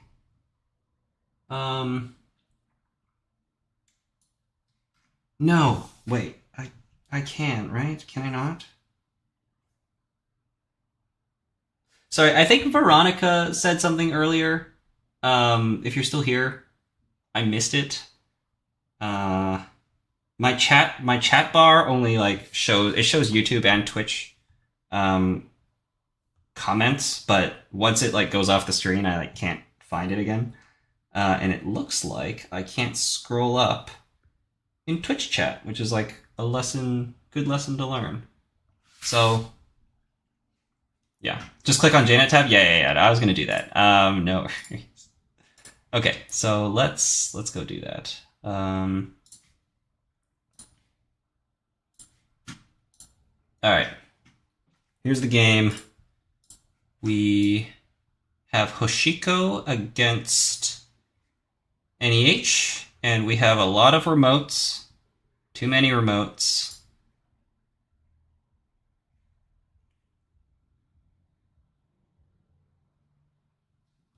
Too many remotes. Okay. For my stream. Actually, wait, this is everything. So, Finn's playing... I'll just talk about it. Finn's playing... It's basically... So, if you think about my Hoshiko deck, it's got the same Breaker Suite. It's got 2 Fermenters. I don't remember if he has Leech or not. I think he cut it. And instead of Bankar and Raindrops, he's playing the Price and Strike Fund. Okay, so no Bankar, no Raindrops. He's playing the Price and Strike Fund. And he's got 2 Bravados instead of my Hermes and my Bones. And he's got a DJ in there for that last influence, and he's playing Maw. So I've talked to him about this in theory. His game plan is to get the Maw down, and we're going to Maw. So that's his answer to assets, is we're going to install Maw, and we're going to Maw your pieces out of hand. My game plan against assets is to contest the board with Bones. I didn't have to play against an asset deck today, and I have not played against one in testing. So does my game plan work? I don't know. Has he tested it? He almost definitely has. So I would back him much more than I would back myself in this matchup, because I have not played this, but I'm sure I'd be able to figure it out. Wow, the highest outfit is position 24. It's position 34. Wow. Yeah, I mean, that's what I was saying earlier, right? Is, I was super surprised that there's... I'll look at a different tab so I don't flash the screen on everyone. There was 25 outfits. Top Corp, 25 outfits. That's what did we start with? That's a fifth of the tournament? A fourth? A little bit more. It's a fifth. One in 5 players were playing outfit at the start of the tournament, and they didn't make it. Yeah, I think it's a deck that you can figure it out. Bones and Hosh. Yes, I have 2 Bones in my Hoshiko deck. If you're interested in the list, you can look at it overlaid during my games, or if you go to the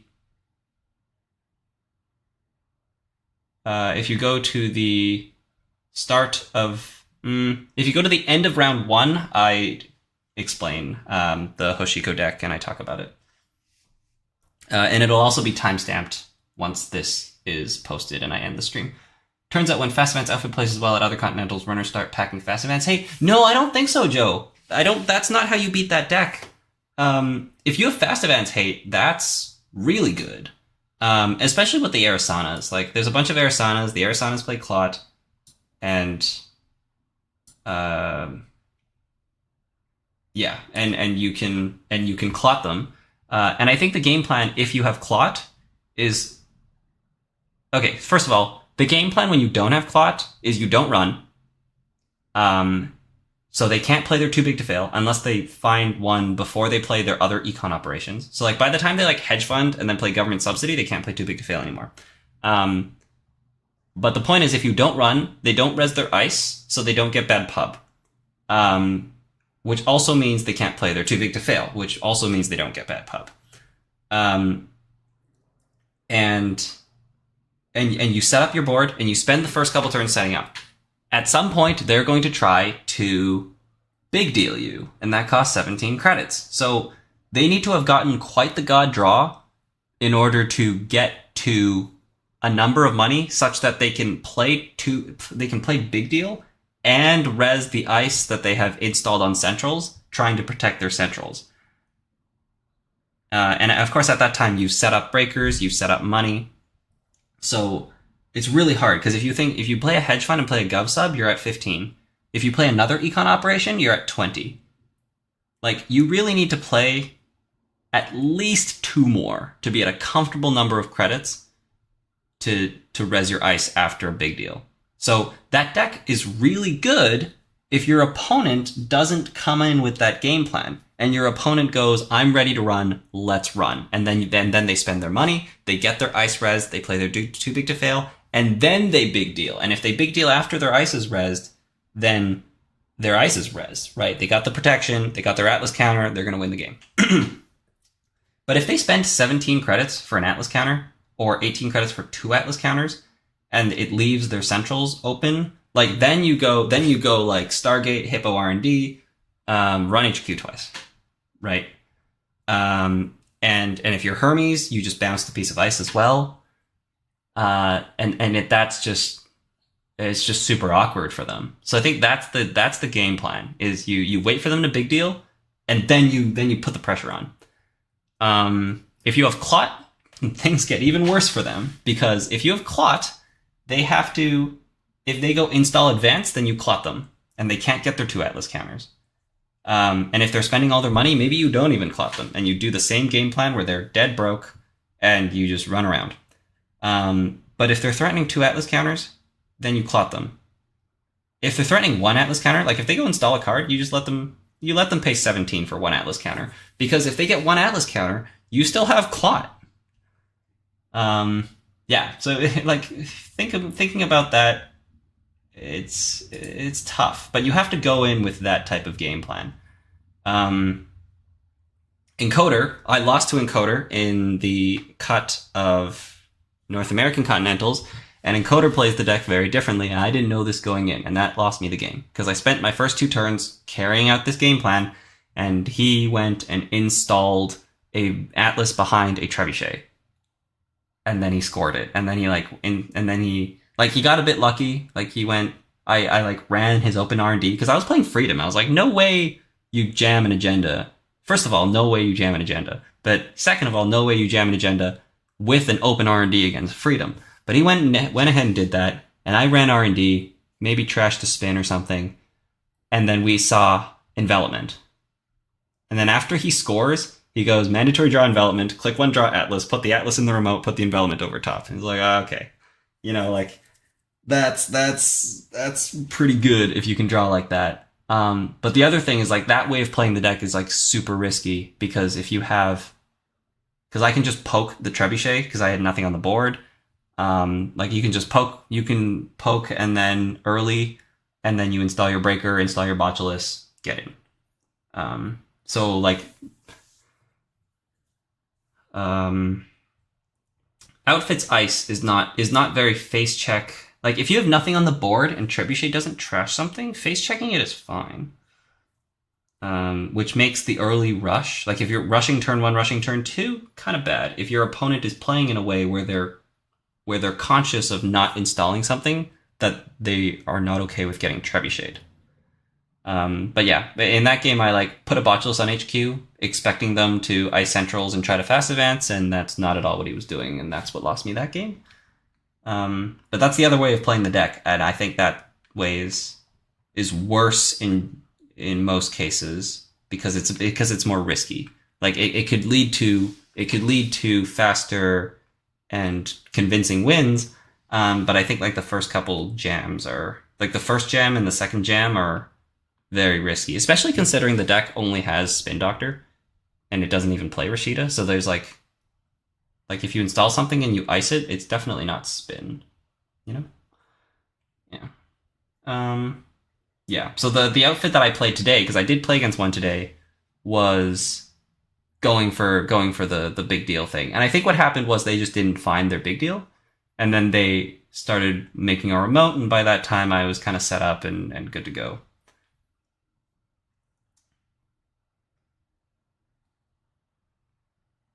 Yeah, the highest outfit position is 34, yeah. Turns out when fast events... Oh, yeah, I read that.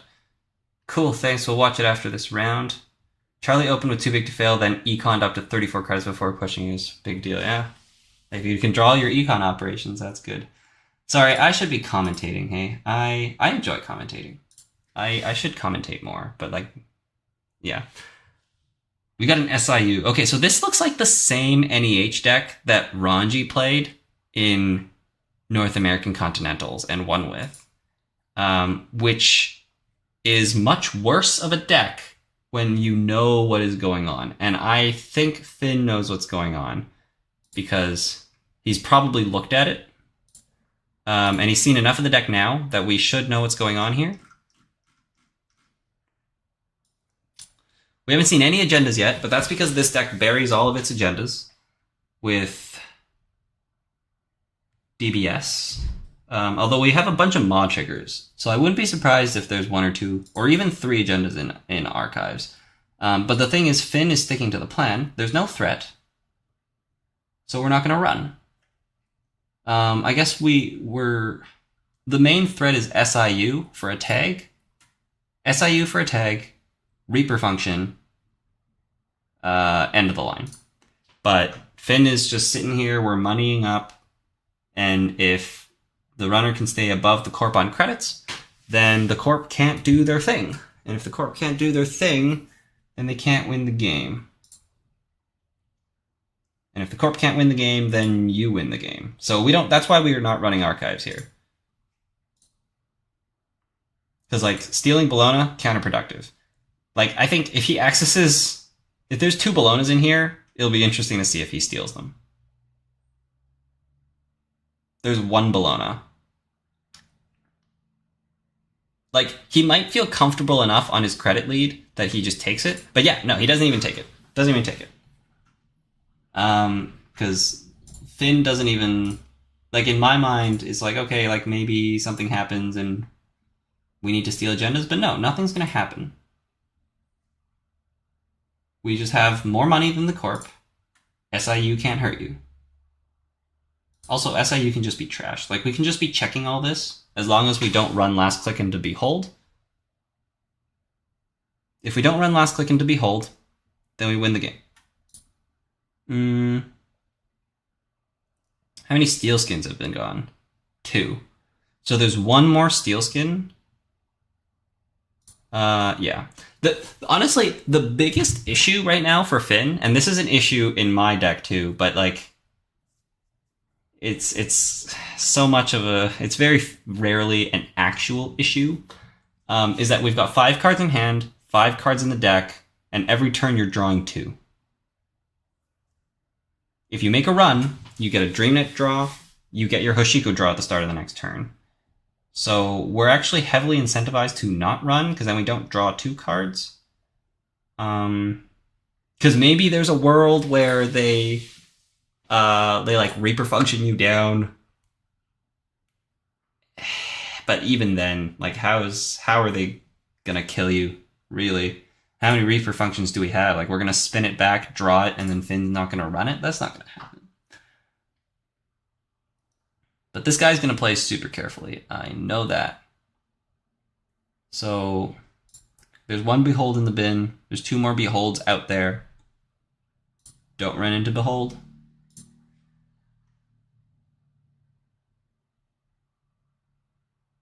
Ranji have no snare in the deck. Server 13 is snare. Oh, really? Okay.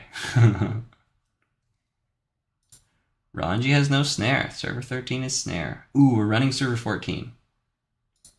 Okay. It's not Behold. Yeah, I haven't been paying attention, as I'm sure you all know. But we are in prime position. Finn is trying to... Finn's doing... Oh, draw 3, discard 3 is... I mean, yeah. We're basically lost already. So drawing doesn't... Like, usually draw 3, discard 3 is like... You either are in a board where you're going to win the game because you're looking for this one last card, or you're in desperado mode.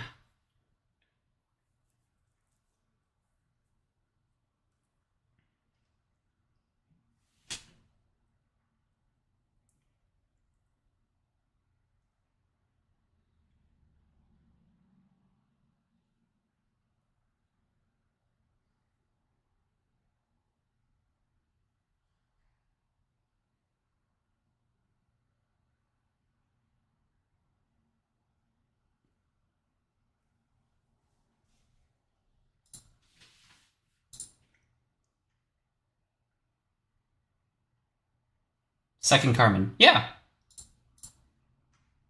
Both of our decks are on 2 Unity, 2 Carmen, 2 Cleaver.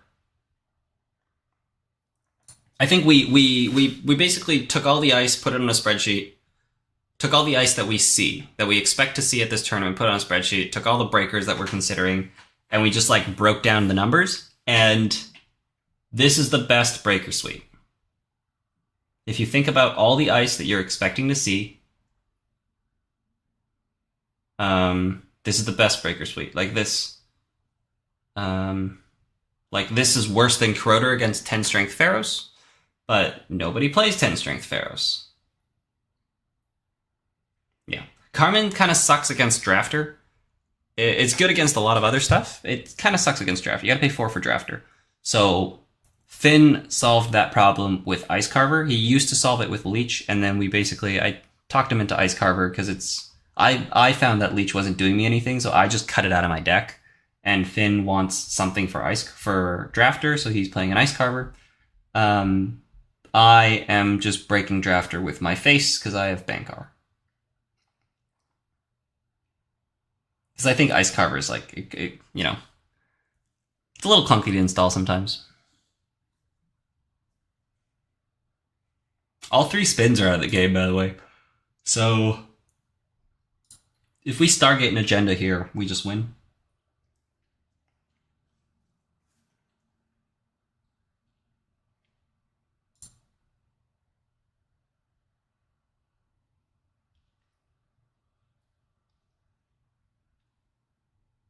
Why does Runner have 53 credits? That's a great question. There's the degree mill. GG. He's thinking about what there could be, but no, there's nothing. That's just game.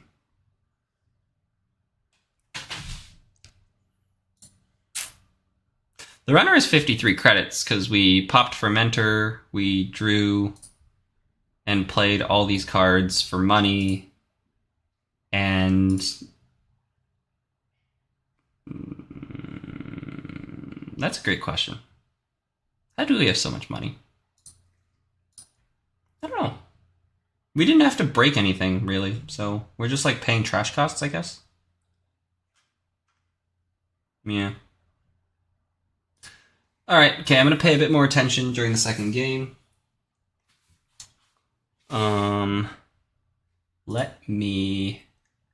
join it, and then I'm gonna go to the bathroom here.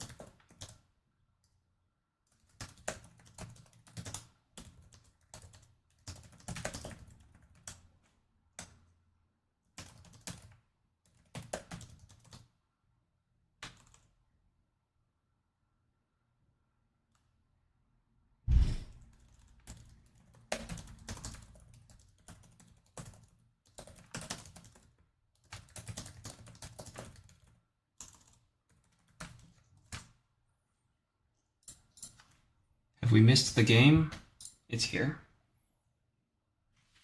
Okay, Hoshiko against PD. So Finn's PD... Oh, wow. What has happened here? Finn mulliganed into Ice HQ Ice R&D credit. Not a great start, but we have a Gatekeeper Fire, so that's good. We drew 3 cards, shuffled Kawa Project. We poked R&D because we wanted our Hoshiko flip, which makes a lot of sense. Gamble liberated. Credit, credit, Ice new remote. Makes sense. Draw, draw. Hit liberated, don't get Hoshiko flip. So Finn's PD is a very reg PD. Is it on 2 skunk? I don't remember how much skunk it is on, but it's on 2 or 3 skunk, 2 void. Spin Doctor, Mavris. 4, 8, 9, 10, 11. 9, 10, 11, 12. And then 1 border control, I think? Yeah. And we've 2 copies of Greasing the Palm. So credit, Greasing, install, and we'll see if we have a RustRydah. But it's on 1 MIC, 1 Bran. 1 MIC, 1 Ansel, 2 Bran maybe?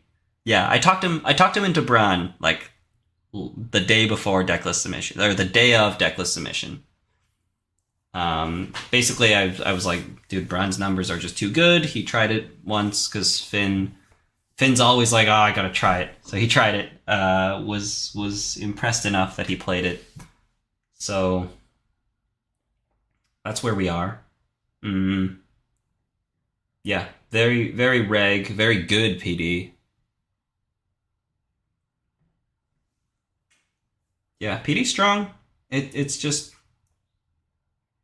it's hard for runners to go fast enough because PD can just, I mean, if you've been watching all day, I've said this a couple times, like PD can just install RustRydah, install Ice, fire the RustRydah, and if they can fire RustRydah, it's just too fast, because they put like 1 ice on the remote, score an agenda, put the 2nd ice on the remote, score another agenda.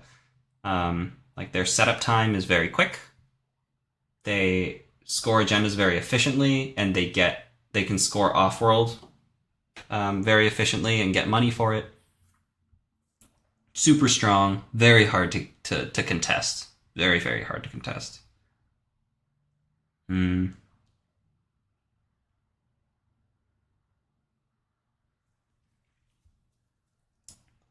But looks like he's had an okay start. Like the Gatekeeper Fire was probably very necessary. And then shuffle the Ikawa back. We had to poke. The runner double poked, which is the right play. So he had to go to 0. Slow start for Econ, and it looks like the runner had like a very good start for Econ. Just clicking to draw twice on turn 2 was good enough based off the board that I'm looking at. We have a Unity on the board to break the Gatekeeper on HQ. This is an issue. Finn's going to have to put another ice on HQ here. And we just mod the Seamless. So, yeah, Ma is going to keep hitting away at these cards until Finn puts an ice on HQ. But even then, like, Finn's only on 2 drafters. And, yeah, Drafter's so good. And when we did our Icebreaker breakdown, like, Drafter's just the best. It's just the best. It's just the best one. Res cost ratio, the best. And he's only on 2 because he was concerned that there's not enough targets early in the game, and it takes a little bit for there to be targets in the game, which makes a lot of sense, because when PD plays Seamless, they pick it back up, so there's not that many cards in the bin. Whereas in Asa, there's a lot more, so I can see that. But a drafter on HQ here would be amazing. Otherwise, he'll have to put something else, and we'll see if the runner is willing to face check that to keep the pressure on.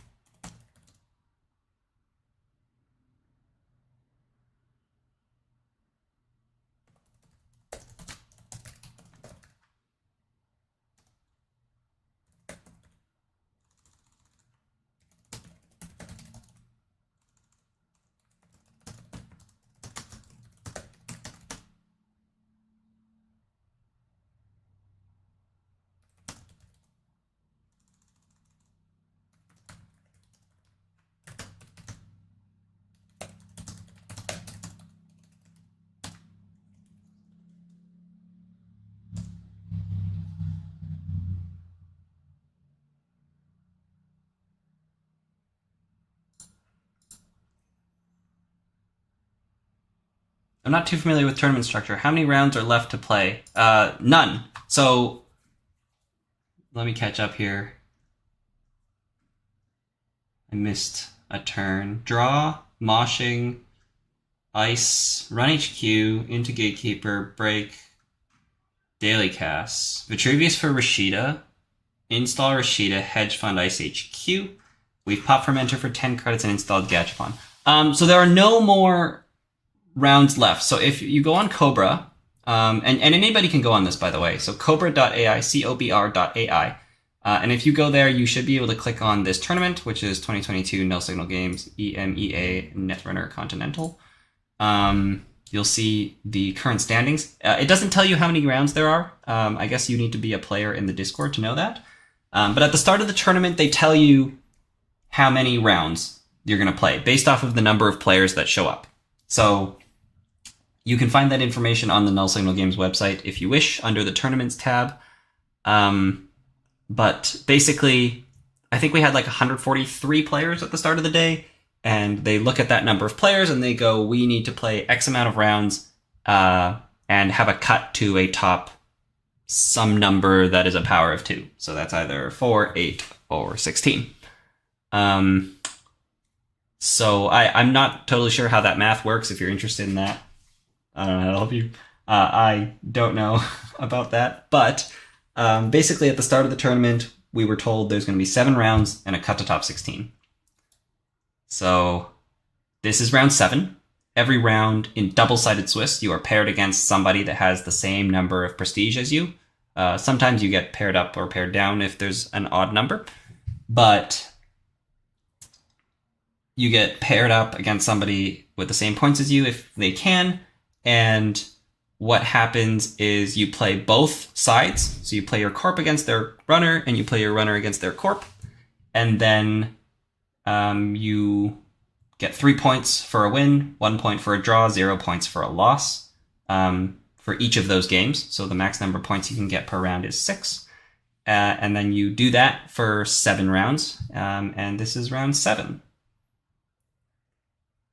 So we're in the final round here. Both of these players are, if you don't know, Bridgeman is in 8th position, and Zaphod is in 11th position. Ooh. Zaphod is in 11th position. And they both have 27 points, and the only difference here is their strength of schedule. And their strength of schedule is the number of points that their past opponents have divided by the number of rounds that their opponents have played. So it's like a metric of how well their opponents have done. And that's the tiebreaker. Right now, the players that are at 27 points are basically IDing into the cut. An ID is called an intentional draw. An ID is intentional draw, and that means instead of playing our round, I concede a game to you, you concede a game to me, we both get 3 points. And currently, because we're cutting to top 16, the math is such that the people at 27 are going to ID to 30, and the people that are at 24 can 2-for-1 to 30. 2-for-1 is where you agree with your opponent, where you, instead of playing both games, you randomize sides and play one game. And if you win that game, you get 6 points. So the math is such that there is a maximum of 6 players who will make 10 wins and 4 losses who will not make the cut. So if everybody 2-for-1s, because some people who I would say they should, if their goal is to make the top cut, they should 2-for-1. Some people's goal is not necessarily just to make the top cut. But if their goal is just to make the top cut, they should 2-for-1. And if everybody in that position does, there will be a maximum. Well, actually, if everybody in that position does, there will be 6 players who don't make the cut, and they have a record of 10-4.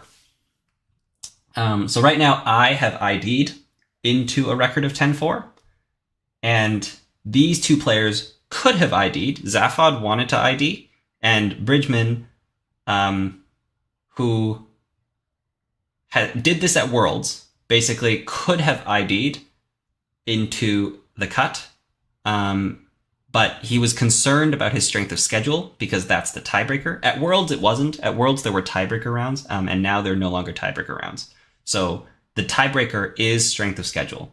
So basically, if they ID'd, then whether or not they make top 16 will be due to strength of schedule. And Bridgeman is somebody who's like, I don't want to leave it up to chance. I would rather play the game, and I'm just going to beat this player. So that's what he's trying to do right now, and he's won game 1. Game 2 is not going too well for him, but he's going to score a luminal here. So now it's going much, much better for him with the luminal score. He's going to pick up RustRydah, install an upgrade in there. Things are looking good. Yeah, I think the math was such that they could have ID'd and they would have, and Finn would have made it. Bridgeman would have made it. Zaphod I didn't look at. Zaphod's strength of schedule is a little worse than Bridgeman's as it stands. Strength of schedule can change going into the last after the last round. It can change, but it won't. It generally won't change too drastically, and it's hard to predict. So you just assume it'll stay relatively constant.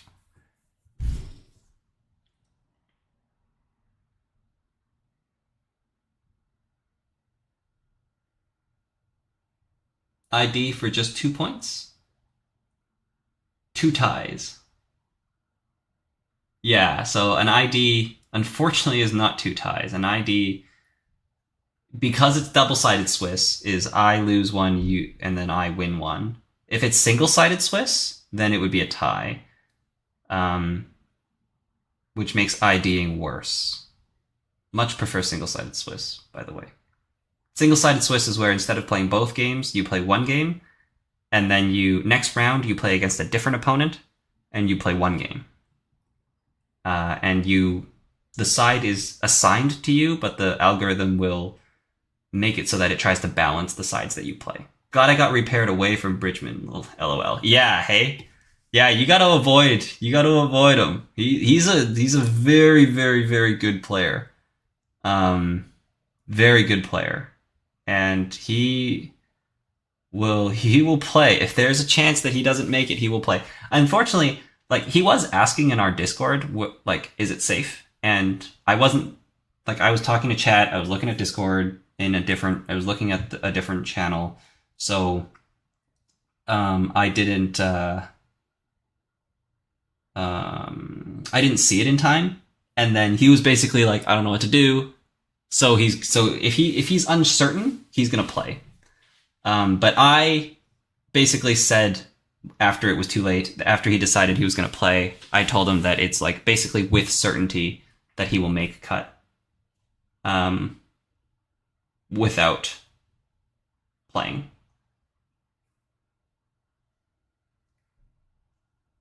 If I was in his position, I would definitely ID because it's more than safe. I would say it's if it's not 100%, it's at least 99.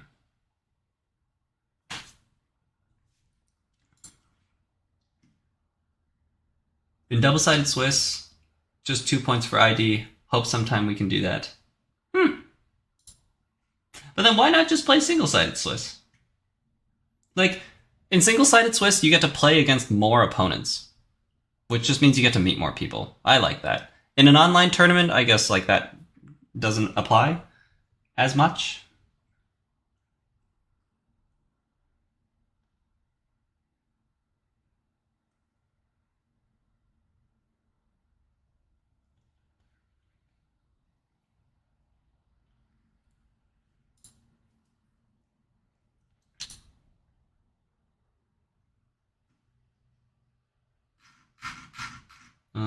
Just checking up on Discord here. I'm aware the game is going without me.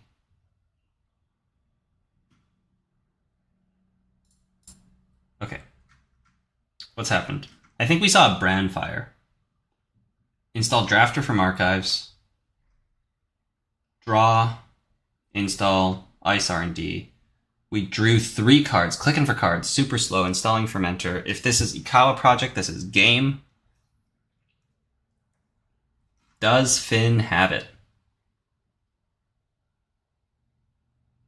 He might have it here. It's RustRydah, okay? I mean, that's close to game anyways. The issue is, like, Finn's gonna go install Ikawa project, install whatever's missing, so the upgrade is either Skunk or Void, and he's gonna install the other copy of Skunk or Void, whichever one is missing. He's gonna advance if he doesn't have double seamless in hand. If he does have double seamless in hand, then he can do something else. I imagine he'll advance anyways. Oh, okay, no. He's gonna your digital life. Oh, he doesn't have it. Or does he have it? Oh, he thinks the remote is safe enough. So we have like a void in there, I guess. So we have the second copy of Ikawa project in hand, 2 copies of seamless in hand, and then 3 unknowns. So there's probably the Ikawa project in hand. That's why we iced HQ, I would say. But also we iced HQ to protect the seamless launches. So there's not necessarily the second Ikawa in hand. I think the install fermenter last turn was a mistake from the runner. But they're just setting up and hoping that the game will go on for another turn. If I was a betting man, I would bet that it's not going to go on for another turn.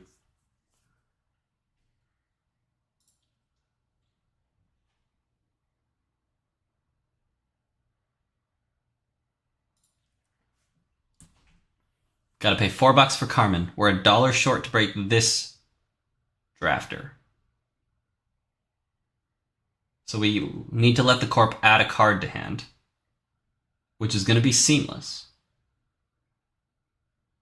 Wait, and we have no money for Skunk. This is just... so we've lost. We also have no money to steal Ikawa project. Yeah, we add seamless launch to hand. This is Void or it's Skunk. Both of them ends the run. And then we go double seamless, score Ikawa project. And Finn will have swept the last round and joined our buddy RustRydah in first and second position.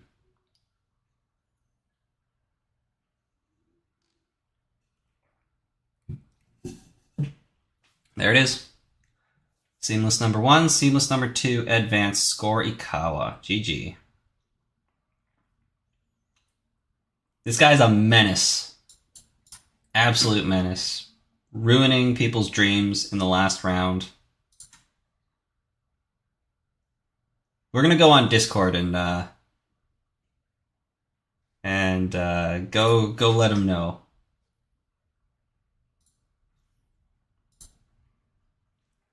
I can close this. Yeah.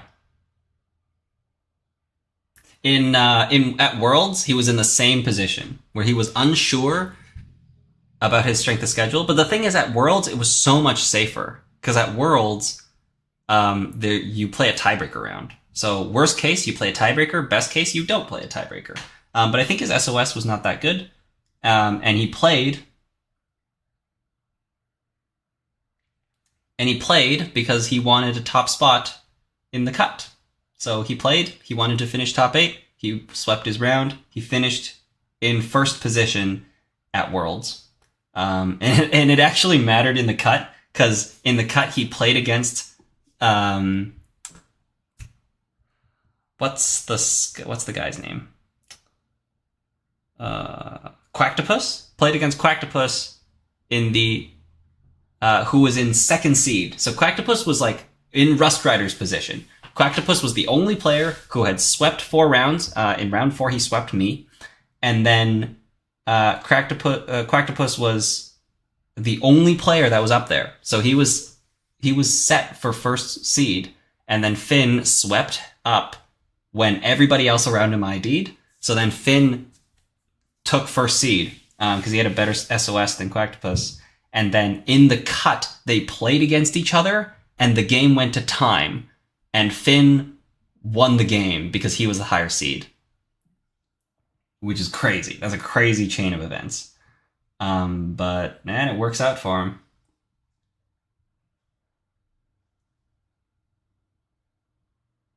GG, well played, yeah.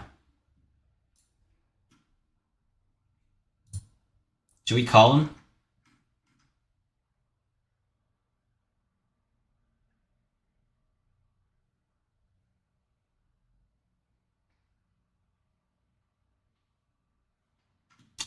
I think Kikai lost his 2-for-1. Dang, that's bad for me. Well, I'm sad about him not making the cut, but it's also bad for me, for my SOS.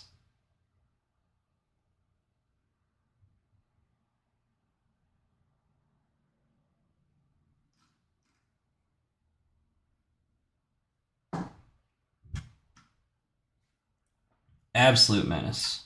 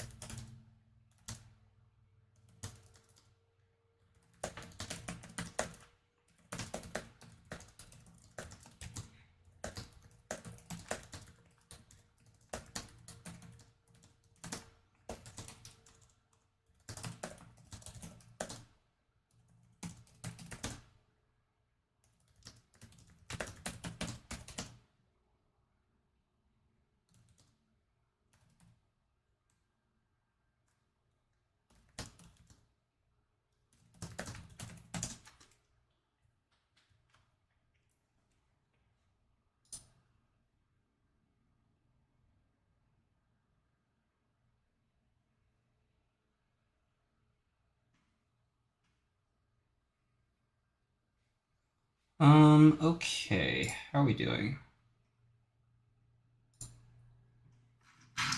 We have 16 minutes left. I haven't eaten a lot today. I should do that, but we're almost done. Saw the first game, then I had to go to work, just got home again. Did I miss much? Hello, Kogelskav. How do I say that? Kogelskav? I remember. See, I have to report to you. I have to report that Finn has been calling the breaker Ute again. And every time he does it, I'm like, bro, it's Utae. We were told, and you know better. And then he apologizes. So I've been correcting him just because of you. For those who don't know, Kogelskav I met in Malmo, and in Malmo there were some Danish players who came from from all over, but I'm pretty sure this player is from Copenhagen, and they taught us how to pronounce a bunch of the names of cards that I've been mispronouncing, and yeah, that's Finn's just not listening.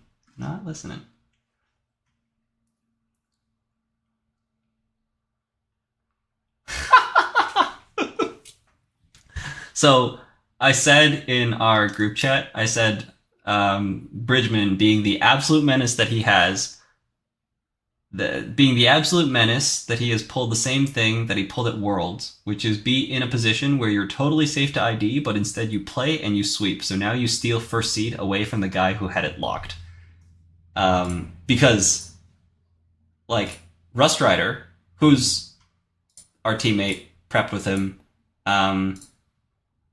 he has first seed locked. Like, everybody at 27 was IDing. So, well, maybe not everybody. There's probably somebody else at 27 who's going to sweep up. Like Baramu, I think, had to play. And yeah, and then Finn said, I don't think I steal it from Arndt. And Arndt said, no hard feelings, I was just keeping it warm.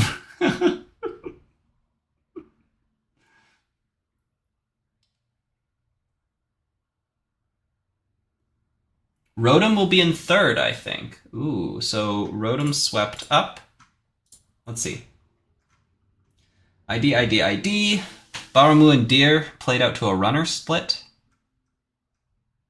And then here's the 2-for-1s. So Rotom 2-for-1 and 1, which means Rotom is going to be ahead of us because Rotom has a tie. So Rotom's at 25, Rotom gets to 31, and I go to 30. Okay. And then... Oh, sorry. I am on the wrong tab. I should close this so that everybody can see what I'm doing. Classic Rotom with the time draw. Oh, really? Is that a thing? Is that something that's happened before? Anyways, so yeah, Rotom is gonna go up. Everybody else has stayed where they are. Bridgeman swept. Which is like technically, like if I'm just thinking about myself, it's bad for me because his SOS was below me and now his SOS doesn't matter. But I'm nothing more than just happy for him. And if that means I don't finish top 8, that's fine. 2-for-1, 2-for-1, 2-for-1. This table didn't 2-for-1, but we got a sweep on there anyways.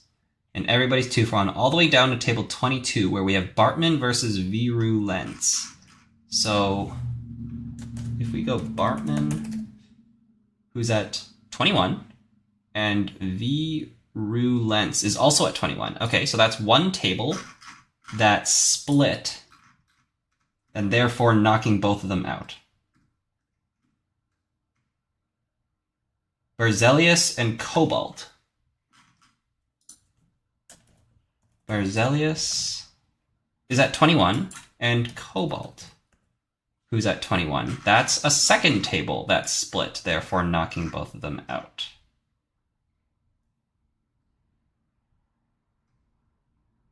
And Sauce and G0L1. See, the problem with G0L1. Okay, so G0L1 was at 18, and Sauce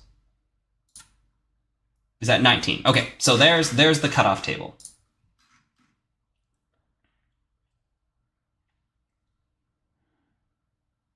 Oh, but is Aurites and Cold Lava? I should look that up as well. Aurites and Cold Lava.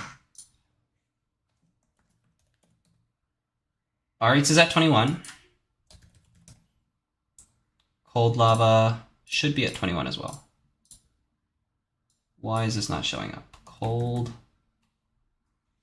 Lava. Hello?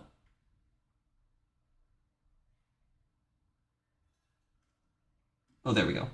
Cold Lava's at 21. Okay. So, how many people do we have? We have 4 people that knocked each other out, which means there's going to be 2 people who don't make the cut, who have a record of 10 wins and 4 losses. Am I going to be one of those 2 people? Like, 100% no? Will I be top 8? That's the question. That's the question. So RustRydah's ahead of me on points. Bridgeman's ahead of me on points. Rotom Appliance is ahead of me on points. So there's 3 people who are ahead of me on points, which means there are 5 spots left in the top 8. And again, this is important because if you're top 8, you decide what matchup gets played in your round 1 pairing. You get to decide if you want to corp or if you want to run. So there's 5 spots. Do I think my SOS is definitely not the worst 2?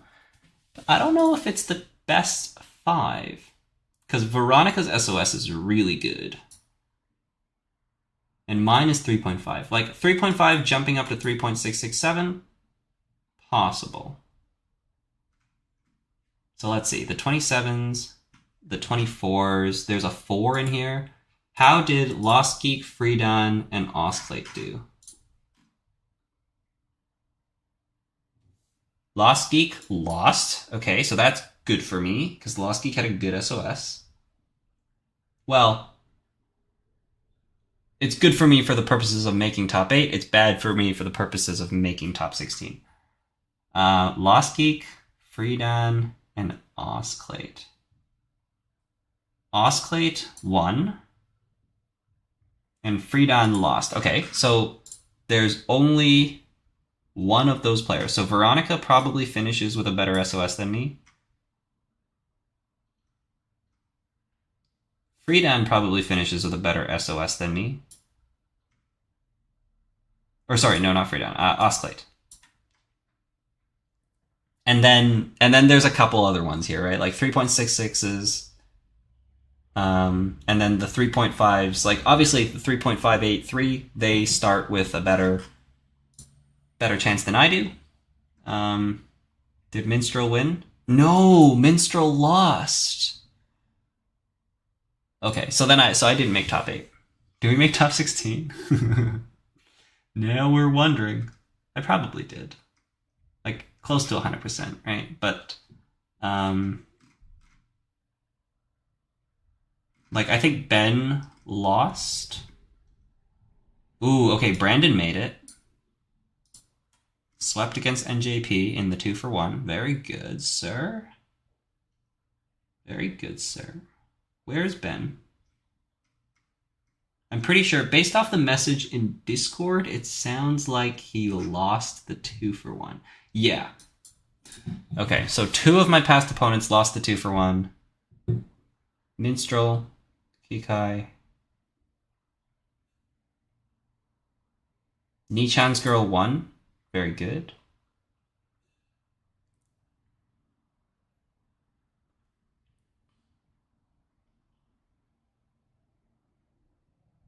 One, two, three, 4, 5 was against Art. No.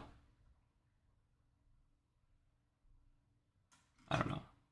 Yeah, it doesn't look like my SOS went up. If anything, my SOS went down. Not down enough, but down. So I can confidently say I didn't make top 8, but I did make top 16. And yeah, somewhere between 8 and 16 is where I will end up.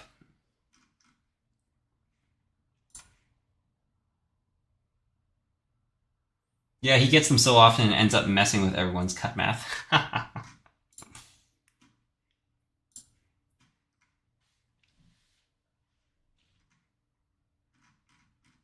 Okay.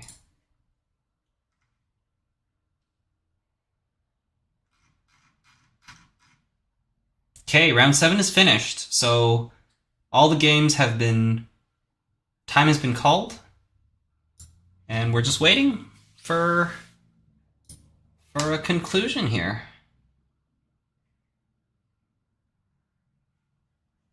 Once I conclude, I will give a quick rundown of what I think about my pairing in the cut.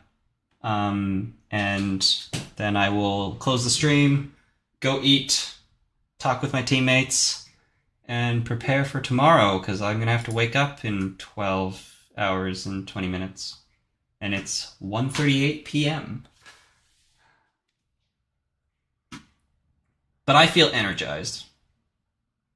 Making a cut is always exciting. Let's just...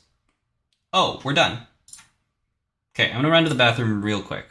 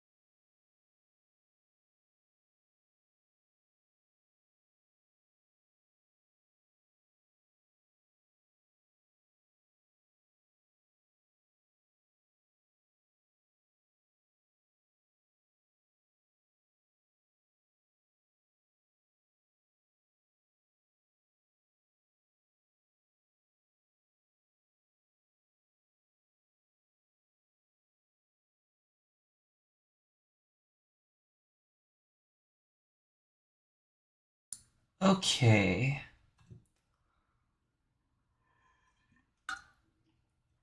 I'm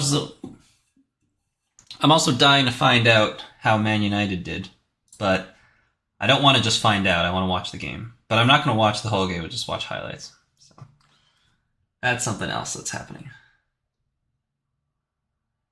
What is happening here?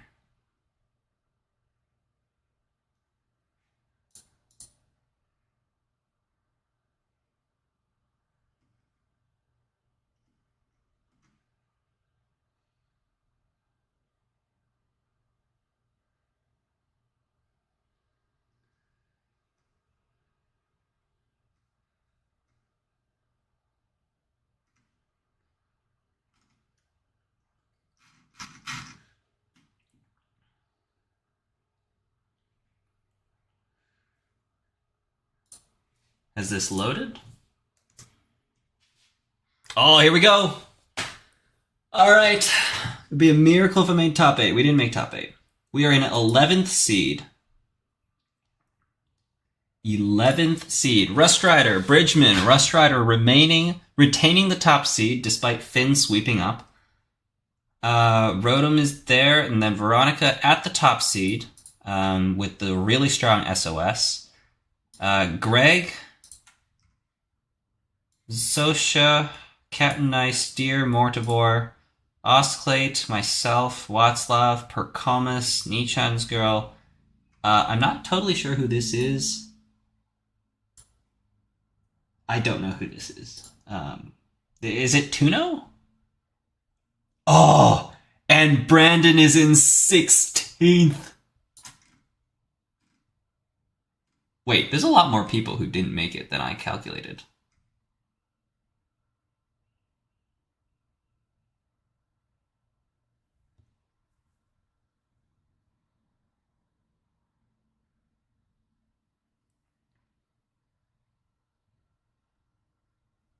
Wait, what? 10 plus 12? There were 20 tables. 10 plus 12 is 22. 6 people get eliminated at a max.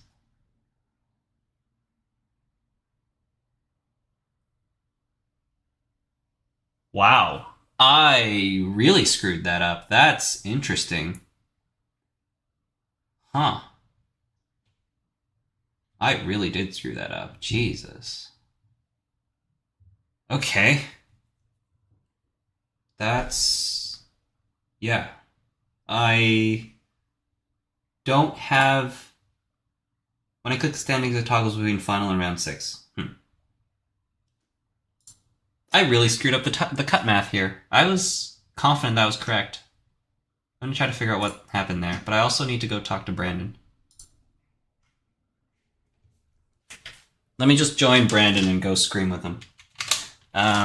You guys are going to love this.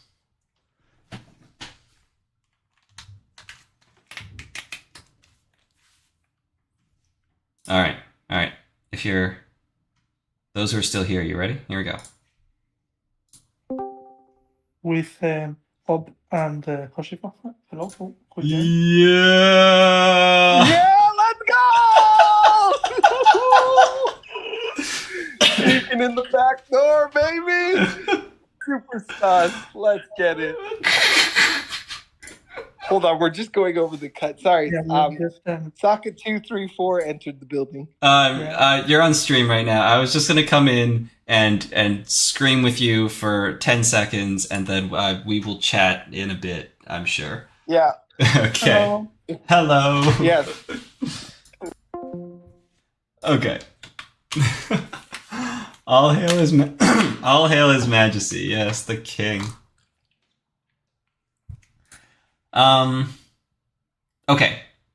I'm going to talk about cat math in a second, because I messed it up, and I need to figure out how I messed that up. Oh, actually, I can't do that. Oh, no. Yeah, I'll look at that on my own. If you're interested, I can talk about it tomorrow, but come tomorrow and ask me, or ask on the YouTube comments, and maybe I'll type it out.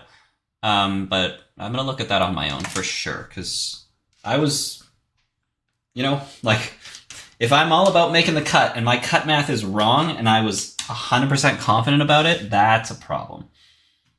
Anyways, for those of you who are unfamiliar, here's how a top 16 works. So this is a strength of schedule, has put Brandon in the cut, and test running, blue shifting, Porcobolo, RystRydah Murata, Porcobolo, by the way, from a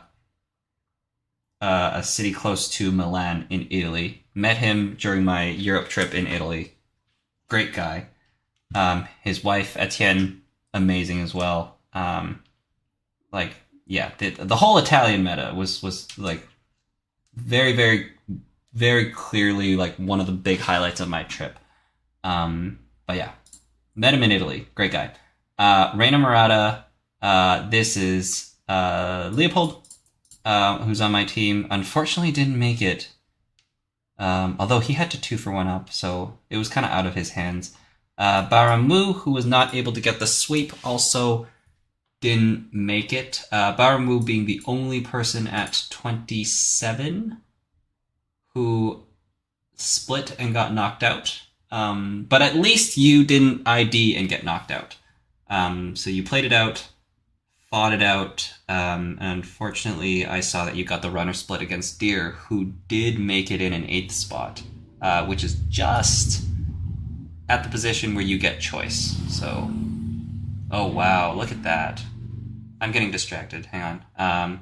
Zomdraft and Troudon, the last people who 1, 2, 3, 4, 5, 6, 7, 8 people did not make cut due to strength of schedule. Now, this is the spot that matters. 8th seed and 9th seed. Deer making it in 3.6122 SOS, 3.6122. They were tied, and Deer had a better extended SOS. And the extended SOS is where you basically average the SOS of your opponents. So the average of Deer's opponents' SOS was better than Mortivor's. And that's going to be a big deal here, because this means in their matchup, Deer and Mortivore play against each other. Deer's going to get the choice of side. Now, let's talk about how a top 16 works. So, top 16, double elimination. You have to lose 2 games. First place plays 16, second plays 15, third plays 14, and so on until you get to 8th plays 9th. Top seed gets to pick the side that they play. They get to see both of the opponent's deck lists and then decide. Unfortunately, that means Arndt has to play Brandon in round 1.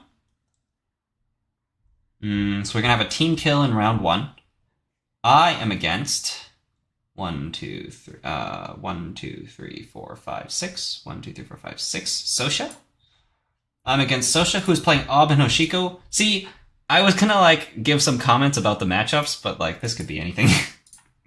So, I don't know. We'll see what that is, and this is the great thing, is I don't need to worry about it. I don't need to think about it. He gets the pick, and I will play. And I will take the information that I'm given, which is their deck list, and we'll hopefully take all the best lines, The biggest thing about this cut, the first thing that I saw is Brandon only has 1 win with his outfit. He's won 5 games with Arasana and 1 game with outfit, making the top 16. Yeah. And then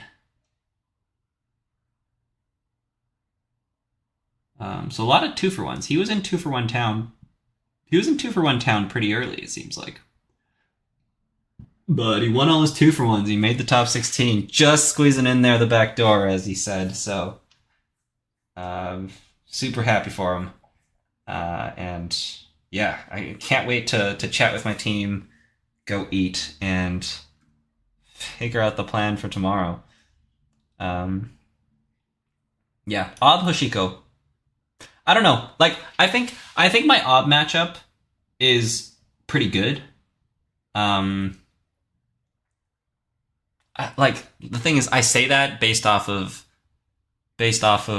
what I understand Ob to be, but you know, it could be anything. But like corps, in general, a corp deck gets much worse in an open deck list environment than a runner deck, because corp has all the hidden information. When you install a piece of ice, it could be anything. But if I know your deck list, then I know exactly what it could be. So, yeah, that'll be interesting. And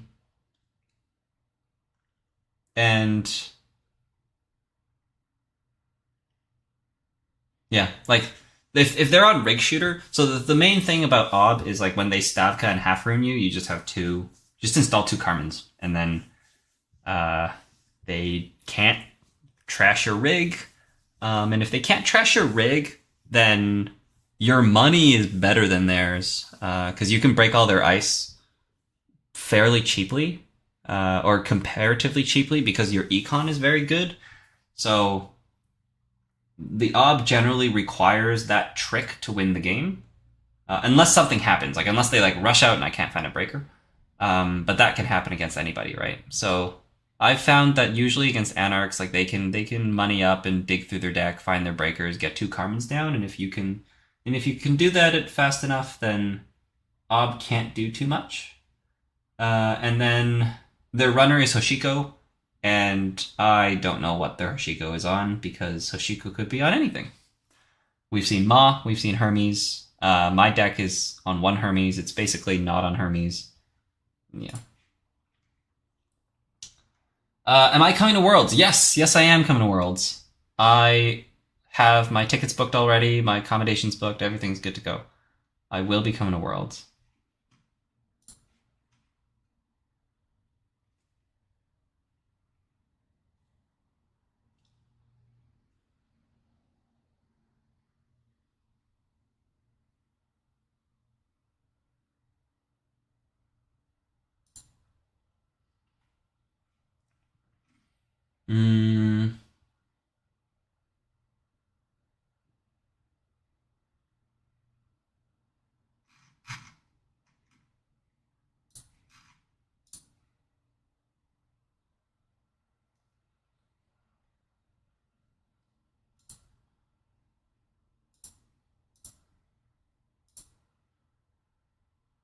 Streamer mode enabled.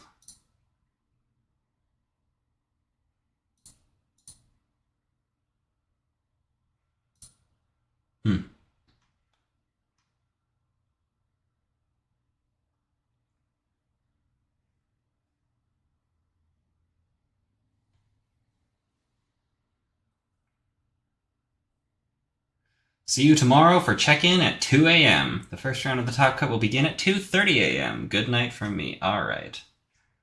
All right, everyone. Looks like that is the conclusion of this tournament. Good luck tomorrow. Thank you very much.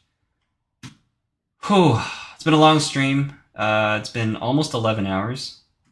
So, wow, it's almost been 11 hours. Jeez.